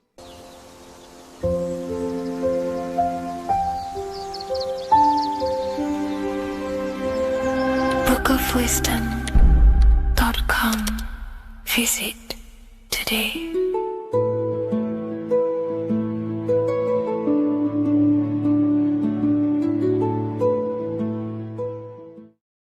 The scariest thing about having your first out-of-body experience and leaving your body is the realization that you have after. You realize everything you've been told about yourself, reality, the earth, what you're doing here on earth is a complete, utter lie. Your self-belief of what reality is and what you are is completely shattered. You now fully understand that you are more than your physical body that you inhabit. My first out-of-body experience happened a few years ago, but before all of that, I remember being a child, going to bed and closing my eyes, and I remember as a child feeling like I was floating above my body and moving. And maybe subconsciously this has led me into knowing intuitively that there is more to reality, and I've gone down this path of esotericism, occultism, consciousness. Maybe that has led me to this, I don't know, but I've always had this subconscious intuition in my mind that there's more to reality than what we've been told. And maybe it came from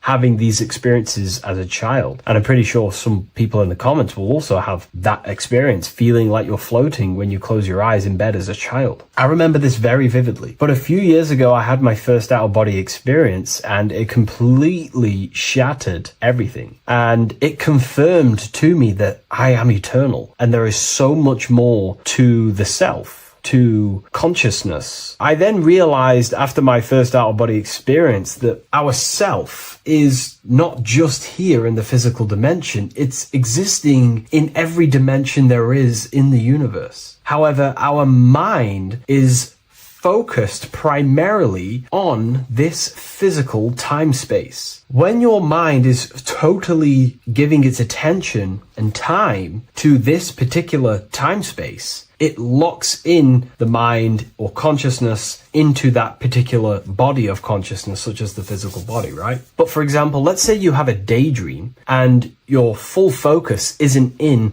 the present moment and your environment that you're in physically. Your mind kind of wanders off into a daydream, what we like to call it. That again is shifting time space. Your consciousness is 40% here in the physical plane because your body's there, but then the other 60% is in this daydream, this imagination. So you're shifting time space, and what an out-of-body experience does is allow your mind to reduce that attention to the physical body and access attention to this altered body or dimension of consciousness. So I'm going to give you the story of my first out-of-body experience, because I know when I was researching this, I was always looking for personal stories about someone's out-of-body experience, and there's not many out there, to be honest with you. Well, based off my research, I couldn't find many. You find a few, but I'm going to give you my experience of my first out-of-body experience that happened a few years ago. It was early in the morning. I kept on waking up and falling asleep to my alarms. I went back to sleep after waking up for like the third time in the morning. When I fell back to sleep, that is when I had my out-of-body experience. It's also good to mention that I have been listening before that about podcasts, books about our out-of-body experiences, astral projection, and things along them lines. So this was stored in my subconscious, this topic. And I had a desire in my heart to actually experience this for myself. Long story short, I went back to sleep early in the morning because I kept on waking up, and it began with this tingling sensation, a high energy sensation. It was like bursting, intense, high frequency energy. My attention was no longer in the time space of my body, but my attention shifted into this energy body, which I now understand. I didn't understand at the time properly, but I now understand that as my consciousness started to feel like it was being pulled upwards, right now, our time space, our attention is in our body, and you feel all the data of the senses, right? And that's what I'm feeling right now. That's what you're feeling right now. But imagine that was completely stripped. My attention was no longer feeling the sensations of my body because my body kind of just dissolved as I fell back to sleep. So this was a natural out-of-body experience. I didn't force it. I didn't meditate. I didn't do anything. This was just a natural out-of-body experience that I had. And a lot of people get these that I've read about. So my attention started to feel like I was being pulled upwards, and I no longer felt my body, but I felt this intense energy, frequency, sensation all around my body. It felt like this, it felt like illuminating energy that's moving very, very, very fast. So my conscious awareness was now shifting. I now understand. My whole body faded into this sensation. My whole mind faded into this energy sensation, this tingling, and it was very, very intense. I was not feeling my normal senses anymore, only this energy. This energy was also pulling me up. The more I was lifted up, the more intense the frequency became. So think of it like just a frequency resonator, how it just goes up and down, up and down. But then imagine the frequency resonator just going higher and higher and higher frequencies, and it was just getting more and more and more intense. The energy was moving faster. This tingling was faster and faster and faster as I was being pulled up. Part of my mind began to fear this. My arms and legs grew very tense. I started to tense up because at this moment in time of the experience, I was very vaguely conscious. I was half there, half not. And as I was being pulled up, my physical body started to tense. And this is again when I started to feel my body again. But then I remembered what I heard out of body experiences is that you have to submit to the process. If you try and force an out-of-body experience, it will never happen, because an out-of-body experience is not truly out of body. What we're trying to do is trying to find a needle in a haystack. If you're trying to find a needle in a haystack, you don't go rummaging through the haystack to find the needle. What you do is you burn the haystack and then the needle reveals itself. It's the same with an out-of-body experience. We dissolve the senses of the body, so the body falls asleep, but the mind stays awake. As soon as I let go of this fear and I let go of the tensations in my body, I started perceiving through another state in this energy body, but I didn't see my body. It was just like perceiving and seeing, but no body, like a camera. When you look at a camera view, you don't see what the camera looks like. You're just seeing through the camera. It's the same as that. I had no form, but I was just seeing. I was just like a floating eyeball, seeing into this altered state of consciousness. I was just seeing. I first saw my street outside my house with lots and lots of people walking on the street, but I could not see the people directly. Everything was black and green. The background was black, but I couldn't see the people. I could just see a glow of light around the people, like an egg shape. They were just walking on either side of the road, other directions. I could just see more and more people moving faster and faster and faster. I didn't realize then, but then I did start to realize later on in my journey that that was more than likely the etheric plane that I saw. The etheric plane is the plane of life force and vitality and electromagnetic auras. So that was my awareness shifting from physical into then the etheric plane, the the plane of life force and energy. Now, the etheric plane is very, very, very difficult to actually access consciously. The etheric plane acts as a bridge between the physical body and the astral body. To actually access the etheric plane alone is very, very, very difficult, and only certain trained individuals can do that. The etheric plane is not really a conscious plane where you can stay there and be conscious. It acts as a bridge between the physical and the astral plane. I could see the glowing auras around people moving along the pavement. The people moved faster and faster until the scene started to just dissolve as these people were just moving faster and faster. It was not very clear at first, but I subconsciously knew that I was having an out-of-body experience. This is when I really started to realize that I'm being shot out my body. When I realized this, I submitted even more. I started to just let go. The more and more I let go, I kind of like split through a veil, and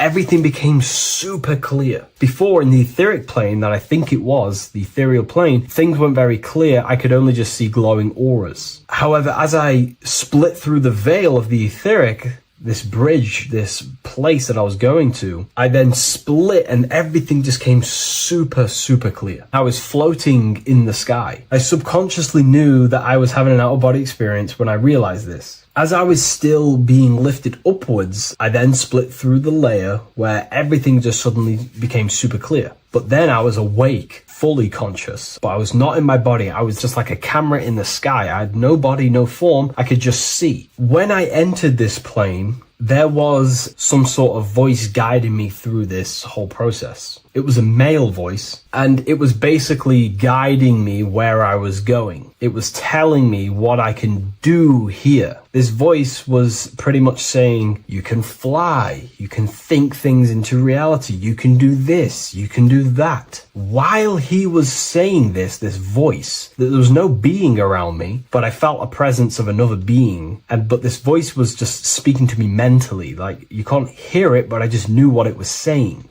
It was so weird to describe. It was like telepathy. You couldn't hear it, but I just knew what it was saying. But it was a male voice. It's so hard to describe. I still could not see any form of myself. I was not seeing my astral body or any shape. I was just perceiving a point of awareness, like a floating eye, like I said earlier. While this voice spoke to me, I saw fractal patterns as he was saying, you can do this, you can do that. And while he said, you can fly, I remember just seeing this line like splitting and creating fractals. It was like this black line that was just splitting off into duality, creating fractals. But then my physical body just went through this line, split, and then split into fractals again. So strange, very difficult to explain because it's four-dimensional. To explain it in physical language, it's very difficult to actually explain what was going on. So as he was saying what you can do, I was seeing these fractals dividing and then creating fractals. When he says you can think things into reality or something along them lines, my awareness just did a full 360 as if I did a backwards flip. I had no conscious control over this. That's something that you later develop as you keep having these out-of-body experiences. Your first out-of-body experience, you probably won't be able to control what's going on, but you will have an out-of-body experience if you seek them. I could see all around as I rotated. I looked all the way down and then back to my original angle and point of awareness. During that rotation, when I started to turn upwards to do the backflip, I looked up and it kind of looked like the sun in the sky. It was very dark and gloomy.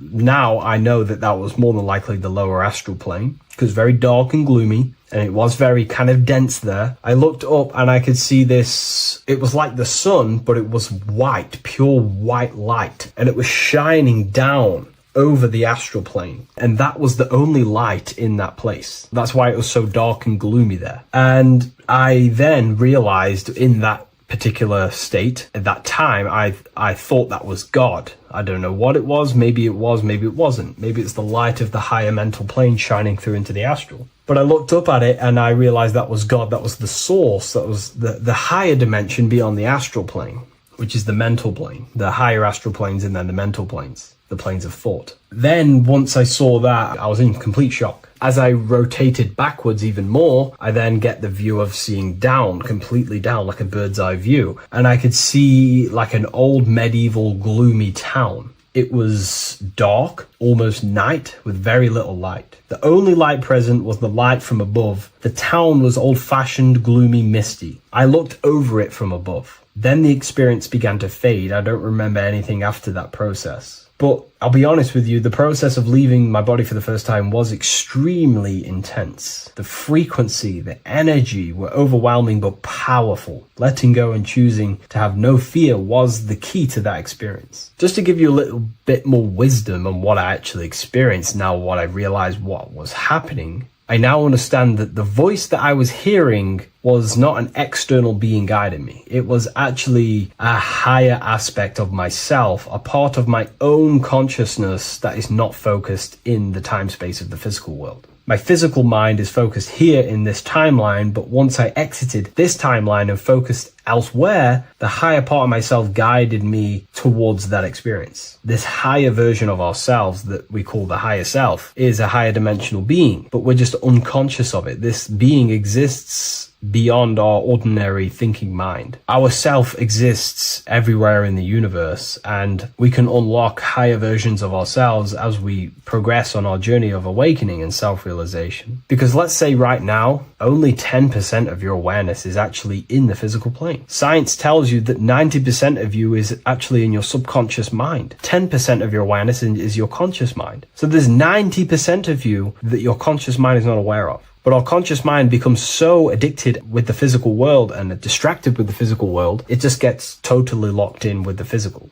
And we never pay attention to the hidden aspects of ourselves, the unconscious aspects of ourselves. And that's why everyone in the esoteric and occult space talks about gnosis, seeking knowledge of self. Gnosis is not knowledge, it's knowledge of self obtained through direct experience. So gnosis is about rediscovering who you truly are. And another bit of wisdom that I could give you from this is that the observer is the same observer that is observing this video right now. You're watching this video, but who is the one seeing the screen? Who is the one seeing the screen of your reality, of what you call life? There is an inner witness consciousness within you who experiences and observes your thoughts, emotions, and actions, experiences and observes the screen you call reality. And that witness also witnesses your dreams. When you shift your awareness from your time space of this body into your dreams, that same witness is witnessing your dreams. So when you meditate, connecting with this witness aspect of our consciousness really does help to excel the process of having an out-of-body experience. Because a lot of people have out-of-body experiences, but they don't understand what's actually going on. They don't understand the nature of it. But it's all mental. You move mentally in that dimension. You create mentally in that dimension. The same that you do in this dimension, but just on a quicker scale, because things manifest in the astral plane instantly as soon as you think of it. Just like the screen in your mind, you think of something, you have a screen of an object in your imagination. That plane, it manifests instantly, but down here, it takes a longer time for things to manifest and condense. Once you understand that thought rules the universe, thought is the creative force of the universe, you start to understand,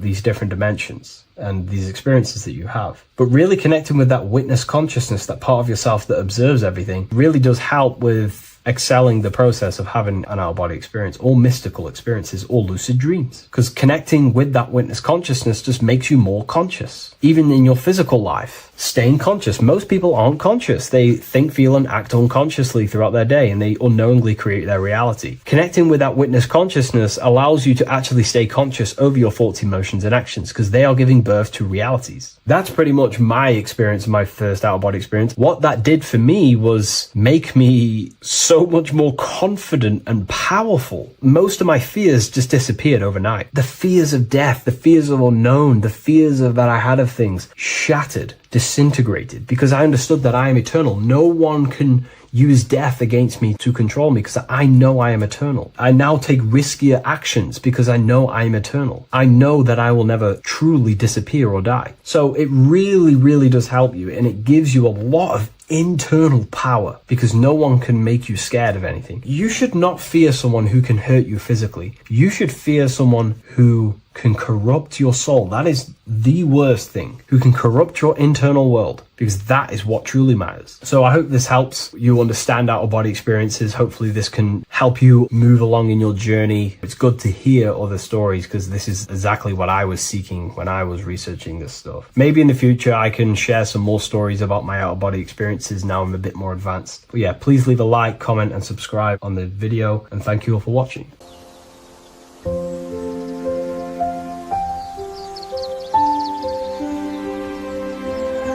bookofwisdom.com. Visit today.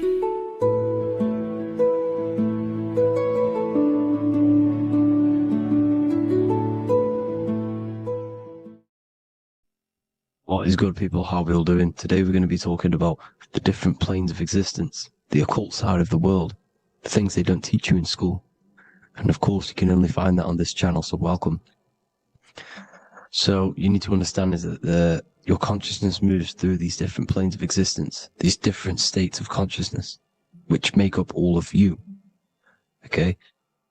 They are all interlocked planes. They are all interpenetrated into each other.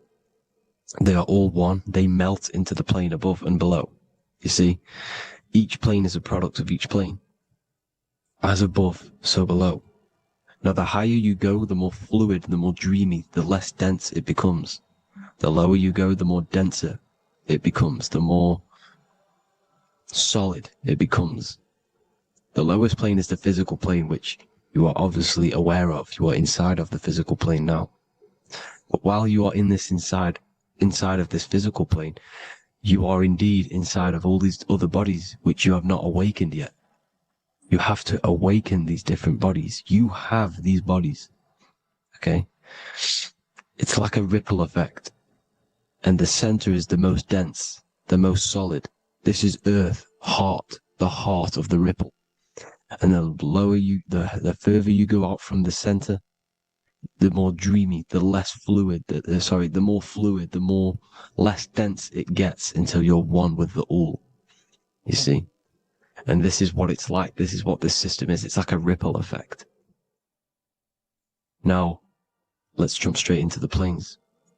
First, you have the physical plane, made out of 4 elements. 5 elements. The ether is the mother of the elements. It's the womb of the elements. It's the 5th element. And it gives birth to the 4 other elements. 4 is stability. Tables have 4 legs, and this is why the ether gives birth to 4. Because it's the foundation of the physical world. Fire, earth, water, air. They are not pure. Each one of the elements melts into the other one. For example, earth and water both share cold. Water and air both share wet. You see, they compose of each other. They melt, they mold into each other based off the vibrational state of the ether. That's what it is. The 4 elements are the vibrational states of the ether. Okay? So you have the 4 physical elements making this, physical world. It's the lowest world. It's the world of effect. This world, whatever you see, whatever you experience, it's the effect. You can't change anything by manipulating this world. You got to manipulate the higher worlds to affect this world, you see? As above, so below. This is the lowest plane. It has 3-dimensional. It's the 3rd dimension. Space, height, and thickness. That's all it is. Front, backwards, upwards. You see, it's 3-dimensional. We cannot perceive the hidden side, which is the interior of this existence. We cannot perceive the interior from our exterior view. We are looking into this world. Okay, this is the exterior view. We can't see what's inside of that. That's the 4th dimension, which is the next one. It's the most gross and dense plane. 4 states of matter, the most slowest vibrational molecules exist in this plane. Above this plane, you have the ether. Okay, the word ether and either are the same thing, because either connects 2 scenarios in languages. I either support Manchester United or Liverpool. Either is connecting them 2 scenarios. The ether is doing the exact same, as you can see here on the planes of existence. It connects the astral world, which is very important, to the physical world. It's connecting these 2 worlds. So it's the ether. The ether is pure potential. Energy flows through the ether. It is pure energy, pure potential. Okay? The physical body is an exact copy of the etheric counterpart body. So every physical object has an etheric energy double. It's like a blueprint of that object. Every single object has an energy double, and that's the etheric double. Okay? The etheric body determines the shape of our physical body through its lines of force. All through life, it rebuilds and restores the physical body. Physical problems show up first in the etheric body because as above, so below. You manipulate the higher planes, it will manipulate this plane. And this is why sorcery works. You know, contact with astral plane entities. We'll get into that a bit later. So the reason why we can't see this plane, this energy world, which is all around us, which we are inside of right now as we speak, is that the molecules that compose it are further apart than those of the physical plane, making it invisible to the two eyes. That we can't perceive it. Our eyes cannot physically suck in that sort of information, and our brain cannot decode it. This is why, you know, they brainwash us with all these programs to keep us asleep, to keep these other bodies we have asleep, so we don't find out about these other bodies, and is to make you believe that everything's just a material. Only the material world exists. They don't want you to know is that everything that you see is a result of something you cannot see. As above, so below. There are realities within this reality. This is what I'm breaking down now, these different planes, on how this reality works. So your etheric double is your energy body. You can see here the physical, etheric, astral. Astral is your spirit. The ether is a part of the physical plane. It's like just above the physical plane, but it's still part. But then the astral plane is completely separate. It's another plane, but they're all interlocked. Don't think they're apart. They're all interlocked. They're all one. They all melt into each other. The chakras that we have are inside of our etheric body. They are our sense of organs which tune us to the fourth dimension. These 7 chakras connect us to the astral world, the fourth dimension. Okay? They are points for the flow of energy from the universe / 7 planets, because the 7 chakras are your 7 planets, and the 7 planets are connected to the astral world. They are feeding these 7 senses in our body. They connect us to the universe, to our etheric counterpart, and then to us, supplying the physical body. Because the energy comes from above. As above, so below. These 7 senses, these 7 etheric chakras, are being supplied with energy from the universe, the 7 planets, the solar system. Then it supplies the physical body. You see? So, the ether is very important. And this is, you know, that the ancients understood the science of the ether, and they could, you know, harness free electricity from it, because it's all around us. The ether is all around us. And this is what they were doing. They were harnessing free energy using the ether. The astral plane, the fourth dimension, very important plane. Very, very important. We've all been there. Every single one of you has been there. Okay? The fourth dimension is unseen of what we see. It's the interior of the exterior that we see. We see the third dimension, but we cannot see beyond what's making this third dimension. This is the fourth dimension. Okay? It's the dream world. This is where you go when you dream. Okay? This is where you go when you dream. It's the place of disembodied spirits or ghosts, entities, whatever you want to call them. When you hear ringing in your ears, that is not tinnitus. That is an entity around you. Okay? That is an entity around you. The fourth dimension is where thought forms exist. Mental images. Thought forms as in what you see in your mind when you think of an image, because the mind is the highest plane of existence. Mind is the highest plane of existence. And it manipulates all of the planes below. So it goes the mental plane, then the astral plane. So the thought is in the mind, the mental plane. That just the thought alone, no image, but then The form depiction, the thought form exists. It manifests in the astral plane as a sort of image, an entity, a living conscious being. So this is why thoughts are things. You see, thought forms exist within the fourth dimension. So when you imagine something, when you are, for example, right now, look into your hand and imagine there's an apple in your hand. If you can see that, you are seeing into this fourth dimension. You can only see into this fourth dimension using the mind's eye, not the two eyes, the mind's eye. When you shut off the two eyes into darkness, the third eye opens. The mind's eye is open, and you can see, this is astral travel. You got to work on astral travel, and you will see this astral plane, this fourth dimension. And there are 3 different sections to this astral plane: higher, middle, or lower. So yes, there is a kind of a heaven and hell, and a mid-God. Heaven being the higher vibrational entities manifesting higher vibrational thought forms existing there, the lower vibrational thought forms existing in the astral plane. But these thought forms are beings. You can create these beings. They're called elementals. Okay? If you entertain specific thoughts for long enough, this will plant a seed and it will grow. If you so for example, you have a bad feeling or whatever, what's a good example? Unforgiving someone. You keep that energy inside of you for long enough, it will manifest in the fourth dimension. You entertain that thought long enough, it will manifest. And it will create an etheric body, and it will be an entity which will harm you. It will feed off you, this low vibrational energy. Your mind is so powerful. It creates thought forms, and these thought forms can take consciousness, can take bodies, etheric bodies. Now, that's why it's very important that you master your mind, master your thought patterns. So this fourth dimension is the astral world. So when you have a nightmare, this is the lower astral plane. You're in the lower astral plane.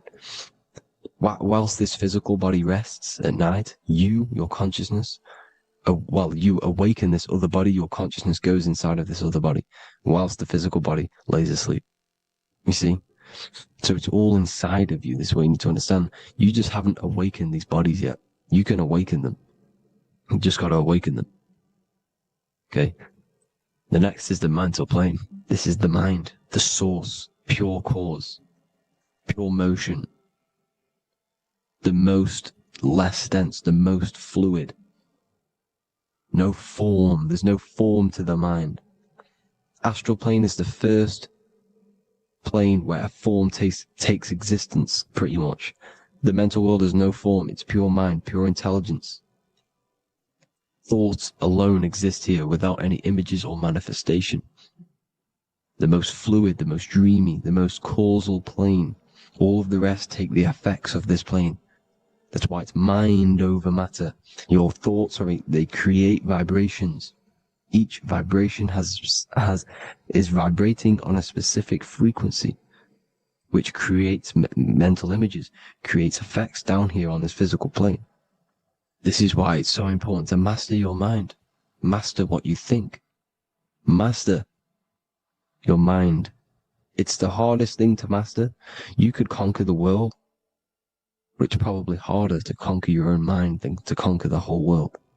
I can promise you that, because the mind can play tricks on you. You got to listen to that inner guide within you that will constantly manifest the good things. So anyways, people, hope you learned a lot from this. Please work on trying to activate these other bodies. I will maybe do another video on trying to activate these bodies if you wish. Please comment down below if you would like to see that. And have an amazing day. Please like, subscribe, comment down below any video ideas you want me to do, any information you want me to spit. Thank you all. Have an amazing day.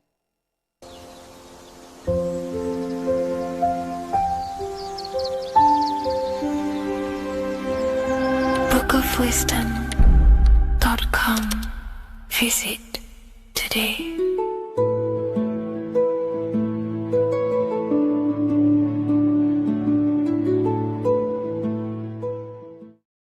Creation demands destruction. Every time you release your sexual fluids, you're destroying a part of yourself to create an extension of yourself. For example, if you want to create a business, you have to destroy your time, attention, and energy in order to create the effect of the business. All creation demands some sort of sacrifice or destruction. This falls under the law of polarity in the universe. It's the same with your sexual fluids. Your sexual fluids, especially as a man, contains minerals, all the minerals in your body. It contains your vitality. It contains your DNA. It contains the blueprint of you, and it can create a whole new human being. You are literally playing with the power of creation if you are releasing your sexual fluids too much. Sexual fluids also extend beyond the physical plane. They contain astral forces because all physical creation is a mental creation. We live in a mental universe. Everything begins as a thought in the mind, then the thought takes the form and the body of imagination, which is an astral force. Imagination turns into etheric emotional energy. Then the etheric emotional energy turns into the physical action and the physical manifestation. We live in a mental universe. Therefore, these dimensions do not exist separately. They are permeating and mixing in with all. Your physical body has an astral body. Everything physical has astral forces behind it. Semen is known as the astral fluid of the soul. It feeds nerves, the channels of life force and consciousness within the body. And every time you release it, you're destroying a part of your vitality, your brain, your nerves, your energy levels, your creativity, and your DNA to create an extension of you. Therefore, it is a sacred fluid within your body and not something to be played with and to be released too much. Think about it. This is a very creative energy, your sexual fluids. It can create a whole new human being. This is how powerful it actually is. It is the power of creation, and the misuse of this power can destroy your own vitality and your life of your body, because that life you are giving in order to create an extension or a child is the same life you could keep inside of you and not waste to recycle and regenerate the body. Sexual energy has been for thousands of years associated with regenerating the body, longevity of life, and maintaining youth. Not only that, every time you release your sexual energy, it floods the brain with dopamine. Dopamine is the brain's reward system, created within the middle of the brain. It releases every time you've achieved something. However, sex or an orgasm is the most powerful feeling you can feel. It's the most amazing, intense feeling and release of dopamine you can possibly feel as a human. Therefore, if you flood your brain with this high amount of dopamine every single day, you are getting the epitome of human feelings every single day. Therefore, you will become numb to everything else in reality. You won't be able to enjoy the small things in life. And I know this firsthand because I experienced this myself. As soon as I stopped, this is when I started to enjoy the little things in life, seeing family, and I actually gained more energy, more ideas. We'll get into this a bit later. It is a creative energy. It creates a whole new human being. Therefore, if we maintain this energy, we can maintain our creative power within us, because that's what we are. We are all creative beings, moving energy from higher dimensions of consciousness, the mind, into lower dimensions of consciousness, the physical world. You hold the power to create. You are not in a world. The world is working through you. You do not possess a life. Life is working through you. You are not in a universe. You are the universe. It's moving through you. There is no past, present, and future. The present moment is you. When we release every single day or frequently throughout the week, like I said, we're triggering the brain's reward system, dopamine, which makes you feel as if you have already achieved something. And if your brain is telling you you have already achieved something by overusing your sexual fluids, then you will not have the motivation to achieve other things in your life. I know this firsthand. I became very lazy. I didn't want to work. I didn't want to do anything because subconsciously my brain felt as if I've already achieved. If we look at the symbol of the Baphomet, we notice the Baphomet has horns and a goat head. Now we look at the word horny. When you become sexually aroused, it's known as horny, which is the horns, representing the lower mind. The lower mind is the mind we use for our animal instincts. We have two parts of our mind. A higher mind, which is contained of higher thought, which chases spiritual things such as love, wisdom, knowledge, and God. Then we have a lower mind, which chases the things of the material world closely associated with the ego, chases validation, material gain, status, and physical sensation, physical pleasures. It is these physical pleasures that can keep you in an endless loop, making you feeling empty inside, because nothing material can ever satisfy our internal world. Nothing. You can achieve millions of dollars. You can achieve your dream house, your dream car, your dream watch. And if that is the only thing you are chasing, you will feel empty inside when you achieve it, because nothing of this material plane can satisfy you. Nothing of the lower mind can ever satisfy you. This is why we must sacrifice the lower mind and overcome the lower mind and the lower instincts. One thing I found amazing when I mastered my sexual urges and my lust is that my mind became a lot more clear. The thoughts and the time and the attention that I used in my mind to go towards lust, sex, and chasing these things was taking up a lot of mental space, time, and energy. But as soon as I removed it and mastered it, my mind became an open vessel for higher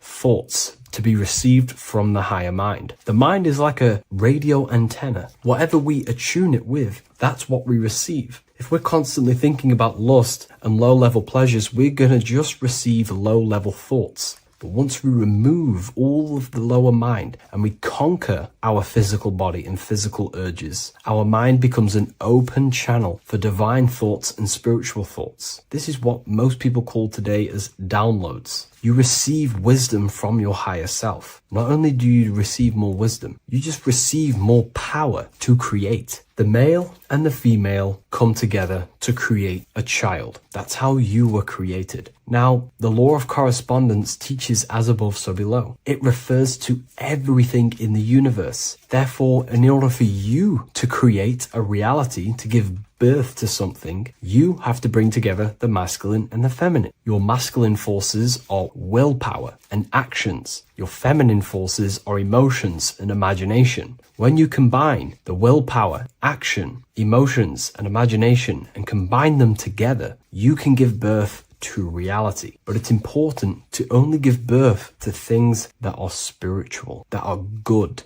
that are for the benefit of yourself and humanity, and not for the ego and the lower mind. Killing our lower mind is essential for spiritual ascension when we die. The thoughts that we give the most attention and energy to when we die are pretty much the same thoughts that we're going to think when we die. When you die, your physical body and external world is stripped and you're left with your internal world of consciousness, more than likely be resonating within the lower astral plane before you move on to any higher dimensions of the astral. It's important that we kill any addictions such as sex, food, attachments, emotional attachments to people, any desire for material things before we physically die. The Hindus taught this, Buddhism taught this, the ancient Egyptians taught this. We have to remove the desires in our heart for material and things before we physically die, because when we die, we cannot fulfill physical pleasure. Therefore, we will create our own suffering within the astral dimension. So sex is the biggest part of this. We have to remove the desire for sex or releasing any of our sexual fluids before we physically die to master ourselves. And not only that, it's going to benefit the way you feel, the way you think, the way you act towards people once you have mastered this. Porn psychologically damages you. You are quite literally the person in the corner of a room watching two other people give pleasure to each other. Psychologically, that is not good. And what happens in darkness is always revealed in light. What you do in your alone times will show in your confidence, in your eye contact, in your presence, in your aura, your energy. You cannot hide things that you do in the dark. because they always reveal themselves in a subconscious way, whether physically or through an energetic spiritual way. Sex can be known as sacred energy exchange. You are exchanging energy, bioelectrical energy. It's a scientific fact that when you hold hands with another person, your brain waves of each individual become synced. Your emotions sync. And you exchange electromagnetic energy because you are an electromagnetic being. When you have sex with someone, you are literally exchanging emotional energy. Your aura is not just an electromagnetic field. It is literally a manifestation of your internal consciousness. Your consciousness contains your thoughts, your beliefs, your traumas, your emotional state.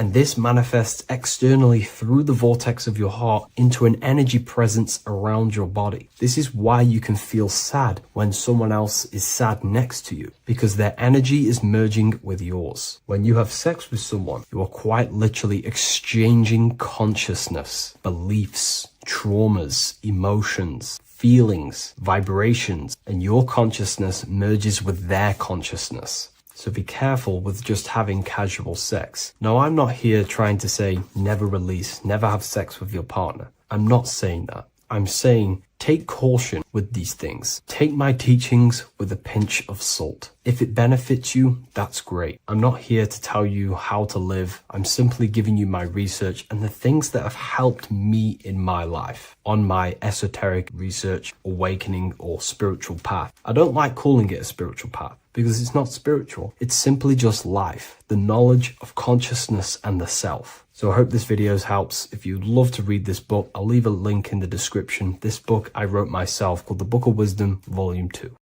How are we doing, people? It's Revival of Wisdom. We're back today talking about sun worship. Okay? And please enjoy, sit back and enjoy the video. First thing we need to understand is that the sun is the risen savior. It's the light of the world. Without the sun, we have nothing. Now, the sun is the Son of God. We didn't make the sun. No one owns the sun. But who created the sun? Obviously, the Creator created the sun. Therefore, it is the Son of God. And that is what Jesus is symbolizing in the Bible. The Bible is a metaphorical story. That's why it's called the greatest story ever told, because it is a story about the sun, the zodiac. It's about you, the systems in the body. It's about everything that is sacred in this creation. Now you can see the suns behind Jesus' head in all of the ancient portraits, even the ones that are more modern. You still see a sun on the back of his head because he is the sun. He's the light of the world, our risen savior. And this is what Christians are lost because they don't realize it's a symbolic story and they think Jesus was a historical person. He's not a historical person. Okay, this is what we need to get out of our mind. This wasn't a historical person. It's the Son, our risen Savior. The Son is the soul. It's the soul of this creation. Because what is a soul? A soul is pure life force, pure energy. Whatever a soul inhabits, it gives life to. Like our soul feeds our body. The sun feeds the earth because the sun is a soul, and that's why the ancients called it Sol. Because it's the soul and it's in you and it's the light of the world. It's the light of everything. It gives life to all things. Here's Jesus and his 12 disciples. The 12 disciples symbolize the 12 zodiac signs. Aries, it rules the head region because the 12 zodiac constellations rule specific regions of your body. Aries, the ram, you have a cerebrum in your head. This is Aries on the head of the table. His Gemini rules the arms and the lungs. The two twins, Gemini. He's holding up two hands for the two hands and arms. The twins. Cancer has a knife in his hand. It's not so clear, but he has a knife in his hand. Cancer is the crab. Crabs have claws. And he's pointing at Virgo's Adam's apple, saying there's no Adam's apple there. It's a woman. Who's the sixth sign? The sixth sign is Virgo, the Virgin, the only woman in the painting. Now, notice how there are 3 people in 4 groups for the 4 seasons and for the 3 months and 3 zodiac signs in each season: spring, summer, fall, winter. Matthew, Mark, Luke, and John with the suns on the back of their heads, because it's the 4 states of the sun. The 4 states of the sun. Now, 6th sign, Virgo, the virgin, the only woman in the painting with no Adam's apple. Then we have the sun, Jesus, red and blue, red shift, blue shift. Electromagnetism. The ancients knew this. He's got one hand open, one hand down, because the sun gives and retrieves. The sun rises and it falls. It gives, then pulls away. That's what the sun does, and that's what he's doing. His arms are out, symbolizing the rays of the sun, casting down onto the earth, giving and then receiving. Libra, his 2 hands are equal, he's holding his arms out equally, because Libra is the 2 balanced scales. Libra is when the sun is balanced between the summer and the winter. It's being judged. The sun isn't balanced. That's what Libra is, the 2 scales. Capricorn is the goat. Goats have 2 horns, and you can see the 2 horns on his head here. See? So this is astrology. This is what Leonardo da Vinci is depicting here. It's astrology. He knew the story of the Bible is all astrology. It's all based on astrology. The Son of God, the real sun. Now here are some Bible verses. I am the light of the world. Obviously, that's the sun. What other light is there that lights up the world? The moon can't do it. It's the sun, the one and only sun, our risen Savior. Because if the sun didn't rise, we'd all be dead. So it's our risen Savior. And it dies for our sins every night and then gets reborn every day. Now, Jesus calms the storm. Mark 4:35-41. The disciples are all on a boat and there's a heavy storm. But Jesus is asleep. The disciple says, Jesus is asleep. We need to awake him. They wake up Jesus, and Jesus got up and rebuked the wind and said to the waves, quiet, be still. Then the wind died down and it was completely calm. Well, when Jesus was asleep, this is the sun not being risen. It's not risen yet. Because in the night times, that's when the storms happen on the sea, in the ocean. And when they awake Jesus, Jesus rises because he's the sun. He rises and everything calms. Because when the sun comes, the storms go. You see? So it's the sun. It's all about the sun. Here's another, Luke 22:10. A disciple asked Jesus, when will we know it's the end times? And Jesus says, as you enter the city, a man carrying a jar of water will meet you. Follow him to the house that he enters. Well, this is clearly talking about astrology, the topic that Christians think is satanic, when they don't realize the whole thing's based on astrology. Because the end times is the end of Pisces, which is the 2 fish, which is the age we've just gone out of. And you can see all these ancient churches here with 2 fishes, because they knew it was the age of Pisces. There's an ancient photo, ancient artwork with the 2 fish, Pisces. And the end times, as it talks about in the Bible, when Christians think the world's going to end or something. But no, it's just the end of Pisces. As you enter the city, a man carrying a jar will meet you. Follow him to the house. The house is the zodiac sign that he enters. And the zodiac sign is Aquarius, because that's what it is, a man carrying the water. We know this is astrology because a woman, that is a woman's job in the ancient times. In the ancient times, the woman used to get the water. You would never see a man collecting water back then. That was the woman's job, whilst the man builds the houses, for example. You see, so we know it's talking about astrology because astrology is the man holding the bucket of water. It's the end of Pisces. Now we are in Aquarius. And of course, Luke 24:36, the risen Savior, the sun. Now, the sun is also born on the 25th of December, a virgin, just like Horus, Mithra, Buddha, Krishna, Hermes, and thousands of other gods, all born on the 25th of December. Well, it's because the sun moves 1 degree northward on the 25th of December. And on the 22nd to the 24th, it stays in the same degree because it's moving south. But then on the 22nd, it stays in the same degree on the Southern Crux constellation. And the ancients called this the sun dies on a cross because the cross is the Crux constellation, the Southern Cross. And it stays on that same degree for 3 days on the cross. The sun dies on a cross, and then on the 25th, moves 1 degree northward, bringing back the summer, the light, the warmth, the growth of crops. And this is the sun being reborn again, a virgin, because it's pure. And here's Mithra, another sun god before Jesus was around, before Christianity. It was Mithraism, and Mithra, Ra is Ra, the sun god, Egypt. It's all about Ra, the sun. You can see the crown of thorns on Jesus' head, symbolizing the rays of the sun. And here are the rays of the sun on the back of Mithra's head. Krishna, the sun. Buddha, the sun. Horus, horizon. All born virgins, all did miracles, all resurrected. Dead for 3 days. Well, here he is, dead for 3 days on the cross. And resurrected. Because it's the most ancient religion ever been on the face of the earth. The worship of the sun. And we should worship the sun, because without the sun, we are nothing.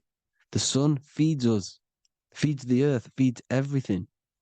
Without the sun, we are nothing. It's been reversed, and now we're worshipping man. When we're worshipping a man called Jesus, was never real.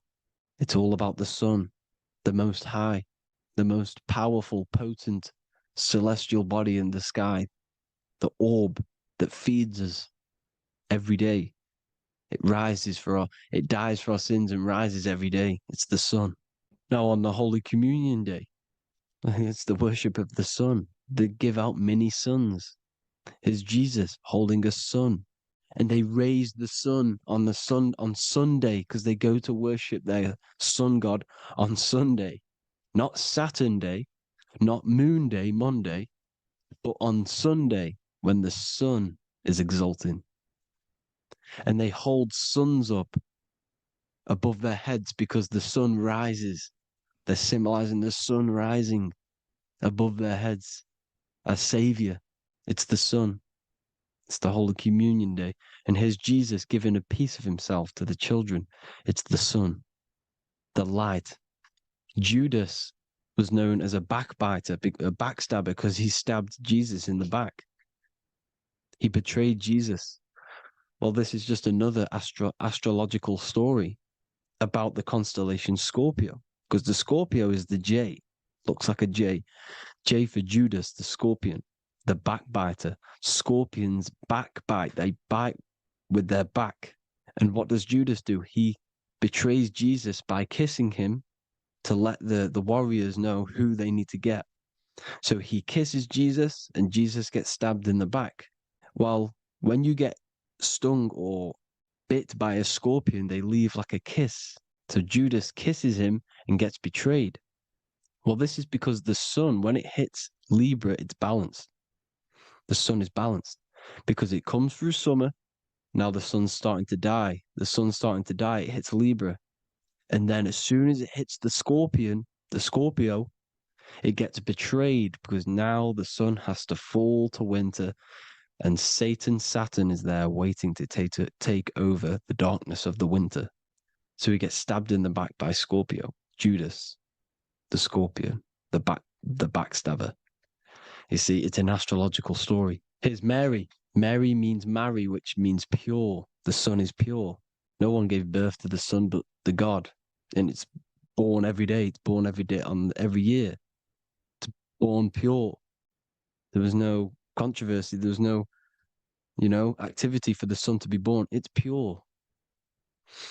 Now, the 7 metals come from the 7 planets. The sun gives you gold, and this is why the sun is golden. It looks gold. And this is why the banks are backed by gold, because gold is the most valuable metal, because it's the sun, the most valuable celestial orb in the sky, in the heavens. Well, here's Jesus, another ancient symbol of him being crucified on the cross with the big sun, the Southern Cross constellation. The sun dies on the cross constellation. And if you go to the old etymology dictionaries, you will see sun and son is the same word. They come from the same etymology roots. You can use them for no matter what, but they've been confused today. But if you go back to the old dictionaries of etymology, they are interchangeable. You can use them. Son, sun, sol, it's all the same thing. The 12 disciples, 12 brothers of Joseph, 12 tribes of Israel, 12 breastplates on the stones, because it's all the 12 astrological signs. They could have used any other number, but there's 12. Because 12 is the mind, which is God. 7 is the number of matter, which is man.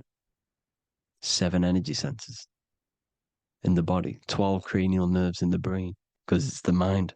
12 is the 12ness. The zodiac is literally the mind of God, the signs of God. Now here we see here, Job 38, 31 to 33. Can you lead forth a constellation in the season? He's asking you, can you read the sky? Can you read the heavens? Canst thou bring forth the Mazzaroth in its season? Mazzaroth means 12 signs, the zodiac. Why did they translated every single Hebrew word in the Bible into English, but they decided to leave out Mazzaroth? Why? It's because if that said zodiac, Christians would have a different view on the Bible, but they leave that out. But Mazzaroth actually means the 12 signs, the zodiac, and the stars means sign. The word stars means sign because the stars are signs, things to come, which is off in Hebrew, which means sign, things to come. You see a sign on the road, it's something coming. But God is saying, no, what does he say? To qualify as a director, a judge of man's life on earth, one must be able to govern the heavenly bodies that rule the earth. It's telling you to read the heavens. We need to read the heavens. Astrology, the 12 zodiac signs, the mind of God. It's telling you, read the Mazzaroth, read the zodiac, because they are things to come in your life. They are signs. It's not satanic, it's made by God. God said, let there be lights in the firmament of the heavens to divide the day from the night, and let them be for signs. Signs are things to come. The 12 zodiac signs. It's all about astrology. Here's Mary holding the sun. His son, her son. It's the sun in the sky, the one and only, the most high, the soul, the solo because it's on its own, the most powerful, Ra, radiance. Here's the Pope holding the sun. All 3 popes holding the sun because they're sun worshippers and they know the true meaning and origins behind Christianity. Sun worship. Here's the Vatican is a sundial. Yes, this is literally a clock. Your watch is a sundial. It's got 12 sections on it for the 12 zodiac signs. 12 hours, 12 Horuses. Now here you see Jesus walking on water. Well, it's the sun, and here's the beard of the sun. Here's the pyramid of the sun, the illuminated one, the all-seeing eye, the sun. Here's the Ankh. The sun creates these symbols. The ancients knew this. Now, when you see these headdresses, these are actually the days of procession of the sun. Aries, Cancer, Libra. It's all about the sun. Here's some more sun worship going back to Egypt. Ra, Horus, Osiris, and Set. Jesus and Satan is Horus and Set. The sun and Saturn. Saturn rules the winter, Satan. Jesus, the sun, the light of the world, rules the summer, rules the day. Satan's the night, Saturn's the night, the sun is the day. The evil brother, Satan. Well, Horus this is where we get the word hours from. There are 12 Horuses. The sun moves in 12 Horuses, 12 hours. Where's Horus? What hour is it? Where's Horus? His Ra, 12 noon, Ra, radiates, powerful, the most high sun. That's why he has a sun on the top of his head. These are the four states of the sun. Set, sunset. This is why we say sunset, because the sun is setting. His sunset, his Horus, horizon, the Horus is rising, Ra radiating, and the sunset. Then midnight is Osiris. Here's another ancient symbol for the sun, the scarab. Ra, the sun, scarab. It's got the word Ra in it because it's the sun. Here's the sun on top of the scarab with the wings. Because scarabs roll dung up hills and then they'll let it fall down the hill to gain more matter, to gain more bigger, like a snowball effect. And this is the ancients saw this as a process of the sun because the sun climbs up the hill and then it falls. So they used the scarab to symbolize the process of the sun. The sun climbs and falls. Here's an ancient Egyptian cat cutting off the head of the serpent. Well, the cat is cutting off the head of the serpent, symbolizes the sun cutting off the nighttime. When the sun rises, it cuts off the nighttime. It cuts off the serpent. The serpents represent darkness or evil. Oh, there's some more symbology of the sun and the heavens, the arch, the royal arch, the firmament, the sun inside the firmament. These are all ancient churches, and they all depict the firmament with the sun inside. Is the ancient cosmology, you see, because it's all about the sun. Everything's about the sun because the sun is our orb made for us to sustain life in this, inside of this creation, inside of this firmament, the royal arch of heaven. Here's the Freemasons depicting it. Here's the Masonic royal arch. But you can even see the zodiac signs. Here's Cancer, the checkered board. It's the royal arch of the firmament. Obviously, they don't want to tell you that. You live in space, apparently. Some more sun worship. Here's the beard of the sun on the water. They all have this long beard. And why do they say amen? Amen at the end of every prayer. Amen is a sun god, a creator god. It's all about the sun. So thank you all, people. Hope you all enjoyed. Hope you all gained some knowledge and insight. Please give me a follow, drop a comment, drop a like. Have a good day. Love you all.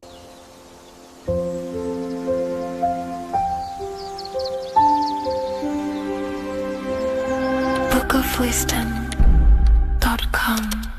Visit today.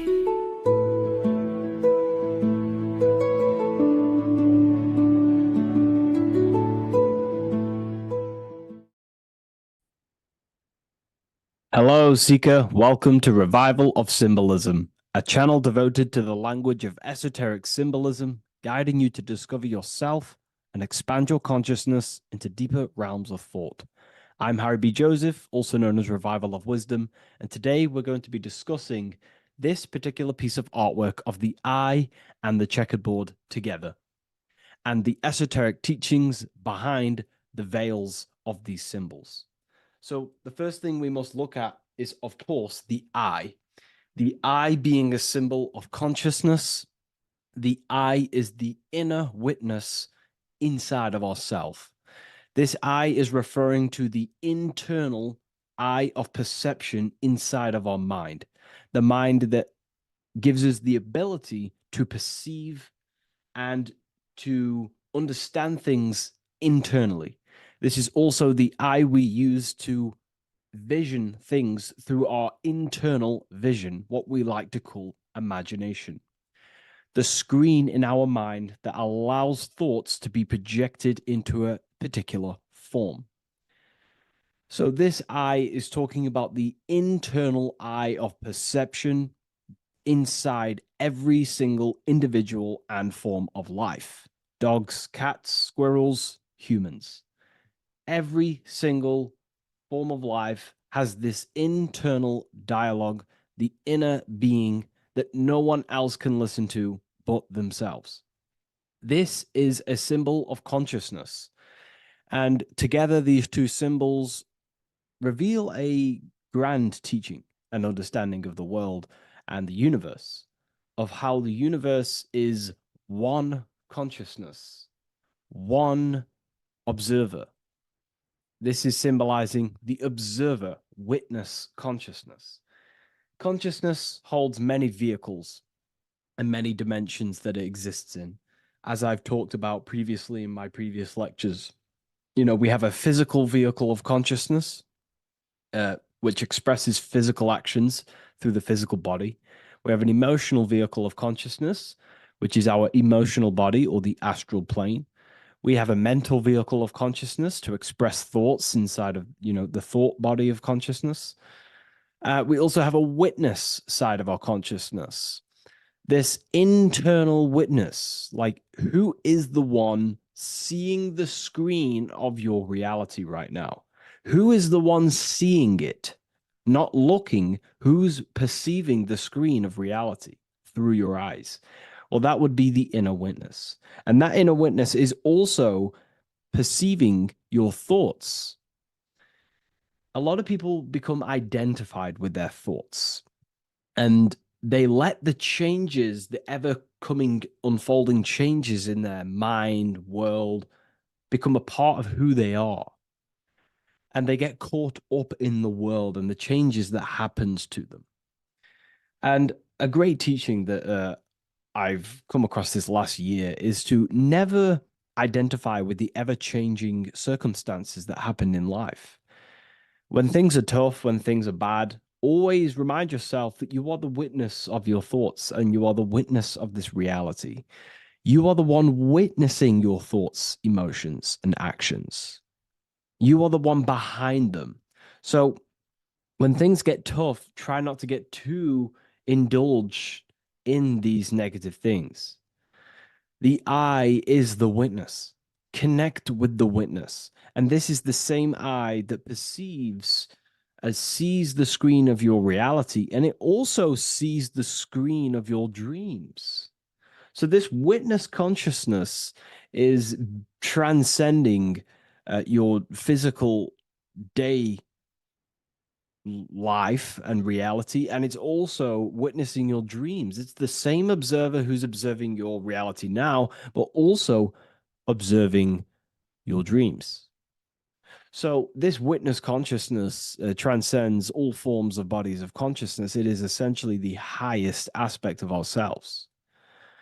And it is literally the thought voice, the inner thinker, because you are not the external body. You are not the being outside your mind. You are the being inside your mind who is actively thinking. I like to call what you are, what we are as consciousness is consciousness in action. We are the thinking inner thinker, the inner being. And it's about becoming into contact with that inner being again to unveil who we truly are. If we sit back and truly have a thinking session of, closing your eyes and going inside yourself, and you ask yourself, who am I truly? Who am I beyond all of my beliefs, memories, my body? Who am I beyond that? And it will lead you to the inner voice, the inner dialogue. But again, you are not the voice. You are the one hearing the voice. You are the silent, invisible one, the one behind the veil. So this is ultimately what the eye is representing. It is representing the inner self shining, looking down upon the earth, upon duality, right?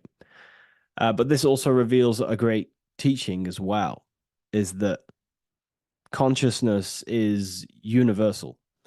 It is not something solely given to you. It is universal. It is a part of a greater whole. Consciousness is personal and also impersonal. We have our personal sense of self. We have this inner voice. We have this sense of who we are. in this world. And that is our personal sense of self. But you can also transcend the personal sense of self by turning off the mind and fading into the collective impersonal consciousness, which is ultimately what you call transcended states of consciousness, altered states of consciousness, or astral projection. When you astral project, you are simply accessing this impersonal aspect of consciousness. And this is ultimately what the symbol is representing with the checkered board floor, because the checkered board floor is duality, division. There is many, many different forms, but the I is singular. This is representing how the universe is one witness being, one consciousness expressing itself in infinite life forms and into division. But ultimately, division is an illusion.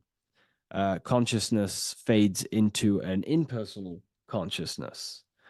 So the checkerboard floor and the eye above symbolizes how consciousness fractals itself and crystallizes into many different forms of personalized consciousness. The self, the sense of self, right? And this is why we always say, I am. I. If we look at the word I and the word I, so we have I, which is I am, and you also have the word I, which is like the eye you see here in the sky. The I, and if you look at the beginning of some words, you have inside. You also have internal, intelligence. All things to do with the inner self. Most words begin with an I, which is, I find, is a great connection because it's referring to the inner intelligence, the inner being, the inner sense of self. So the universe is essentially one being expressed in many different forms. That's also found in the word universe, uni, coming from the root word unite, meaning oneness, unification, united, and verse being a verse of a song, because we're all playing the song of consciousness, which is an ever unfolding song, an unfolding vibration, an unfolding creation. So this is simply representing how consciousness fractals itself into many different forms. And when we identify with our self consciousness, our sense of self, we no longer realize that we're a part of a greater whole. We're part of a unified field of consciousness. And there is only actually one true being in the universe, and that is the inner witness. And that inner witness is inside of every living form. And in order to truly process that, it takes a lot. You have to disintegrate who you truly think you were before you wake up to this universal truth. Before you understood this, you just think, I am me, you are you, and everyone is divided and everyone is their own being. When in fact, we're all not. We're all one consciousness expressing itself infinitely. And it's kind of like a social system. Consciousness is always interacting with itself. When you interact with someone else, you're interacting with yourself. It's a very mind-boggling concept to truly understand. But again, in order to truly understand this, you have to let go of who you thought you were. And when you do no longer identify with your personal consciousness and you identify with the witness consciousness, you become unified with the whole, with the greater, with the collective consciousness. And this changes the way you think, you feel, and act, because you then realize that we're all playing a part of creation on this earth. We're all contributing towards the building project of Earth.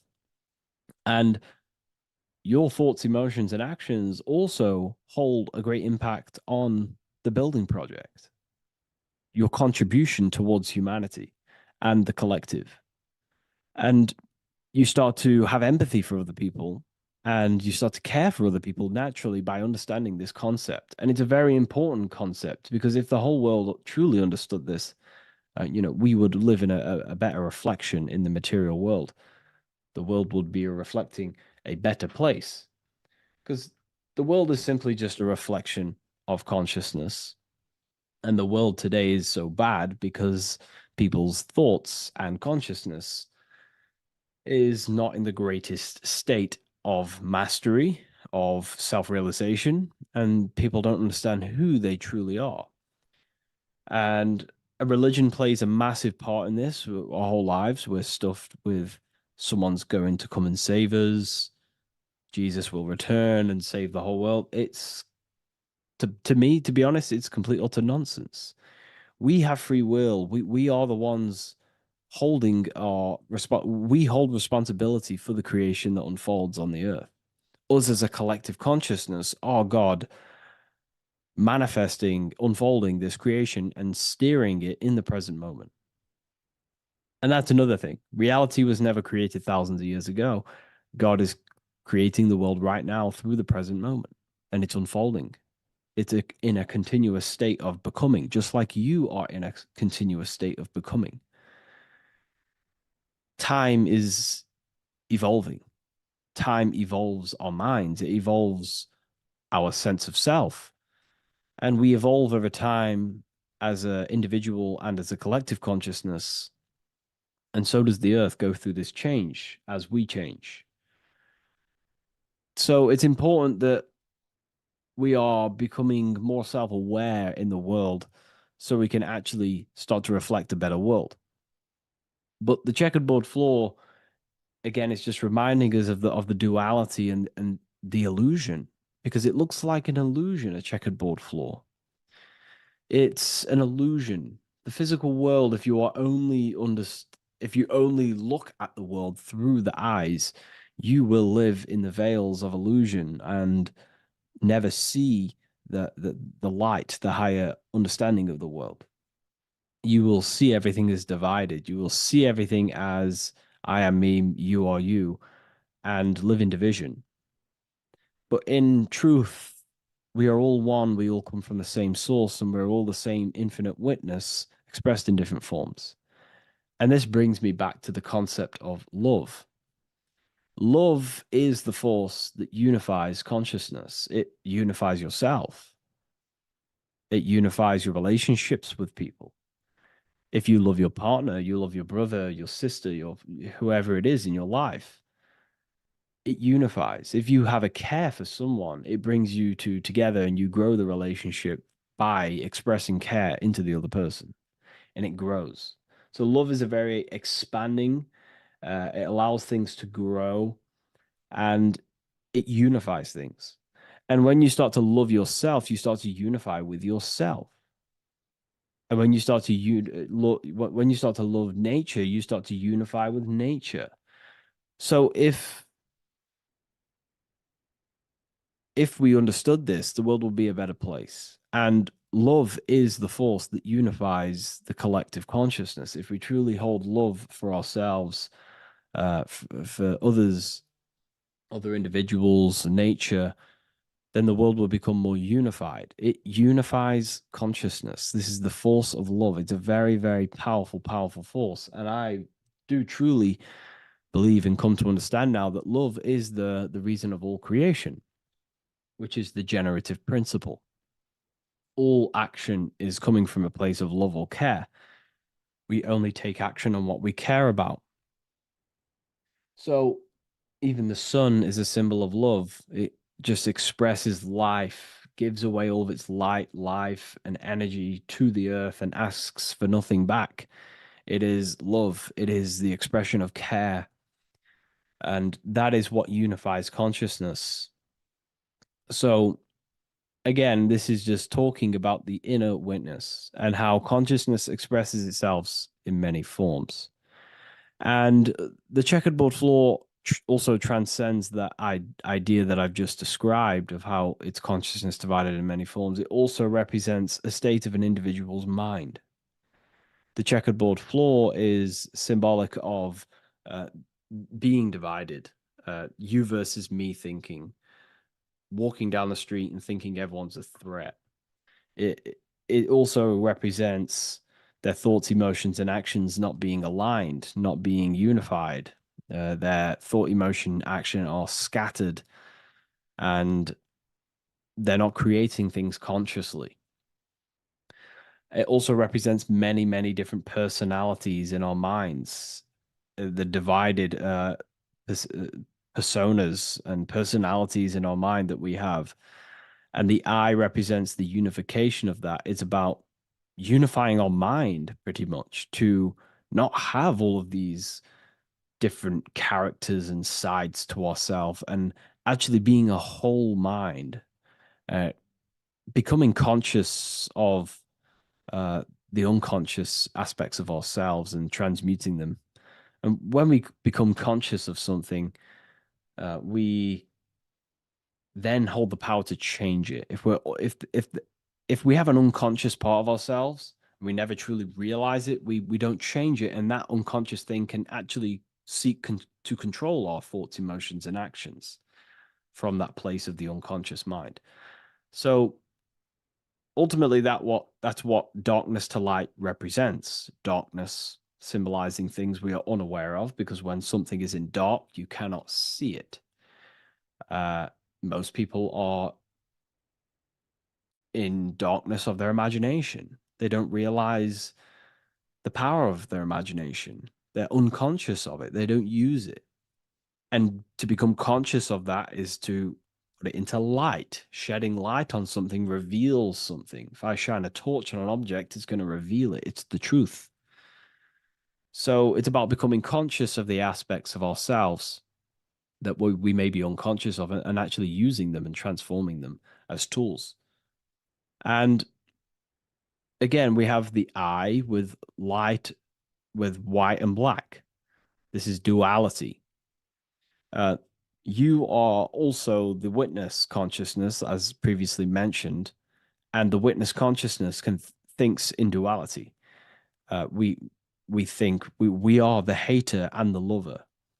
We are the deceiver and the truther. The truth is that consciousness thinks within duality, and within the mind, beyond the witness, there is duality in thought.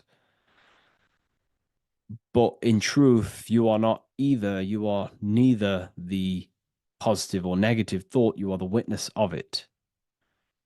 There's a great saying in the Gospel of John, and I can't remember exactly the words, but it goes something along the lines of, lift the wood, I am there. Lift the stone, I am there.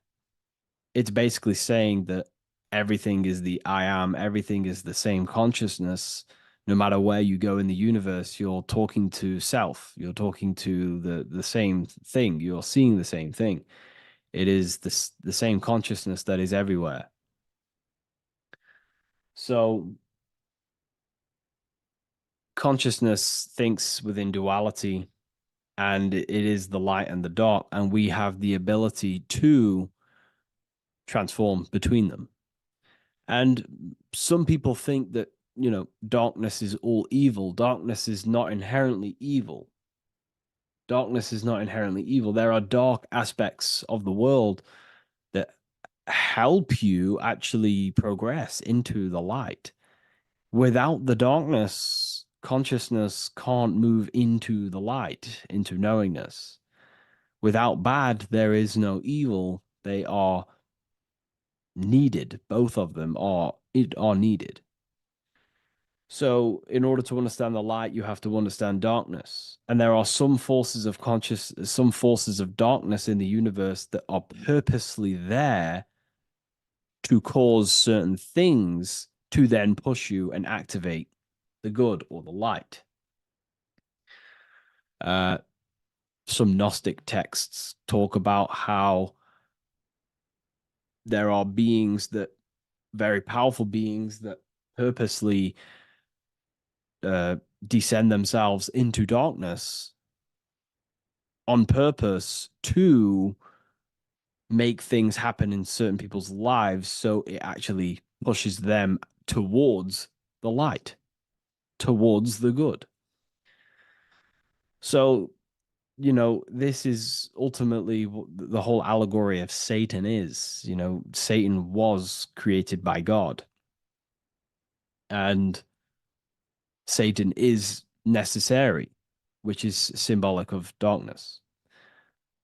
Is symbolic of evil, the evil forces of the universe, because the universe is simply just one force of consciousness, and that one force can express itself in good and evil. The power of the mind can be used to kill, or the power of the mind can be used to create amazing things.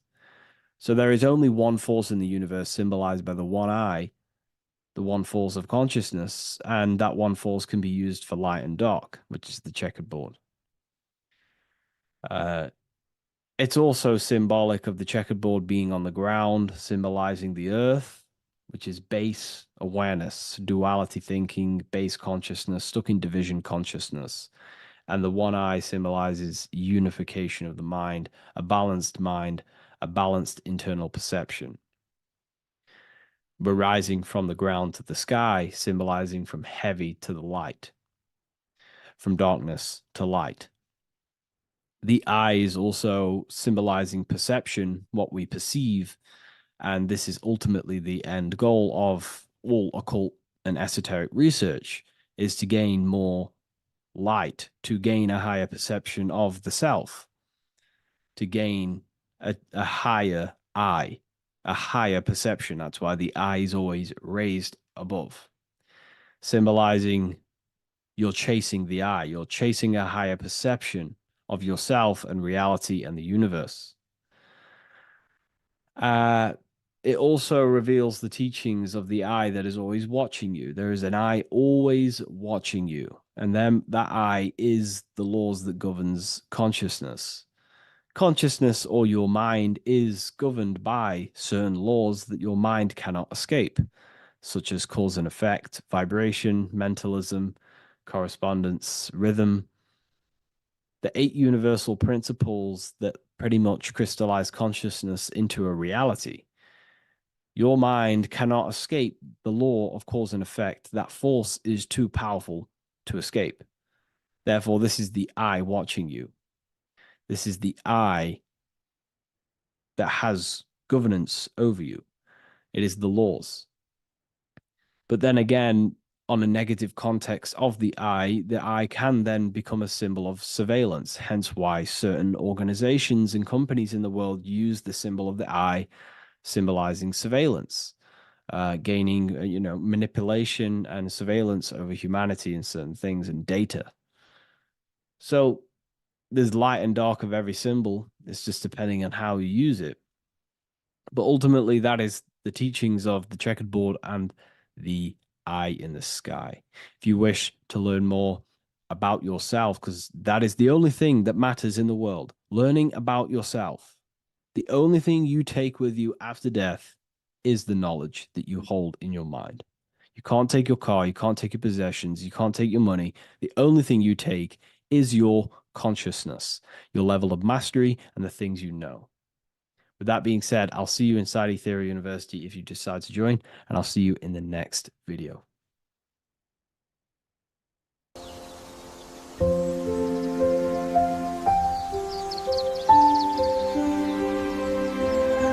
bookofwisdom.com. Visit today.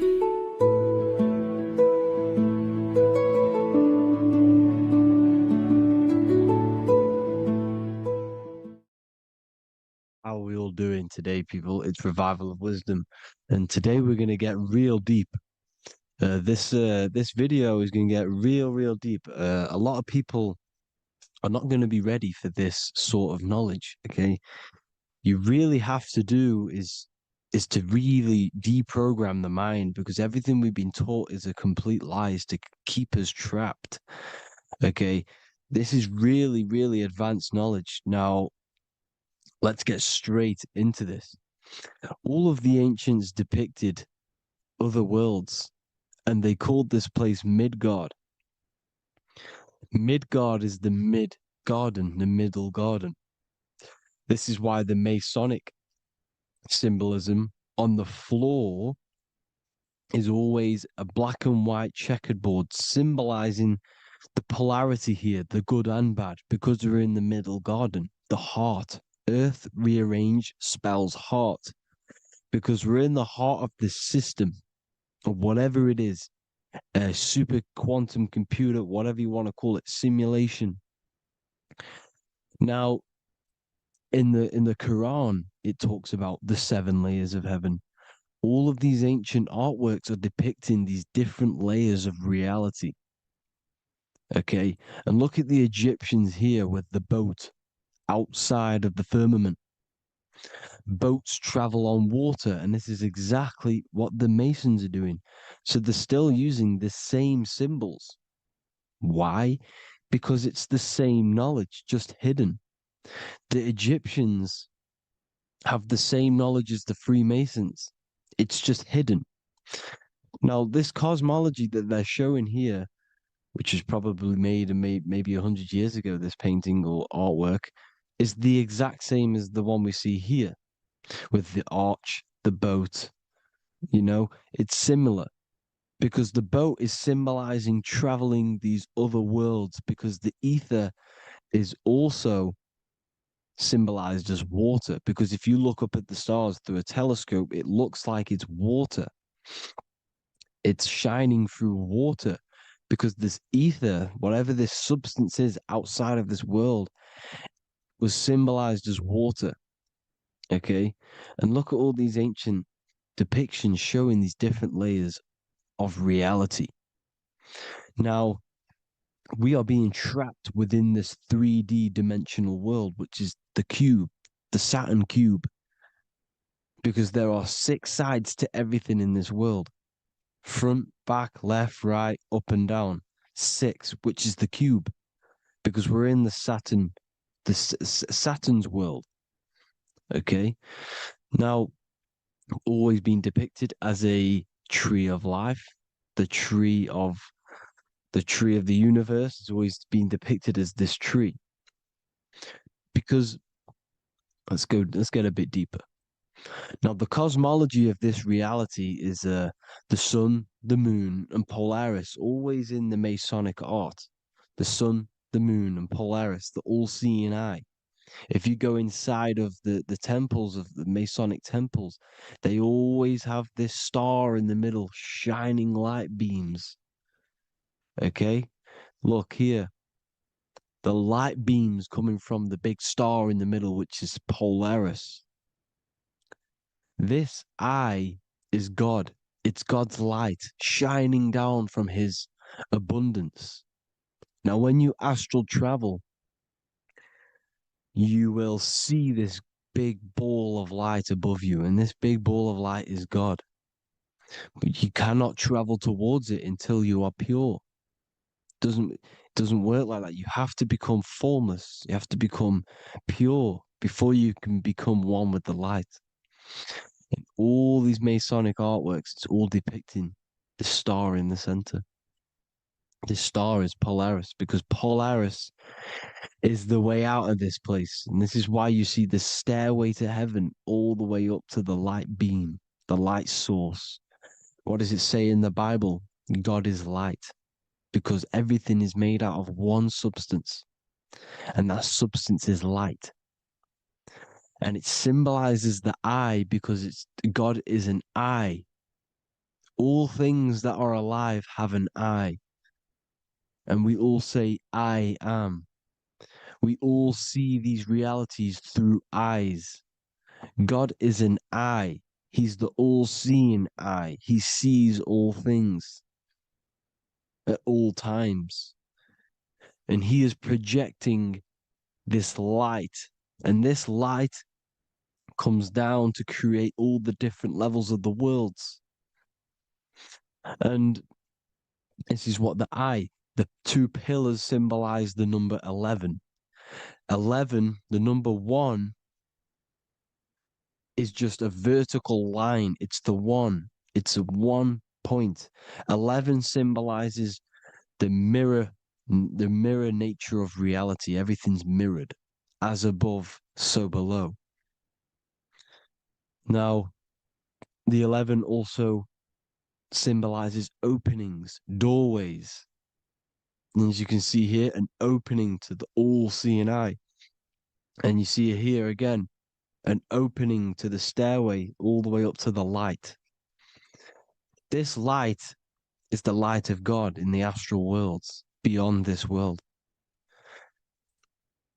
Now, Polaris has also been symbolized as the UFO.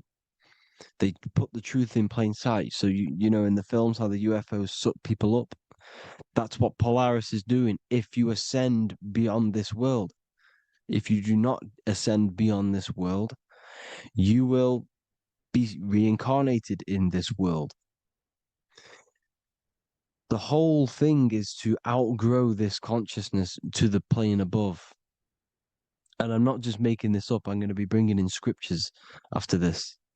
But you can see with the Christmas tree, we always put a high, big star at the center, at the top, which is the star of Polaris, which is exactly what the Masons are doing here. The star at the top. And it's on top of our Christmas trees.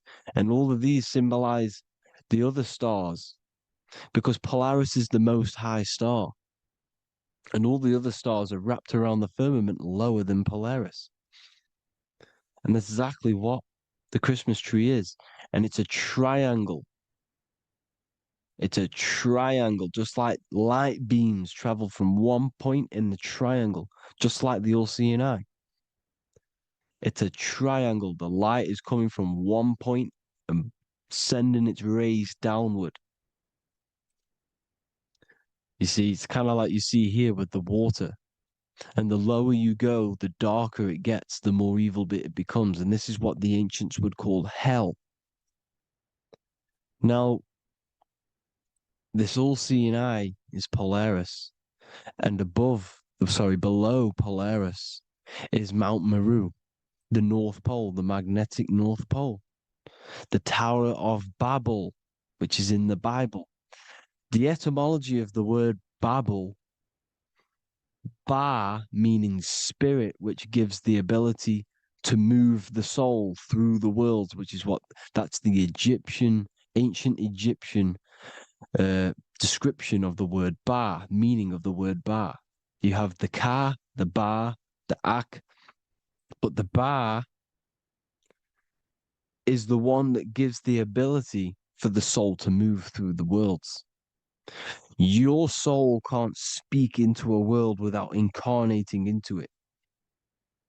Now, the Tower of Babel symbolizes Mount Meru because it's the word Ba is the spirit which gives the ability for the soul to move through the worlds.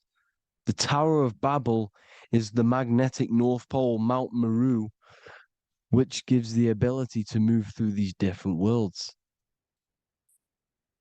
And you can see the ancient Tibetans always showing this depiction of these different worlds coming from the center. Because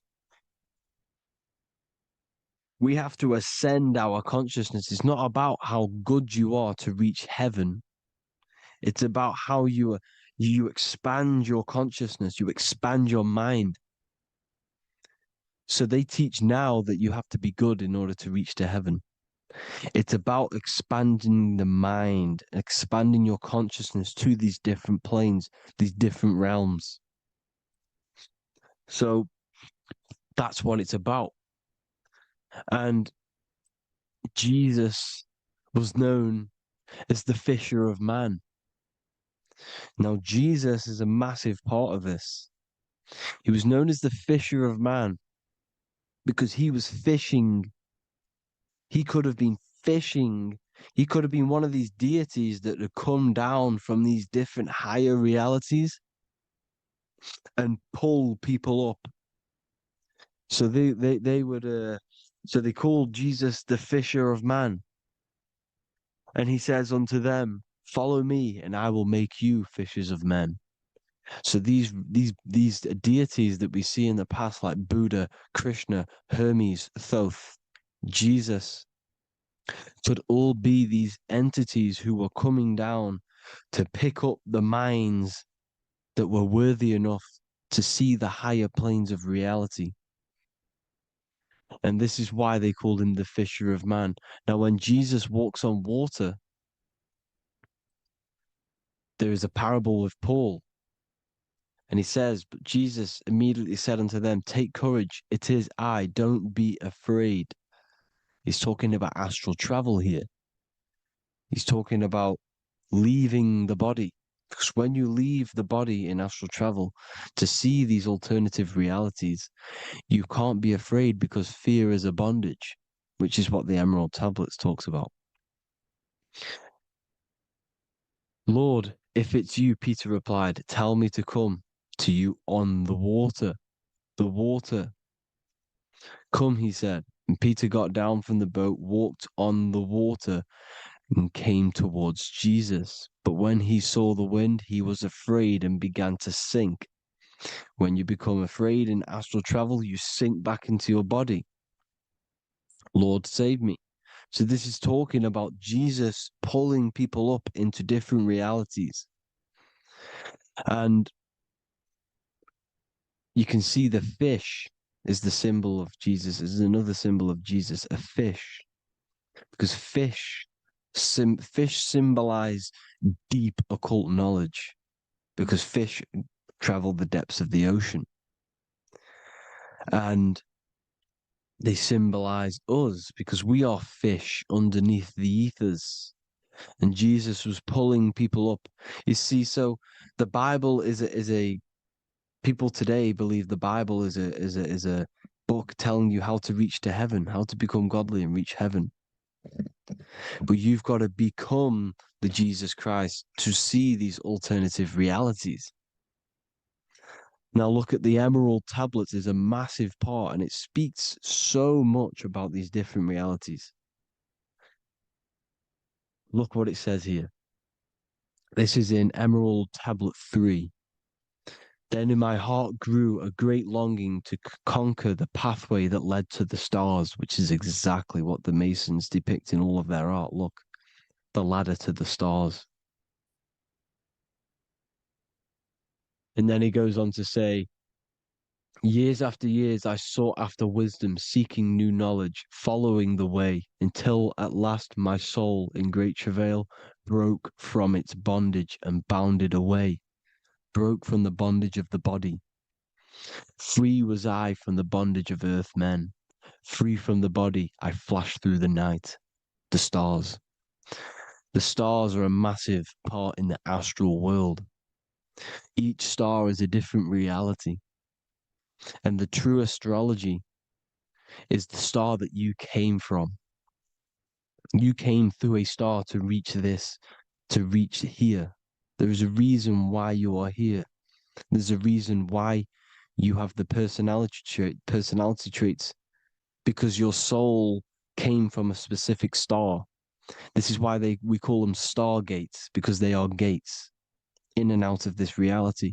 And Polaris is the way out to the higher worlds. Now look, far into space, my soul traveled freely into the infinite circles of light. Beyond knowledge were some planets and great gigantic beyond dreams of men. Then he goes to say, lift up your flame from out of the darkness, fly from the night and ye shall be free. Lift up your flame. Your flame is your soul, because it has to be lifted up out of the darkness. This is the darkness, this world, this body's the darkness.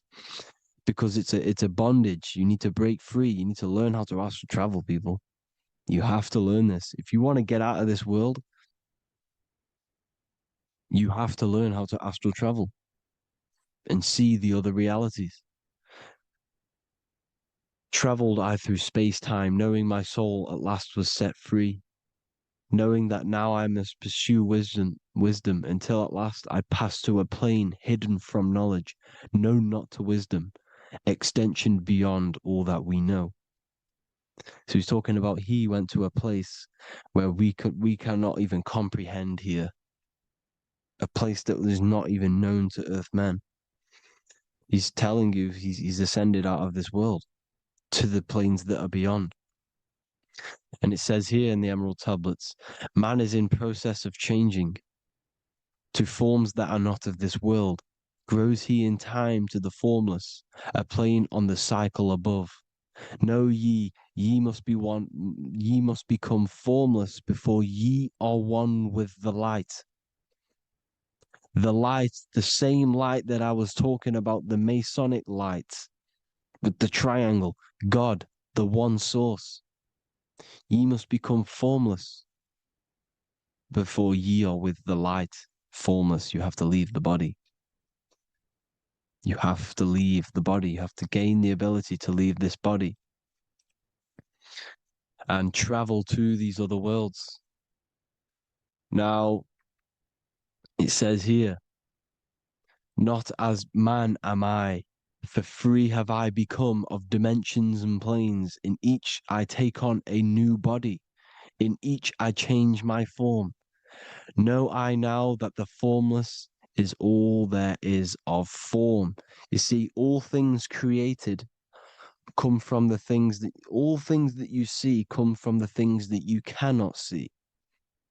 All of us have the same spark of consciousness, the same I am.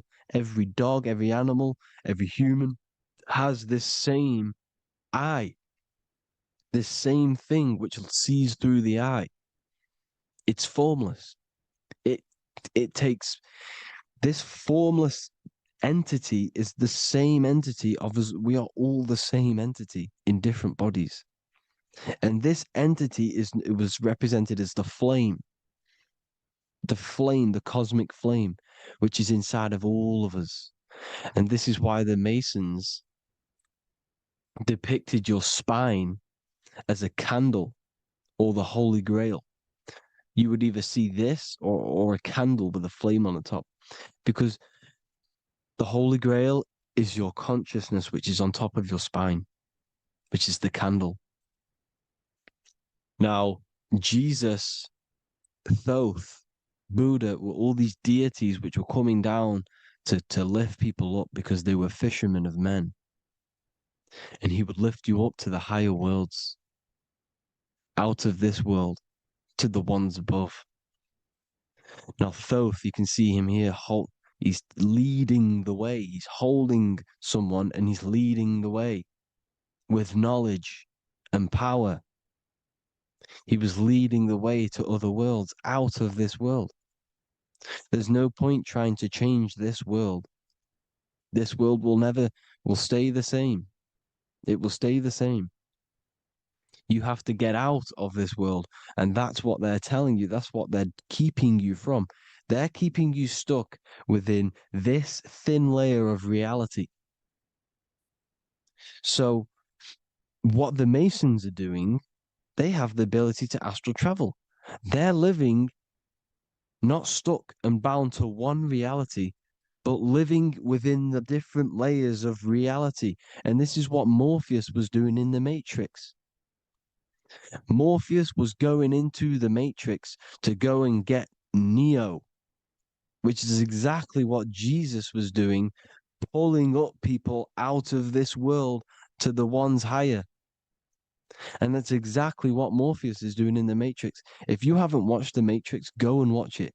It will blow your mind. Everything I'm saying in this video, you will see it. Except that you don't need to use a machine to enter the Matrix. You just use your body. Well, you use your consciousness to leave this body. You see, Neo was also uploading himself into the simulation to pull people out of the simulation. And this is exactly what all of these gods were doing. The fisher of man. Look, he was pulling people up out of this reality with the knowledge. Now, Jesus was always depicted with the mushrooms. Look at all this mushroom art. Mushrooms were literally the origin of Christianity. You can see it everywhere. There's mushrooms in all of the ancient art. Every single one of these paintings you see here, there's mushrooms on them. Mushrooms have the ability to see alternative states of consciousness. Now, if you go and do them and you go to sleep, if you pop mushrooms, you go to sleep and you will wake up in another reality. You will wake up in another reality. Don't try it if you don't want to do it. But if you've got the heart to do it, do it. Eat them and go to sleep. You'll wake up in another reality. And Jesus was handing out mushrooms to the bright minds, to the minds that he wanted to fish out and pull up to the higher realities. He was giving them mushrooms to see themselves in an alternative state, in an alternative reality. This is why there was so much mushroom art, and it's not just ancient Christians; it's Sumerians, it's the Mayans, the Celtics, the Egyptians, all used mushrooms, all of them. Look at all this art. It's on stones. It's everywhere because mushrooms. See, everything in nature is a micro macro. Look at the form of a mushroom. It's literally your spine and brain. Because they alter your consciousness. Your body is just a radio receiver. Everything that you're experiencing is a program being ran by the central nervous system, and your consciousness is experiencing this program, these electrical impulses of the nervous system, because it's all feeding back to one point, which is the pineal gland. And this is the candle with the light on it. Type in Masonic candle and you'll see it. It's your spine with your spark of consciousness on top of the spine. And it's a mushroom because this sends you to alternative states of consciousness, alternative realities. Now, they were all doing this, the Egyptians, the Mayans. Now, there's more symbolism which goes into this. Look at the Christmas trees we use. The Christmas tree with the presents underneath them. Magic mushrooms grow under trees. And these are the presents under the trees that we symbolize today with Christmas. Santa's red and yellow for the red and yellow mushrooms. The same mushrooms Mario has to collect. And when he gets enough mushrooms, he levels up. And then what does he do when he go past the world? When you win that world in Mario, you go to another reality. You go inside of another world. It's truth in plain sight. And it's using mushrooms. It's using mushrooms. Everything, all of the characters in Mario, well, a lot of them are mushrooms. Look at this one. The presents, black, yellow, and red and white mushrooms. And the bow on the top is the mushroom head. That's a bit of a reach, but the symbolism never lies, is what you need to understand. And it's as above, so below. Now look at the Sumerians. The Sumerians were also multi-dimensional beings. Okay, look at how they have the double faces. They had 1 foot in this reality and 1 foot in another reality. And look at this one, a double-headed god inside of like a portal. You see? And look at these with the wings, the astral travel. Birds, ancient birds symbolize the soul because the soul is a bird. It flies to different worlds. It flies around the cosmos. And mushrooms gave you the ability to see these alternative states of consciousness, these alternate realities, because you exist in infinite realities. You exist in infinite realities. Now look at the 33rd degree Ordo ab Chao badge. You get this badge when you become a 33rd degree Freemason, and it's a double-headed eagle. A double-headed eagle. And you can see this in Sumeria first. Sumeria have the same symbol, a double-headed, well, bird. You can see it here as well. And the Masons are still using this symbol today. And when you become a 33rd degree, 33 vertebrae on the back of your spine, above the vertebrae is your consciousness, and it's a double-headed eagle. One reality in one. You become a multi-dimensional being in the 33rd degree. And I've heard many interviews of Masons say it becomes Luciferian.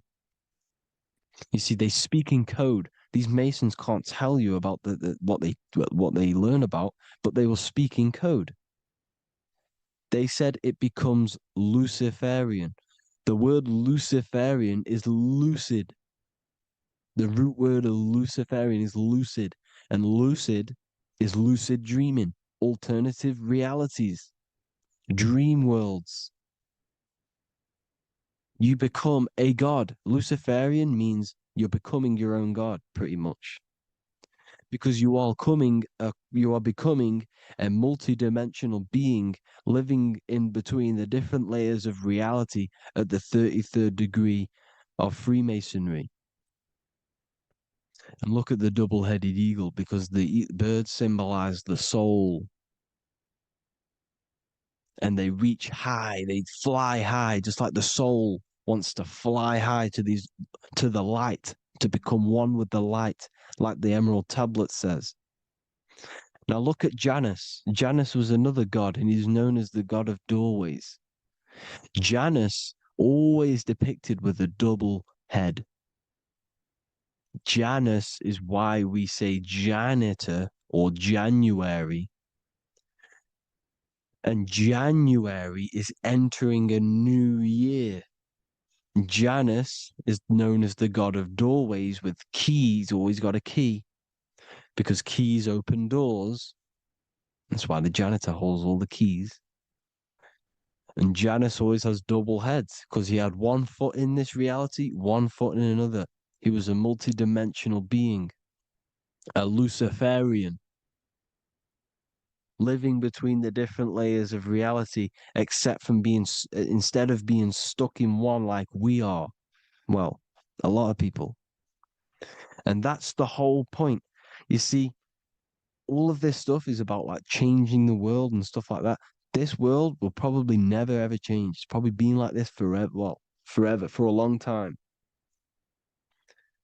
But it's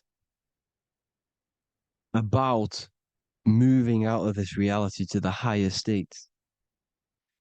And the Masons always depict the ladder to the luminaries, the stars, with a key, the same key of Janus.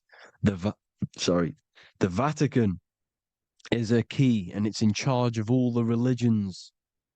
Why is it a key? Because they're holding back the key. They're keeping you stuck within this reality, keeping you stuck as identifying yourself with the body, identifying yourself with this world. You are not in the world is within you. This is a program being ran by your central nervous system, and your consciousness is experiencing this reality. Now, this is going to be a mind-blowing video for some people. You have to have an open mind. You have to let go of all the programs.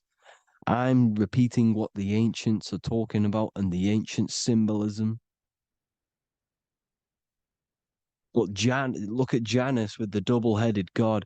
He was just another god coming down, giving keys to people who had the worthy mind to be pulled up out of this reality, to be pulled up to heaven, just like Jesus was teaching how to reach heaven. But really, it's an encoded scripture. But anyways, hope you all gain some insight on this video. Have an amazing day. Please like, share, comment. All the links are in the bio for the PDF, for the Manifestation Mastery course, and all the other amazing stuff. And if you want to support the channel, I'd greatly appreciate if you became a Patreon member. Hope you'll have an amazing day, people. God.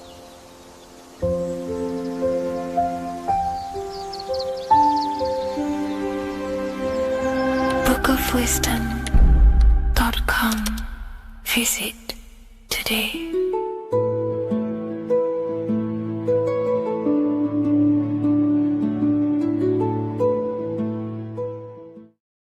What if I told you that the pentagram can unlock the secrets of creation and make you manifest any reality you want? Hence why the pentagram is used heavily in magic and witchcraft. We have to understand that the pentagram has been heavily demonized. Religions, churches claim that this symbol is associated with Satanism and witchcraft. I personally believe this was intentionally done so that people do not gain their personal power over reality and their life. The pentagram reveals so much about you, and it is one of the most important symbols to understand inside the occult studies. It is one of the most common symbols that you will see across all occult esoteric orders and different occult traditions, such as Freemasonry, Kabbalah, Rosicrucianism, alchemy. You will see this symbol everywhere. And in fact, you even see this symbol, the pentagram, on old church buildings, statues of Jesus next to church buildings.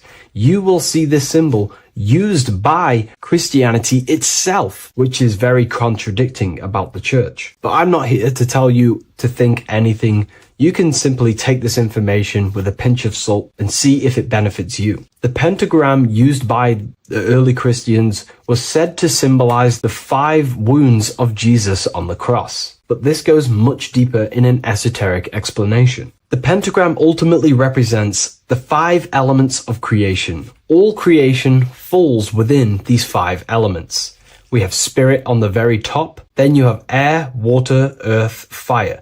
This is the correct placement and order of the elements. Air is always on the left, water is always on the top right, earth very bottom left, fire bottom right, and spirit placed on the tip point of the pentagram. It's a 5-pointed star drawn with one continuous line. But this actually reveals much deeper things, and we're going to be going into how to use this symbol for magic and creating your reality towards the end of this video.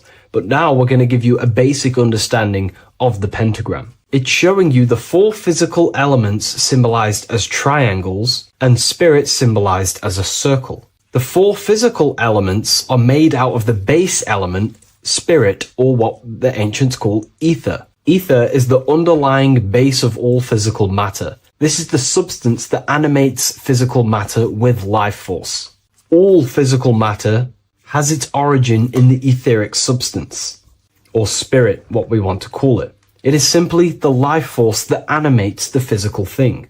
However, if we go deeper onto this symbol, it also represents something personal to the individual who wears this symbol. If you wear this symbol, you're basically saying you're putting your divine nature over your material nature. Your divine self is in control of your material self. You put your spiritual needs before your physical desires and needs. Hence why the spirit is on top, looking down over the 4 physical elements. The circle is continuous, one line, eternal, no beginning, no end. The triangle has beginning and end and points. You can see the beginning and the end when you draw it. On a deeper level, this is pretty much showing the process that symbolizes the structure of the macrocosm, the universe itself, showing how the invisible spiritual planes condense and crystallize into the visible physical world, spirit turning into physical reality. But if you wear this symbol, you're basically saying, I put my divine nature over my material nature, showing that your spiritual nature rules over your earthly existence. You put your spiritual needs first. If you see this inverted, it is now the opposite, placing spirit on the bottom, basically saying, I desire the physical things over the spiritual. But what exactly is your spiritual nature?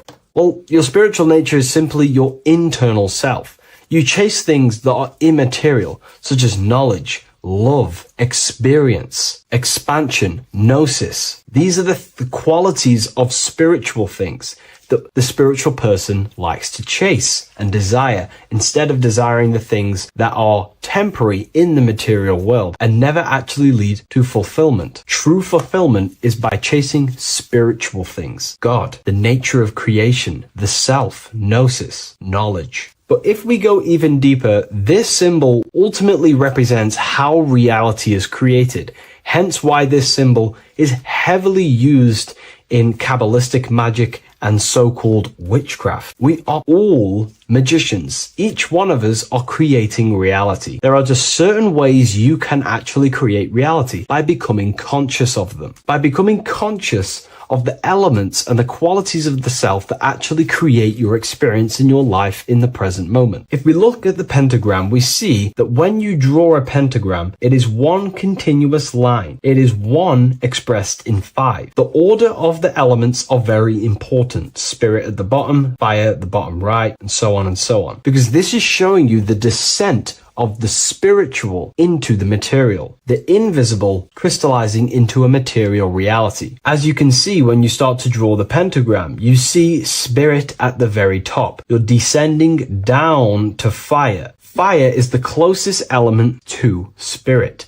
Hence why in magic and witchcraft, people like to use candles. So you're descending first into fire, then into air, then into water, then into earth, then back into spirit. Because of course, the cycle of creation unfolds itself. When you die, you return back to spirit, and then you reincarnate yourself back into physical reality if you wish and desire to. Everything is under this process of matter spiritual. In the daytime you wake up, you're in your material body. When you go to sleep, you enter your astral spiritual body. Everything's in this continual process, renewing itself in spiritual, then material. But the reason why this is associated with magic so heavily is because each one of these elements corresponds to a different body of consciousness, a different vehicle of consciousness. Consciousness has many different vehicles it uses to create the tangible self, the physical reality. For example, consciousness has a spiritual nature. The spirit element in this case symbolizes the emanation, the descent of the one power, the one force that we are all using. Each one of us is using this one power, the power of the source consciousness,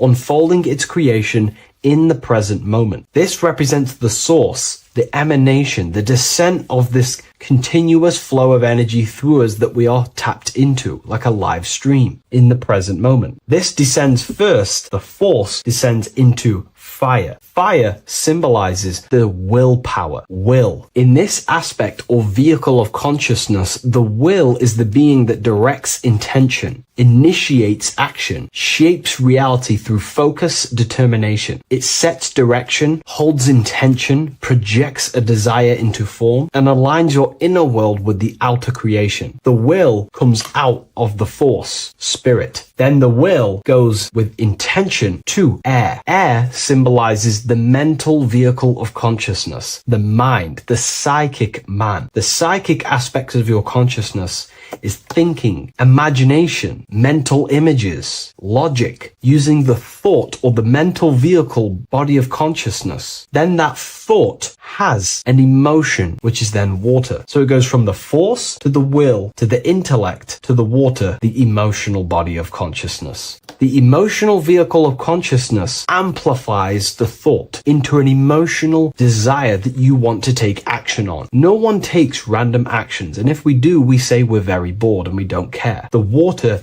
is the energy, the emotion you have to fulfill something. And that emotion then descends into earth, which is the physical body to take the physical action in the present moment, to fulfill that desire, to fulfill that will, that thought, that desire. And that is how reality is created all the time. Now, there is much more that you can go into with the pentagram, because true magic is about changing consciousness at will, not casting random spells. It's the ability to change the direction direction of consciousness using the power of the will to direct these forces to create change in the internal world so it can project outwardly in the external world. Because consciousness creates the external reality. What happens within us, we see change outside of us. So true magic is about manipulating the forces and the vehicles of consciousness that exist within our own mind to produce a change in the material world. There are other ways you can use magic, by purifying each body of consciousness or banishing each body of consciousness. Other forms of magic, you can dissect each body of consciousness and work with that specific body. If you think you're using your mind too much, you can start using banishing rituals to banish the power of the mind to stop overthinking, for example. Or if you have lack of emotional connection with your emotional vehicle of consciousness, we can dissect this body, tap into this body, and invoke this body and strengthen it. We're dissecting each body and vehicle of consciousness so we can work with it to create a specific change inside ourselves, then to be mirrored outside of us. So pretty much this pentagram represents the descent of the spiritual turning into a material reality. Hence why sometimes we see a human figure standing in the point of a pentagram, because it ultimately represents the microcosm. You are the microcosm. You represent the entire process of spirit into matter, the invisible into the visible, the formless into form. The pentagram, drawn in one unbroken motion, captures this divine act of creation, showing how consciousness flows downward through the elements or the vehicles of consciousness to bring forth the material reality. The Book of Symbolism will teach you all about this. It was released November 17th. A lot of people have taken advantage of this. You also gain a free ebook with this copy. Every order comes with a free ebook. And if you wish to get your copy of the brand new Book of Symbolism, you can find it in the description or revivalofwisdom.com. Thank you, everyone. I'll see you in the next video. What is good, people? We're back with another video, and this is going to be talking about the connection between the micro and the macro. You know, you are the universe. Everything is inside of you. So the first thing you need to understand is that the law of mentalism, we are a thought in the creator's mind. Everything's being thought into existence. We have a spark of this mind, this same mind of the creator. And everything is a state of mind. Particles or atoms, whatever you want to call them, are a mental thing. They're a product of the mind. Everything's thought into existence. Thoughts influence everything. Thoughts are energetic effects which send out waves into the quantum field around you. And your consciousness is actually the universe experiencing itself, expressing itself, and viewing itself. So we are the creator, but viewing itself in separate bodies. And this is why they call the material world the world of illusions. Because everything's separate here, but we all forget that we are all one. We've all been brainwashed to think we're all separate, but we're all one. We're all the same mind, the same consciousness, everything. So everything's created out of toroidal fields. God created the toroidal field. That's the only thing that exists because the atoms are toroidal fields. And it's the basis behind all creation. As you can see it in the owl's eyes, it creates the infinity symbol. And this was the apple. That apple is a toroidal field. And the toroidal field is made out of dielectricity, which is ether. Ether is black light, and this is counter space. This is another realm. This is what creates God to be omnipresent, to be everywhere at one place at all times. He is everywhere because ether is everywhere. And ether is infinite potential. It connects everything together, and that's what energy moves through. It moves through the ether. And that's black light. Everything is light, as it says in John 4:2, God is light. Everything's a vibrational state of light. So the torus field is made out of dielectricity, ether, black light, magnetism, which is white light, which is the center of the toroidal field. And magnetism radiates, it has no vibration. And then when white light splits, it turns into electricity, which is physical material, and that has a vibration. This is the Holy Trinity. The sun, the moon, Saturn. Saturn, the god of materialism. If you've watched my videos on Saturn, you know that Saturn is crystallizing everything into physical matter. And that's why his old name was El. The ancients called him El. And this is why we get L electricity. This is where L electricity comes from. Because L electricity is only a product of the physical world, which is redshift, blueshift, Adam and Eve. And this is what creates the redshift, blue shift is what is a product of magnetism. When magnetism, white light splits, and this gives us vibration. And this what creates the toroidal field, which is the basis of all physical creation. The sine wave is created out of the magnetic wave and the electric wave. The electric wave is the blue wave, and the magnetic wave is the straight wave, which is radiation. This is vibration frequency. So the magnetic wave is straight, and then you have longitude and amplitude, which is depth, which is dimension. You see how the electric wave has depth and a dimension. This is why you get the cross. This is the cross of Earth. This is the symbol of Earth, of bondage, of physical matter, because it consists of magnetic wave and depth, which is electric wave. And this is where you get the sun cross or the earth cross, whatever you want to call it. It's the cross of physical matter, and the ancients knew this. This is why they used that symbol. Red shift, blue shift, which is the toroidal field, is the basis of all creation, physical creation. And this is why you have the police siren is red and blue. The Matrix movie, red pill, blue pill. You have red blood and blue blood in your body. The Democrat and Republic, the two parties, red and blue. Like your taps on your taps, you have a red and blue tap. One's generative and one's destruction. Fire, destruction, water, generative. So this is the basis of all things. And electric wave has dimension, like I've already said, depth, material, and it's measured in hertz. It's measured in hertz because it hurts you. It decays because the electric wave has a vibration, and vibration always has to go back to a standstill point.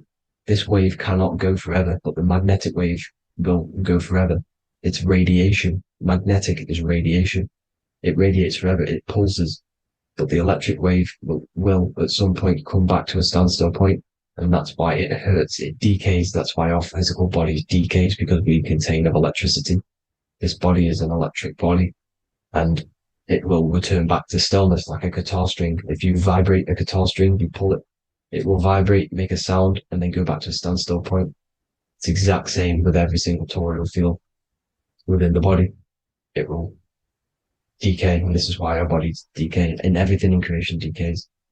So we're born into sin. The sin of Eve. The sin of Eve is us biting into the tree of knowledge of good and evil, which is the systems in the body. And the sin of Eve is biting into the sine wave. We bit into the sine wave. The sun moves in a sine wave. Our DNA is a sine wave. Time is a sine wave. Everything in this creation is a sine wave. This is why the dollar bill is a sine wave. Magnetism and electric waves in one. And this is the sun doing its sine wave, which creates, when you go bowling, it kind of creates that pin that you hit over. That's the pin of the sun. The zodiac sign is a sine wave because the zodiac sign is an expression of the toroidal field, because magnetism unfolds into 12ness. And that's why you have 12 zodiac signs, 12 systems in your body, 12 cranial nerves in your head, in your brain. So if you can imagine this, see where my pointer is.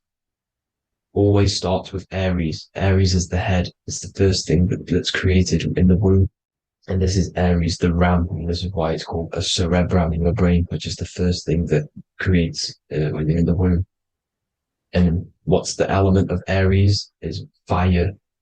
Fire is the first element. F-I-R, first, because it's the first thing on the wheel, the first expression of energy. As you can see here, my pointer, this is the center of the toroidal field. It would go Aries, Virgo, Capricorn, Pisces, Scorpio, Cancer. Then we go back to Libra. Libra would be center. But you see how the toroidal field is the expression of the 12 energies. That's what the constellations are, the energy expressions of the toroidal field. So it would go outwards, starting from Aries here, all the way back to Pisces, which is beyond the bottom half. But Libra would be the center. That's why Libra is the equinox. It's the equinox. Libra is when it goes from summer over to autumn. It's the equal. It starts to transition into the winter side. Equinox, equal, which is Libra. And that's why Libra has the two scales. It's symbolized with the two scales. That's because of the sun moving over, it's being judged, it's equal now, but then it's going to tip over into the winter. That's why Libra is here, the center of the sine wave. Like I said before, magnetic energy unfolds into 12ness. Magnesium is number 12 on the periodic table. It's the sacred number. And this is why the scientists are trying to, NASA is trying to bring in another constellation to destroy the holy science of astrology. So Aries rules the head, which is Mars. Taurus rules the neck, the lower head. Gemini, the two twins, which is your lungs, your two twins, your arms, two twins. Cancer, the breasts, or the chest area. Leo, the heart, which is the sun, which is fire, the center of the toroidal field. Virgo, the belly, which is the intestines. Libra, the kidneys, the two scales, the kidneys, balancing out everything. Scorpio, the sex organs. Sagittarius, hips and thighs. Capricorn, I've missed that out, which is the kneecaps. Capricorn, kneecap. Aries, which is the ram, which is the cerebrum in your brain. And then Aquarius, the calves and the ankles. And the Pisces, the two fish, the 2 feet.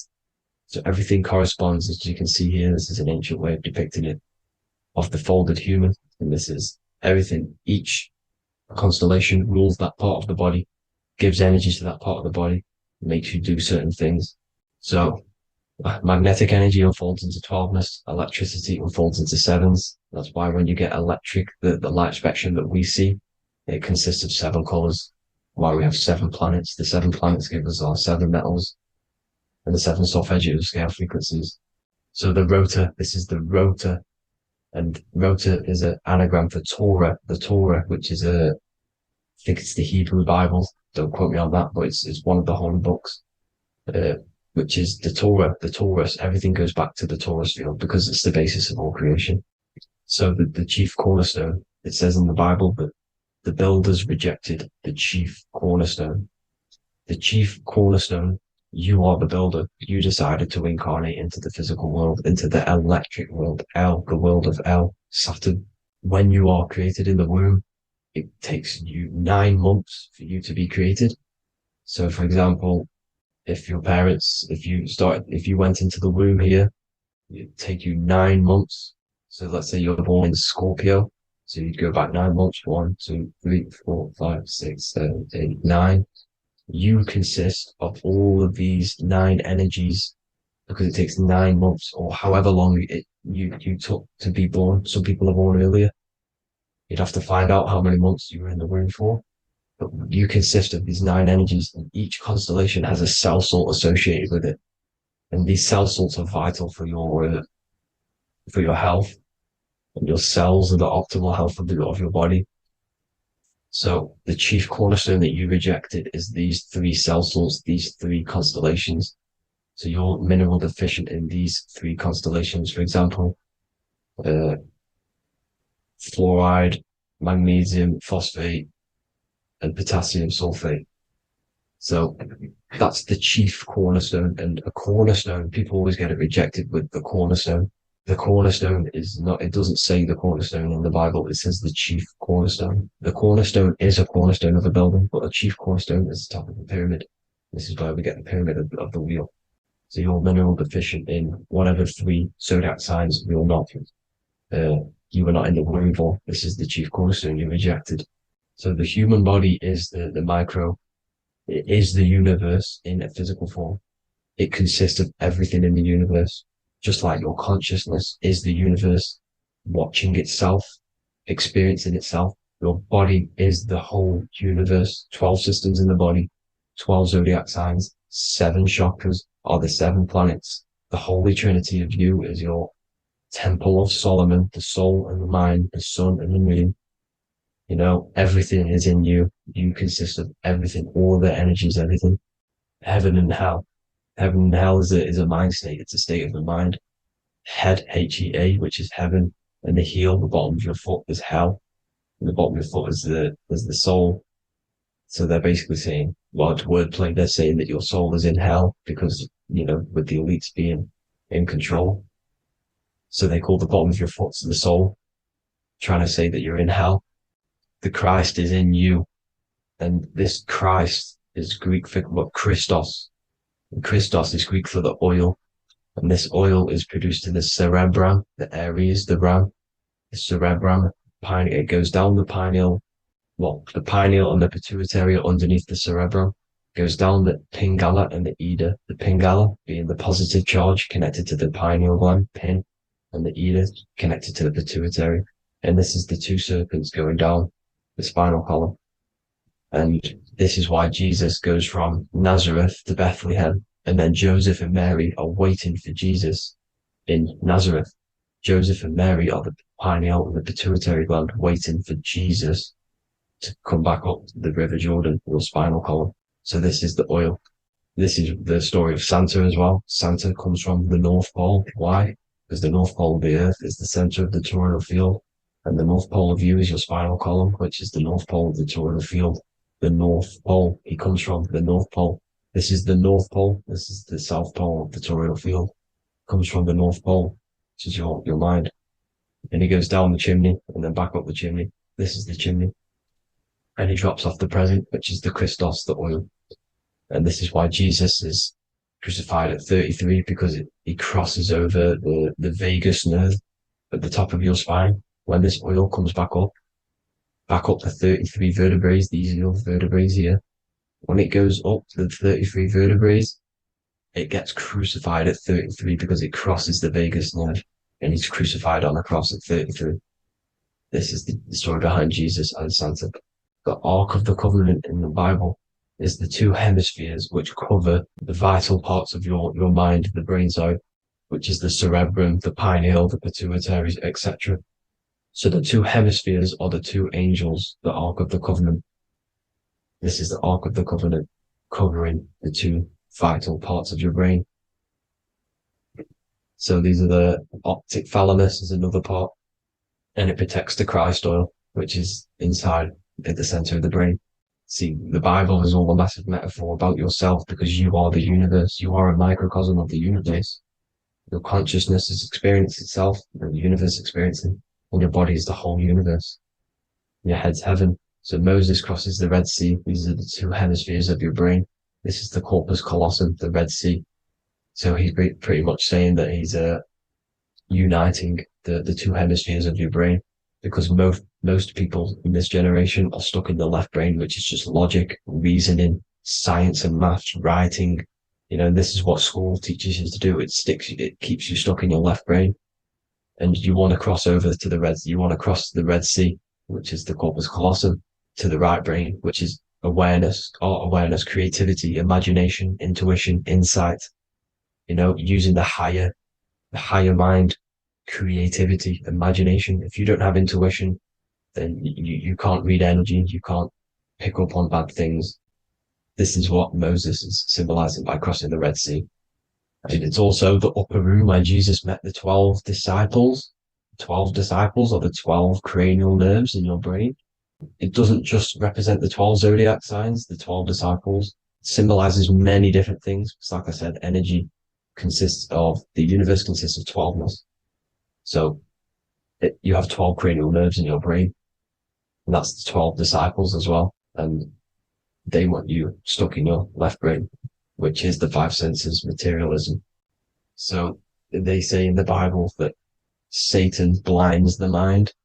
Satan is Saturn. If you've watched my videos, Satan is Saturn. And you consist of the whole Trinity, which is the sun, moon, and earth, the soul, moon, the soul being your sun, the solar, the moon being your mind, the earth, your physical body. And Satan blinds the mind. Why? Because we enter a soul system. This is a soul system, not a solar system. And Saturn is the Lord of the Rings, which is the outer ring. When your soul enters the soul system, your soul starts to materialize, it hits Saturn. Why? Because Saturn starts to materialize you. You take on the 7 virtues, which are the 7 planets, which are your 7 chakras. And to get out of this soul system, you must get out of your lower nature, your animal nature, which is lust, desire, greed. The number of the beast, 666, which is Saturn, Satan. So you enter the soul system, you take on the 7 energies, which you turn into physical matter. And this is your descension from heaven to, say, hell. And then you must raise back up from matter to spirit. They say Satan blinds the mind. Why? Because your mind gets materialized, your soul and mind get materialized. And when you get materialized, it's an intense experience. You lose the divinity within you. You forget the divinity. So Satan, which is the first planet, the first energy you take on, the material body, he blinds the mind. He makes you forget everything, your divinity. Then you must remember, ascend up Jacob's ladder, the 33 vertebrae to heaven. And this is a microcosm of the macro, because you will ascend back up to heaven if you do this, when you leave your physical body, when your body decays. So when it talks about in the Bible, completely destroy them, the Hittites, the Amorites, the Canaanites, all the ites, this is what God says to the Israelites. It says completely destroy them. It's basically symbolizing saying destroy your lower nature. The Canaanites, cannibals. We're under a Canaanite system now, which is cannibalism. And this is flesh eating, lust, greed, all the demonic stuff, all the lower vibrational stuff, the lower nature, eating, sex, and survival, the lower three chakras. You must get out of these lower three chakras and return back to spirit, which is heaven, which is spirit, love, being holy, being truthful, being passionate.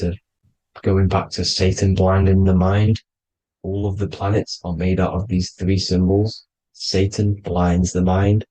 And that's why Satan's symbol, this is the symbol for Saturn, Satan, the symbol of Saturn is the cross, which is physical matter, the earth, over the moon. The moon is your mind. So the Saturn symbol saying matter over mind. He blinds the mind. Satan blinds the mind once you enter the soul system. And you must remember, in the Bible, it talks about the Genesis, which is Eve, the sin of Eve, which is biting of the tree of knowledge. With the serpent, which wraps around the tree. It says the serpent placed himself on the tree. Well, the serpent is the spinal column. It's the serpent telling you eat from the tree of knowledge of good and evil, which is your nervous system. And eating from the tree of knowledge of good and evil is doing bad things. For example, over-sexualized, overeating, eating the wrong food. That's eating from your nervous system. It's decaying you. And it's preventing you from achieving the God self, the God consciousness. This is the symbolism of, the tree on the serpent, telling you to eat from the left brain, with the left brain being the sinister. Sinister is Latin for left. That's sin. Sin is left. And left is lefty Lucy, Lucifer, right, righteousness, right, God, godly. The tree of knowledge of good and evil, which is your nervous system, because it determines good or bad. That's the only thing you experience in this world is your nervous system. And then the tree of life is the cardiovascular system, and the Garden of Eden is your body. So that's it for this video, people. I hope you've got a greater understanding of how you are the universe and everything is inside of you. Just keep in mind you are the universe experiencing itself, and your body is a reflection of everything. The 12 constellations, the 7 planets, everything's inside of you. This world is an expression from the inside outwards. You can't affect the outside world to manipulate reality. Everything's inside of you. I hope you got a greater understanding of this. God bless.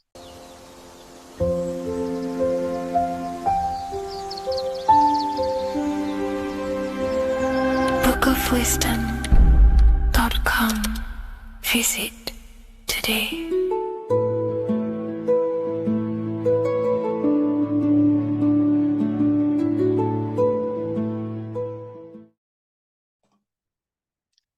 So this is known as the bag of the gods.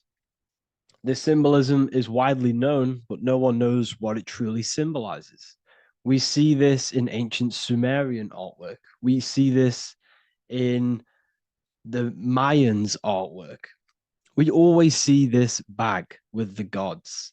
What does this actually represent? Okay, so the bag itself represents carrying. Carrying what? It represents information. It represents knowledge. Your mind is the carrier of the information.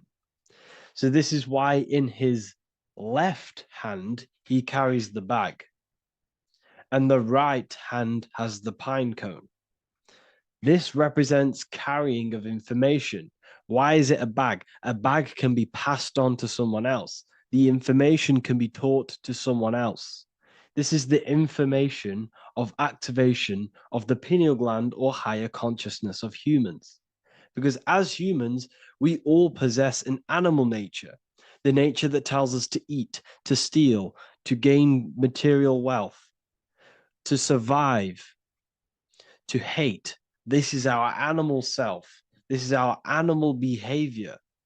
But we also have a divine nature of consciousness, which we have access to, the higher planes of consciousness, the planes that manipulate this material world and create all things in this material world.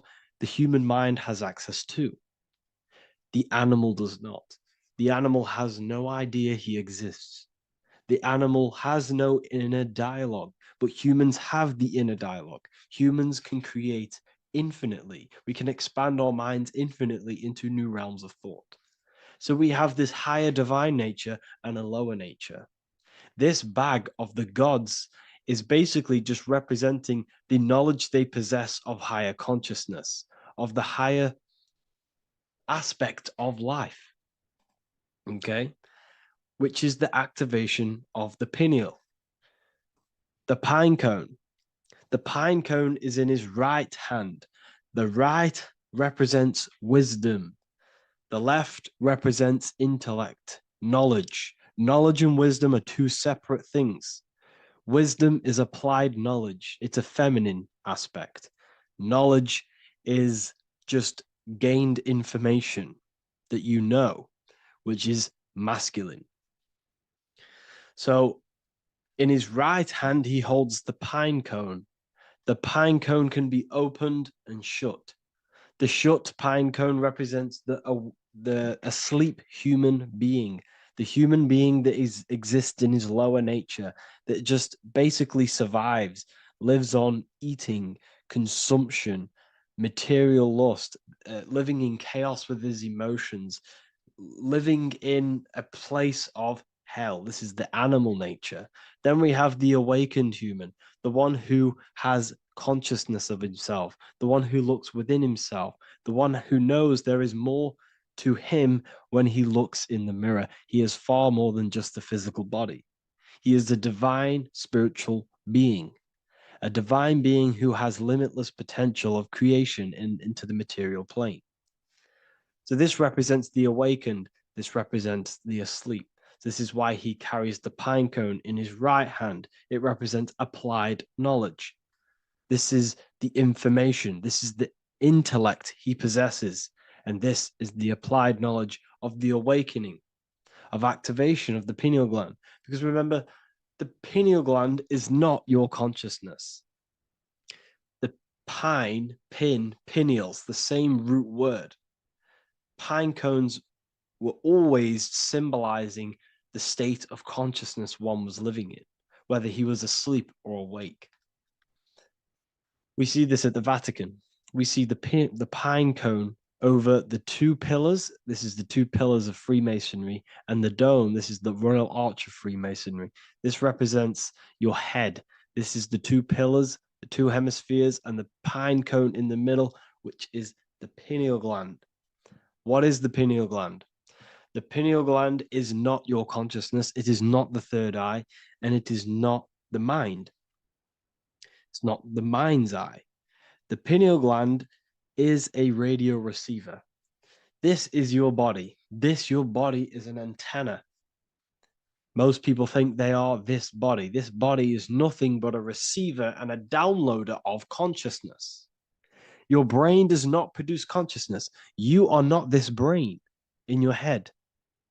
This brain is a downloader of consciousness. Consciousness comes from a way higher divine plane, which is what this image is showing here with the clouds. The mind is light. Consciousness is light. And this light is coming down into the material plane, and your body is basically a crystal antenna which is receiving and downloading this consciousness. So you can experience a three-dimensional reality. So God can experience himself in a divided, separate state. This is what this represents. Now, the pineal gland can be activated, okay, and stimulated because the pineal gland has phytoluminescent crystalline jagged shaped cells on it. And obviously these are crystals. Crystals are on your pineal gland. And what do crystals do? Radios use crystals. Your phone uses crystals. They tell you that crystals are woo-woo and pseudoscience because they don't want you to know the power of crystals. Your body is basically a giant crystal. Your pineal gland is a radio receiver for your consciousness. So if they can ruin your pineal gland and damage it, this will damage your connection to the divine, to your true self, to consciousness, to God, whatever you want to call it, the source. There is all one source consciousness, and we're all collectively connected to it. And this is our connection. This is our antenna. So what a radio does, a radio has an antenna, and the frequencies are all around us because all the radios are playing in your ear right now. But what the antenna of a radio does is tune into a specific frequency to pick up that frequency and play that frequency. It's the same with your consciousness. You're all a fraction of God's consciousness. So that is essentially what we are looking at here. We're seeing knowledge, intellect in the left hand, and applied knowledge, activation of waking up to higher consciousness, to the higher human form. Because we can reach beyond our physical form. We can turn our animal self into a divine being, into one of these so-called gods. These gods are nothing but human beings.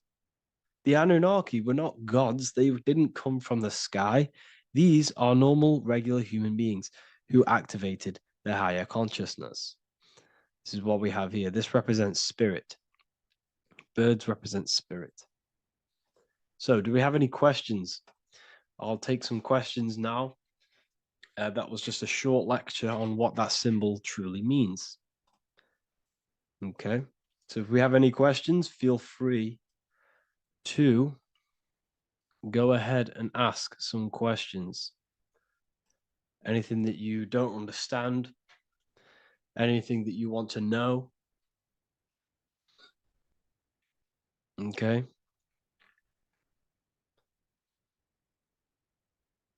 So base reality would be where source resides. Yes, the base reality is your consciousness. Are these lectures available in the university? There's a whole section, basically inside the university, there's a whole section with like over 30 long form lectures like this.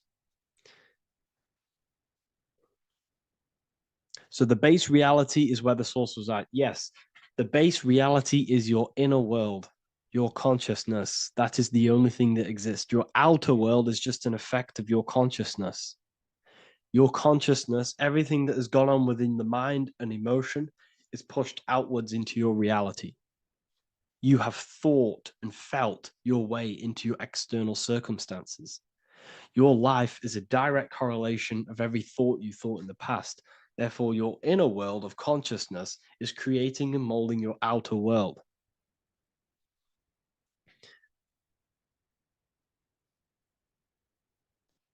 The best way to keep connection consistent, the best way to keep your connection to the divine or the higher planes of consciousness is through meditation and through imagination.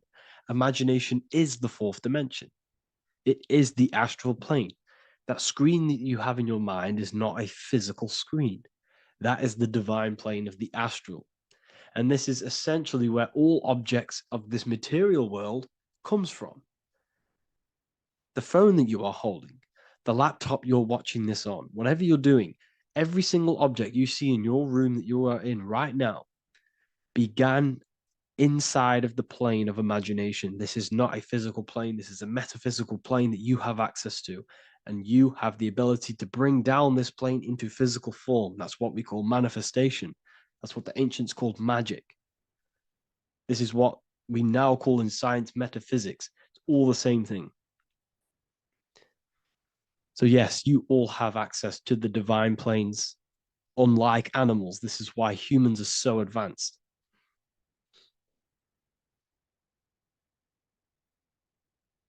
Okay. Is the pineal able to constantly activated, or is it just a temporary experience? I don't fully understand that question, unfortunately. Maybe you could word it in a different way. The real meditations on the university, legit, y'all, yes. In order to connect to consciousness, you need to sit in meditation and turn off your feelings, and the feeling of unity will come. Do I understand correctly? Yes, that is correct.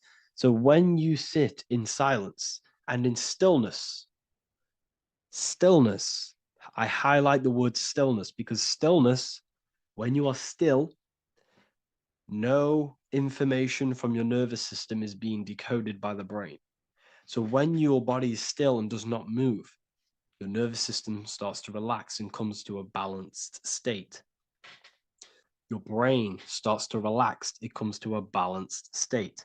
The left and the right brain stop working, the nervous system stops working. Then, once the body, the material body is shut down, you then have access to consciousness.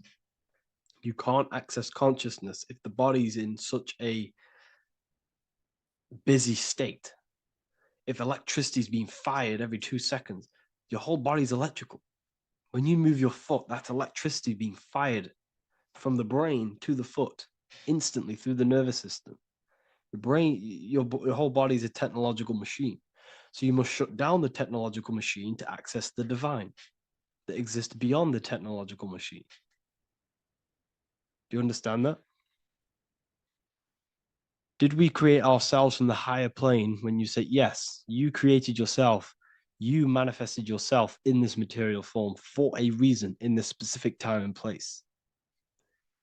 Wisdom books, are these available inside the university? Yes, they are. So anyone who joins the university, they all gain 50% off the store. So you can get anything off, anything you want inside the store for 50% off.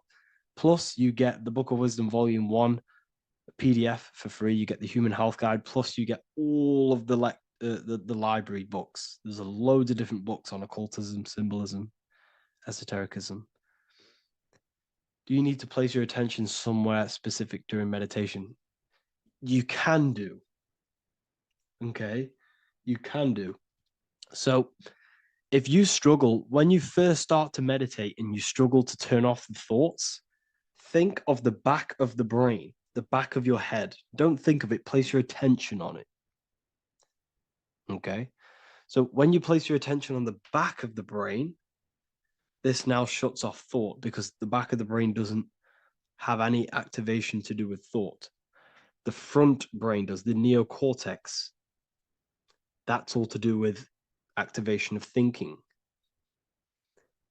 So place your attention on either the back of the brain or your breath.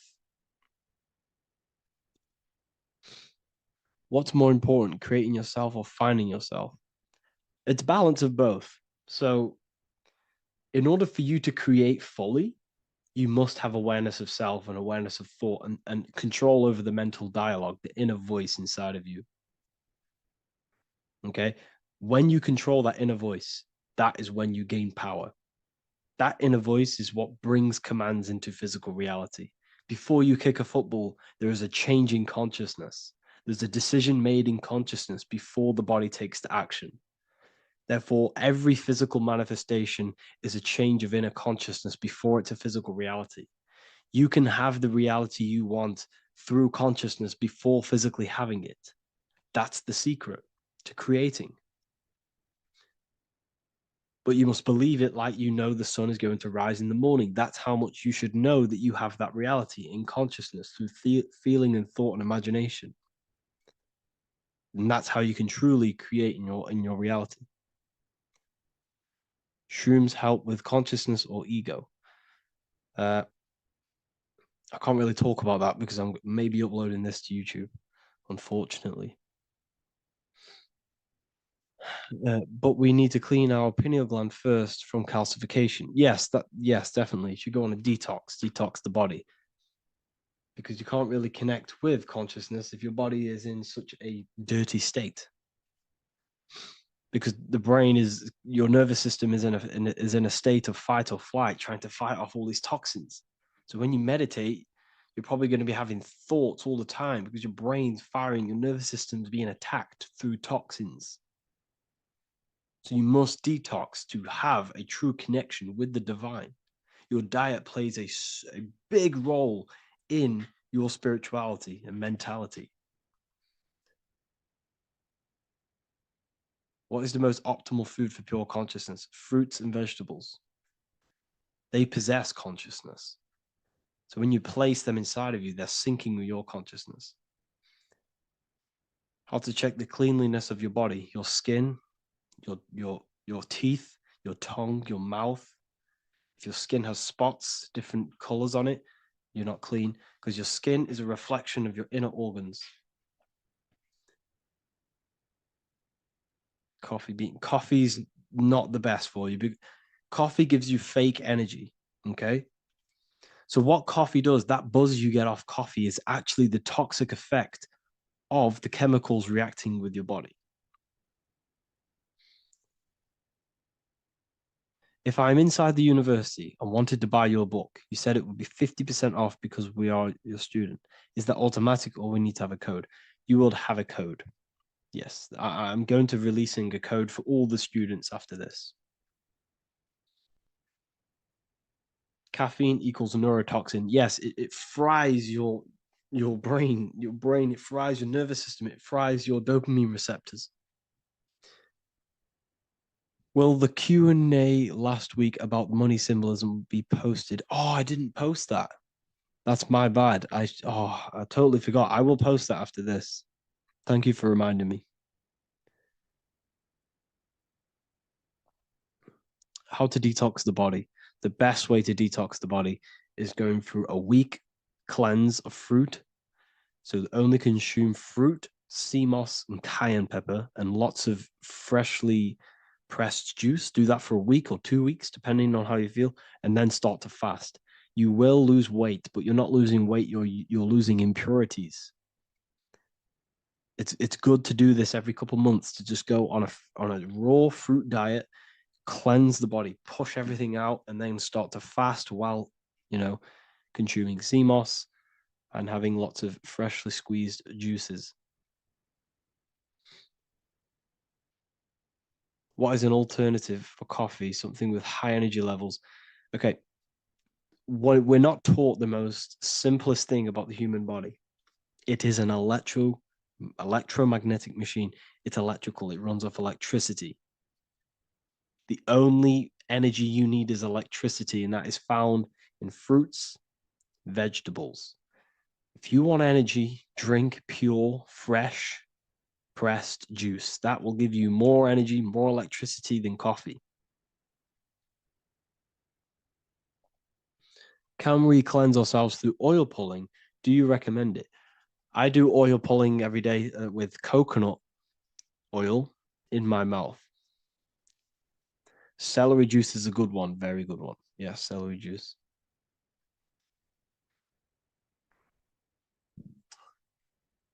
Any more questions? What kind of music do you listen to when lifting? For me, rap, hip hop push me work harder, but I know it's terrible for my subconscious. Yes, very. At least you're aware of it. You should be definitely try and stay away from the hip hop music. Try and stay away from anything that's talking about anything negative because it's all programming your subconscious. And your belief system is your reality, people. Your belief system is your reality. Okay? So look after your subconscious. That's what's controlling your actions. 90% of your actions on a daily basis are controlled through your subconscious beliefs. Okay? I listen to a lot of Pastel Ghost. I listen to a lot of let me get my playlist up. It's all like background music for TikTok. Do you know what I mean? Like Pastel Ghost. That's mainly what I listen to. That sort of music. I don't know what it's kind of called. I don't know what that genre is called. Does anyone know what that genre is actually called? because there's not much words in it. The reason I listen to it is because there's not much words in it, and it helps the subconscious. And I just love that music.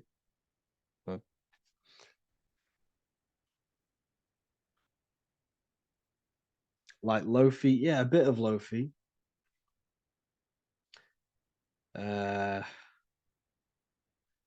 Most people won't even know this type of music.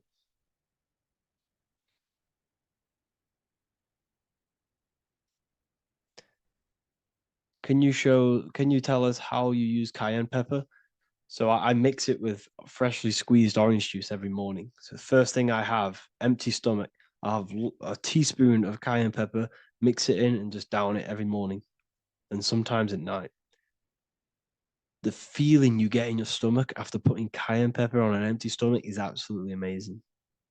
It tingles in your stomach. It kills parasites. It kills all horrible organisms.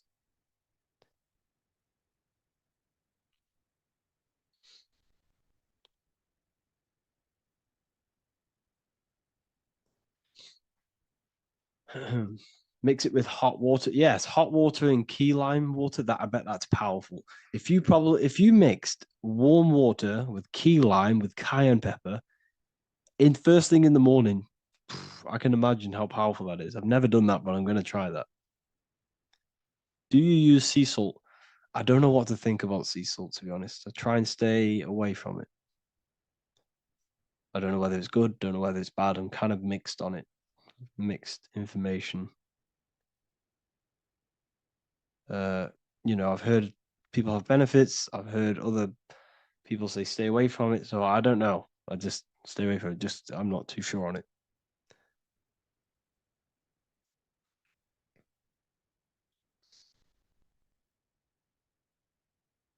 I drink fresh pressed celery juice every morning. Yeah, definitely. Is there any chance we could move to esoteric occult questions? The only reason I say that is because I might be posting this to YouTube, so it's like I don't want them thinking I'm giving health advice, because I'm not. This is what I do. I'm not giving anyone medical advice. This is what I would do to myself. Because I can probably get in trouble for that. So the subconscious is the all-knowing. It is the all-seeing eye. The subconscious knows everything. Your conscious mind does not. Your subconscious knows every single cell in your body. Your subconscious is making your heart beat. It's talking to your heart. It's talking to every organ, every cell in your body is being connected and spoken to by your subconscious mind. It is the all-knowing. The subconscious has access to the astral plane, imagination, the fourth dimension. It has access to the mental plane, thoughts. It has access to the ethereal plane, energy. And has access to your physical body. It's the door. It's the portal. The subconscious is the portal to the divine. You must go through the subconscious in order to access the divine. Any coupon codes for book 2? Yes, inside the university, there will be a 50% off coupon code. Speaking of ancient civilizations, why did they use symbols to give us true knowledge? This is a very, very good question. Very good question indeed. The reason they use symbols is because symbols are their keys. They hide meanings. They hide things. For example, if it was written down, if all of this sacred knowledge that I'm speaking now was written down, it can be easily taken. It can be easily misused. Someone can take it, read it, and steal it and misuse it and abuse the world and create horrible things. The reason they use symbols is because they're hidden. They hide the teachings. Only the ones who possess the key, that possess the knowledge, can read the symbol. So the symbols act as a guard towards this higher wisdom, this higher knowledge, which gives you power. All of the knowledge I teach you gives you power, and you can misuse it. You can misuse your imagination. You have no clue unless you've put this into action how powerful your inner consciousness is. You can become a Okay, listen. If you hate your job, it's not the job that you hate. Think about it. It's not the job that you hate. The hate is coming from your inner consciousness. It's the state of consciousness that you hate. So what does that tell you? You can change that inner consciousness to another reality, the feeling of another reality. You can become that consciousness within before you actually externally have it. And by becoming and knowing that reality, that's what produces effect on shaping your outer world. When you really, truly know that reality inside of you, of being free, of being wealthy, of having abundance, your outer world has no other choice but to rearrange itself to your new inner state of consciousness. That's what magic is. It's manipulating your inner state of consciousness. It's convincing yourself that you already have it, not believing it, knowing it. Okay? Knowing is different than believing. Believing is a lie. You should know thyself. Okay? So we can say that human overpopulation is intentional. There is no human overpopulation. We're all cramped in these cities. We're all cramped into one little place. We're not supposed to live like that. We're not supposed to live so cramped. This is why there's so many weirdos out in public. So many weird people doing weird things. This is when things start to go weird, and we shouldn't be living in this state, in this condensed state. We should be spread out. Okay?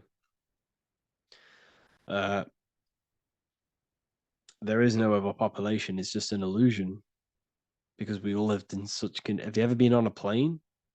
Have you seen how much land there is? It's crazy. There's no overpopulation. And how many people do they say there's in the world? There's not that many people in the world that they say. I think it's like 8 billion. I think they say there's 8 billion people. There's not 8 billion people. There's probably more like 2 billion. And the reason I say that is because I have a friend who only has like 300K followers. That's a lot of followers, okay? And he gets recognized everywhere he goes. And he's into all this stuff. And he says, listen, the population is definitely not 8 billion or whatever they say. I think it's like a couple billion. It's probably more like 1 billion. How to properly manifest intentions. Thought, emotion, and imagination are the key. You must know that you have that reality. Don't believe it. Become that reality within your consciousness. All day long, as much as possible. Feel it. Imagine it. Say it. And have zero doubt. How to have zero doubt. You can't, well, okay, so the doubt, that little voice that will seep into your mind saying, you can't do that. You can't do this. That's your old voice of your subconscious program. Listen, the reason why most people fail in life is because they have trained their subconscious that they will fail. They have told and believed that they will fail. The reason I will succeed for the rest of my life is because I have trained my subconscious to say, I will win, I will succeed, I will solve any problem. That's my belief system. And if my belief system is that, then my external reality, my conscious mind will seek a way to fulfill that belief. It will seek to control and create that belief in my external world. It will seek to solve any problem. I've trained my subconscious mind to know that I already have the reality, to know that I'm abundant, to know that I have everything that I already need. Therefore, if any problem comes, I can sort it straight away. But most people have a different belief. It's not your fault. We've been kind of manipulated and told this, that they will fail, that they can't do anything, that it's too hard. And that basically casts a spell on the conscious mind, where your conscious mind is just like, no, I can't do that, because of this subconscious belief that you hold. So you must reprogram your subconscious that you can do it, that you will solve any problem, and that you are abundant. That's the reason why successful people succeed. It's because they have a complete different mind state, a complete different belief system in their subconscious.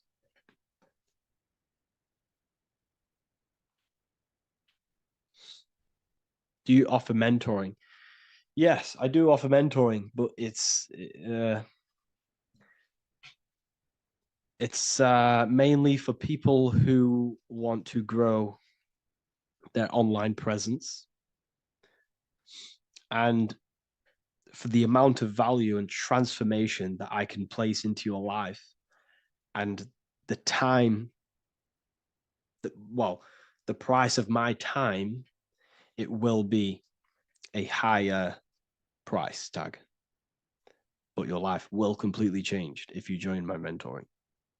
Because I will transmute your life. I will transmute your mind, and I will transmute your whole reality. Because I could tell you exactly what you need to do. How to have super genius power pulling information from the source. Okay, so you can do this. I talked about this in Book of Wisdom, Volume 2, if you've read it. This is a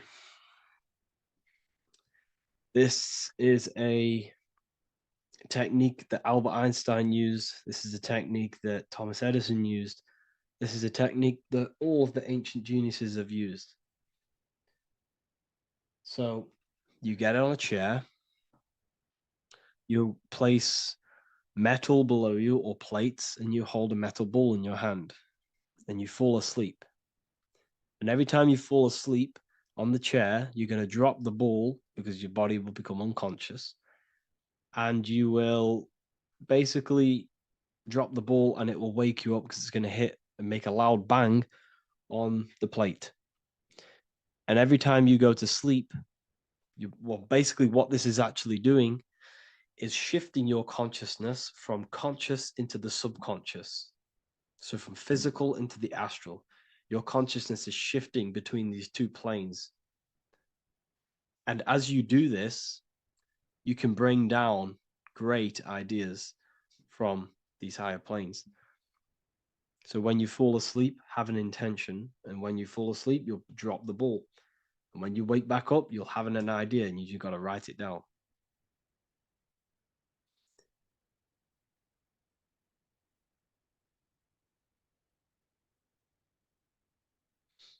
How to balance chakras. Don't focus on balancing your chakras. Focus on the mind. The mind is the cause of the chakras being blocked. If you have a blocked throat chakra, this is a problem in your mind, not the chakra. You see, the chakras are a result of the mind. You transmute the mind, you can transmute the chakras and cleanse them.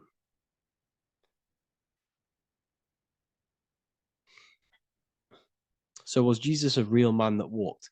Okay, so I'm going to tell you something. Like, some of the things that I say in my reels, they are to catch attention.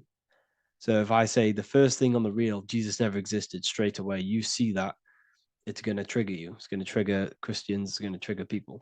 So yes, I do say things to catch attention. The reason I do that is because I have to, in order to catch attention.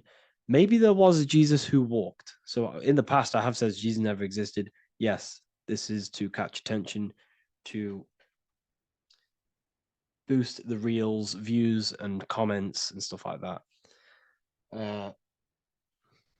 Maybe there was a man who was called Jesus and walked the earth.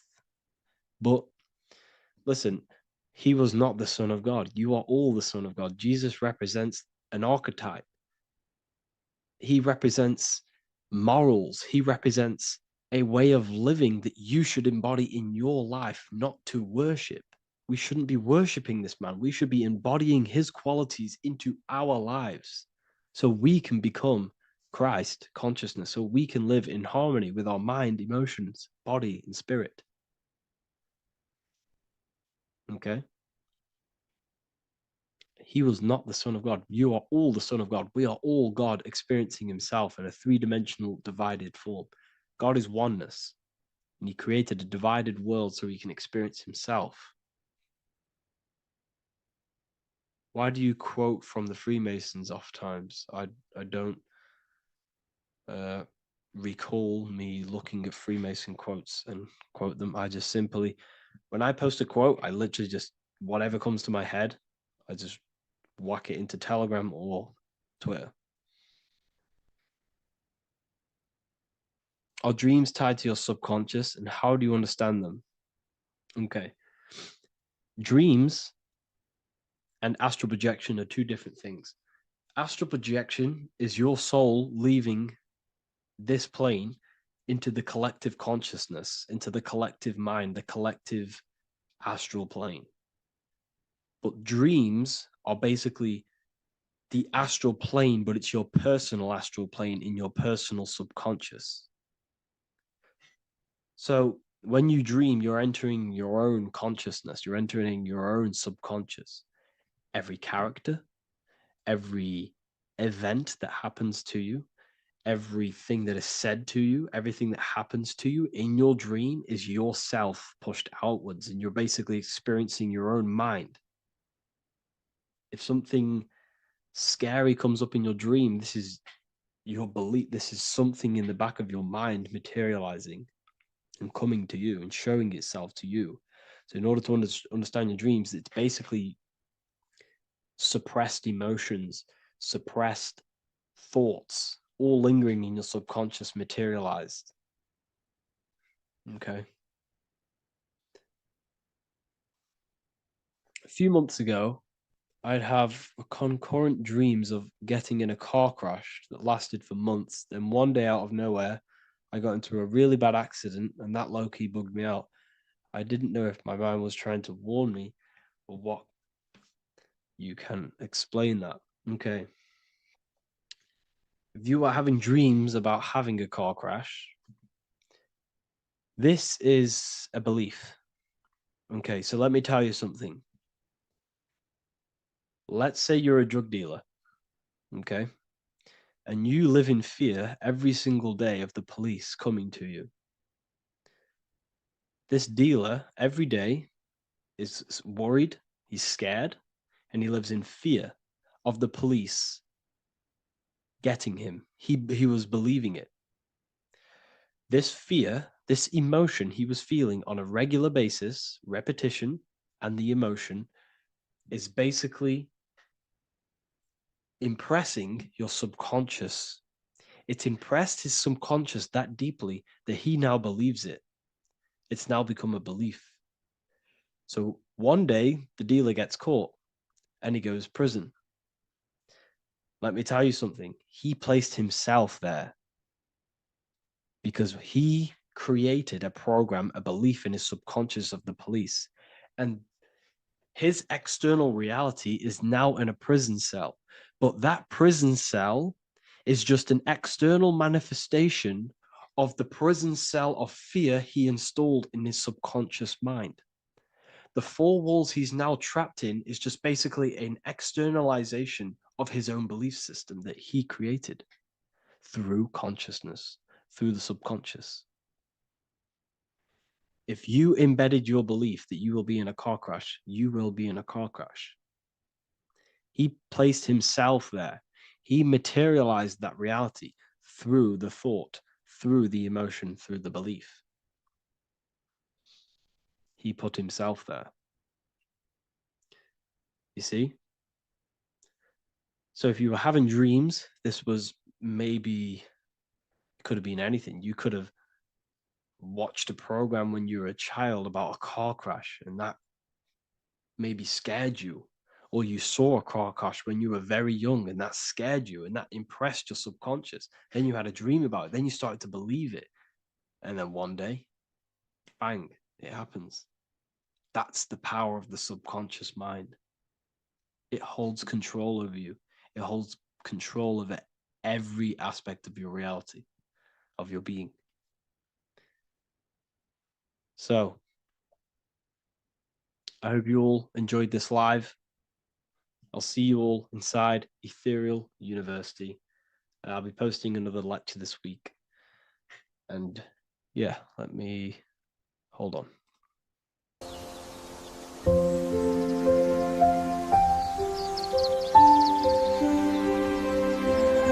bookofwisdom.com. Visit today.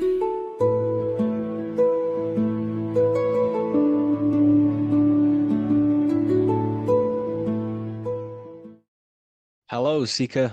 Welcome to Revival of Symbolism, a channel devoted to the language of esoteric symbolism, helping you discover yourself and expand your consciousness into new realms of thought. I'm Harry B. Joseph, also known as Revival of Wisdom. In this video, we're going to be breaking down the occult and esoteric meaning of the tarot card, the Magician. This contains many layers of symbolism. Let's get straight into this. So if we look at the card of the Magician, the first thing we notice is this gesture, his hands. We have one hand up, one hand down. This corresponds to the teaching and the principle of the universe called the law of correspondence, also known as above, so below. As above, so below pretty much corresponds with everything in the whole world and life. Everything functions underneath this law. It teaches that everything below in the material plane does not exist on its own. Physical life does not create itself. It is not independent. It cannot sustain itself. Everything below in the material plane has its spiritual counterpart within the heavenly realms of higher consciousness dimensions. Everything above manifests that which is below. It's simply representing how reality is dual and you are dual. You have a self outside the mind, which is the physical body, and a self inside the mind, the spiritual self. While most people are fixated on the external self, the physical body, they never give attention to their internal self, the self inside the mind. The self inside the mind is limitless, has infinite potential, and is not bound to any true form or identity. The internal self is the immortal self, the higher self. It is the self that can turn anything, any thought, into a form within the realm of imagination. This is what we call the astral plane. The astral plane being a plane or a dimension that sits just above the physical plane, and it's the realm of imagination, emotion, and desire. Because in order for us to imagine something, we have some sort of emotion or desire to create it. Therefore, it is the astral energy, the desire and the imagination of something above in the higher realms and dimensions of consciousness that make it possible and physically created within the material realm. It is the astral forces of desire manifesting the actions of the physical body, because the physical body only moves to what we care about or we have a passion or desire. These forces, what we call passion and desire, are not just chemical reactions in your body. They are astral forces directly coming from your astral body. We think with thought. This is the beginning of all creation. We think, we imagine, we desire, then we act. It is the higher realms first, then the external realm, the material. Higher dimensions over the lower dimensions. This fits in perfect with the magician, because a magician is not someone, like Harry Potter shows you with wands casting spells. This is fantasy. The real magic is about changing consciousness at will, because consciousness above creates that which is below, the material. As within, so without. Reality is created from the inside out. So the magician understands that by changing consciousness, we change our external circumstances. You see this reflected in your life, and I've seen this reflected in my life. When you change your consciousness, for example, you start to spiritually awaken, you start to think differently, see the world differently. What happens to your external reality? Notice your friends start to say you've changed. You may not fit in with your current friendship circle. Your friends will change and you will outgrow them, and you will have to seek to find new friends that fit with your new internal state of consciousness. This is teaching that the internal world rearranges the external world. While most people stay in a cycle of trying to change the external world, not realizing that they must first change the internal. This is what magic is about. Magic is about changing consciousness at will. Because when a magician holds the ability to direct all forces of their consciousness to a specific reality within them, to create that form and reality within the internal self, they can actually start to produce change in the external reality. We have masculine forces of consciousness, feminine forces of consciousness. The feminine forces of consciousness are imagination, intuition, emotion. The active masculine forces of consciousness are willpower, actions, and intellect, thinking. When we combine the imagination, seeing the reality within our mind, forming the reality within our spiritual vision, the internal vision of the soul, because imagination is the expression of the soul. It is creating with astral light, astral vision. Freemasons, occultists call imagination spirit vision. When we see that reality with our spiritual vision, this is why we have to increase our ability to vividly see within our imagination or the astral plane. If we do not develop these faculties of consciousness, we will struggle. This is what the esoteric is about. We have to increase and develop every part of our consciousness to develop spiritually, to try and reconnect with the internal world, while our whole past life we've been focusing on the external. When we combine the soul's vision of imagination with a feeling and a desire of creating that reality, that's then the internal world pretty much sorted. Then we have